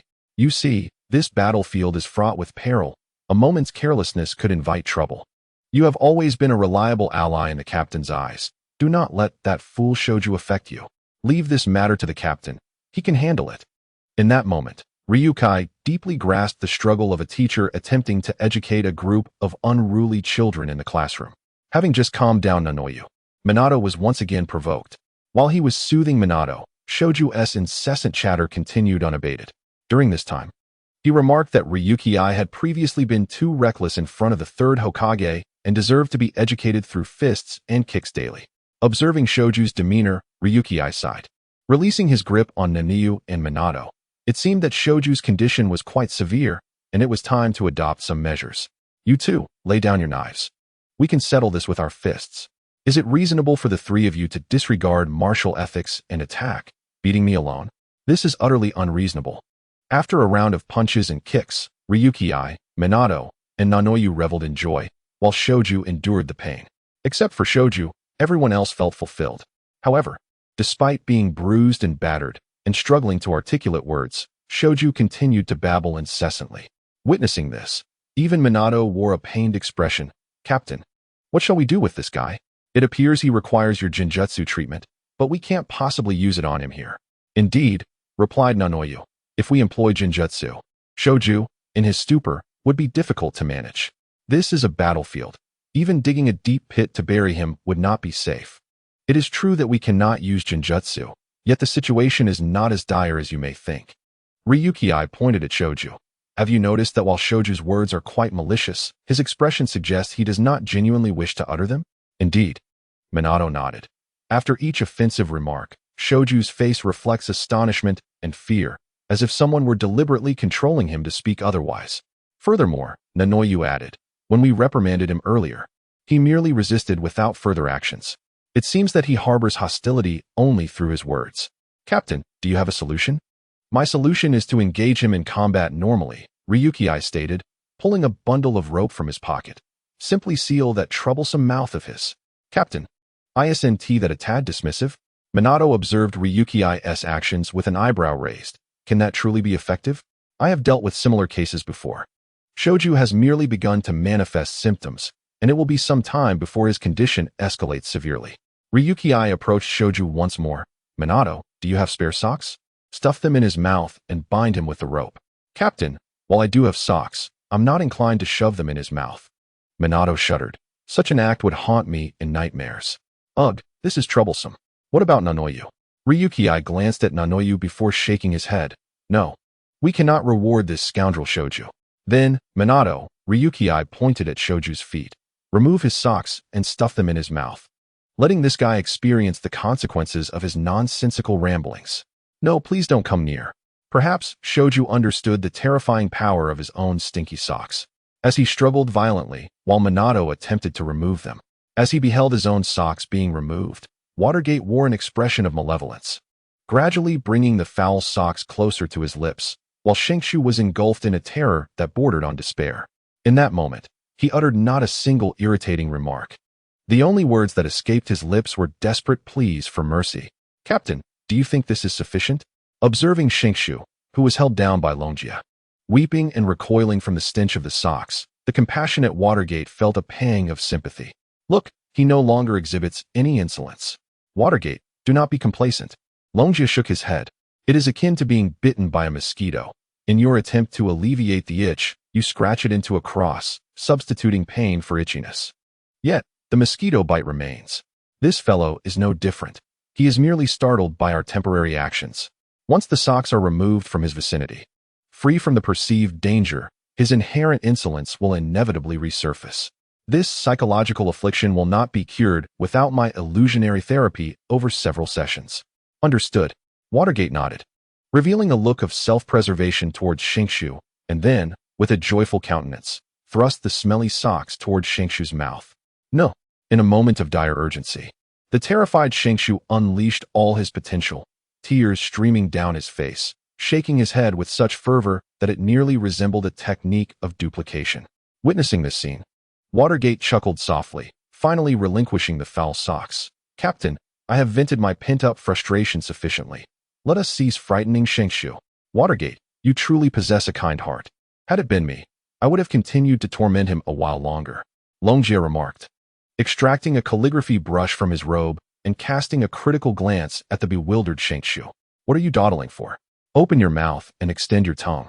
Do you genuinely believe I intend to stuff the socks into your mouth? You are meant to fight alongside us, and I have no way to bind you. You could easily remove those foul socks yourself. I am merely preparing to place a seal upon you to ensure your silence for a brief period. Once the battle concludes, it shall be lifted. Honestly, it appears your condition is quite severe, even affecting your intellect. I hope that once you are healed, your wits will return as well. Oh. Upon hearing Longjia's words, Shinkshu exhaled a sigh of relief, obediently opening his mouth and extending his tongue. Longjia inscribed a character of prohibition upon Shinkshu's tongue with the brush, then swiftly executed over 50 hand seals. Upon completing the final hand seal, a circle suddenly materialized upon Shinkshu's tongue, encapsulating the character of prohibition, marking the seal's completion. As the seal took effect, Shinkshu attempted to speak once more, but as Longjia had anticipated, he could utter not a single word. Observing this, Shinkshu gave Longjia a thumbs up, brushing off the dirt from his clothes, exuding an air of determination, evidently gearing up for battle. It appeared to be quite promising. As the rope tree regained its vitality, Ryuka adjusted his mindset, greeting Swaymin and Nono before leading the charge towards the battlefield. The blazing sun scorched the earth, and standing upon the sandy terrain, beads of perspiration emerged in an instant. However, amidst the fierce combat, the ninjas were utterly indifferent to the sweltering heat. The sun, resembling a fiery orb, merely intensified the already pungent scent of blood saturating the crimson sands. Observing the reckless clash between the two factions of ninjas, in a makeshift earthen shelter constructed through Earth-style ninjutsu, Danzo, wrapped in bandages, wore an impassive expression. With a cold smirk, he addressed his subordinates. These sand ninjas truly possess remarkable endurance. Despite the dire circumstances of the war, they show no inclination to surrender and minimize their losses, stubbornly prolonging the conflict. Truly, they are a laughable lot, only shedding tears when faced with death. Oh, by the way, Kushina, do not fear, Danzo said to a young girl with fiery red hair, standing behind him. We will carefully extract the nine tails from within you without causing any harm. Thank you, Lord Danzo. Currently, Kushina was merely around 10 years old. Due to the seal of the nine tails within her, Konoha had kept her in the village for protection, preventing her from participating in any ninja missions. Being thrust into such a monumental war at this age left her visibly anxious. With intentions to win over the Jinchuriki, Danzo maintained a relatively benevolent demeanor, struggling to suppress his usual scowl as he forced a smile to convey goodwill to Kushina. Do not worry. The nine tails within you is far more powerful than the one tail of the sand ninjas. Your safety is assured. Do you have any wishes? If you perform well, I will strive to fulfill your desires upon our return to the village. Thank you, Lord Danzo. I do not need anything, Kushina replied. Yet her mind wandered back to a certain figure with golden spiky hair and a warm expression, the only person of her age who had ever shown her kindness due to her status as a Jinchuriki. Though she had never set foot on a battlefield, Kushina was acutely aware of its inherent dangers. While she was indeed formidable in the form of the nine tails, in her human state, she was merely a young girl with a rudimentary understanding of ninjutsu. As a Jinchuriki, she could be faced with perilous situations, and she wondered if she would ever have the chance to see that individual named Minato again. Lord Danzo, we have arrived. A crisp voice interrupted Kushina's reverie. Turning towards the sound, she was greeted by the familiar figure of the four-member team. Oh, you have arrived, Danzo said, his spirits evidently lifted by Ryuka's presence compared to the disinterested Kushina. After all, in Danzo's heart, Kushina is merely a vessel, to be unsealed and utilized in battle when the time comes. However, for Ryusuke, whether it be the Sharingan or his subsequent development, it holds immense value. I am currently engaged in discussions with my subordinates regarding our countermeasures when the Sand Shinobi released the One Tail. Observing Ryusuke, Danzo's mind began to ponder. If it were you, how would you respond? As for the specifics, I trust the experience of my esteemed predecessors far surpasses my own. Ryusuke humbly replied to Danzo. However, one thing is certain. The One Tail has been an inseparable part of our Konoha since time immemorial. This time, we must reclaim the One Tail and bring it back home. Ryusuke, are you jesting? His words left everyone in the stone chamber utterly astonished. The tailed beasts have long served as a crucial distinction between the 5 great ninja villages and the smaller ones, akin to a weapon of deterrence. The mere thought of such an endeavor is shocking enough. Nara Shikaku, as a ninja of the Nara clan, has always been regarded by the 3rd Hokage as a member of his advisory council. His assignment to Danzo was due to the 3rd Hokage's concern that Danzo's aggressive use of the Nine Tails in battle might lead to dire consequences and that he might need to intervene at a critical moment. However, it appears that this Uchiha Ryusuke is even more terrifying. Witnessing his fervent conviction to seize the One Tail, Shikaku found himself contemplating an alliance with Danzo to restrain Ryusuke. Having previously observed this reckless youth in the Hokage office, it was unexpected to see him become even more audacious on the battlefield, away from the village. Surely, you must understand the significance of the One Tail to the Sand Shinobi, not to mention whether we possess the strength to achieve this. If we were to actually seize the One Tail, it would undoubtedly provoke a desperate counterattack from the Sand Shinobi. They would never relent until the tailed beast is returned, as it fundamentally concerns the very essence of their village. Ryusuke, while Shikaku's words may seem harsh, they are grounded in truth. Moreover, once we acquire the Sand Shinobi's tailed beast, we would not only face their onslaught, but also provoke other ninja villages to take action against us.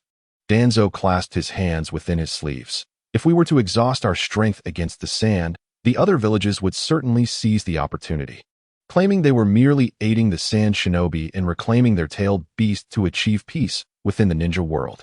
As for how much land they might seek to annex from us under the guise of peace, that would depend entirely on their whims and capabilities. Since it is Lord Danzo's command, I shall comply. However, I will not abandon my perspective on this matter. The flames of determination burned fiercely in Ryusuke's eyes, causing Shikaku's eyelids to twitch uncontrollably as he regarded Ryusuke with a madman's gaze. Yet, only a few behind Ryusuke understood that he was merely speaking with bravado. Indeed, it was just bravado, as Danzo had merely inquired about Ryusuke's thoughts, not demanding a decision. Ryusuke could say whatever he pleased. Moreover, this development incited apprehension regarding Ryukai, the most radical faction within the radicals, as he might be deemed excessively fervent. During the ensuing assault, Danzo might even position Ryukai's group slightly further back. Since Ryukai has arrived, I shall elaborate on the forthcoming mission. Danzo paused, interrupting Ryukai's hasty demeanor. The plan is straightforward. At present, Konoha possesses a significant advantage. The opposing sand shinobi will undoubtedly be impatient to unleash the One Tail, aiming to prolong the battle. Our objective is to subdue the Nine Tails when the One Tail emerges. If feasible, we should utilize the Nine Tails to launch several tailed beast balls against the sand shinobi's formation. Danzo turned his gaze towards Ryukai. Ryukai, there are several esteemed members of your Uchiha clan present here. Their task is to employ Jinjutsu on the Nine Tails within Kushina to manifest it against the One Tail. However, controlling the Nine Tails requires an immense amount of chakra, presenting a considerable challenge for them. Furthermore, once we enter the battlefield, we must also maintain control over the Nine Tails, which could potentially lead to casualties. Should they fall short, the responsibility will fall to you. I understand this is a heavy burden for you, but the other Uchihas are engaged in critical missions, and we cannot spare additional personnel. Even if you can sustain ninjutsu for just a moment longer, it would be greatly appreciated. I apologize for the hardship it entails. Performing tasks for the village is an obligation we must fulfill. Thus there is no need to speak of hardship, Ryukai responded. Leave this matter to me. Excellent. Danzo expressed satisfaction with Ryukai's cooperation. After a moment of contemplation, he continued, although seizing the One Tail bears significant repercussions, imposing a seal upon it could prove advantageous. Danzo gestured towards his team, pointing to a lean figure adorned with an owl mask. This individual is named Shojin. During the battle, should you observe the One Tail in a severely weakened state, and an opportunity presents itself, the Uchiha ninjas may take advantage of the chaos to apply Jinjutsu, assisting Shojin in executing the seal. Lord Danzo, please exercise caution. Hearing such words from Danzo, Naruto was momentarily taken aback. To impose a seal on the One Tail is tantamount to a theft, surpassing the act of merely seizing it. You are being exceedingly radical. No matter, Danzo replied nonchalantly. This seal will merely induce intermittent chaos within the One Tail, blurring the lines between friend and foe. My intention is simply to create turmoil for the Sand Shinobi, diverting their focus. This seal is convenient to execute and will not incite public outrage. Even if Hiruzen were to discover it, he would likely remain silent. You may rest assured. Indeed, upon hearing Danzo's assurance, Naruto found himself at a loss for further objections and nodded in agreement. Just then, a violent tremor surged beneath their feet, quickly followed by a fierce gust of wind, accompanied by a thunderous roar. It was the One Tail. The Sand Shinobi could no longer contain it. The One Tail, known as Shikaku, is a tanuki adorned in a vibrant yellow hue, its body intricately marked with blue cursed seals. As one of the rare nine-tailed beasts within the ninja world, its most striking characteristic is its colossal size, towering at several dozen meters. Alongside its formidable stature, its defensive and destructive capabilities are equally formidable. The ninjutsu unleashed by the Leaf Village's shinobi are largely disregarded by it. A single swipe of its paw sends entire clusters of ninjas flying. Within its maw, it harbors the tailed beast bomb, and when released, it manifests as a colossal beam of light that carves a vast crater into the ground. Those unfortunate enough to be caught within its radius are not merely killed. They are vaporized by the intense heat, leaving no trace behind. Observing the futility of their attacks, many ninjas from the Leaf Village resorted to employing techniques such as mud pits and stone pillars to restrict its movements. However, in response to these efforts, The one tail let out a fearsome roar and charged headlong, shattering everything in its path. The moment the one tail emerged, it created a tremendous impact, prompting cheers from the Sand Village's shinobi, who felt that with the one tail present, even the Leaf Village posed no significant threat. This situation invigorated the Sand Ninjas until a massive reddish-brown fox, rivaling the one tail in size, swatted it away with a single paw. The one tail's humiliation in being so easily cast aside left the Sand Ninjas in a state of shock, as if their very breath had been taken from them. The cheers ceased, plunging them into silence. However, the sudden and overwhelming advantage was not solely due to the nine tails being vastly stronger than the one tail. Rather, it was the unexpected appearance of the nine tails, manifested at the one tail's flank, utilizing the force of the one tail's own momentum to send it flying. Typically, the strength of tailed beasts is assessed by the number of tails they possess. The more tails, the greater the power. The nine tails, with its 9 tails, naturally surpasses the one tail, which has but one. Yet, the current circumstances defy this logic. Tailed beasts yearn for freedom, but the major ninja villages have sealed them within human hosts, creating a natural enmity between tailed beasts and ninjas. Even the 9 tails of the Leaf Village requires the synergy of its Jinchuriki and the Sharingan to be effectively controlled. In a twist of fate, the Jinchuriki, sealing the one tail, known as Fubuki, has mastered the art of harnessing its power through diligent training, fostering a harmonious relationship with Shikaku. Fubuki expresses to Shikaku that if both can genuinely accept one another, there exists no true divide between humans and tailed beasts. His pure-hearted perspective earns Shikaku's admiration, likening Fubuki's qualities to those of the Sage of Six Paths. This praise moves Fubuki deeply, solidifying an unbreakable bond of friendship between man and beast.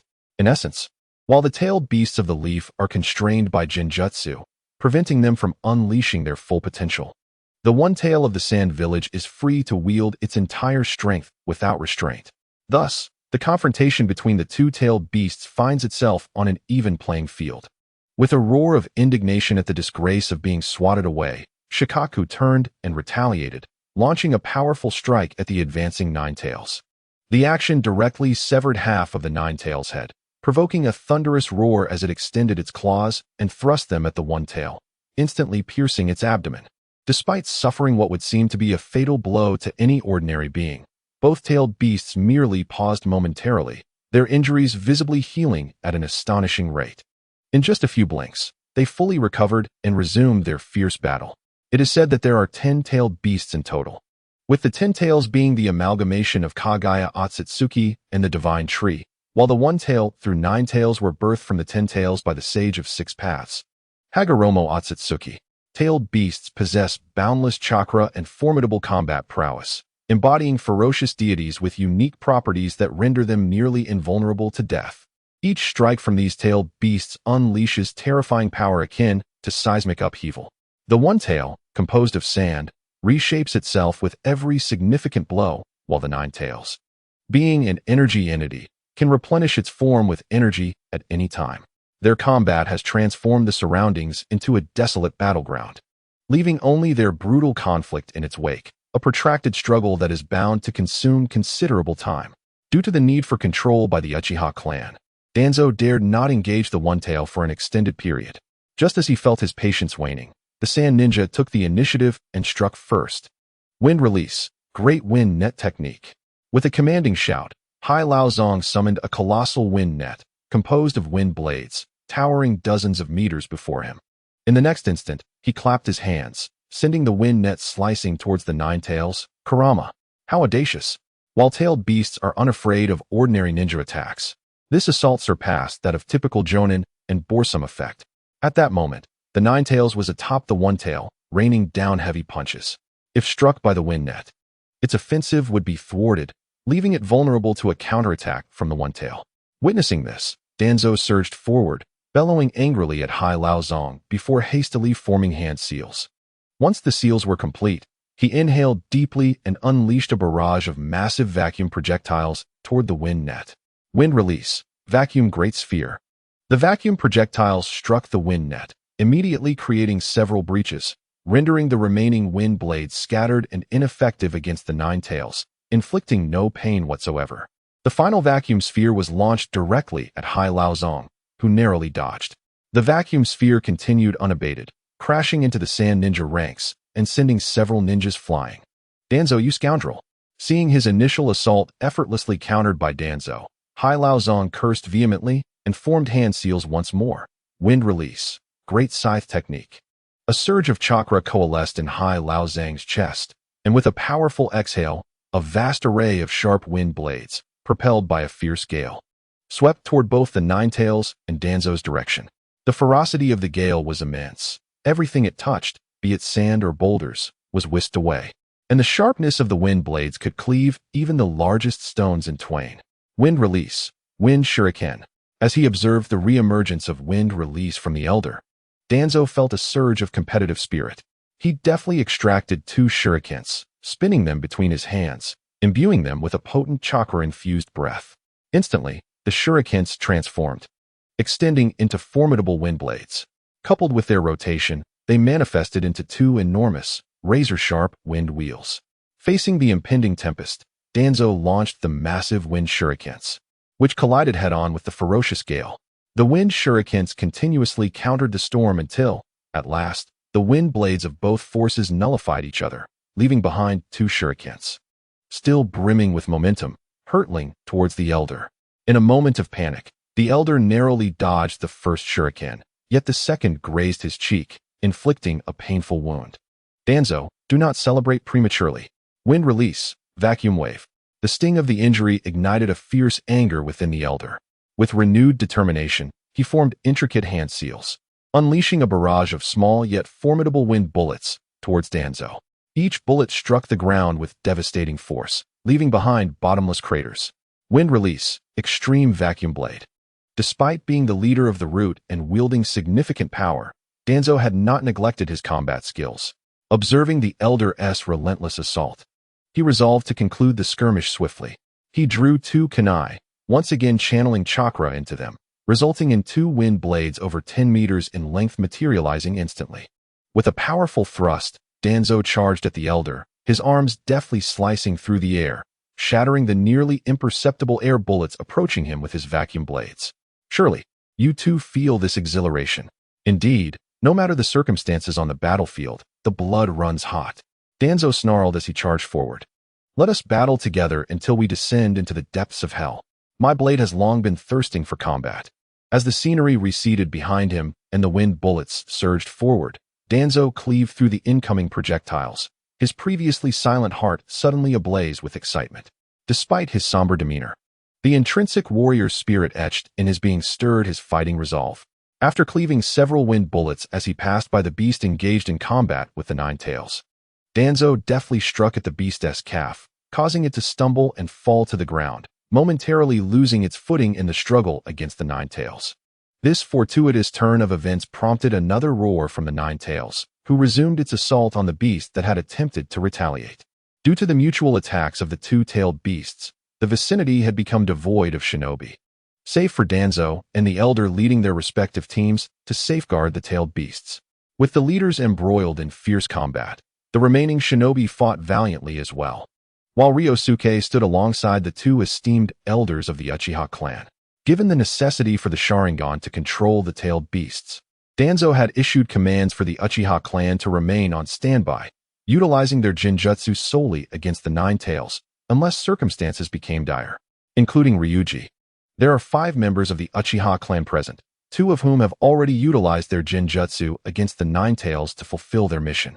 The remaining jinjutsu tasks now rest upon the shoulders of Ryuji and his 2 companions. However, at this moment, Ryuji's gaze is not fixed on the Ninetales, but rather on Shikaku. What are your thoughts on the current battlefield situation? It is about to reach its conclusion. The Uchiha speaking is a bald man. Although tailed beasts are difficult to injure, prolonged combat can exhaust them. Even though the battle has only been ongoing for a short while, I doubt the tailed beast can endure for much longer. You are correct, Haruka. The Uchiha with a scar on his forehead, Ibuki, interjects. Not only is the tailed beast in this condition, but their opponent, Shuji, seems formidable, yet pales in comparison to our own leader. As the battle against the tailed beast nears its end, Shuji is also on the verge of victory. I suspect that the 3 of us may not have the opportunity to employ our jinjutsu. No, there is still a chance. Ryuji, observing Shikaku struggling against the Nine Tails. States, I share a similar sentiment with you both, but there are still avenues for us to exert our efforts. Since the tailed beast cannot last much longer, it is time for us to take action against Shikaku. However, the one responsible for the seal is gravely injured and unconscious. Uchiha Haruka points to the unconscious Shinri at his feet. It is rather absurd that he was unaware of his surroundings despite having a mission. He was struck by a projectile from who knows where on the battlefield. Given his current state, there is no necessity for us to attack Shikaku. Why not? A mischievous smile creeps onto Ryuji's lips as he gestures to Haruka and Ibuki, whispering a few words in their ears.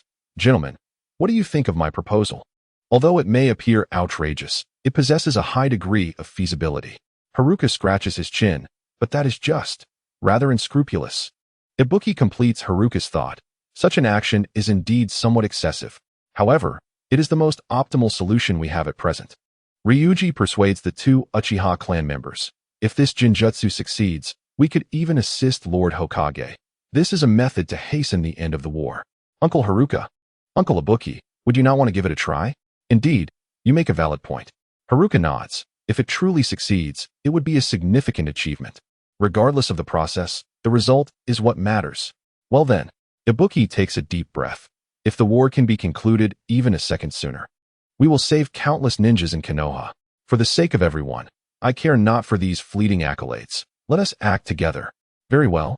Ryuji, Haruka, and Ibuki exchange glances, nodding in agreement. With a few leaps, they arrive near the two mighty-tailed beasts. Upon seeing the trio's arrival, the sand shinobi under Chuji's command attempt to intervene, but they are already preoccupied by other Konoha ninjas and lack the strength to confront them. They can only watch helplessly as Ryuji and his companions boldly pass by. At this moment, Shikaku is being ruthlessly pummeled by the Nine Tails. Without hesitation, Ryuji and his companions leap atop Shikaku's head, their three pairs of Sharingan activated as they unleash their Jinjutsu upon him. Fengyin, surrender. The brutal clash between the two factions of ninjas raged on, crimson blood splattering across the battlefield, accompanied by the anguished cries and wails of the fallen, as well as the ceremonial salutes of ninjutsu mourning lives lost. Standing at the center of the battlefield, the third Hokage's eyes flickered with a moment of compassion. Swiftly fading. We have already lost too many ninjas. These are all living souls. If this continues, we shall only be exploited by other ninja villages. Your defeat is inevitable. Sand Ninja, Fengyin, submit now. Cease your futile struggles and further bloodshed. Eloquent words. Yet it was you from Konoha who instigated this war, was it not? Your utterances merely seek to impose psychological pressure upon me. There is no turning back for either of us now. To truly end this battle, the only recourse lies in determining the victor between the two of us, the strongest shadows of our respective villages. The third Fengyin stood resolutely opposite the Hokage, with his blue hair and yellow eyes, sporting a spiky blue-black hairstyle, clad in a blue ninja uniform adorned with a white Fengyin cloak. As he gazed at the third Hokage, disdain filled his gaze. Regardless of the outcome, we serve as the ultimate terminus of this conflict. If you slay me, Konoha may claim victory, yet if I vanquish you, hope remains for our Sand Ninja. If that is your resolve, then let us engage in battle. Clearly, the third Hokage did not expect the Fengyin to capitulate merely from a few words. After the pleasantries, they exchanged a knowing glance, and the duel of ninjutsu commenced. Fire release, fire dragon bullet. The Hokage launched the first strike, a fierce flame racing toward the Fengyin. Hokage, to initiate with such a technique is to show a lack of regard for me. The Fengyin formed hand seals, and a vast expanse of black sand iron erupted from beneath his cloak, swiftly coalescing into a massive shield, which stood before him, effectively blocking the flames. Your magnetic release is ever so swift. It seems the strategy of relying on rapid, small-scale techniques is not feasible. The Hokage marveled, then narrowed his eyes. The pleasantries are over. Brace yourself for my next attack. Fire release. Great dragon fire technique. Fire release. Great dragon fire technique. The third Hokage exhaled flames, which instantaneously morphed into a magnificent dragon of fire, seemingly endowed with its own will, maneuvering with great agility to evade the shield and swooping toward the Fengyin. Magnetic release. Sand iron shield technique. The Fengyin bellowed, summoning another colossal sand iron shield before him, which not only hindered the fire dragon but also propelled a second shield forward, sandwiching the dragon amidst a tempest of flames. Magnetic release, sand iron rain. Having successfully withstood the Hokage's 2 waves of assault, the Phonying's counterattack commenced as he executed a hand seal, causing the first shield to sprout countless long needles. Shooting toward the Hokage. Fire release, fire dragon flame bullet. The Hokage, now seemingly intent on settling the score with the Phonying using his flames, unleashed an even more colossal inferno. Not only did he forcefully repel all the incoming needles, but as they neared the shield, they also split into 3 streams of flame. After circumventing the sand iron shield, they merged back into one, a fierce blaze rushing towards the wind shadow. Magnetic release, sand iron wall. The wind shadow was a master of magnetic techniques, manipulating the sand and iron with the precision of an extension of his own limbs. Before the flames could close in, a massive wall made of sand and iron rose to block the entire inferno. Fire release, great flame technique. The fire shadow's fire techniques escalated in power with each layer. Seeing the first fire technique thwarted, the fire shadow wasted no time in unleashing an even stronger fire technique. The sky was filled with flames surrounding the wind shadow. This time, even the colossal sand iron wall could not ensure his safety. Recognizing the dire situation, the wind shadow formed hand seals, and a hollow iron sphere immediately enveloped him. For added security, another layer of hollow iron sphere emerged. Protected by the double-layered spheres, the wind shadow remained unharmed, even as the outer sphere glowed red from the flames. He still found the leisure to create an eye from the sand iron at a distance from the blaze. Ah, indeed, the wind shadow. Your mastery of the bloodline limit's magnetic release is truly phenomenal. The fire shadow unleashed a rapid and ferocious series of ninjutsu, a feat that few in the shinobi world could withstand. Witnessing the wind shadow's calm demeanor, the fire shadow couldn't help but express admiration. Yet his expression suddenly turned grave. However, how will you respond to my lightning release? Lightning release, thunderstorm. The fire shadow spoke, conjuring a robust spear of lightning that shot towards the sand iron sphere protecting the wind shadow. The speed of the lightning spear was astonishing, striking the sphere in the blink of an eye, triggering a violent explosion of thunder. As the lightning struck, the sand iron sphere began to fracture, crumbling into pieces of iron sand. It must be said, the initial use of fire techniques to lure the enemy, followed by a deadly strike with lightning techniques. This was a masterful combat strategy employed by the fire shadow. However, as the sand iron continued to fall, the sphere revealed that it was empty inside. Magnetic release, sand iron thorn forest. The wind shadow burst forth from beneath the sphere, taking advantage of the fire shadow's initial fire technique as cover to burrow underground. Observing the wind shadow's emergence, the fire shadow furrowed his brow and quickly retreated. The next moment, a multitude of twisted, entwined steel spikes erupted from the ground, relentlessly pursuing the fire shadow. The wind shadow's attack methods were indeed extraordinary. Even with the fire shadow's timely reaction, one of the spikes grazed his thigh, just as he evaded the range of the attack. The wind shadow's next assault arrived. Magnetic release, giant sand iron shuriken. A massive shuriken, measuring over 10 meters in length, hurtled towards the fire shadow. Its weight combined with the wind shadow's deliberate manipulation made it terrifyingly powerful, creating a sharp whistling sound as it sliced through the air. Earth release, triple earth flow wall. The fire shadow swiftly formed hand seals and slammed his palm into the ground, causing 3 thick earthen walls to rise instantaneously to shield himself. The onslaught of the giant shuriken was relentless, but thanks to the fire shadow's 3 earth walls, the attack's momentum was significantly slowed after breaching the first 2, ultimately embedding itself in the 3rd wall. Magnetic release, sand iron encirclement. In the realm of skilled combatants, even the slightest oversight can prove detrimental. As the Hokage fell into a defensive stance, the wind shadow relentlessly pursued with unyielding attacks. Once more, he formed a series of hand seals, and the iron sand that had already enveloped the Hokage rapidly took shape. The iron sand transformed into 2 colossal iron hands, which swiftly clasped together, ensnaring the Hokage in their grasp. A swift body substitution technique, yet I shall not afford you another opportunity to employ it. The iron hands crumbled, revealing not flesh and blood within, but rather a mound of fine wood shavings. The wind shadow squinted, his hands weaving seals anew. As a series of sharp spikes formed from the iron sand, centered around the Hokage, rapidly materializing. Magnetic release, iron sand world technique. Countless spikes continuously took shape, creating an ever-expanding iron cage that relentlessly pursued the Hokage.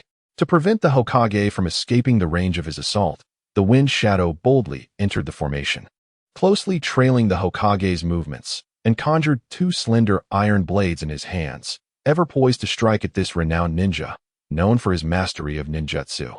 With a devastating close-range attack, lightning release, thunderstrike, fully aware of the difficulties posed by the iron sand world technique, the Hokage understood that if he fell into the rhythm dictated by the Wind Shadow, he would find himself at a disadvantage.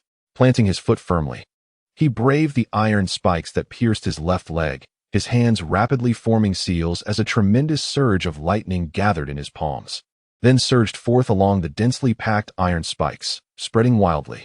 Hokage, you indeed possess remarkable skill. Observing the dense lightning advancing toward him along the iron spikes, the Wind Shadow hastily dismantled the iron sand world technique, abandoning the notion of close-quarters combat. As he formed seals, two massive triangular iron cones coalesced above him, hurtling toward the Hokage. Summoning technique, Monkey King. The Hokage's summoned beast, a monkey clad in a tiger-skin skirt, transformed into a gigantic staff upon its arrival. Owing to its long-standing partnership with the Hokage, grasping the staff, the Hokage swung it toward the two triangular iron cones, which elongated to over 10 meters, forcefully sending the cones flying. Seeing his attack yield results, the Hokage intensified his onslaught, inhaling deeply as he wielded the staff, tenfold his own height, and unleashed a ferocious barrage upon the Wind Shadow. Roar! As the Wind Shadow engaged the Hokage in fierce combat, a sudden roar echoed from a distance, catching his attention. Witnessing the one-tail charging toward him, even the Wind Shadow could not suppress a smile. I knew it. The Nine-Tails Jinchuriki from your Konoha is still too young. Even with the Sharingan's assistance, he cannot fully unleash the power of the Nine Tails. It seems, at present, the One Tail has the upper hand. Hokage, if it were merely me, confronting you might prove challenging, but with the addition of the One Tail. The Wind Shadow's words trailed off abruptly as he beheld the One Tail rushing toward him, clutching the colossal rectangular iron sand he had just conjured, in utter disbelief. One Tail, what on earth are you doing? As he watched the One Tail, fervently shaking its behind while embracing the massive iron sand, the Wind Shadow felt as though his entire worldview had been irrevocably transformed. A tailed beast, a creature born to be a harbinger of destruction, is not meant to target the ninja of Konoha, nor should it direct its wrath at the Hokage. Even if it were to turn its fury upon itself, or wreak havoc indiscriminately, it ought not to manifest in the manner presently observed. Fortunately, the Wind Shadow, being the leader of a village, experienced a fleeting collapse of his worldview, swiftly followed by its reconstruction. He dissolved the sand iron enveloping the tailed beast and reformed a massive sphere, endeavoring to disregard the tailed beast's frenzied state and regain control of the battle's tempo. However, before he could unleash the sphere as an offensive weapon, the tailed beast once again ensnared a new mass of sand iron, engaging in a frenzied display. In light of this chaotic scene, the third Wind Shadow found himself exasperated, his gaze hardening as he directed the sphere, imbued with the essence of the tailed beast, towards the Hokage. With a thunderous roar, disregarding the Hokage momentarily, the iron sphere struck the ground, but the tailed beast had other intentions. Its sole focus rested on the colossal creation of sand iron that had just emerged from the earth, once more launching into a frenzy. Cursed be this situation. Even the Wind Shadow could not suppress an expletive, for the influence of the tailed beast had severely hampered his attack speed, while the chakra expenditure surged to alarming levels, complicating his plans to assault the Hokage with the massive sand iron. Moreover, since the tailed beast had not achieved victory in battle, but was instead a burden. What are the Nine Tails? As soon as this thought crossed his mind, the Nine Tails materialized. Under the influence of illusionary techniques, the Nine Tails' attack speed was sluggish and somewhat rigid. Nevertheless, its combat prowess remained formidable. In bygone days, confronting a tailed beast posed significant challenges for even the most powerful of shadows. And now the Wind Shadow was tasked with contending with two simultaneously. At this juncture, the Hokage had cast aside any notions of honor in one-on-one combat, joining forces with the two-tailed beasts to unleash a relentless assault upon the Wind Shadow. Within mere moments, he found himself in dire peril. After narrowly evading a barrage of strikes from both-tailed beasts and the Hokage, the Wind Shadow's eyes sharpened with determination. He understood that if this continued, he would soon be utterly vanquished by the Hokage. To turn the tide, he must act decisively. Magnet release, sand iron domain. The sand ninja bellowed. As the iron spikes that had just ensnared the Hokage swiftly coalesced around the two-tailed beasts, drawing upon vast reserves of chakra. The spikes pierced the bodies of both tailed beasts, immobilizing them in place. In response to the sand iron domain, the nine tails thrashed violently, while the one tail exhibited an unusual restlessness, expressing its dissatisfaction by furiously shaking its rear at the empty air, despite the absence of the massive sand iron construct. Such a spectacle left the Wind Shadow infuriated, yet what troubled him more was the immense chakra he had expended to restrain the tailed beasts. Observing the Hokage's swiftly forming hand seals, the Wind Shadow realized he had no retreat left. The forthcoming strike would demand his utmost effort. Magnet release, drilling assault. The Wind Shadow commands all the chakra within, a colossal triangular prism materializing before him, spinning wildly until it transforms into a massive drill, hurtling towards the Hokage. Long before the Wind Shadow employed the iron sand technique to control the tailed beasts, the Hokage recognized that his adversary was preparing to unleash a full-force assault against him. Although he could evade the attack using his swift body techniques and bide his time until the Wind Shadow's chakra was depleted, the Hokage glanced at the battlefield and resolved to swiftly conclude the conflict. In response, the Hokage rapidly created 4 shadow clones, summoning an arsenal of 5 elemental ninjutsu: fire, wind, lightning, earth, and water, simultaneously striking towards the Wind Shadow as the magnetic technique took form. A thunderous roar reverberated across the battlefield as powerful shockwaves swept through the air, sending the distant third Hokage soaring, crashing into the sandy ground and violently spitting blood. The two-tailed beasts, ensnared in the iron sand technique, were also hurled away by the explosion, howling in despair. The Wind Shadow, already grievously injured, was violently thrown back from the blast, landing harshly upon the sands like a tattered rag, his bones likely shattered in multiple places. Witnessing the Wind Shadow's plight, the Konoha ninjas surged forward, eager to strike down their beleaguered foe. In response to this scene, the sand ninjas rushed to the Wind Shadow's side, fiercely defending against Konoha's onslaught. Despite the severe blow, the Wind Shadow, as a leader of his village, clung to consciousness, though barely. After instructing his subordinates to retrieve a tailed beast, he gazed skyward in anguish, uttering the words, "My sand ninja village has fallen," before succumbing to unconsciousness. Ultimately, the fierce battle between Konoha and the sand ninjas culminated in victory for Konoha, whose overall strength proved superior. In the aftermath, they first honored the valiant ninjas who had sacrificed their lives on the battlefield, followed by rewarding the surviving ninjas for their contributions. With their village triumphant, Konoha received an influx of new missions, and coupled with the significant loss of ninjas in combat, all available shinobi found themselves increasingly occupied. As the door to the psychological clinic swung open, Ryukai, as per usual, commenced his duties. Although both Ryukai and Minato had been promoted to Chunin due to their commendable performances in battle, Ryukai had no intention of zealously accepting numerous tasks. Instead, apart from fulfilling the minimum required missions for his new rank, he preferred to remain in the clinic. "Ryukai, you truly can stay put," observed Shoki as he entered the clinic. "The village has just promoted you to Chunin, yet instead of tackling the multitude of accumulated tasks, you choose to hide away in your clinic. Your mindset is quite questionable." "Hide away?" Ryukai smiled at Shoki. "Is that truly what you think?" "Of course not." In the cozy confines of Ryosuke's clinic, Shoju reclined on the sofa, stretching comfortably as he recounted a recent incident. "This is something that 2 individuals, whose identities I shall keep confidential, Kaya and Makoto, along with oil woman Shurjin, have been disseminating privately. Upon returning to the village after completing my mission, I stumbled upon this matter." He yawned and handed Ryosuke a scroll.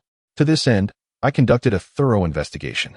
Herein lies the specific content they have been spreading, the number of individuals informed, and an estimate of how many are aware of these events. I even sacrificed sleep to assist you in this matter. Time, location, individuals involved, scope of dissemination, and anticipated consequences." Ryosuke perused the scroll, his mouth curling into an intrigued smirk. You've suddenly become quite reliable. Ah, don't mention it, Shoju replied, a hint of embarrassment flickering in his eyes. Ever since you aided me in addressing my psychological issues upon my return to the village, I feel as though I've had an epiphany. The more I reflect on my past behaviors, the more I feel a sense of shame. I am currently striving to improve myself in every aspect, endeavoring to assist my elder sister in shouldering the family's burdens and restoring my grandfather's honor. He paused and pointed to the scroll in his sister's hand. What will you do about those rumors? This is an old tactic, Ryusuke replied, shaking the scroll in his hand. Some individuals cannot bear to see the Uchiha clan thrive and are desperately attempting to suppress us. Given our clan's relative strength, they are too fearful to employ overtly forceful means, so they resort to slander instead. I have become accustomed to such behavior. I merely need to find an opportunity to teach the ringleader a lesson, and I was already contemplating an investigation into this matter. You've saved me a considerable amount of trouble. Ryusuke gestured toward the fruit platter on the table before Shoju. Consider this fruit platter your reward for your efforts. As Shoju indulged in the fruit without hesitation, Ryusuke reclined on the sofa. Following the recent conflict, both Minato and I have been promoted to Chunin. I thought you might cause a scene at the Hokage building if you were not promoted, demanding the title for yourself. To my surprise, you have accepted this situation with such grace. You truly seem devoid of jealousy. When Minato, Yano, and I learned of our promotions, we were all quite astonished. Why should I feel jealousy? While I acknowledge the merits of the war, I am aware that I have yet to acquire the capabilities necessary for the Chunin rank. With the significant reduction in the number of ninjas, the criteria for promotion to Chunin have been considerably lowered. Even so, my lack of promotion reflects my inadequacies, and the village is safeguarding me, ensuring I do not undertake tasks beyond my abilities that could lead to my demise. Shoju bit into a piece of apple. Not attaining the Chunin rank should not warrant complaints, but rather motivate me to enhance my skills. When the next Chunin examination arises, I shall seize that title. You have indeed changed significantly, Ryusuke remarked with a sense of satisfaction. I am genuinely pleased to see you harbor such thoughts. However, I have already commenced business here. Are you certain you wish to linger? Longjie gazed at Shinshu with an unusual expression, saying, haven't you suffered enough from the affliction caused by your contact with patients last time? I am no longer that fragile, and if you can discern my condition, might you not treat me once more? Shinshu yawned widely.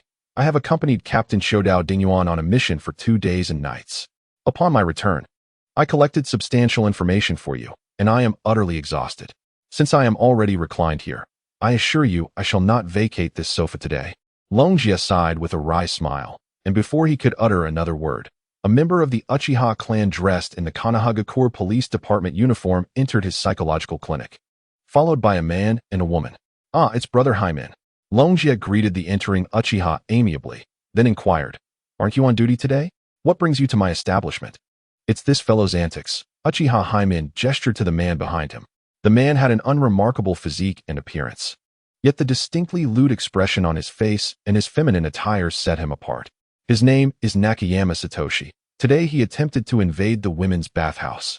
Fortunately, the proprietress, Nakano Ayako, was alerted in time. Uchiha Hyman continued, I thought a reprimand would suffice to scare him off due to his embarrassment. However, after intercepting him, he became obstinate, insisting on entering the women's bathhouse. The proprietress, sensing the gravity of the situation, summoned us for assistance. Brother Hyman, Longjie furrowed his brow slightly. I recall that our police department's interrogation room is located in the building adjacent to my clinic.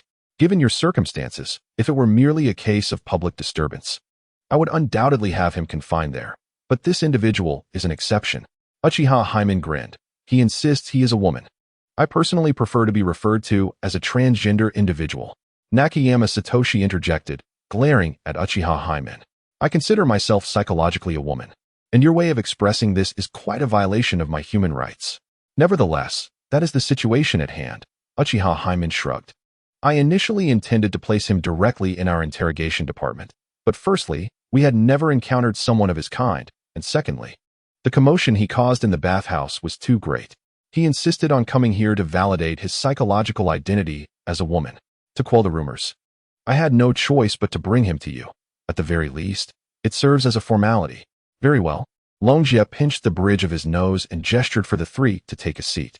Turning to Nakayama Satoshi, he inquired, since you identify as transgender, What manifestations support this claim? I wear women's clothing, adorn myself with feminine accessories, and apply makeup, Nakayama Satoshi replied indignantly. I firmly believe I am a woman. Why should I be barred from the women's bathhouse? While we shall temporarily refrain from deliberating on your psychological identity, you must acknowledge that your actions can cause significant distress to others, correct?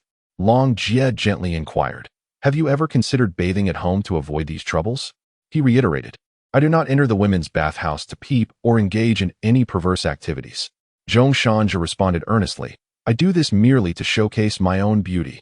Long Jie delved deeper into the topic. Since you claim to possess feminine beauty, it appears to me that you lack any female characteristics.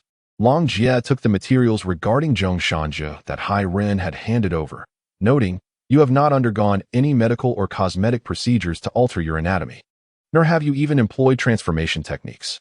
This is indeed perplexing. I have always believed that the mind, soul, and spirit are of utmost importance. Zhong Shanja asserted with conviction. As long as I perceive myself as a woman, that is sufficient. Long Jie nodded in understanding. Yet his expression turned grave as he gazed at Uchiha Hai Ren. Brother Hai Ren, I find this matter concerning regarding Senior Zhong Shanja. It seems the only way to prove his innocence is to send a few strong men to share a night with him. Wait, I have something to say. Zhong Shanja interjected. Noticing Long Jie's serious demeanor, he felt a flicker of apprehension. However, Long Jie interrupted. Senior, are you feeling embarrassed? It's perfectly all right. Long Jie gave Zhong Shanja a thumbs up, saying, to seek one's true self is no easy feat, and for that, I am willing to offer you assistance. He pointed towards the newly constructed Konoha hospital in the distance.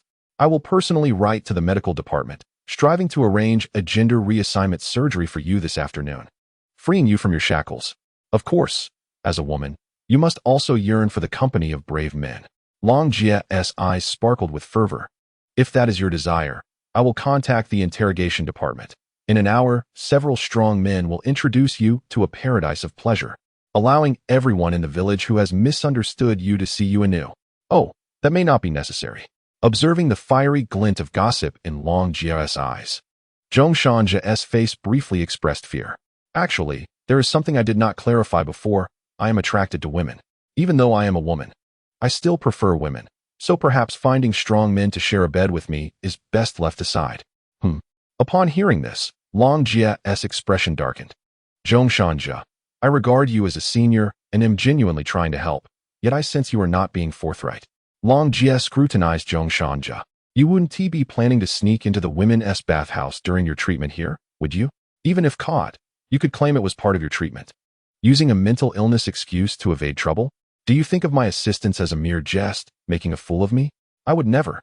Observing the terrifying countenance of Ryukai, then glancing at Uchiha Hado, and finally at the adjacent police department building, Nakayama Tetsu's expression shifted dramatically, his lips trembling in fear.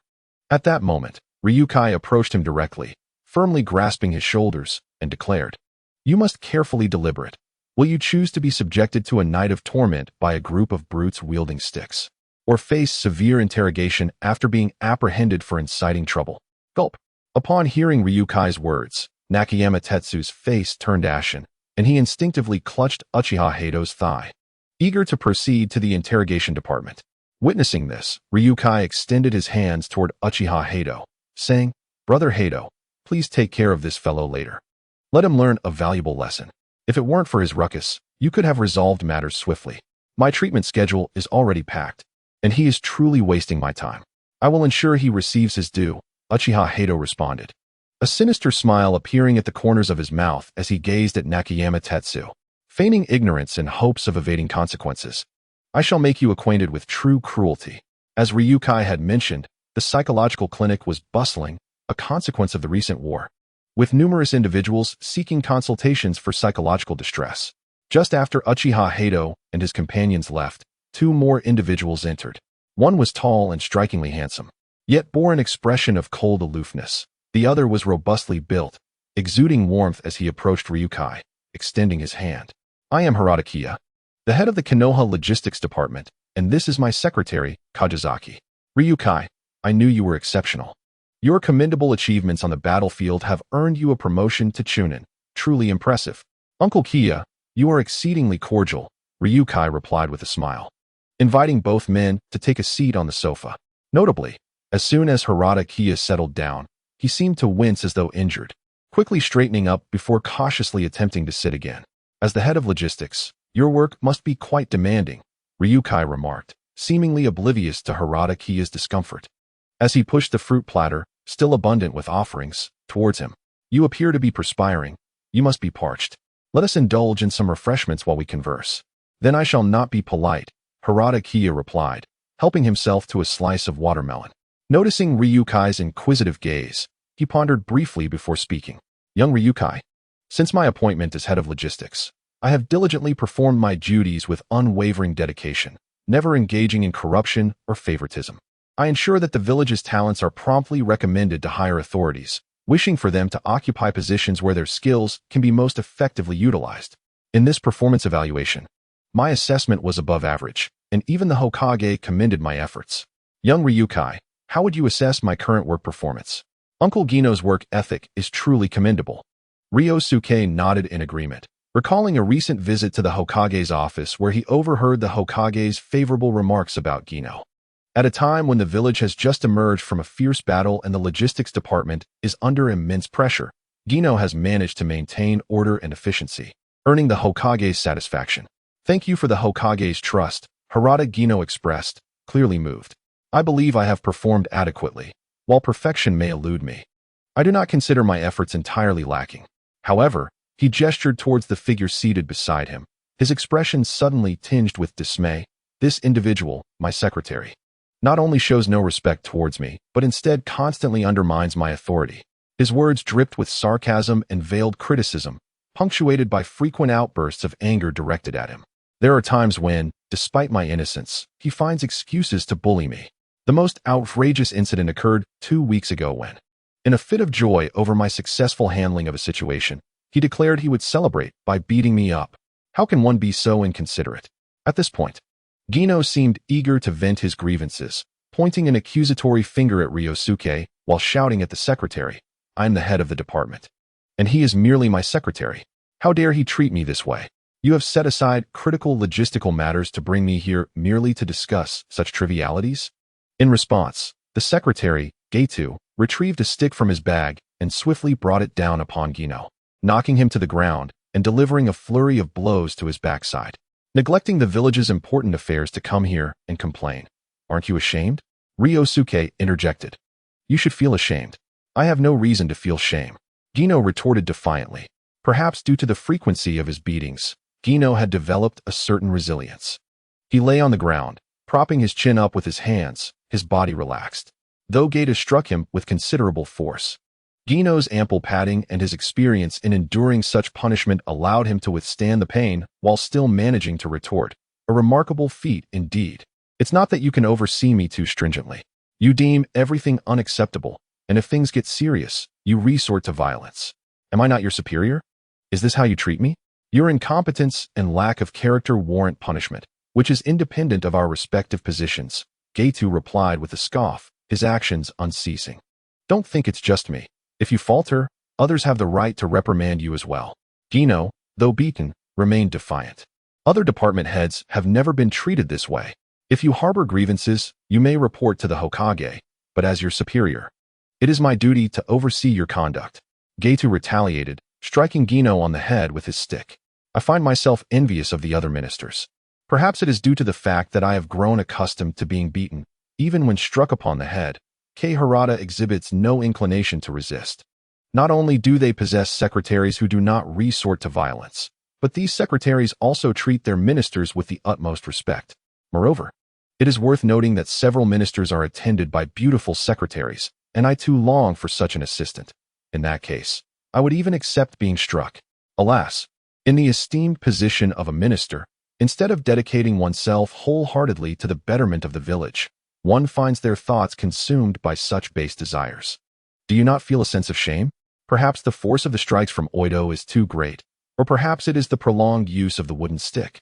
But within a mere moment, Oido managed to break a stick the size of a coin. With an impassive expression, he reached into the box and coldly declared, those who lack ambition and spend their days fantasizing about beautiful secretaries deserve punishment. Oido, I too aspire to advance. Yet you are a workaholic with impossibly high expectations. Observing Oito rummaging through the box and momentarily ceasing his assault, Kei Harada, disregarding the pain coursing through his body and the dust upon him, swiftly took refuge behind Ryusuke. Not everyone can treat 2 days and nights of relentless work as the norm. A reasonable person does not work in such a manner. Bang. The duration of work is not the issue. The crux lies in whether one devotes themselves wholeheartedly to their tasks. Oito pulled forth a half-man-high pure steel spiked club from the box, which struck the ground with a thunderous sound. He approached Kei Harada, seized his collar, and slammed him back to the ground. With the club aimed at his backside, and amidst Kei Harada's anguished cries, Oito continued his reprimand. You are frequently distracted at work. When someone seeks your attention, you abandon your tasks. You often complain about the difficulties of your job, and whenever an opportunity arises, you long to shirk your responsibilities. Surely, you have done this more than once. It is only because I am here to supervise you that you have not been replaced. Had you a different secretary, your tenure as logistics minister would have reached its end. That is not the case. I am still capable of fulfilling my duties. Kei Harada defiantly retorted. You have witnessed my ability to perfectly handle 3 days' worth of accumulated work in a single evening. Does that not attest to my competence? By the way, I recommended you to the Hokage, urging him to assign you to a higher position. Why do you refuse? With your abilities, you could achieve so much more. The procrastinator dares to voice such claims. Oito delivered another blow to Kei Harada's backside. With your level of negligence, how could I possibly entrust you with the management of the logistics department? If I cannot manage you effectively, how can I oversee other matters? I perceive that the positions of these two individuals seem somewhat inverted. Observing the conduct of Harada Kiya and Hozuki, Rope Tree, after a prolonged moment of astonishment, finally managed to close his mouth. He nudged Ryusuke's shoulder and remarked, Indeed, the Hokage building is a veritable den of hidden talents. Moreover, it is rather peculiar that Harada Kiya, despite being bullied by a subordinate, harbors no desire for resistance. He had once attempted to resist, for he was a frequent visitor to the Hokage's office and was privy to many affairs within the tower. Unfortunately, Harada Kiya was merely a low-ranking ninja, while Hozuki was a chunin. In the presence of Hozuki, Harada Kiya had no room for defiance. During this time, Harada had indeed raised concerns regarding Hozuki with the Hokage. However, with Hozuki around, Harada's work efficiency was astonishingly high. Furthermore, due to Hozuki's notorious reputation as a workaholic, everyone held him in profound respect. Yet, the notion of placing him under their command was wholly unacceptable to all, including the Hokage himself. After all, even if the other party were the Hokage, looking at Hozuki's demeanor, one could easily imagine him treating the Hokage as he did Harada Kiya. Thus, as the saying goes, a dead friend is preferable to a living foe. Unless unforeseen circumstances arise, even if Harada Kiya were to be promoted, Hozuki would undoubtedly continue to serve as his secretary. To put it absurdly, even if one day Harada Kiya ascended to the position of Hokage, should he provoke Hozuki's ire due to work, Hozuki would not hesitate to strike him down with a spiked club, leaving him searching for his teeth. His life would be forever entwined with Hozuki. What a tragically miserable existence. Nay, it could be described as a life of grand tumult. Rope Tree observed Harada Kiya, who lay on the ground vehemently refuting Hozuki, yet dared not retaliate, with eyes full of sympathy. This fellow is truly ensnared. With a thud, while Rope Tree and Ryusuke watched the spectacle, Hozuki continued his educational admonitions towards Harada Kiya. How dare a pleasure-seeking, unambitious individual like yourself come here to criticize me? It is utterly outrageous. Have you completed the inventory sorting from the past 2 days? That is your task for the afternoon. Harada Kiya glared at Hozuki in discontent. This was something you previously promised me. I never anticipated you would seize this moment to engage in such trivialities. Hozuki maintained his stern visage, halting his assault, and turned to Ryusuke. Ryusuke, might I inquire if you have any healing ointment? My superior has a tendency to injure himself at every turn. It is truly exasperating. Faced with Hozuki, Ryusuke found himself at a loss for words and could only retrieve a bottle of ointment from a nearby cabinet. I only have the most basic ointment for external injuries. This will suffice. Thank you, Hozuki replied, taking the ointment and producing a banknote from his pocket. I shall purchase this ointment. It's quite all right, Ryusuke insisted, pushing the banknote back. This ointment is hardly worth much. Please accept it, Ryusuke, Harada Kiya said, gingerly standing up while supporting his waist. I cannot take your belongings for free. It matters not, for after all, I have witnessed a splendid performance free of charge. Long Jie, suppressing the urge to utter this sentiment, nonetheless accepted the silver note from Hozuki, who nodded at him before assisting Harada Kiya as they departed. Observing their exit, Shoju gazed at Long Jie with a bewildered expression. What was their purpose in coming here? Watching Harada Kiya being supported by Hozuki, Shoju remained unsettled. Wasn't he here to inquire about the psychological issues of his subordinates? You didn't even converse with them, and now they are leaving? Shoju looked at Long Jie with a conflicted expression. Shouldn't you chase after them to ask? Why pursue them? Long Jie chuckled. I perceive no significant issues with them. They merely came to flaunt a bit. Flaunt? Flaunt the fact that he was beaten? Shoju was momentarily taken aback. Is it possible to show off about such matters? This greatly relates to Harada Kiya's character. Long Jie took a bite of an apple from the fruit platter. I believe he possesses a natural inclination towards masochism, reveling in the sensation of being bullied. I once heard amusing tales about them during my time in the Hokage Tower. Initially, he was deemed competent, managing to meet his work targets on time. However, once reprimanded by the Hokage, regardless of the reason, his work efficiency would skyrocket in a remarkably short time. The Hokage desired his productivity but feared that prolonged scolding might adversely affect Harada Kiya. Perhaps it was also due to exhaustion from reprimanding him. Hence a strict secretary was assigned to him. Their meetings seemed to create a potent chemical reaction, and their work efficiency became notable within the Hokage Tower. Occasionally, even the Nara clan would seek their assistance in resolving issues. Long Jie discarded the apple core into the trash bin.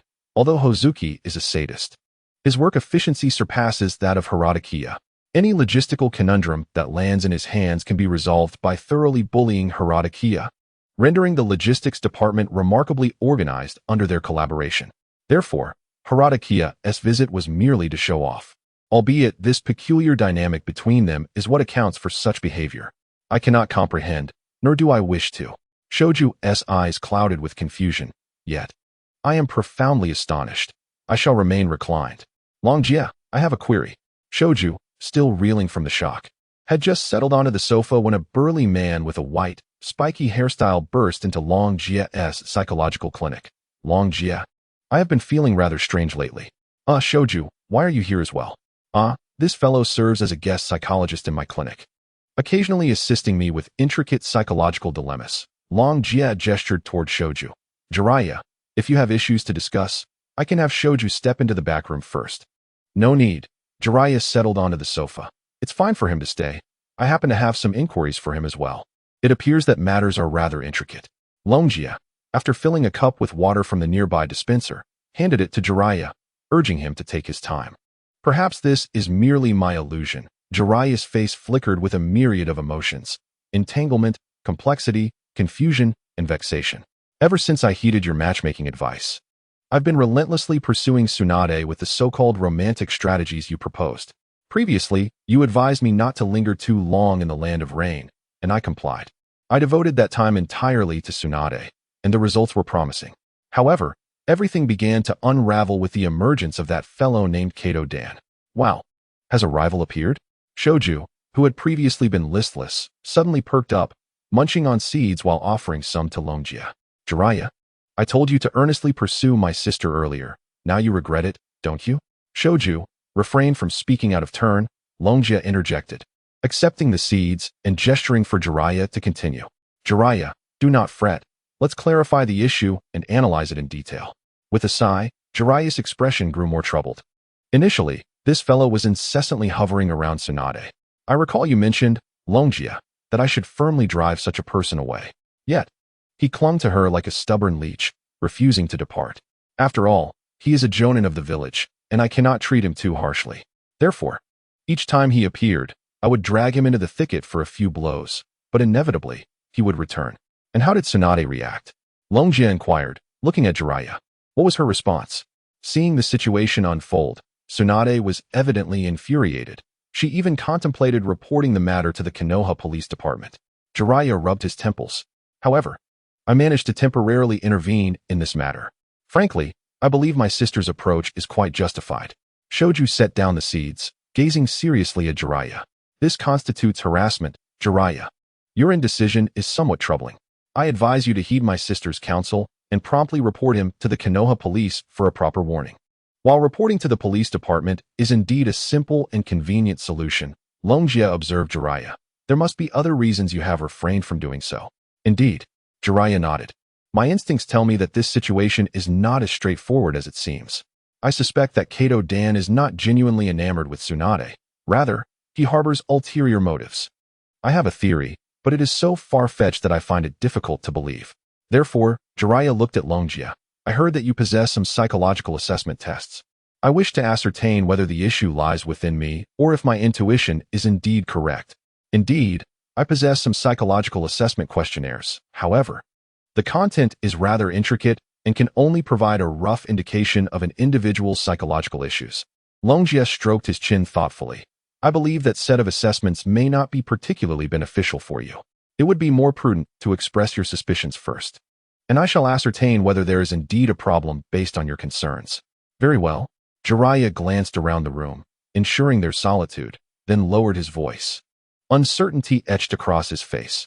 I suspect that Kato Daku's approach towards Tsunade is not genuinely motivated by romantic pursuit. Rather, he is using it as a pretext to mask his true intentions of secretly harboring affections for me, thus seeking a means to engage with me. Hiss. Upon hearing Jiraiya's revelation, Shoju drew in a sharp breath. Longjia. Once Jiraiya's words were uttered, I felt that the need for assessments was rendered unnecessary. He is truly quite ill. No, his actions, tone, and demeanor are all devoid of issues. Longjia scrutinized Jiraiya for a moment, then spoke with a hint of gravity. Based solely on observation, I discern no psychological problems with Jiraiya. Longjia, do you not perceive how absurd your statement is? Akin to Jiraiya's?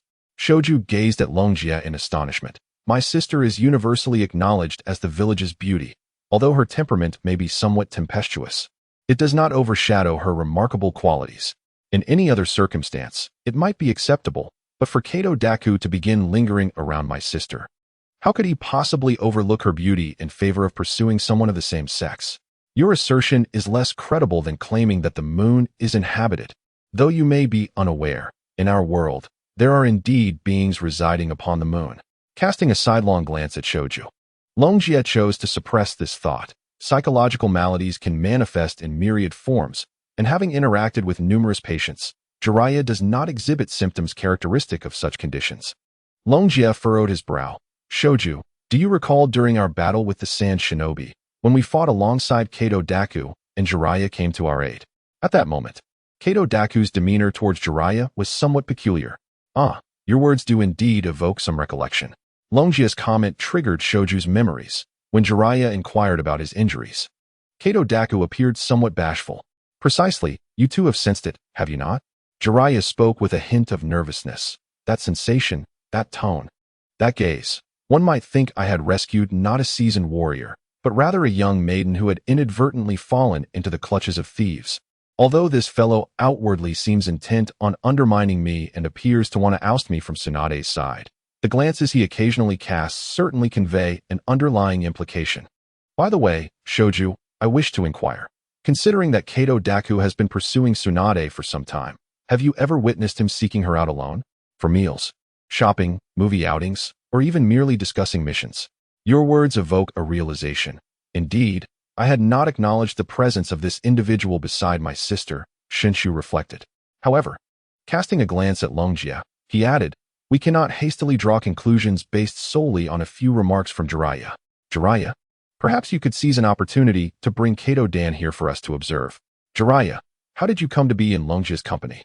Shinshu's inquiry was interrupted as Tsunade entered, her expression one of perplexity as she regarded Jiraiya. Isn't this your psychological clinic?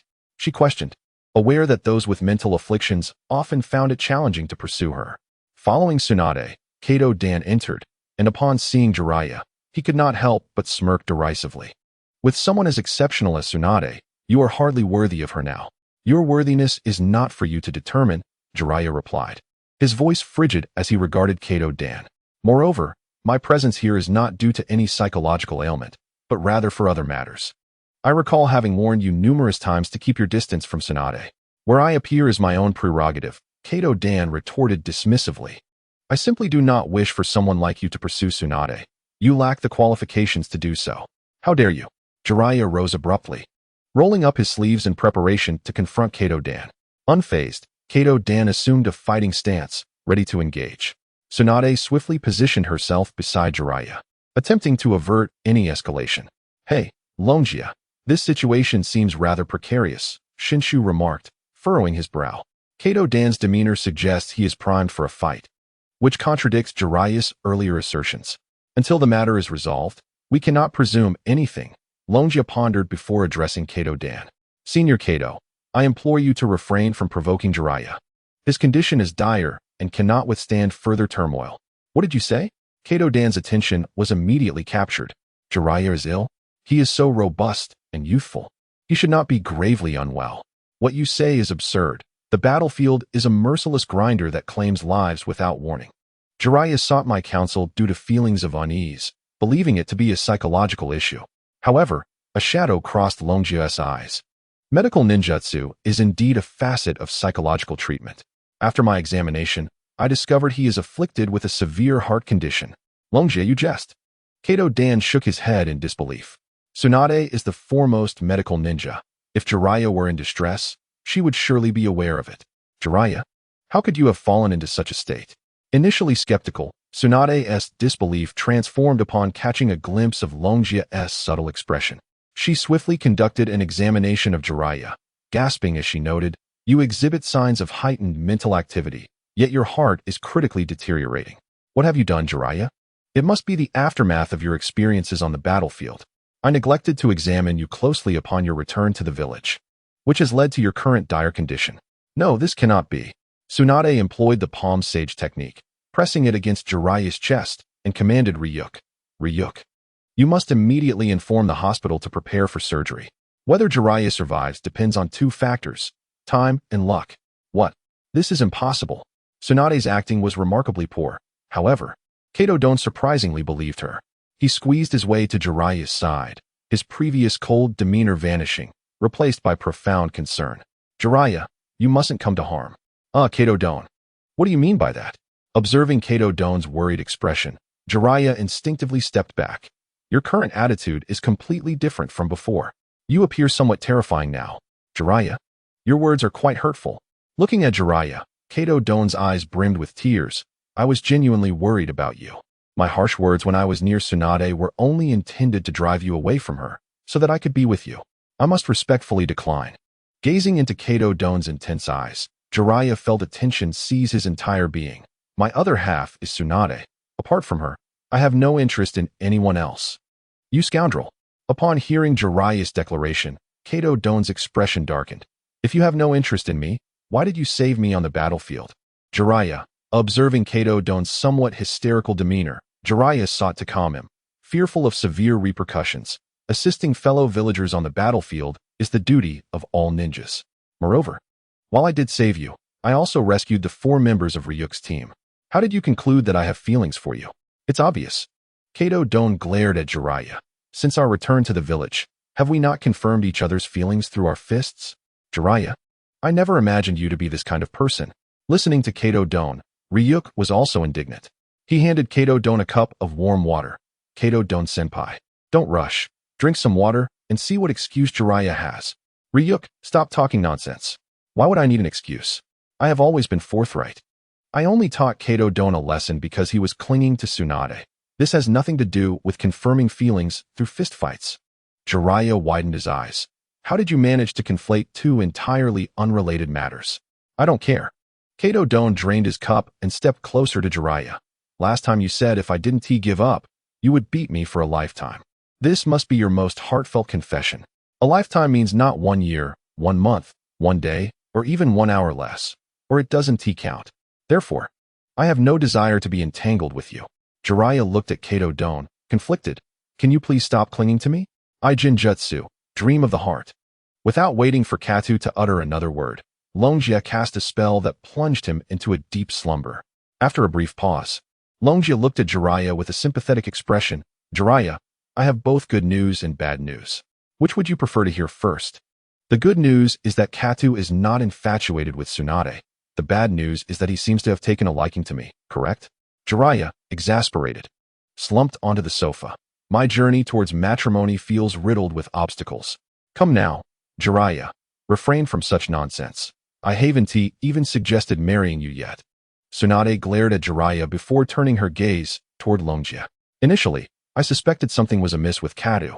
I even conducted a diagnosis, but to my astonishment, it turned out to be a psychological issue. He won't come to any harm, will he? That encapsulates the good and bad news, Longjia replied with a smirk. The good news is that Katu can indeed be treated. The bad news, however, is that due to my mere Chunin status, a complete recovery will require a significant amount of time. It appears that the soul-cleaving blade had a profound impact on Kata-senpai during the battle, Shingshu remarked with a sigh. To torment a once normal jonin to such a state is indeed a sinister weapon. Thankfully, that dagger has since been damaged. Had it fallen into the wrong hands, it might have turned Kata-senpai into something utterly unrecognizable. Longjia, do you require my presence here for assistance? Jiraiya inquired, glancing at Longjia and then at the unconscious Katu on the sofa. Should Katu awaken and the situation worsen, I'd be ready to help. That won't be necessary. Longjia assessed the sleeping Katu. What I administered was a potent hallucinogenic, fast-acting, and powerful. Coupled with my illusion techniques, it should help alleviate some of his affliction. Your task now is not to guard me, but to keep your distance from Katu to avoid triggering him. I understand. I shall leave Katu in your capable hands. Jiraiya clapped Longjia on the shoulder. If you need anything, do not hesitate to ask. I will do my utmost to assist you. After Jiraiya and Tsunade departed, Longjia was about to tidy up the room and resume his practice when a masked ninja suddenly appeared at the door of his clinic. Uchiha Longjia. By order of the third Hokage, you are summoned to the Hokage office post-haste. Understood. Longjia nodded in acknowledgement as the masked ninja vanished in an instant. Observing the departing figure, Shingshu addressed Longjia. Being summoned by the Hokage signifies that you have been entrusted with significant responsibilities. Your leisurely days have come to an end. I had long anticipated the arrival of such a day, yet I never expected it to come so swiftly. Ryusuke summoned a white cat, adorned with a broom. Go to the adjacent building and find my brother. Ask him to arrange for someone to take care of Senior Kato. I will pause my operations here. In the meantime, please assist me by tidying up the room. I appreciate your efforts, Shinmaru. Rest assured, these trivial matters are in capable hands. The white cat replied, raising its paw and exchanging a high five with Ryusuke. Moreover, I take great pleasure in cleaning. It is hardly a burden. You are far too courteous. Boom. Ryusuke, do you realize your mistake?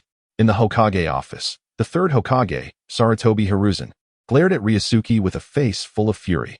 On the battlefield, while I was engaged in a fierce battle with the Kazekage, why did you cast an illusion on Shikaku, making it perform such disgraceful acts against the Kazekage's sand and iron? Lord Hokage, your words lack compassion. Ryusuke frowned in response. We were severely outnumbered, and to maximize the utility of Shikaku, we had no choice but to resort to such a desperate measure. After all, the instinct to reproduce is ingrained in every living being. It was the only method to induce a state of hypnosis in Shikaku. It was precisely due to our illusion that Shikaku attacked the Kazekage, allowing the Nine Tails to join forces with you and swiftly defeat the Kazekage, thus hastening the end of the battle. In our direst moment, we opted for the most favorable solution, yet instead of gratitude, you choose to reprimand us. How can you act in such a manner? Your behavior is truly disheartening. Ahem, even if I have wronged you in this matter, what of a Kikawa Dentai? The Hokage took a puff from his pipe.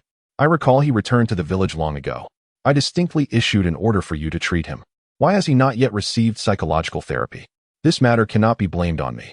Ryusuke spread his hands in exasperation. Had it been at the outset, providing psychological treatment to a Kikawa Dentai would have been straightforward. However, he has been subjected to rigorous interrogation, causing severe psychological damage. He requires time to recover before he can endure the stimuli of my illusions. By the way, something feels amiss. Ryusuke fixed his gaze intently on the expressionless Hokage. You have approached me with the intent of causing trouble. Although I have managed to deflect it, your demeanor suggests you are unwilling to let me off the hook, seemingly intent on branding me with a crime. This feeling is all too familiar. You wish to assign me significant tasks while withholding rewards, thus attempting to manipulate my emotions and instill a sense of shame so that I would refrain from negotiating the compensation for the mission. Am I correct? A fleeting hint of embarrassment crossed the Hokage's face. Lord Hokage, Your expression is quite peculiar. Ryusuke narrowed his eyes at Sarutobi Hiruzen. You cannot possibly have been struck by my words, can you? I am not. I did not. Do not speak nonsense. As the Hokage and the highest authority of the Hidden Leaf Village, Sarutobi Hiruzen had mastered the art of deflecting responsibility. Noticing Ryuji's confusion, he immediately launched into a triple denial, accompanied by a reprimand. You, young man, overthink matters too much. What was once simple has become convoluted in your words. I was merely perplexed by your previous actions, but now that you have clarified things for me, there is nothing more to discuss.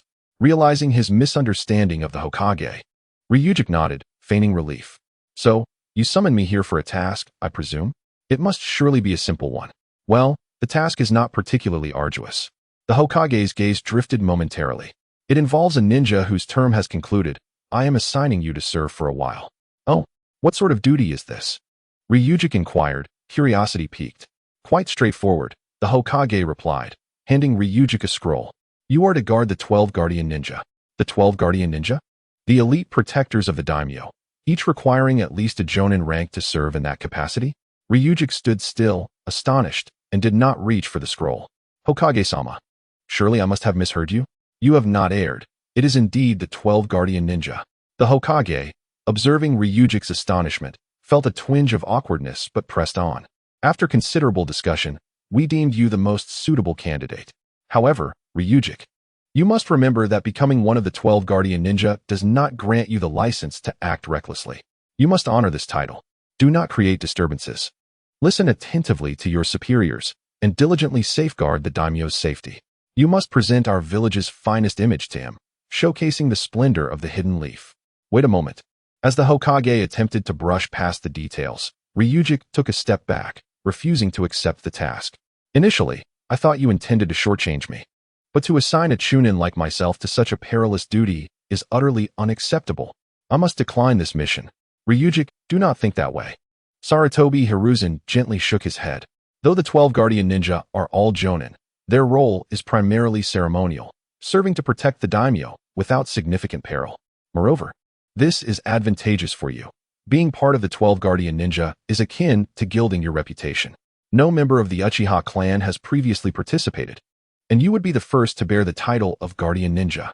I understand your endeavors with the psychological clinic and matchmaking services aim to alter the villagers' perceptions of the Uchiha clan. Thus, becoming a Guardian Ninja presents an excellent opportunity. Ryuji, contemplate this carefully. Do not indulge in childish whims. There is a significant issue at hand. Observing Sarutobi Hiruzen's gentle demeanor as he articulated the benefits, Ryusuke did not feel moved. Rather, he took a step back.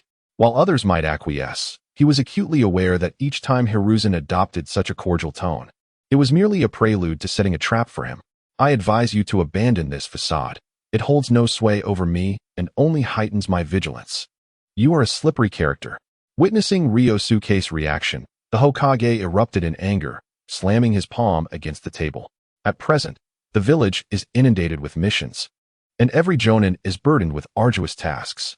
We have no choice but to assign you this mission. You scramble for advantages with fervor, but retreat at the first sign of difficulty. Do you possess no sense of duty as a ninja? Initially, you attempt to lure me in with charm, and when that fails, you resort to threats in a fit of pique. Your tactics are utterly worn out. Ryusuke squinted. Let us discuss the specifics of the mission. If there are pitfalls, disclose them. I am not devoid of empathy. Should circumstances permit, I may consider accepting it. Just as I suspected, you are a difficult one. With that, Hiruzen ceased his pretense, taking a draw from his pipe. In previous years, the 12 Guardians of the Land of Fire have always been selected from our Leaf Village to ensure the safety of the daimyo. Periodically, we rotate the personnel, and the daimyo has generally raised no objections to our choices, until now. Exhaling a plume of smoke, he continued, one of our jonin is due to return to the village, and we intended to dispatch a jonin from the Yamashiro clan for this duty. However, this time, the daimyo has made it explicitly clear, due to the ongoing ninja world war, that he is aware of our losses and the pressing commitments of our jonin. Therefore, he has lowered the requirement from jonin to chunin, stipulating that candidates must be under the age of 10. Hiruzen rapped the table. Ryusuke, what is your perspective on this? Lord Hokage, there is certainly something amiss. Ryusuke remarked, meeting Hiruzen's unwavering gaze. As far as I know, our daimyo is particularly concerned with appearances. Even amidst the losses of the Ninja World War, the daimyo would never agree to have the 12 guardians manned by Chunin. This development reeks of trouble. That is precisely why I wish to entrust this mission to you. The Hokage reclined in his chair. This is the first time the daimyo has voiced such a firm opinion. I consulted the other guardians, and while they mentioned that the daimyo's recent behavior has been somewhat peculiar, it remains largely normal. Thus, I cannot refuse this request. The requirements for a Chunin under 10 years of age with considerable strength are exceedingly rare, which is why I have turned my attention to you. Once you arrive, gather intelligence as thoroughly as possible to discern the daimyo's true intentions. Very well, I can accept this mission. Ryusuke contemplated for a moment, nodding before extending his hand toward Hiruzen. And what of the remuneration? The scroll of remuneration bore the inscription, and the Hokage handed it back to Ryuji, stating, "You shall not be shortchanged. Your task reward will be on par with that of the other 12 guardian ninjas." "Hokage-sama," Ryuji replied languidly, stifling a yawn at this juncture. "Do not attempt to deceive me with such trivialities. While such a reward may be suitable for other jonin, it falls short in my case. I recall a recent plan put forth regarding the reorganization of the various ninja clans' quarters within the village. Our Uchiha clan is situated too far on the periphery. Everything we do is inconvenient. Might we not be relocated closer to the village center? Preposterous." The tone of Sarutobi Hiruzen turned grave at Ryuji's words. "The selection of the village's quarters is a matter of great significance. Even I cannot make such a decision lightly. This requires the consensus of all the village's high-ranking officials. Furthermore, your brother is among those making the decisions. It is not your place to interject." "Hokage-sama, please do not frighten me," Ryuji responded, looking at Sarutobi. "Isn't this merely a matter of changing residences? I find our clan too distant from the village center. Even a stroll down the commercial street takes an eternity, which is rather bothersome. Our surroundings are nothing but trees. As you know, I am establishing a psychological clinic, and as a physician interacting with numerous patients, my own mental state can falter. I can only alleviate my psyche through conversation. The clan members are becoming weary of my discussions. I yearn to engage with other ninjas, yet it requires a lengthy trek." Ryuji leaned forward, pressing his hands against the edge of the Hokage's desk. "After my extensive practice as a psychologist, I have concluded that when a class isolates a student, that student becomes increasingly reclusive. This principle applies universally. Our Uchiha clan's quarters are too distant from the village center, and over time, we risk becoming increasingly estranged from the village. This alienation creates a divide, both for the village's leadership and its common folk. Though I am unaware of who proposed the plan that distances our clan so far, I must assert." Ryuji pointed at the scroll on the desk, his expression peculiar as he addressed the Hokage. "The individual responsible for that allocation must be an utter fool. For anyone capable of suggesting such a distribution must either be malevolent to the core or profoundly lacking in intellect. If we entertain darker thoughts, it appears to be a scheme to gradually marginalize our clan from the village center. The Uchiha are an inseparable part of Konoha. Should anyone incite discord among us during this period, the village will descend into chaos. Such turmoil would be a dream come true for the other villages. And should they seize the opportunity to attack, Konoha might find itself irrevocably weakened. The individual you deem either malevolent or foolish is none other than my mentor, the second Hokage." Sarutobi Hiruzen restrained himself from voicing this thought. Was the second Hokage truly foolish? As the Hokage, regardless of how unreliable one may appear, one must possess a sufficient intellect. This is particularly true for the second Hokage, renowned as the most astute leader in history, whose myriad strategies and tactics have contributed significantly to the village. Was the second Hokage malevolent? He marginalized the Uchiha clan, establishing the notoriously contentious Uchiha police force in an effort to gradually incite rebellion from the Uchiha, ultimately aiming for their annihilation. Believing that no good could come from the Uchiha. This belief stemmed from the brutal conflicts between the Senju and Uchiha clans prior to the establishment of Konoha, fostering a deep-seated animosity within the second Hokage towards the Uchiha. Following Uchiha Obito's defection, the second Hokage's regard for the Uchiha plummeted to negative depths. Convinced that the clan harbored pervasive negativity and that the existence of one Uchiha rebel might lead to another, then another, to prevent repercussions for future generations, he asserted that the only good Uchiha were those that could be eliminated. In contrast, Sarutobi Hiruzen, the third Hokage, expressed indifference regarding the Uchiha's presence. He believed that their existence only augmented the overall strength of Konoha, and their absence would not be detrimental. After all, the Uchiha were notoriously rebellious, harboring grievances over not attaining the position of Hokage despite their substantial contributions during the village's inception. Their complete eradication might indeed simplify matters. The unfortunate reality was that the second Hokage's demise came too prematurely. Although targeting the Uchiha would undoubtedly engender resentment, once the plan was set in motion, weakening them to a certain extent and inciting animosity among the villagers would pave the way for their swift extermination. With the second Hokage's prowess, he could have led a cadre of ninjas to eliminate them with overwhelming force, and even if complications arose, his skillful maneuvering would allow for a peaceful resolution. However, this was not the case for Sarutobi Hiruzen. He lacked the requisite strength. In the realm of shinobi, everything is rooted in power. If one is incapable, one is simply incapable. Thus, the third Hokage found himself in a most precarious position. As the Uchiha had transformed into a veritable hot potato, one could neither grasp nor discard them without consequence, leaving the Hokage in a state of perpetual distress. Particularly vexing was Danzo, that fool, who incessantly declared the Uchiha a menace, seeking to ascend to power through their obliteration. Yet, if he possessed the capability, he should act himself. Even if he rallied an organization to assist, so long as he could completely eradicate the Uchiha, no objections would be raised. It was disheartening to see him incite action without possessing the necessary strength, especially as, during moments of distraction, Ryukai's psychological clinic and matchmaking service alleviated numerous issues for shinobi, garnering gratitude from many jonin. Tsukumo Hitaki frequently presented Ryukai with fruits, while Jiraiya, having found the right connections, would have gladly enshrined him. Any attempt to aggress against the Uchiha would likely result in considerable dissent among the shinobi, instilling fear throughout the village. This turmoil would render the Hokage's governance exceedingly challenging, leading to a need for atonement. Nonetheless, in contemplating the relocation of the Uchiha clan to the heart of the village, allowing them to gradually assimilate, one could perceive it as a promising commencement, particularly with Ryukai and Fugaku navigating the complexities within. Nonetheless, numerous challenges loom large.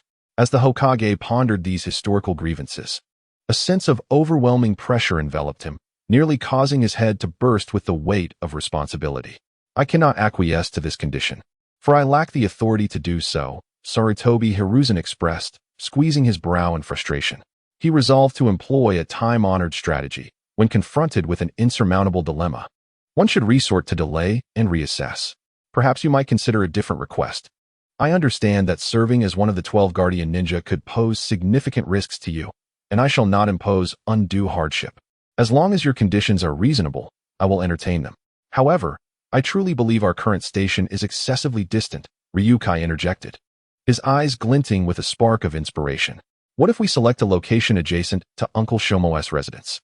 Though it remains far from the village center, it is undoubtedly a substantial improvement over our present quarters. I require no more than for my brother to mention it in the next meeting. And as long as you do not oppose, that will suffice. The third Hokage's demeanor softened at this suggestion. Very well, he conceded with a nod. I accept your request. Human nature often gravitates towards harmony and compromise. For instance, should one lament the dimness of a room and propose a skylight, objections would arise. However, if one advocated for the complete removal of the roof, a compromise to install a skylight would likely be reached. This principle applied equally to the third Hokage. Ryukai's original intent was to relocate the Uchiha encampment nearer to Shomo's home. The assertion of moving to the village center was merely a tactic to present an unfeasible condition, thereby revealing his genuine desire. Indeed, upon hearing his proposal, the third Hokage did not refuse again. Ryukai understood that as long as the third Hokage did not oppose the relocation, it indicated his stance, rendering any dissent from Danzo inconsequential. Since that is settled, I shall take my leave, Ryukai said, securing the mission scroll as he turned to exit the Hokage's office. I will diligently investigate matters concerning the daimyo. At the residence of the daimyo, within the spacious reception room filled with numerous individuals, 11 elite shinobi flanked the sides, while the daimyo of the Land of Fire occupied the elevated position. The daimyo, sporting an elongated visage reminiscent of a donkey, with slanted eyes that conveyed a naturally unkind demeanor, regarded Ryukai with an air of indifference. "You are Uchiha Ryukai, I presume? You appear rather youthful, and your prowess seems inadequate. How could Sarutobi send someone like you to safeguard me?" As the daimyo's dismissive words echoed, Ryukai felt a twitch at the corner of his eye. It was, after all, the daimyo's own stipulation to select a guardian ninja under the age of 10. Moreover, to Ryukai's knowledge, among the ninjas of Konoha, his own strength was already among the most formidable for those of such tender years. Upon their initial encounter, Ryukai discerned that although the person before him held the esteemed title of daimyo, his intellect was utterly lacking, rivaling even the most erratic moments of a fevered mind. "Rest assured, my lord," he declared, "though my strength is merely that of a chunin, I shall endeavor to fulfill my duties with utmost diligence. I will earnestly study the experiences of my esteemed ninja predecessors and faithfully execute my responsibilities." Despite the multitude of thoughts swirling within him regarding the daimyo, Ryukai understood that confronting him directly would only exacerbate his predicament. With a serious demeanor, he began to explain, "I shall prioritize your safety above all else, pledging my insignificant life to ensure your protection. Indeed, while your abilities may be limited, your words carry a semblance of sense. In light of this, I shall accept you as my bodyguard," the daimyo replied, maintaining an infuriatingly condescending tone. His subsequent remarks were even more irksome. "As for your specific tasks, the other guardian ninjas will inform you. Most importantly, remember that this is the daimyo's residence. Do not wander into forbidden areas or tamper with items that do not concern you. Should anything be damaged or lost, you shall be held liable beyond measure." Ryukai considered himself a generally affable individual, yet the daimyo's condescending insinuations made him feel an overwhelming urge to retaliate physically. Nevertheless, recalling his mission and the presence of 11 jonin around him, he suppressed his anger and pretended not to grasp the daimyo's implications. "Thank you for your concern, my lord. I shall focus on my assigned duties and refrain from overstepping my bounds. Your understanding is appreciated." The daimyo proudly lifted his chin, seemingly reveling in the display of authority before Ryukai. "For now, you should familiarize yourself with your tasks from the other guardian ninjas." Turning to an attendant standing behind him, the daimyo inquired, "What news of the ivory-carved Oni ball?" "Congratulations, my lord. The Oni ball has been completed, with 5 concentric spheres expertly carved," the attendant, named Yuki, responded, showering praise upon the daimyo. "It was only through your encouragement that the artisans achieved this remarkable feat." "Ah, splendid." The daimyo rose and strode toward the door. "Let us go and see it now." As the daimyo departed the reception room, he was accompanied by the attendant and a jonin, whom Ryukai recognized as the jonin Akaki. Due to his work within the village, "Ryukai, do not take offense. That is simply the daimyo's way," one of the jonin remarked. Observing Ryukai's discontent as he watched the daimyo's retreating figure, filled with inexplicable emotions, he turned to address the other jonin, but before he could speak, Yonishima interjected. "The true visage of the oil woman represents her kind remarkably well. She envelopes herself in a heavy coat, complemented by a hat and a mask, even adorning her eyes with a pair of sunglasses. Had she not spoken, Ryusuke might not have noticed her presence at all. Although you may only be a chunin, your arrival here signifies that the Hokage recognizes your strength. Simply focus on fulfilling your duties." Ryusuke remained unaware of the village's sentiments. The jonin of the Inuzuka clan, Inuzuka Naru, offered words of solace to Ryusuke. "However, the Hokage is known for his shrewdness. I acknowledge you solely based on the Hokage's appointment." Woof. Beside Inuzuka Naru was a slender black dog, which barked in agreement upon hearing its master's words. It was evident that, despite the displeasure of the daimyo, the other jonin expressed goodwill towards him. After all, to attain the rank of jonin, one must possess adequate intellect. Since the Hokage had appointed Ryusuke, they all accepted him. Kamairu, another jonin, approached and patted Ryusuke on the shoulder. "Ryusuke, I sincerely apologize for your first encounter being under such circumstances. The daimyo's temperament can be rather erratic. Do not take it to heart." "Not at all. The daimyo's actions exude a certain carefree charm, which is quite endearing," Ryusuke replied with a smile, immediately showcasing his acting skills. "I won't be upset." "Haha, indeed. That is a quintessential diplomatic response, akin to what the daimyo's ministers might say. It seems you will certainly thrive here." Kamairu then led Ryusuke away from the reception room. Allow me to familiarize you with the surroundings to prevent any accidental intrusion into the daimyo's inner courtyard. However, Konoha leaned closer to Ryusuke and whispered, "Given your impressive abilities and striking appearance, it's quite possible that you may catch the eye of the daimyo's daughter, huh? If one were to adhere strictly to protocol, the duties of the 12 guardians would not be particularly arduous." As Konoha escorted Ryusuke out of the reception room, he elaborated on the responsibilities of the 12 guardians. Typically, we assign one individual to safeguard the daimyo's safety, with our 12 members operating on a rotational basis, changing every 8 hours. During the remaining time, we remain on standby and conduct patrols. Whenever we identify potential threats, we must promptly investigate their origins and eliminate them at the outset. Additionally, we are required to document our experiences and reflections during this period, compiling them into reports for the Hokage. Indeed, this does seem rather leisurely. Ryusuke nodded, then inquired, "Konoha-senpai, you just mentioned adhering to protocol. What does that entail?" "Oh, you're quite perceptive." Konoha patted Ryusuke's shoulder, his expression growing serious. As members of the 12 guardians, it is insufficient to merely go through the motions. The daimyo has a multitude of concerns and bureaucratic issues that he occasionally delegates to us for resolution. Upon hearing this, Ryusuke furrowed his brow. Isn't our task merely to ensure the daimyo's protection? The feudal lord can directly issue commands to the Hidden Leaf Village, delegating tasks to the other ninjas. After all, we are considered a direct force of the Hokage, not merely bodyguards. Kamihira chuckled. Generally, tasks that are not particularly challenging are assigned to us by the feudal lord. You must understand this. I see. Ryusuke nodded slightly with hesitation. Kamihira's words rang true. As the feudal lord's direct force, the 12 guardians of the Land of Fire ostensibly possess considerable autonomy. However, these ninjas are ultimately from the Hidden Leaf Village, and the Hokage's intent is to grant the 12 guardians significant prestige, while in reality, they primarily fulfill protective duties without engaging in the governance or turmoil of various regions.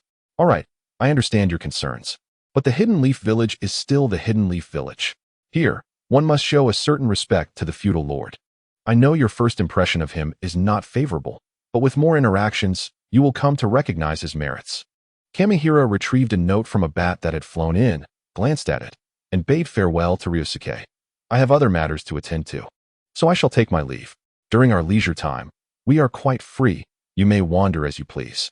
If you wish to return to your training, you can head directly to our resting area. When I have the time, I can offer you guidance in chakra training. What are your impressions of Kamihira? Ryusuke returned to the resting quarters, where a male ninja with a ponytail awaited him. He set up a table on the tatami mat, arranging a game of shogi and tea, and extended an invitation to Ryusuke. Care to join me for a game? Ah, it is Senior Naruto. Ryusuke seated himself across from him. I thought you would have called me away before Senior Kamihira to help me acclimate to the surroundings. This being our first meeting, I did not wish to burden you with familiarizing a newcomer with the tasks. That would be rather troublesome.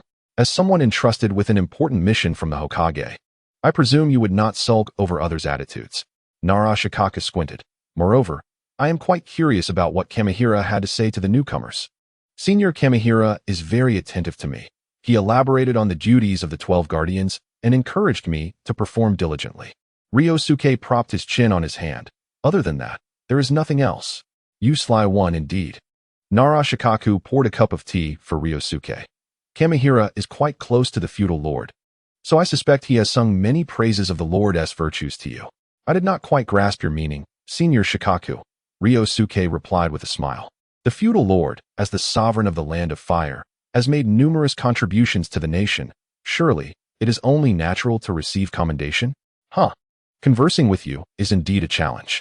Naruto pointed at Ryusuke. Do not feign innocence. I am well aware of your illustrious deeds in the Hokage's office, typical of one who speaks flattering words while secretly plotting hard. Your intellect is commendable, and Lord Hokage holds you in high regard. Nevertheless, allow me to disclose a few insights. Naruto performed a series of hand seals, and an intangible wave of energy instantly permeated the entire room. Ryuji recognized this ninjutsu as a precautionary alert technique designed to prevent external probing. Officially, we serve as the 12 Guardian Ninja, a direct force under the daimyo. Yet you must understand that our paramount objective is to ensure the safety of the daimyo and to monitor him. In the unique context of the Naruto world, coupled with the formidable strength of Konoha, the daimyo, as the sovereign of a nation, wields limited authority over the Hokage. Conversely, the Hokage possesses significant leverage over the daimyo.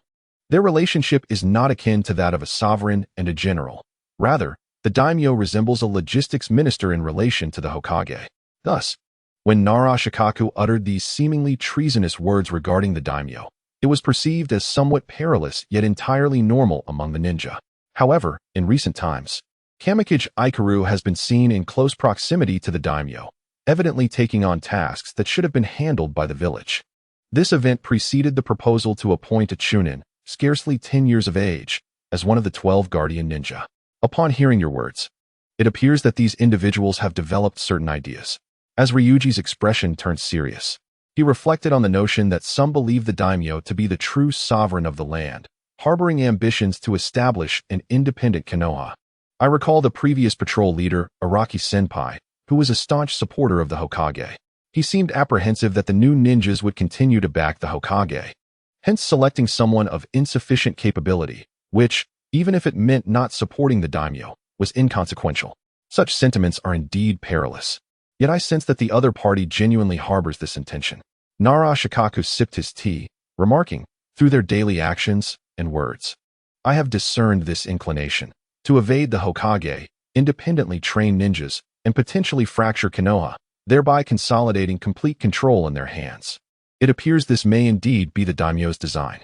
Nonetheless, this matter holds little significance. Ryuji also took a sip of tea, asserting, there is no need for concern regarding the Hokage. Indeed, this issue is hardly worrisome, with merely a handful of jonin. How could they possibly contend with a village brimming with elite shinobi? Should dissent arise, the Hokage could simply issue a directive to replace the entire 12 guardian ninja. My concern lies within the intricacies of this situation. Nara Shikaku tapped his fingers on the table, stating, Kamikage is certainly aware of such matters. And you have witnessed the daimyo's demeanor today. Do you perceive him as a person of great vision? Yet the troubling aspect remains that they have chosen to act in this manner, which is the most glaring anomaly. Indeed, the daimyo's behavior today left a profound impression on me. Ryuji's expression was peculiar. To suggest he possesses great vision is an exaggeration. I suspect that even an ordinary individual selected at random would perform better than he has. However, it is precisely for this reason that he is currently the most suited to be the daimyo.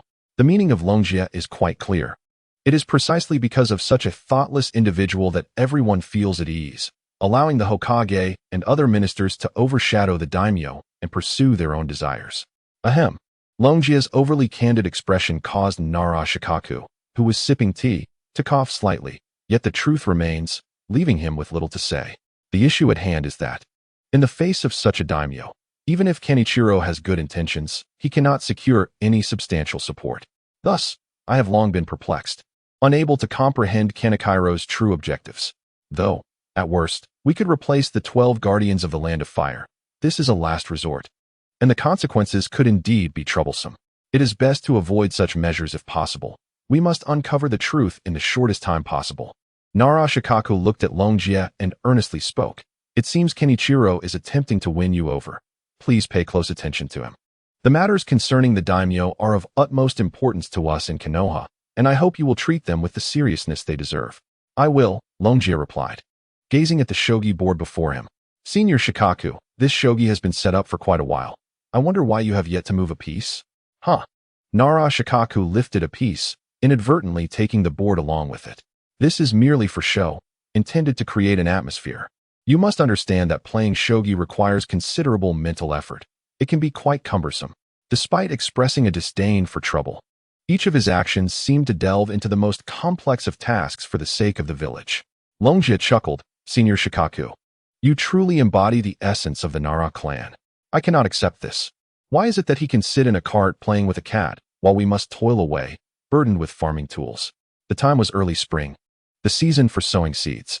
Due to the sparsely populated yet fertile lands of the Land of Fire, the daimyo decreed that nearby villages send a contingent of farmers to assist in planting crops. Longjia's team consisted of villagers from Akitamura, tasked with escorting these farmers safely to Tanagakure, as a band of roaming bandits posed a threat between the two villages. Though the bandits were no challenge for Longjia, he still summoned a British short-hair cat adept at scouting enemy movements, using a summoning technique to ensure the safety of the villagers.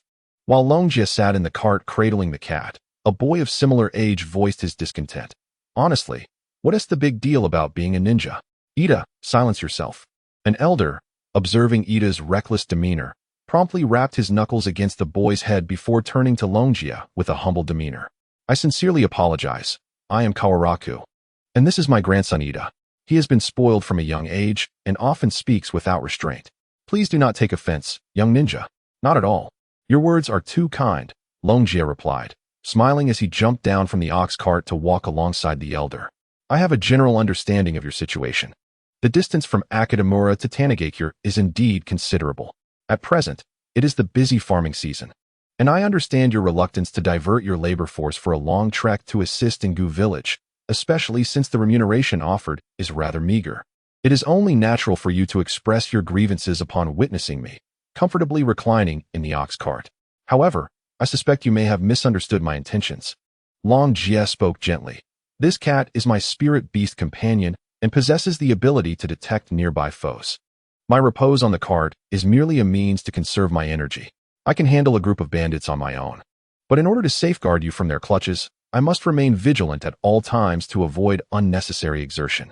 Upon hearing this explanation, Chuanlong expressed his gratitude, hastily pulling his reluctant grandson closer.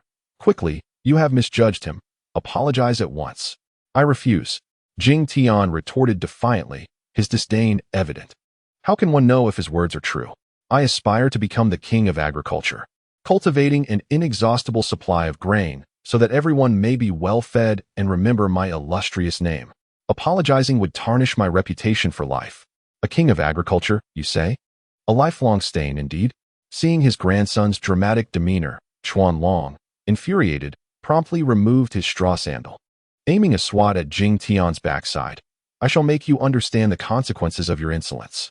That is enough, Uncle Chuanlong. The journey to Gu country is considerable. You must conserve your strength. Longjia interjected, preventing Chuanlong's impending reprimand of Jing Tian. If you truly feel remorse, perhaps you could indulge me in conversation. I have been immersed in training within the village and have not ventured out much. I am rather unfamiliar with the local customs, and your insights would be invaluable. Very well, Chuanlong relented. Though angered, he was also pained. He gave Jing Tian just a light swat before refraining from further action. With Longjia providing an avenue for discussion, Chuanlong began to share his knowledge, his chest puffed with pride, having lived many years.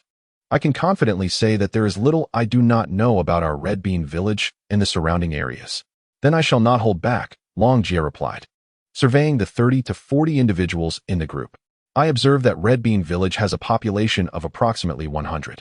To hastily withdraw such a significant portion of your labor force, will your village's planting still be on schedule? Do you do this every year? Alas, do not even mention it. Chuanlong's expression darkened at the thought. In previous years, we have assisted others only after completing our own tasks. This year, however, we are in a rush. Our agricultural duties are only half finished, yet nearly half of our villagers have been summoned away. Furthermore, I have heard that not only our village but others have also been called to Gu village, as several suitable plots for cultivation have been discovered. They claim that together we are to assist, amounting to hundreds of laborers. We are unwilling, yet we have no choice, for this is the decree of the Lord. Several hundred people, it appears that the Lord has indeed exerted considerable effort this time. While Longjia verbally concurred with Chuanlong, his brows furrowed slightly. This concern was not unfounded. He had perused the map of Gu village and noted that there was indeed arable land, enough for a few hundred individuals wielding farming tools. However, the crux of the matter lay in the fact that most of the suitable land had already been cultivated, leaving behind only barren soil. From the map's perspective, there was simply no new land available for cultivation. Thus, Gu village had no need for several hundred individuals. The logistics of providing sustenance and clothing for such a multitude were no trivial matter, and the task of cultivation could not possibly require so many, rendering the entire situation exceedingly dubious. The fact that Narashika and the other elite ninjas had not detected any issues might be related to the current events at hand. Although their intellect was undoubtedly sharp, they had never been assigned to oversee such grassroots mobilization by the Lord. At present, they were unable to spare personnel for protective duties. Hence the assignment of a relatively inexperienced child like Longjia to undertake the task. Moreover, the ninjas excelled in combat and warfare, channeling their intellectual prowess entirely into those domains. Consequently, the most Narashika and the other elite ninjas could access were mere administrative documents regarding the villagers' mobilization. It was only natural that they failed to recognize the underlying issues amidst such obscured circumstances. While Longjia pondered these matters, he continued to engage in conversation with Chuanlong. However, as a villager, Chuanlong's knowledge was rather limited. He was only aware that a considerable number of villagers had been summoned and that the timeline was quite urgent. Although it was arduous, there were some advantages to this situation. Observing Chuanlong's concerns regarding his fields due to the mobilization, Longjia offered comforting words.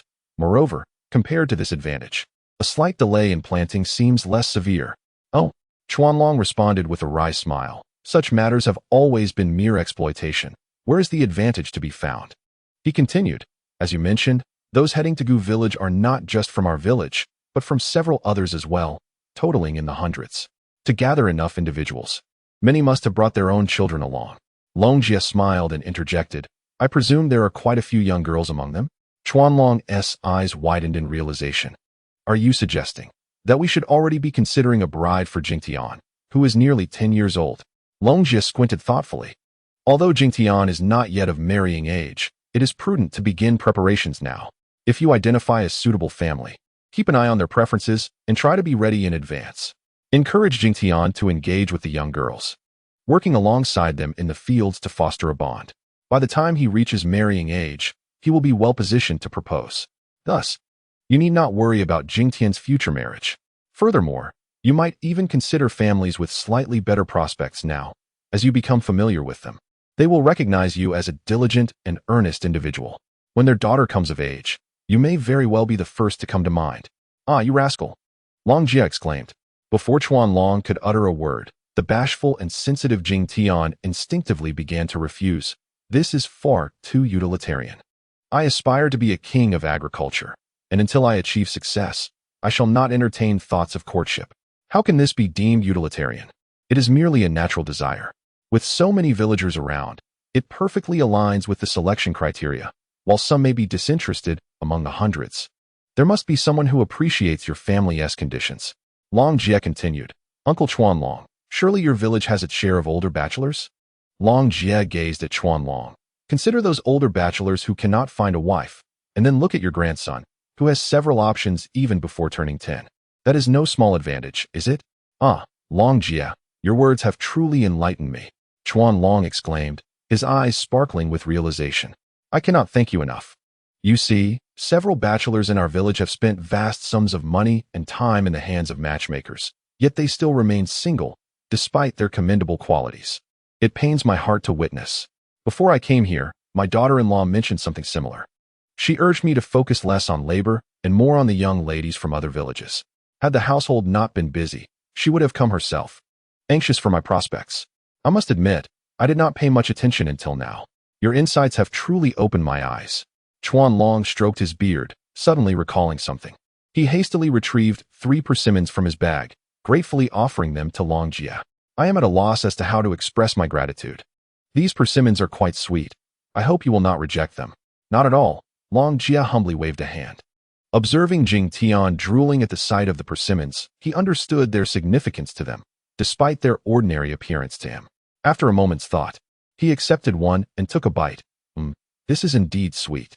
It seems you have a visionary daughter-in-law, even without my suggestion. Jingtian is bound to find a remarkable partner in the future. Longjia stroked his chin, suddenly pondering the expansion of his matchmaking agency. Perhaps he could recruit Chuanlong's daughter-in-law as an associate. You speak with such conviction, Jingtian interjected, yet you yourself are not even 10. Do you have a sweetheart?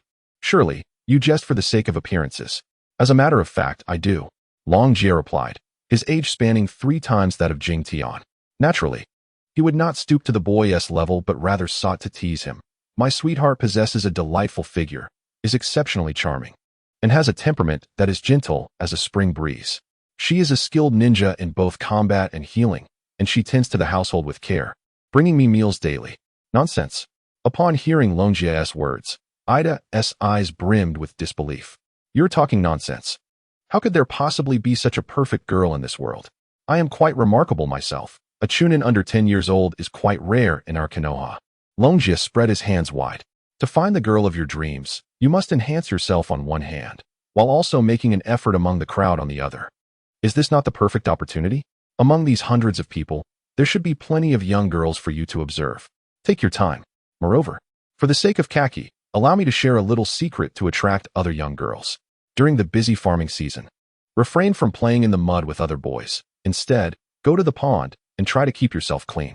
If there's a girl you fancy, don't be shy, initiate a conversation. This is a rather superficial world. You don't need to be exceptional, just cleaner and more considerate than the other boys. Once you achieve this, you'll find, almost without realizing it, that you become the most popular among the girls. Although Longjia's advice seemed quite reasonable, the stubbornness of youth proved rather exasperating. Ida, eyeing Longjia with irritation, retorted, even if you say all this, what if I choose not to follow your advice? What can you do about it? Do you have a solution? Believe it or not, I actually do. Observing Ida's defiance, Longjia revealed a menacing smile and uttered words that could rival those of a vengeful demon. You'd best refrain from speaking to me in that tone. If you provoke me, I will charm whichever girl you fancy away from you, leaving her to play with me, not even sparing you a glance. Ida, though initially stubborn, felt a wave of panic wash over him at Longjia's words. Yet, he struggled to maintain his composure, declaring, you can't possibly be that skilled to easily win her over. Honestly, I find it not difficult at all, Longjia replied, spreading his hands and delivering a ruthless blow to Ida's confidence. Do you not think I'm decent looking? Given my appearance among a group of girls, honestly, do you believe they would not want to play with me? Ida begrudgingly acknowledged the truth in Longjia's words.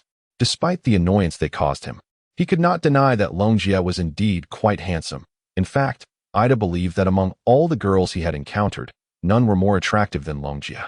This is also the reason why Itan has always sought to clash with Ryusuke. There exists a certain type of unfortunate child who, the more they are fond of young girls, the more they relish tormenting them. Although Ryusuke is not a young girl, he possesses a beauty that is striking enough, a fact that Itan himself has yet to recognize.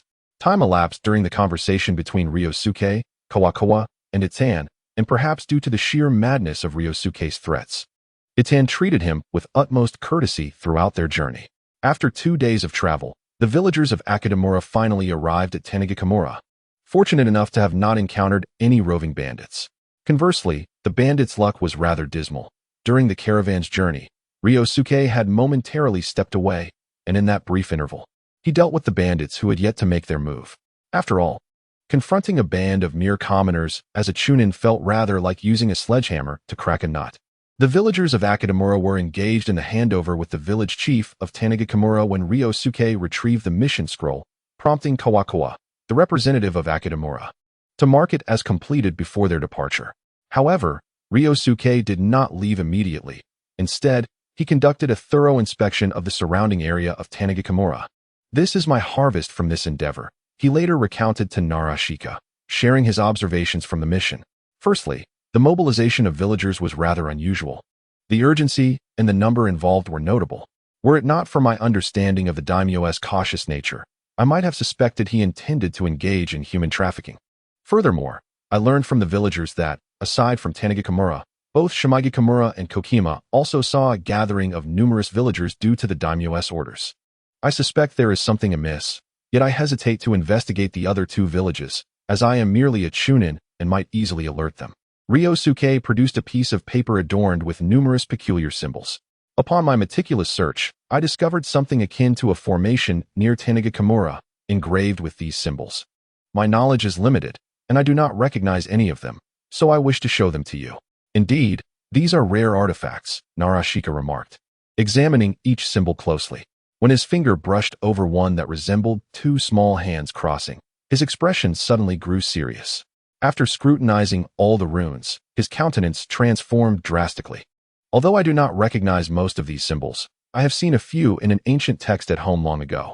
This likely pertains to a special secret technique that existed even before the establishment of the 5 great shinobi villages, drawing upon dark concepts of sacrifice and transformation.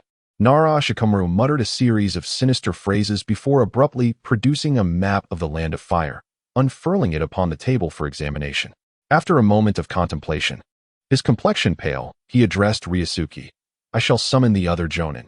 You must relay a message to the village, instructing them to dispatch all available skilled individuals. If my deductions are correct, a colossal upheaval is imminent.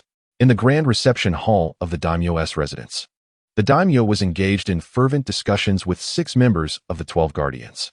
Nara Shikefeng, accompanied by the remaining 5 guardians, burst into the chamber. At this moment, the circumstances mirrored Ryusuke's earlier arrival, yet it was Nara Shikefeng who now faced the daimyo, Red Bean Village, Stone Wheat Village, and Red Stream Village, collectively mobilizing over 1,000 villagers. Could you elucidate the purpose of this? Shikefeng, your impetuous entrance is quite unbecoming. The daimyo retorted, visibly displeased. The mobilization of villagers is merely to assist with the sowing in those villages. There are no ulterior motives. Indeed, Shikefeng, chimed in a jonin named Funabi Kiryohai. Seated beside the daimyo, we are merely enlisting a few villagers to aid in agriculture.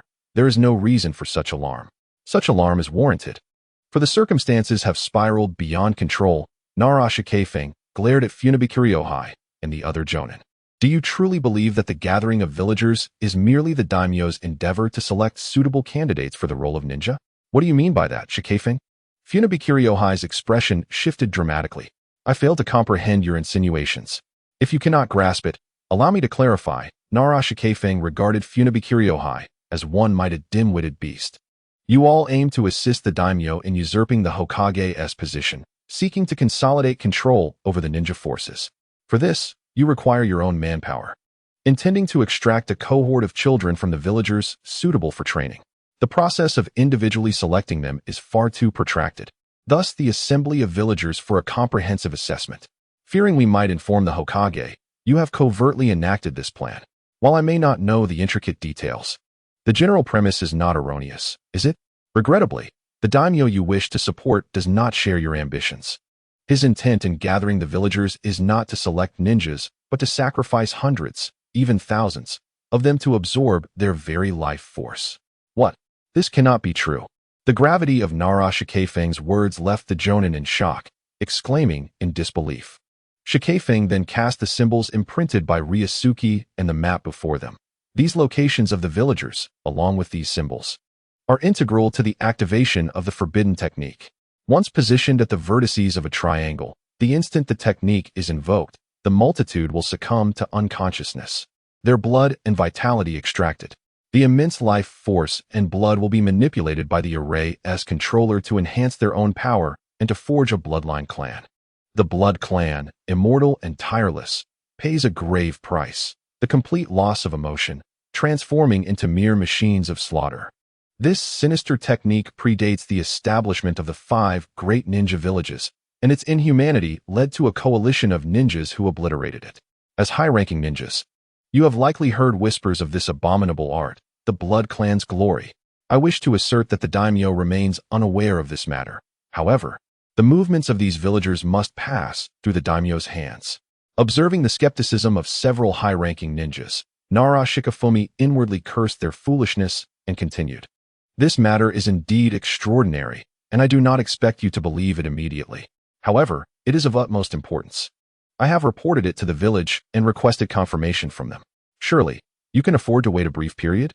Very well. Nara Shikefumi's demeanor conveyed sincerity, as the lives of thousands were at stake. The high-ranking ninjas exchanged glances and ultimately decided to bide their time. As for the issue of cultivating new ninja talent, the moment Nara Shikefumi mentioned reporting to the village, that proposal was extinguished. Regarding the possibility of supporting the daimyo and opposing the Hokage's authoritarian rule, these high-ranking ninjas remained indifferent. Those chosen to serve as the 12 guardians were either staunchly loyal to the Hokage or riddled with various grievances, remaining a source of irritation that was too precious to discard. Despite their dissatisfaction with Sarutobi Hiruzen, as long as they could fulfill their duties and obey the Hokage's commands in broader terms, they represented invaluable combat power. To avoid their protests during certain political maneuvers, the Hokage had temporarily dispatched them, particularly in this phase of post-war reconstruction, where every ninja is needed. The Hokage had no intention of dealing with them harshly. Given the Hokage's character, he would gradually assess these individuals, only acting to eliminate them once he was certain they were of no use. Though these high-ranking ninjas were unconcerned, others were not. Observing the calm demeanor of the high-ranking ninjas, the daimyo could no longer sit idly by. You lot. How can you allow Nara Shikifumi to behave so insolently? Matsuba, I order you to apprehend them immediately. Daimyo, you need not worry, replied the tall ninja seated beside Kamihira. The high-ranking ninja, known as Matsuba. Sacrificing thousands of lives is no trivial matter. We must treat Nara Shikifumi's accusations with the seriousness they deserve. This is all slander. These villagers are my subjects. How could I ever harm them? Listening to Matsuba's dismissive remarks, the daimyo's anger boiled over. You lot, as my guardians, are utterly incapable of handling such matters. What use are you to me? Daimyo, there is no need for further pretense, Ryukiai interjected, stepping forward. Matsuba does not wish to assist you, but rather to prevent the situation from escalating. After all, the truth of such sacrifices can be easily uncovered should someone from the village investigate. As long as the matter of sacrificing the villagers remains unfulfilled, the ninjas of Konoha will complete their investigation and report to Lord Hokage. In order to maintain stability on all fronts, it is highly probable that Lord Hokage will choose to handle this matter discreetly, keeping it from becoming public knowledge. The actions of the elite shinobi from the Wood Village are also intended to preserve a semblance of dignity for you. You should be grateful. You need not take any action yourself. Simply place your trust in your loyal ministers and Lord Hokage, who will adeptly manage all troublesome affairs on your behalf. After your demise, future generations will depict you as remarkably wise, and your esteemed name will echo through time. Yet, you choose to forsake an easy existence, opting instead to sacrifice your own people for a malevolent ritual. Longjia gazed at the daimyo with great sorrow, exclaiming, Daimyo, why do you rebel against us? You wretched fool. While Longjia ostensibly aimed to elucidate the motives behind the actions of the elite shinobi, he was, in fact, unearthing the daimyo's most vexing grievances, being overshadowed by his ministers. Having military power entirely under Hokage's control, and being relegated to the position of a mere puppet daimyo.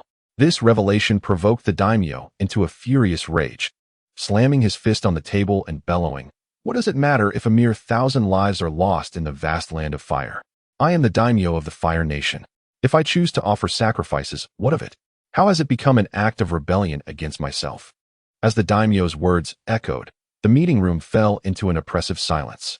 Several elite shinobi, who had previously supported the daimyo, exchanged bewildered glances with Nara Shikaku and Longjia, their astonishment directed towards the daimyo. They believed the daimyo's dissatisfaction with Hokage's military control, and they accepted the notion that the daimyo might have ulterior motives in mobilizing the villagers. However, they could hardly fathom that the daimyo would truly consider sacrificing thousands of lives. Daimyo, I believe it is imperative that you provide an explanation at this juncture. Initially, Longjia's assertions were met with skepticism by the Wood Village, who had no intention of engaging with the matter, confident that clarity would emerge once the village received visitors. However, following the daimyo's explosive outburst, the expression on Wood Village's face turned serious, and he urgently implored, I request that you disclose all related plans. This concerns 1,000 lives, and I hope you will immediately cease this endeavor. In a moment of impulsive outrage, the daimyo found himself at a loss for how to navigate the aftermath of his reckless words. The gravity of the situation weighed heavily upon him, one so astute that even he could sense the impropriety, and thus he turned to Kamihira for assistance with a pleading gaze. Kamihira, what do you think? After all, this matter involves both of us. Originally, they could have temporarily dismissed the issue under the pretext of political discord, awaiting the arrival of Konoha's representatives to finalize everything. Yet, it was becoming increasingly clear that the situation was indeed troublesome. Kamihira, in utter frustration, ran his fingers through his hair and remarked, Daimyo, I understand you may lack wisdom, but as Longjia stated, you need only remain idle. Why must you rebel against your own organization? You insufferable fool. In a state of shock, the Lord trembled as he pointed at Kamero, seemingly unable to fathom that the man who had always shown him utmost deference and relentlessly offered counsel would dare to disrespect him, even resorting to insults. However, this revelation seemed inconsequential to Kamero, who seized the collar of the Lord and retreated. In the next moment, A violent explosion engulfed the entire reception hall. It commenced with a blinding flash of white light, followed by a deafening roar that threatened to shatter eardrums. Though the explosion originated in the reception area, its force rippled throughout much of the Lord's estate, leaving nearly half of it in ruins. Ryuji emerged from a heap of rubble and broken timber, spitting out sand. Damn it, they've managed to escape. He had anticipated that the Lord and his associates had contingencies in place, which was why he had engaged them in lengthy discourse, hoping to uncover their strategies. He had scrutinized the explosion site multiple times with his Byakugan, capable of discerning even the most concealed explosive tags or anomalous chakra, yet he had been outsmarted. As a section of the wall was torn away, Hyuga, a jonin, stood up from beneath the debris. Indeed, it is no surprise that such a secret technique requires a multitude of ninjas to counteract. Even this covert explosion is nearly impossible to guard against. Surely, Camaro had orchestrated this day for a long time, employing a strategy that was both clever and unexpected, utilizing a long-lost secret technique of the ninja world. Ryuji comforted Hyuga as he extricated himself from the ruins, stating, "Our primary concern now is to ensure the safety of the other jonin and the Lord, as well as to discern Camaro's intentions, and to promptly halt the summoning ritual. We're fine." As the surrounding debris was cleared, Nara Shikafu and 8 other jonin revealed themselves. Nara Shikafu approached Ryuji, extending his palm to reveal a peculiar compass that materialized in his hand. Observing the markings, he raised an eyebrow. "I suspected something was amiss with Camaro. Before the explosion, I managed to place a marker on him. Regrettably, that is all I could accomplish. The Lord has still been abducted. Shikafu, you have done commendably." Inazuka Suki of the Inazuka clan patted Nara Shikafu on the shoulder. "Time is of the essence. We must act swiftly." The political assembly was located to the southeast of the Lord's estate, not far from it. This was where the ministers convened to deliberate matters. Once they reached a suitable conclusion, they would report back to the Lord for his judgment. However, as the Lord had become nearly a puppet, many decisions were often made in private by the ministers. Typically, with a weak ruler and strong ministers, the latter would conceal matters from the sovereign, compromising the interests of others to benefit themselves, leading the nation towards disintegration. Yet, due to the formidable presence of the Hokage, this scenario had been effectively curtailed. Although the ministers each harbored their own ambitions, they still diligently fulfilled their roles, and corruption had not proliferated. After all, the Hokage wields a formidable military power and is a rather ruthless individual. When pushed to a certain extent, he would not hesitate to unleash the formidable weapon known as Danzo, orchestrating a grand purge of the ministers, an utter bloodbath. Thus, the regime of the Land of Fire is maintained in a most peculiar manner, and remarkably, it thrives, as crucial national decisions are made here. This place stands as one of the most significant locations in the nation. The ministers bustle about, tirelessly contemplating strategies for national prosperity and military strength, rendering the council exceptionally busy. However, at present, this council appears eerily lifeless, with not even a whisper of footsteps to be heard. Exchanging glances, the group rushed into the council chamber, only to find, as anticipated, that all were sprawled on the ground, unconscious. It goes without saying that the abnormality at this hour is undoubtedly the handiwork of Kamihira. "Kamihira, you are indeed here." Nara Shikafu placed down the compass in his hand, gazing sternly at Kamihira seated on the steps. "From the moment you took the daimyo, I suspected you would not spare certain ministers. But I never imagined you would appear here directly. What is so strange about that? Mobilizing over 1,000 villagers is no small task. Many of these ministers are well aware and have even assisted in its execution and concealment. Besides, excluding this matter, the other ministers are hardly blameless. While carrying out my mission, I simply took the opportunity to eliminate these fellows," Kamihira replied, spreading his arms. His eyes filled with a sense of tragic compassion. "Consider it a service to the people. To propose the sacrifice of 1,000 lives without flinching indeed reflects a heart inclined towards the eradication of evil." Nara Shikafu mocked Kamihira before earnestly stating, "Kamihira, while you have yet to commit an irreparable error, I implore you to cease this path. Otherwise, the consequences will be beyond your capacity to bear." "Irreparable error? Beyond my capacity?" Kamihira chuckled. "Why do I sense that you believe you have me cornered? 10 jonin plus 1 chunin against you. A single jonin, such an overwhelming advantage. Even with your support, escape will be difficult." Mokutama gazed at Kamihira, We have truly been blind to trust your deceitful words regarding the selection of ninja candidates. Kamihira, surrender now and destroy the formation. I might spare you another beating." Such naive remarks were almost laughable. Noticing the other guardian ninjas eager for action, a sinister smile crept across Kamihira's lips. "Mokutama, you five have been with me all along. Have you not noticed that I have been subtly undermining you?"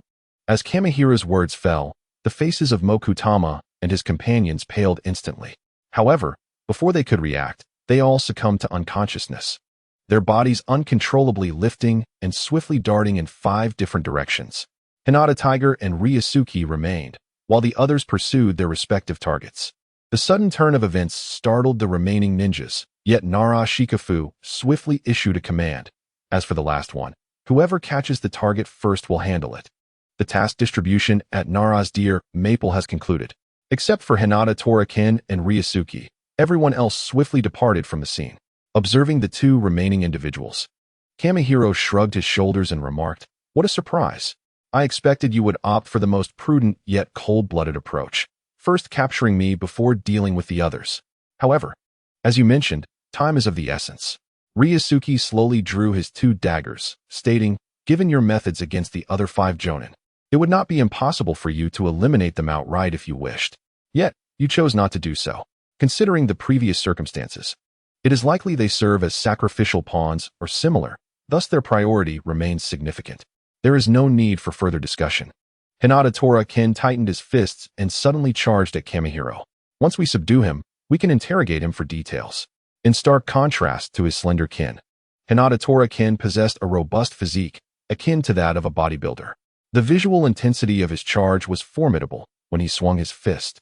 It felt as though he aimed to pierce through Kamihiro's abdomen rather than merely strike him. Leaf-cutting technique, suffering. As Hinata Torakin unleashed his ferocious assault, Ryusuke joined in synchronizing his efforts. Narrowing his eyes, he brandished 2 kunai, poised to strike at Kamihiro's waist, his arms slightly coiling in preparation. Yet in the next moment, Ryusuke found himself ensnared by several water-formed ropes, immobilizing him in place. "Must you target me so specifically?" Ryusuke expressed his helplessness, straining against the water ropes with his chakra. However, being a technique from a jonin, escaping was no simple feat. This was the norm. The disparity between a jonin and a chunin was far greater than that between a chunin and a genin.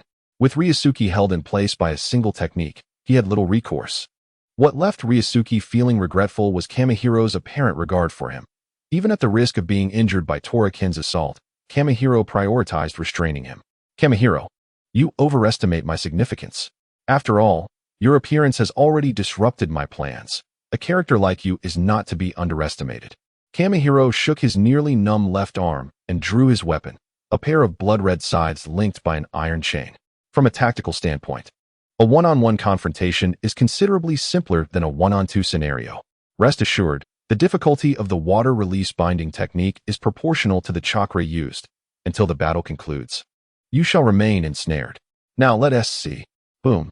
Engaging a jonin, especially one who had injured him upon their first encounter, Torakin remained undeterred.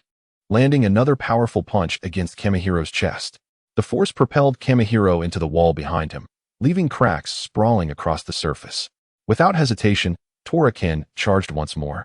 Akin to a cannonball, his fist clenched and aimed at Kamihiro. "If you are so intent on defeat, then I shall oblige." Blood scythe technique, mandala. Faced with the ferocious onslaught of Hinata Tokakin, Kamikiri could scarcely attend to the blood trickling from the corner of his mouth. The scythes whirled with breathtaking speed, creating a mesmerizing spectacle of crimson shadows that coalesced into a stunning blood-red flower.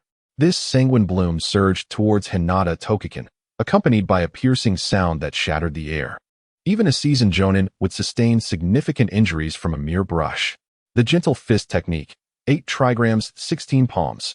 The myriad of scythe shadows did not cause Hinata Tokakin to falter. Activating his Byakugan, he unleashed a renowned technique of the Hinata clan. With just 16 strikes, he dispersed the sea of crimson, rendering Kamikiri's dual scythes ineffective. Yet, in the next moment, the seemingly dominant Hinata Tokakin chose not to press the attack, but instead retreated. Why, when in a position of strength, would he not continue the pursuit? Kamikiri tugged on the iron chain, red dripping his scythes. Time is of the essence. Dragging this out is unwise. Observing the situation was sufficient to understand. Before Hinata Tokikin could speak, Ryusuke interjected, as the mastermind behind the sacrificial villagers. You should be hiding quietly, yet here you are, dancing about, especially with your reckless fighting style aimed at mutual destruction. Just now, Tokikin-senpai could indeed inflict a fatal blow upon you, but he too would suffer from your sides rebounding. Under normal circumstances, suffering an injury might be acceptable. But given your style of fighting where you gamble your life merely to inflict minor wounds upon your opponent, there must be a trap involved. We would rather take our time and scrutinize the situation thoroughly. Since you wish to employ such tactics, I shall unleash the profound martial arts of the Hinata clan. He declared, Kamakiri, resign yourself to your fate. Hinata Tokikin gathered a vast amount of chakra within his palms and launched another attack. Gentle fist technique, 8 trigrams, 64 palms.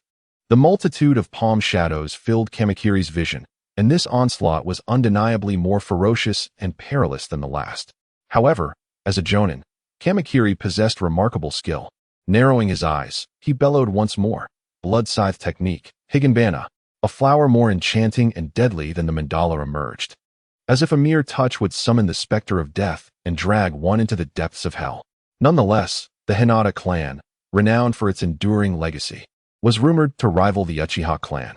Even as a branch family member, Hinata Tokikin's prowess surpassed that of the ordinary jonin Kamakiri. In the face of the omnipresent scythes, his hands moved with even greater swiftness, consistently striking the sides of the scythes with chakra-infused palms, disrupting Kamakiri's rhythm. Hinata Tokikin steadily diminished the speed of Kamakiri's attacks. And in the final 2 strikes, he directly grasped both of Kamakiri's blood scythes. Seizing the opportunity while the chain remained in Kamakiri's grasp, Hinata Tokikin yanked the scythes, using the recoil to launch himself directly before Kamakiri. Hyuga Tokin raised his dual blood scythes high, and in the next instant, he plunged them directly into Kamihiro's arms. The sound of 2 crisp cracks echoed, suggesting that the bones of Kamihiro's powerful arms had been shattered. Nevertheless, even in the face of such devastation, Hyuga Tokin did not cease his assault. His hands once again coalesced with chakra, unleashing another set of the 8 trigrams 64 palms to strike at various points across Kamihiro's body. Kamihiro, you have fallen victim to my 8 trigrams 64 palms. Your entire chakra network has been severed, rendering you incapable of mobilizing your chakra. You can no longer resist. Hyuga Tokin grasped Kamihiro by the throat, declaring, Your peculiar nature has forced me to resort to this method. Cease your plans immediately, and I shall grant you a merciful end. Tokin, have you grown overly arrogant? You should know that from the very beginning, I have employed a method of combat that seeks mutual destruction. How dare you approach me with conventional tactics? Observing Hyuga Tokin, Kamihiro could not help but emit a strange chuckle, and then, in an instant, his entire being erupted in an explosion. Cursed be it. The moment Kamihiro's sinister smile appeared, Hyuga Tokin had already begun to retreat, narrowly evading the blast's destructive force. However, Kamihiro's bizarre behavior left Hyuga Tokin utterly perplexed. Yet soon, he grasped Kamihiro's intentions. Following the explosion, what remained was a skeletal frame that rapidly regenerated muscle and skin. In mere moments, Kamihiro reappeared before Hyuga Tokin, unscathed. Tokin, I can see that you are formidable. However, the array of the Blood Clan's glory has been activated. In the face of this body, you possess no further chance of resistance. Kamihiro, wielding his dual blood scythes, surged toward Hyuga Tokin with a speed akin to a phantom, the blades carving a perilous arc aimed directly at Tokin's neck. Blood scythe game, instant. With a speed reminiscent of a specter and the grim reaping of death, the scythes sliced through the air, seeking to drag Hyuga Tokin into the abyss. In this moment of crisis, Hyuga Tokin unleashed a torrent of chakra, propelling himself backward with great haste, successfully evading Kamihiro's lethal strike. What do you think? My speed is quite impressive, is it not? Kamihiro taunted, shaking the iron chains in his hands and spinning the blood scythes into a circular motion. The reason I named this technique the blood scythe game is that after employing the Blood Clan's secret arts, my power has surged immensely. Even when facing once mighty foes, I can toy with them until I relish their demise. Is this the lost secret art? The body can regenerate at an astounding speed, and its velocity has been multiplied several times over, acquiring strength through the lives of others. The Blood Clan's secret arts are indeed terrifying. wiping the blood from his neck. Hyuga Token's gaze turned grave. My only question is, even if you sacrifice thousands, they are merely ordinary villagers. Can their energy truly assist you to such a terrifying extent? Your confusion arises from a lack of understanding of the specific mechanics of this secret art. Unlike chakra, this technique purely extracts life force to aid in the restoration of my body.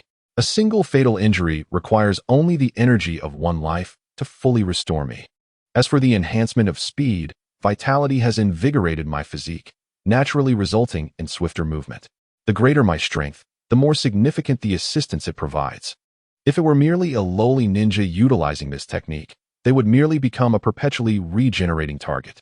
My comprehension of this ninjutsu is somewhat superficial, but the essence is essentially this. It seems I have positioned myself in an invulnerable state. Kamihira was more than pleased to engage in further discourse with Hyuga Tokaken. The moment those 5 elite shinobi from the wood village appeared at the center of the formation, the ritual had already commenced.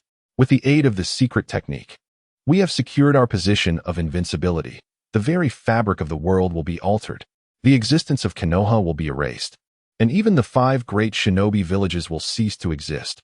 We shall reign supreme over all. Has the sudden acquisition of formidable power rendered your intellect dulled? Hyuga Tokaken summoned his chakra to staunch the blood flow from his neck, adopting a peculiar posture akin to a ravenous tiger preparing to pounce. As you have stated, utilizing this secret technique increases its effectiveness proportionate to the user's strength.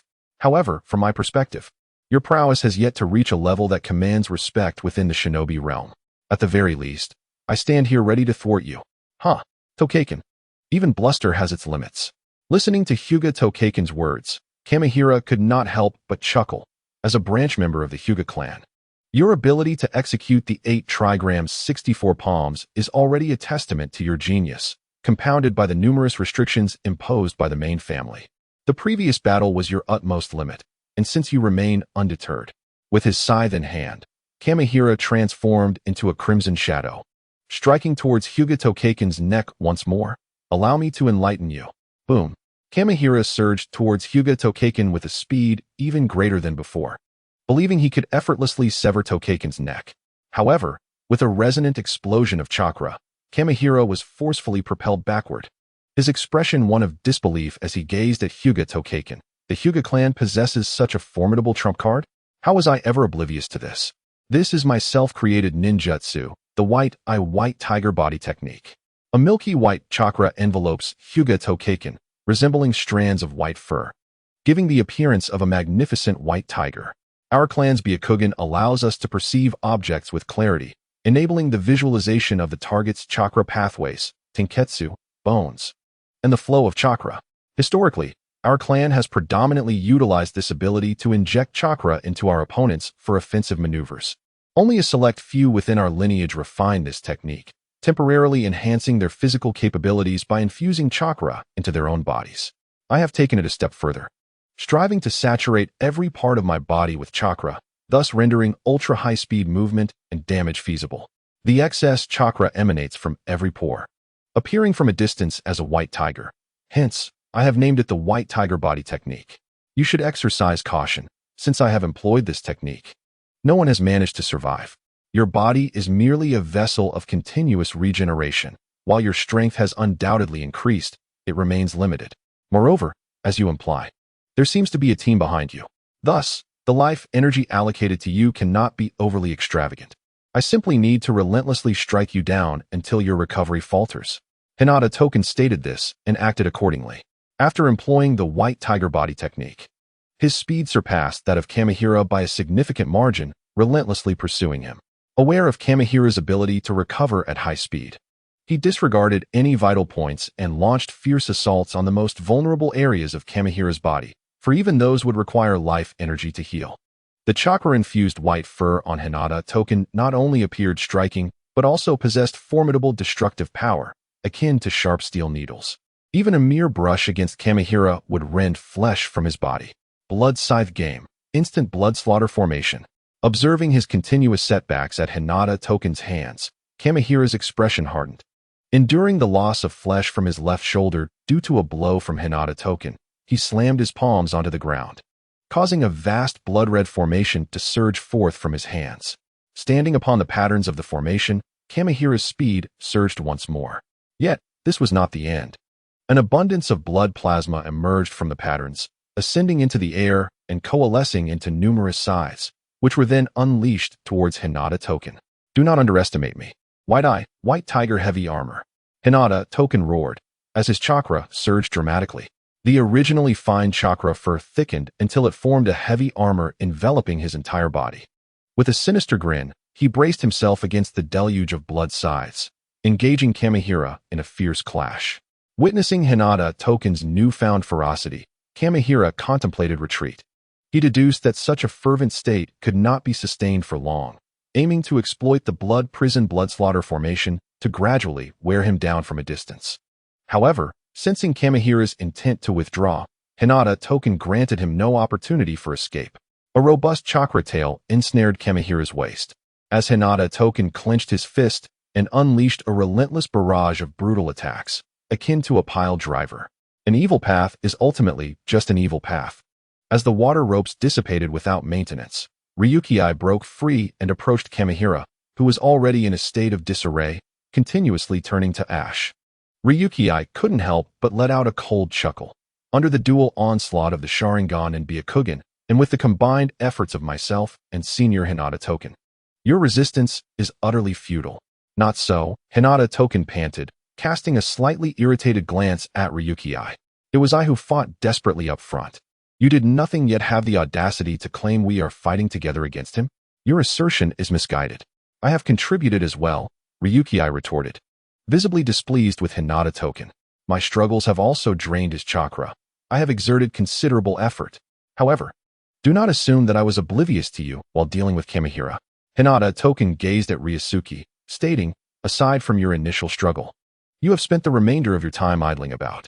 After all, I am merely a Chunin, with a limited chakra reserve, and my Sharingan can indeed influence Jonin, which is of utmost significance.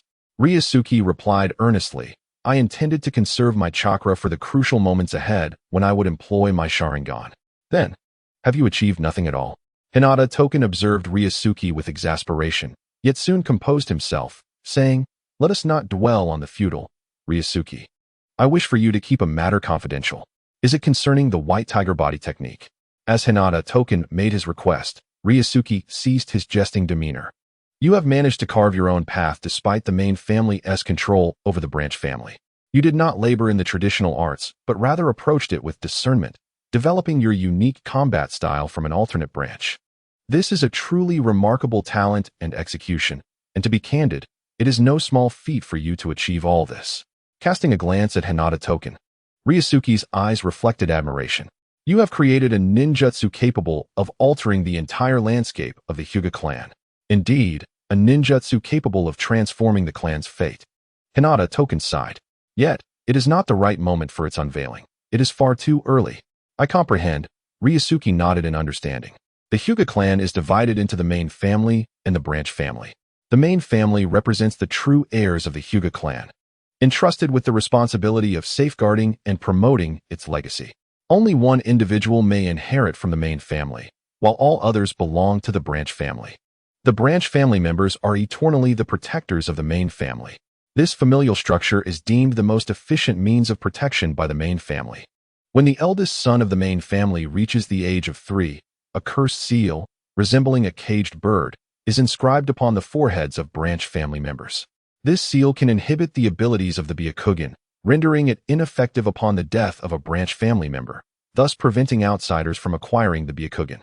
The main family can also manipulate and damage the neural pathways of branch family members through this cursed seal, thereby exerting control over them. According to Ryusuke's assessment, Hinata Token's White Tiger body technique could potentially permeate his entire being, possibly allowing for the removal of the concealed cursed seal within him. This would effectively nullify the main family's means of controlling the branch family, granting them complete freedom. Should this revelation come to light, it could incite turmoil within the Hyuga clan, an outcome that even the Hokage would wish to avoid. After all, historically, controlling the Hyuga clan has merely required oversight of one clan head, which is far simpler than managing the entire clan. In the face of 1,000 lives, you chose to unveil your secret. I hold great respect for your character. Ryusuke spoke with utmost seriousness, I shall safeguard this secret for you. It is reassuring to see that Ryusuke is not deceiving himself. Hinata Takaru exhaled in relief and then promptly settled onto the ground. Damn it. The white tiger body technique has drained me far too much. I am no longer capable of continuing this fight. Youngster, you should go assist the others. Hinata Takaru's condition had deteriorated to an extreme, with even his breaths resembling the wheezing of a bellows. Ryusuke retrieved a compass, which had been used prior to pursuing Kamihiro to ensure that the guardians did not become separated, allowing them to leave their locations for one another. Glancing at it, Ryusuke immediately sprinted westward. With fierce attacks and formidable strength, he noted, "Ah, you must be Inuzuka Suki. I have seen your information in the submissions made by Kamihiro. I did not expect that after our encounter, I would find you even more impressive." Within a grove, the seasoned ninja, Makuju, was ensconced within a blood-red, cocoon-like entity, suspended from a branch. Below him stood Inuzuka Suki and his nearly 2-meter-long black dog, Kuratsuki. However, both the man and his canine companion appeared quite beleaguered. Suki bore a wound on his left arm, while Kuratsuki had a long, narrow gash along his back. The perpetrator was a slender, blond man clad in a white suit, brandishing a chef's knife, who regarded Suki and Kuratsuki with an unsettling flush on his cheeks. "You may not realize," he began, "but an exceptional shinobi's body is composed of exquisite culinary ingredients. The arms, thighs, internal organs, even the brain, each part, when meticulously prepared, can unleash flavors beyond description. Moreover, as a member of the Inuzuka clan, your ninja dog possesses considerable prowess. You as the main course, and your dog as the side dish, would create an unimaginable combination." The suited man emitted a high-pitched, bizarre laugh. "Rest assured, I will treat every part of your body with utmost care." "Senior Inuzuka Suki, what does he mean? Is he planning to turn you into a dish?"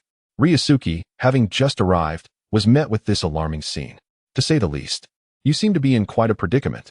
"Not merely a predicament. This fellow is outrageously powerful." Suki, who was still quite young at around 20, had inherited the Inuzuka clan's wild hair and fiery temperament.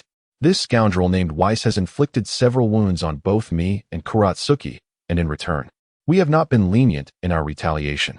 Yet his wounds heal at a visibly astonishing rate. He is nothing short of an indestructible monster. By the way, why have you come alone?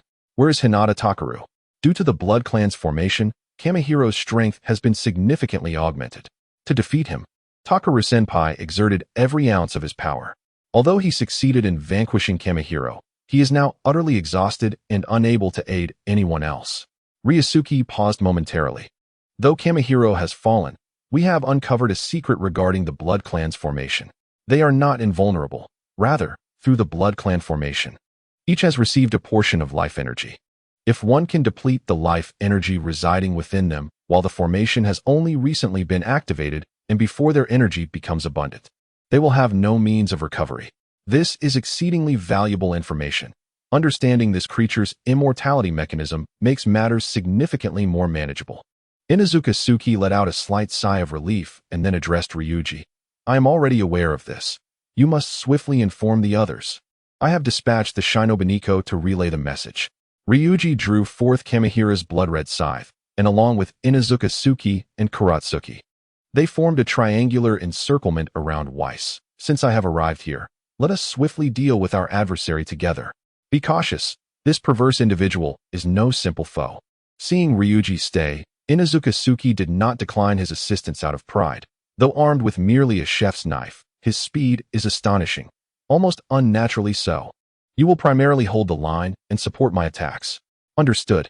Ryuji launched the scythe, creating an illusion, and at the moment Inuzuka Suki initiated his assault, he surged forward.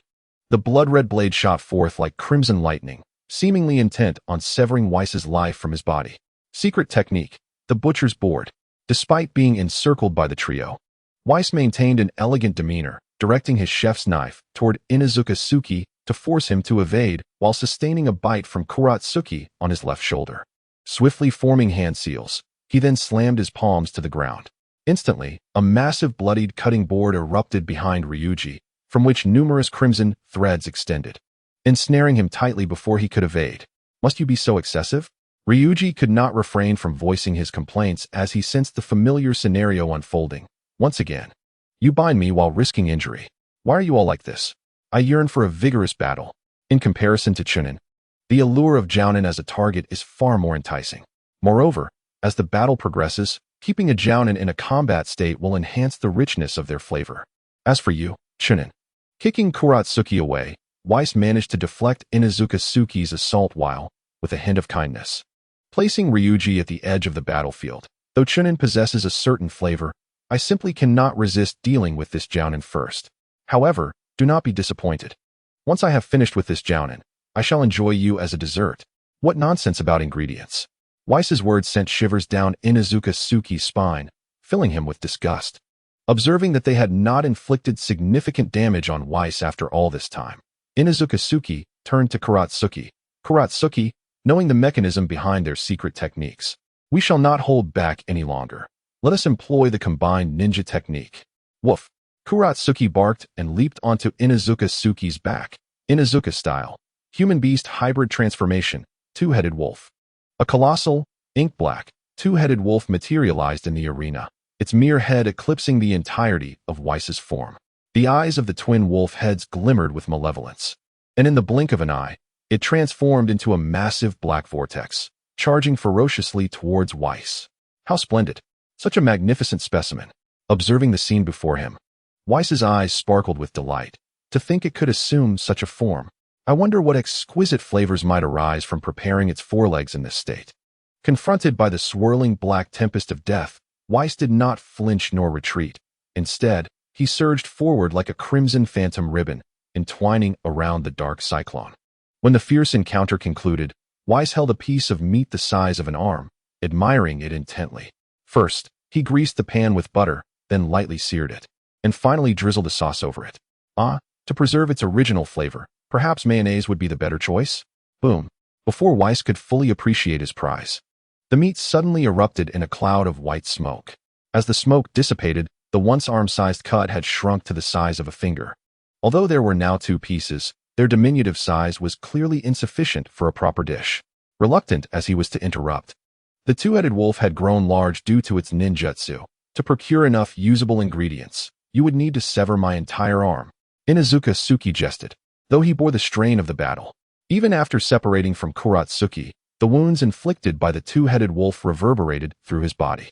He suffered not only from injuries to his arm, but also bore several new lacerations, and due to their previous fusion, Kuratsuki shared the same afflictions. Though Weiss too had sustained numerous wounds, the bloodline's secret arts swiftly mended his injuries. In stark contrast to his fights with Hinata Tora and Kamakiri, Tsuki's predicament was evidently far more arduous. Damn it! Gazing at the piece of meat in his hand, Weiss's expression darkened. I had hoped to harvest ingredients while you still drew breath, yet you seem utterly oblivious to a chef's yearning for fine fare. In that case, I shall simply eliminate you first. Weiss transformed into a shadow of blood, darting towards Inuzuka Tsuki in an instant. Even if I extract the ingredients post-mortem, it may affect the flavor, but as long as I act promptly, it remains within my acceptable range. You must understand. I long to savor the parts of your body alongside you, yet it appears you shall not have that privilege. It was evident that the failure to procure desired ingredients from Tsuki had incensed Weiss. Abandoning his playful intentions, he accelerated once more, his speed now more terrifying than before. In mere moments, he left several gashes upon Tsuki's form. Kuratsuki rushed to assist, only to sustain numerous wounds as well, his body shifting from black to a deep crimson. You scoundrel! Witnessing his beloved canine injured in such a manner, Inuzuka Tsuki was engulfed with rage. Seizing the moment when Weiss lunged at his throat with a blade, he raised his left arm, allowing it to be pierced. With a sinister smile, Inuzuka Tsuki capitalized on Weiss's moment of vulnerability and delivered a powerful kick that sent Weiss flying. Haiketsu, exert yourself a bit more. We shall employ our ultimate technique to rend this scoundrel into pieces. With a fierce bark, Haiketsu leaped to Inuzuka Tsuki's back. However, this time, their combined form did not increase in size. Rather, it appeared even more slender than Inuzuka Tsuki himself. Dark fur enveloped his body. His limbs morphed into those of a wolf, and his head transformed into that of a wolf as well. Slightly hunched, a voice laced with fury resonated. Let us see who shall become the other's meal. Inuzuka's hybrid beast transformation into a bloodthirsty werewolf. Having mastered the werewolf ninjutsu, Inuzuka Tsuki resembled a frenzied beast, desperately yearning for blood.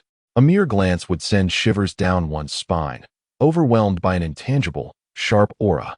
A pungent scent of blood enveloped him, evoking the feeling of being amidst a relentless battlefield of slaughter. With a slight bend of his body, he propelled himself forward like an arrow released from a bow, appearing before Weiss in an instant. His right hand, now a claw, swiped fiercely, unleashing 5 crimson streaks aimed at Weiss's neck. Exquisite indeed, Weiss exclaimed, exhilarated by Inuzuka Tsuki's transformation. After evading the attack, he gripped his chef's knife tightly, lunging towards Inuzuka Tsuki's throat. Though your physique may not be voluminous, each muscle is undoubtedly taut and robust. The broth rendered from such bones would be exceptionally delectable. Inuzuka Tsuki, it seems you have surprised me considerably. Should you desire more, I have plenty of surprises in store for you. Inuzuka Tsuki dodged the thrust, issuing a fierce howl as he lunged to bite Weiss's left wrist. That is, if you can survive. Weiss, unfazed, allowed Inuzuka Tsuki to clamp onto his left arm while conjuring a knife formed from coagulated blood in his right hand, swinging it down towards Inuzuka Tsuki's neck. This time, Inuzuka Tsuki merely sidestepped, absorbing the blow with his shoulder, then suddenly yanked, severing Weiss's entire left hand. Now that is quite unexpected. After kicking Inuzuka Tsuki away, Weiss raised his left arm to observe his rapidly regenerating hand, glancing at Inuzuka Tsuki's left shoulder. Your current state is rather peculiar. Not peculiar, but troublesome, Inuzuka Tsuki retorted with a sinister grin. In my bloodthirsty werewolf state, my overall power significantly escalates. My attack strength, agility, and defense are all greatly enhanced. And do you know why I named it bloodthirsty? I can absorb my opponent's blood energy to briefly heal my wounds. Though it will leave my blood muddied, necessitating medical intervention to restore balance, it will all be worth it once I eliminate you. Inuzuka Tsuki positioned himself on all fours and, in an instant, charged once more at the tailed beast. Observing the increasing difficulty of subduing Inuzuka Tsuki, Weiss momentarily abandoned his intention to discuss the menu and instead focused intently on targeting the vital points of Tsuki's form. The two ninja faced off, one unafraid of injury and the other possessing extraordinary resilience to harm, resulting in a stalemate. Unlike Kamihira, Weiss recognized that Inuzuka Tsuki could maintain his current state for a considerable duration, and thus adopted a stance prepared for sustained offensive output. The two exchanged blows without yielding an inch. Although at first glance both combatants appeared to be in good physical condition, the pools of blood accumulating on the ground bore testament to the ferocity of their conflict. Ryusuke was indeed correct. Your capacity to allocate life energy is undeniably limited. In stark contrast to your previous ability to recover fully within mere breaths, your current recuperation rate is lamentably slow. A claw pierced Weiss's abdomen, and a broad smile crept across Inuzuka Tsuki's lips. It seems the time until your complete demise is drawing near. My recovery speed may have indeed slowed, but your condition is far worse, Weiss retorted, disregarding his abdominal wound. Instead, he wielded his two chef's knives, inflicting narrow gashes upon Tsuki's shoulders. Your current attack speed and defensive capabilities are markedly diminished compared to before. With the same force, I could previously only leave a wound the length of my finger upon you, and judging by your increasingly feeble strikes, it appears you are running low on stamina. Nonetheless, you are undeniably strong, so much so that I must relinquish my desire to dissect you perfectly. Weiss cast a slightly regretful glance at Inuzuka Tsuki. I apologize. I cannot present your most exquisite self upon the dining table.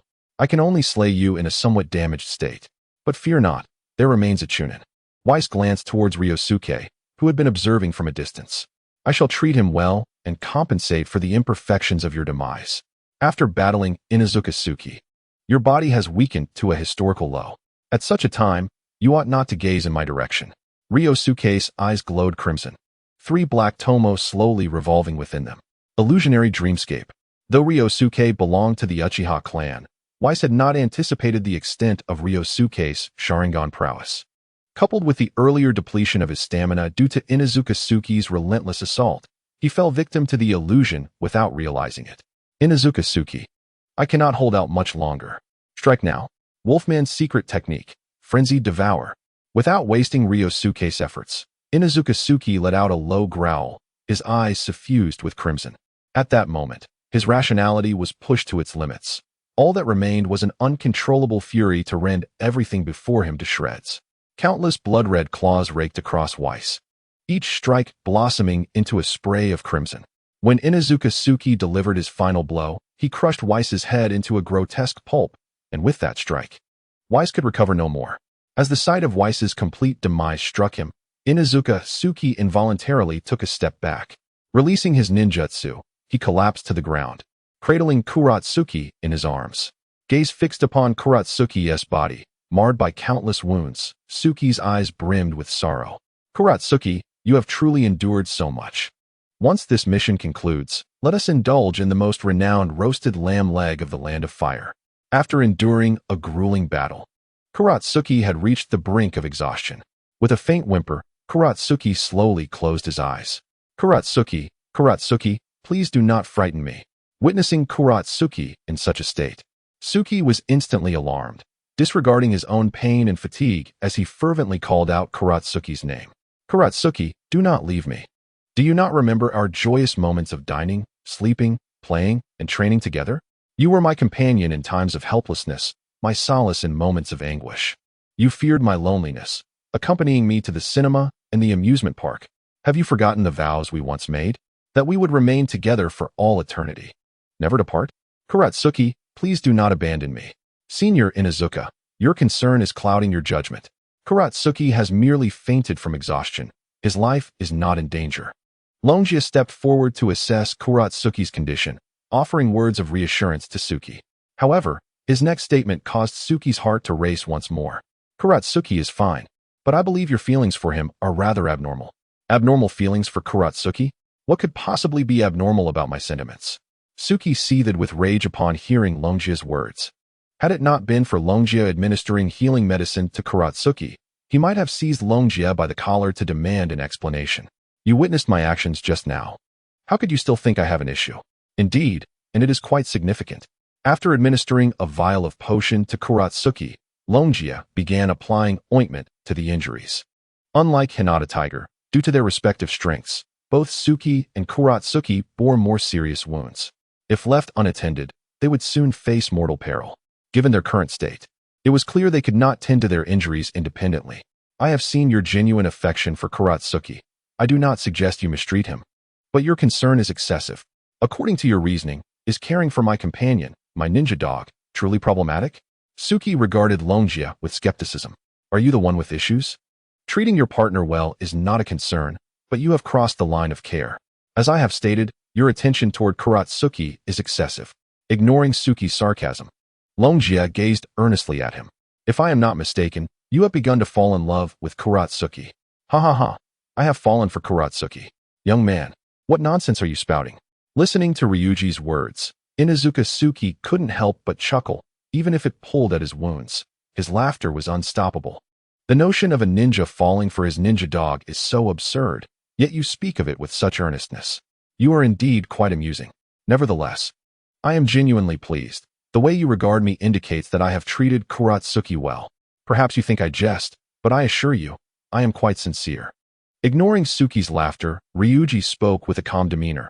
I have reviewed your profile. You are of the same age as Jiraiya, not exactly youthful anymore. I presume your friends and family have introduced you to a number of women in the past, yet you have consistently declined, have you not?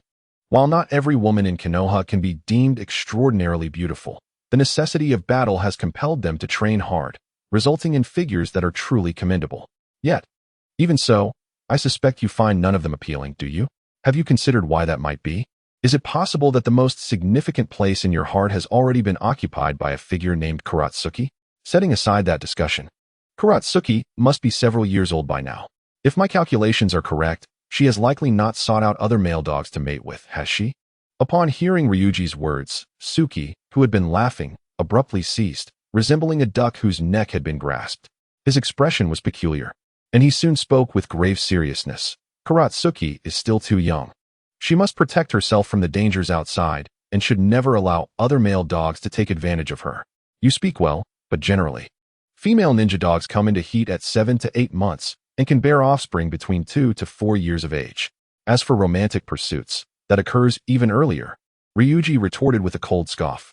The reason Kuratsuki has not sought out male dogs is entirely due to her trust in you. She has relinquished a significant aspect of her autonomy. You cannot confine her. That is an infringement upon her rights, a restriction of her freedom.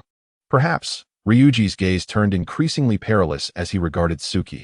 On certain quiet nights, when you hold Kuratsuki in your arms on your bed, have you not entertained some rather dangerous thoughts?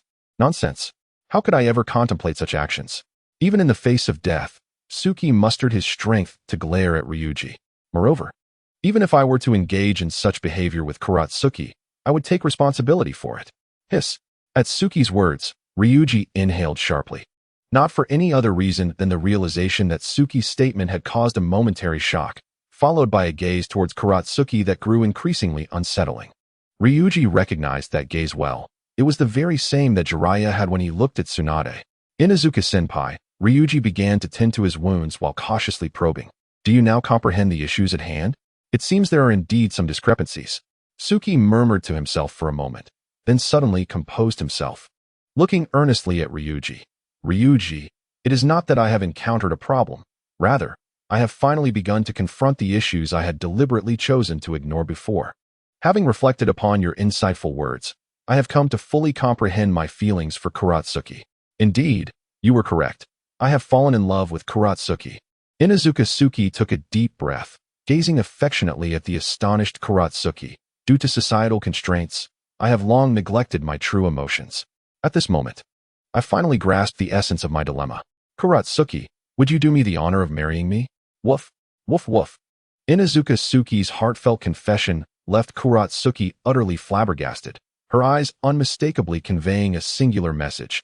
I regard you as a brother, yet you dare to pursue me? Kuratsuki, observing your composed demeanor, it seems you have been awaiting my declaration all along, have you not? What appeared to be an overt rejection to the casual observer was, in Suki's eyes, a different narrative. Splendid. Our sentiments are indeed in harmony. Once our task of safeguarding the Lord concludes, we shall return to the village to hold a grand wedding. Oh woof, woof woof. Inuzuka-suki's exuberant proclamation startled Kuratsuki, who, despite her injuries, began to struggle vigorously. Haha. Inuzuka-suki laughed heartily, addressing Ryusuke. Look at Kuratsuki, how exhilarated she is. She is practically dancing with joy. I am truly grateful to you for enlightening me. Upon our return to the village, you must officiate our wedding. Senior Inuzuka-suki, please do not deceive yourself. Ryusuke interjected with a scoff. Kuratsuki's reaction is clearly one of reluctance. You should cease your struggle. I refuse to accept that. Inuzuka-suki appeared somewhat deranged. I have heard the news. Did not Inuzuka-nero announce a romantic involvement with Shinoki? Why should I not be permitted the same? I deeply regret that incident.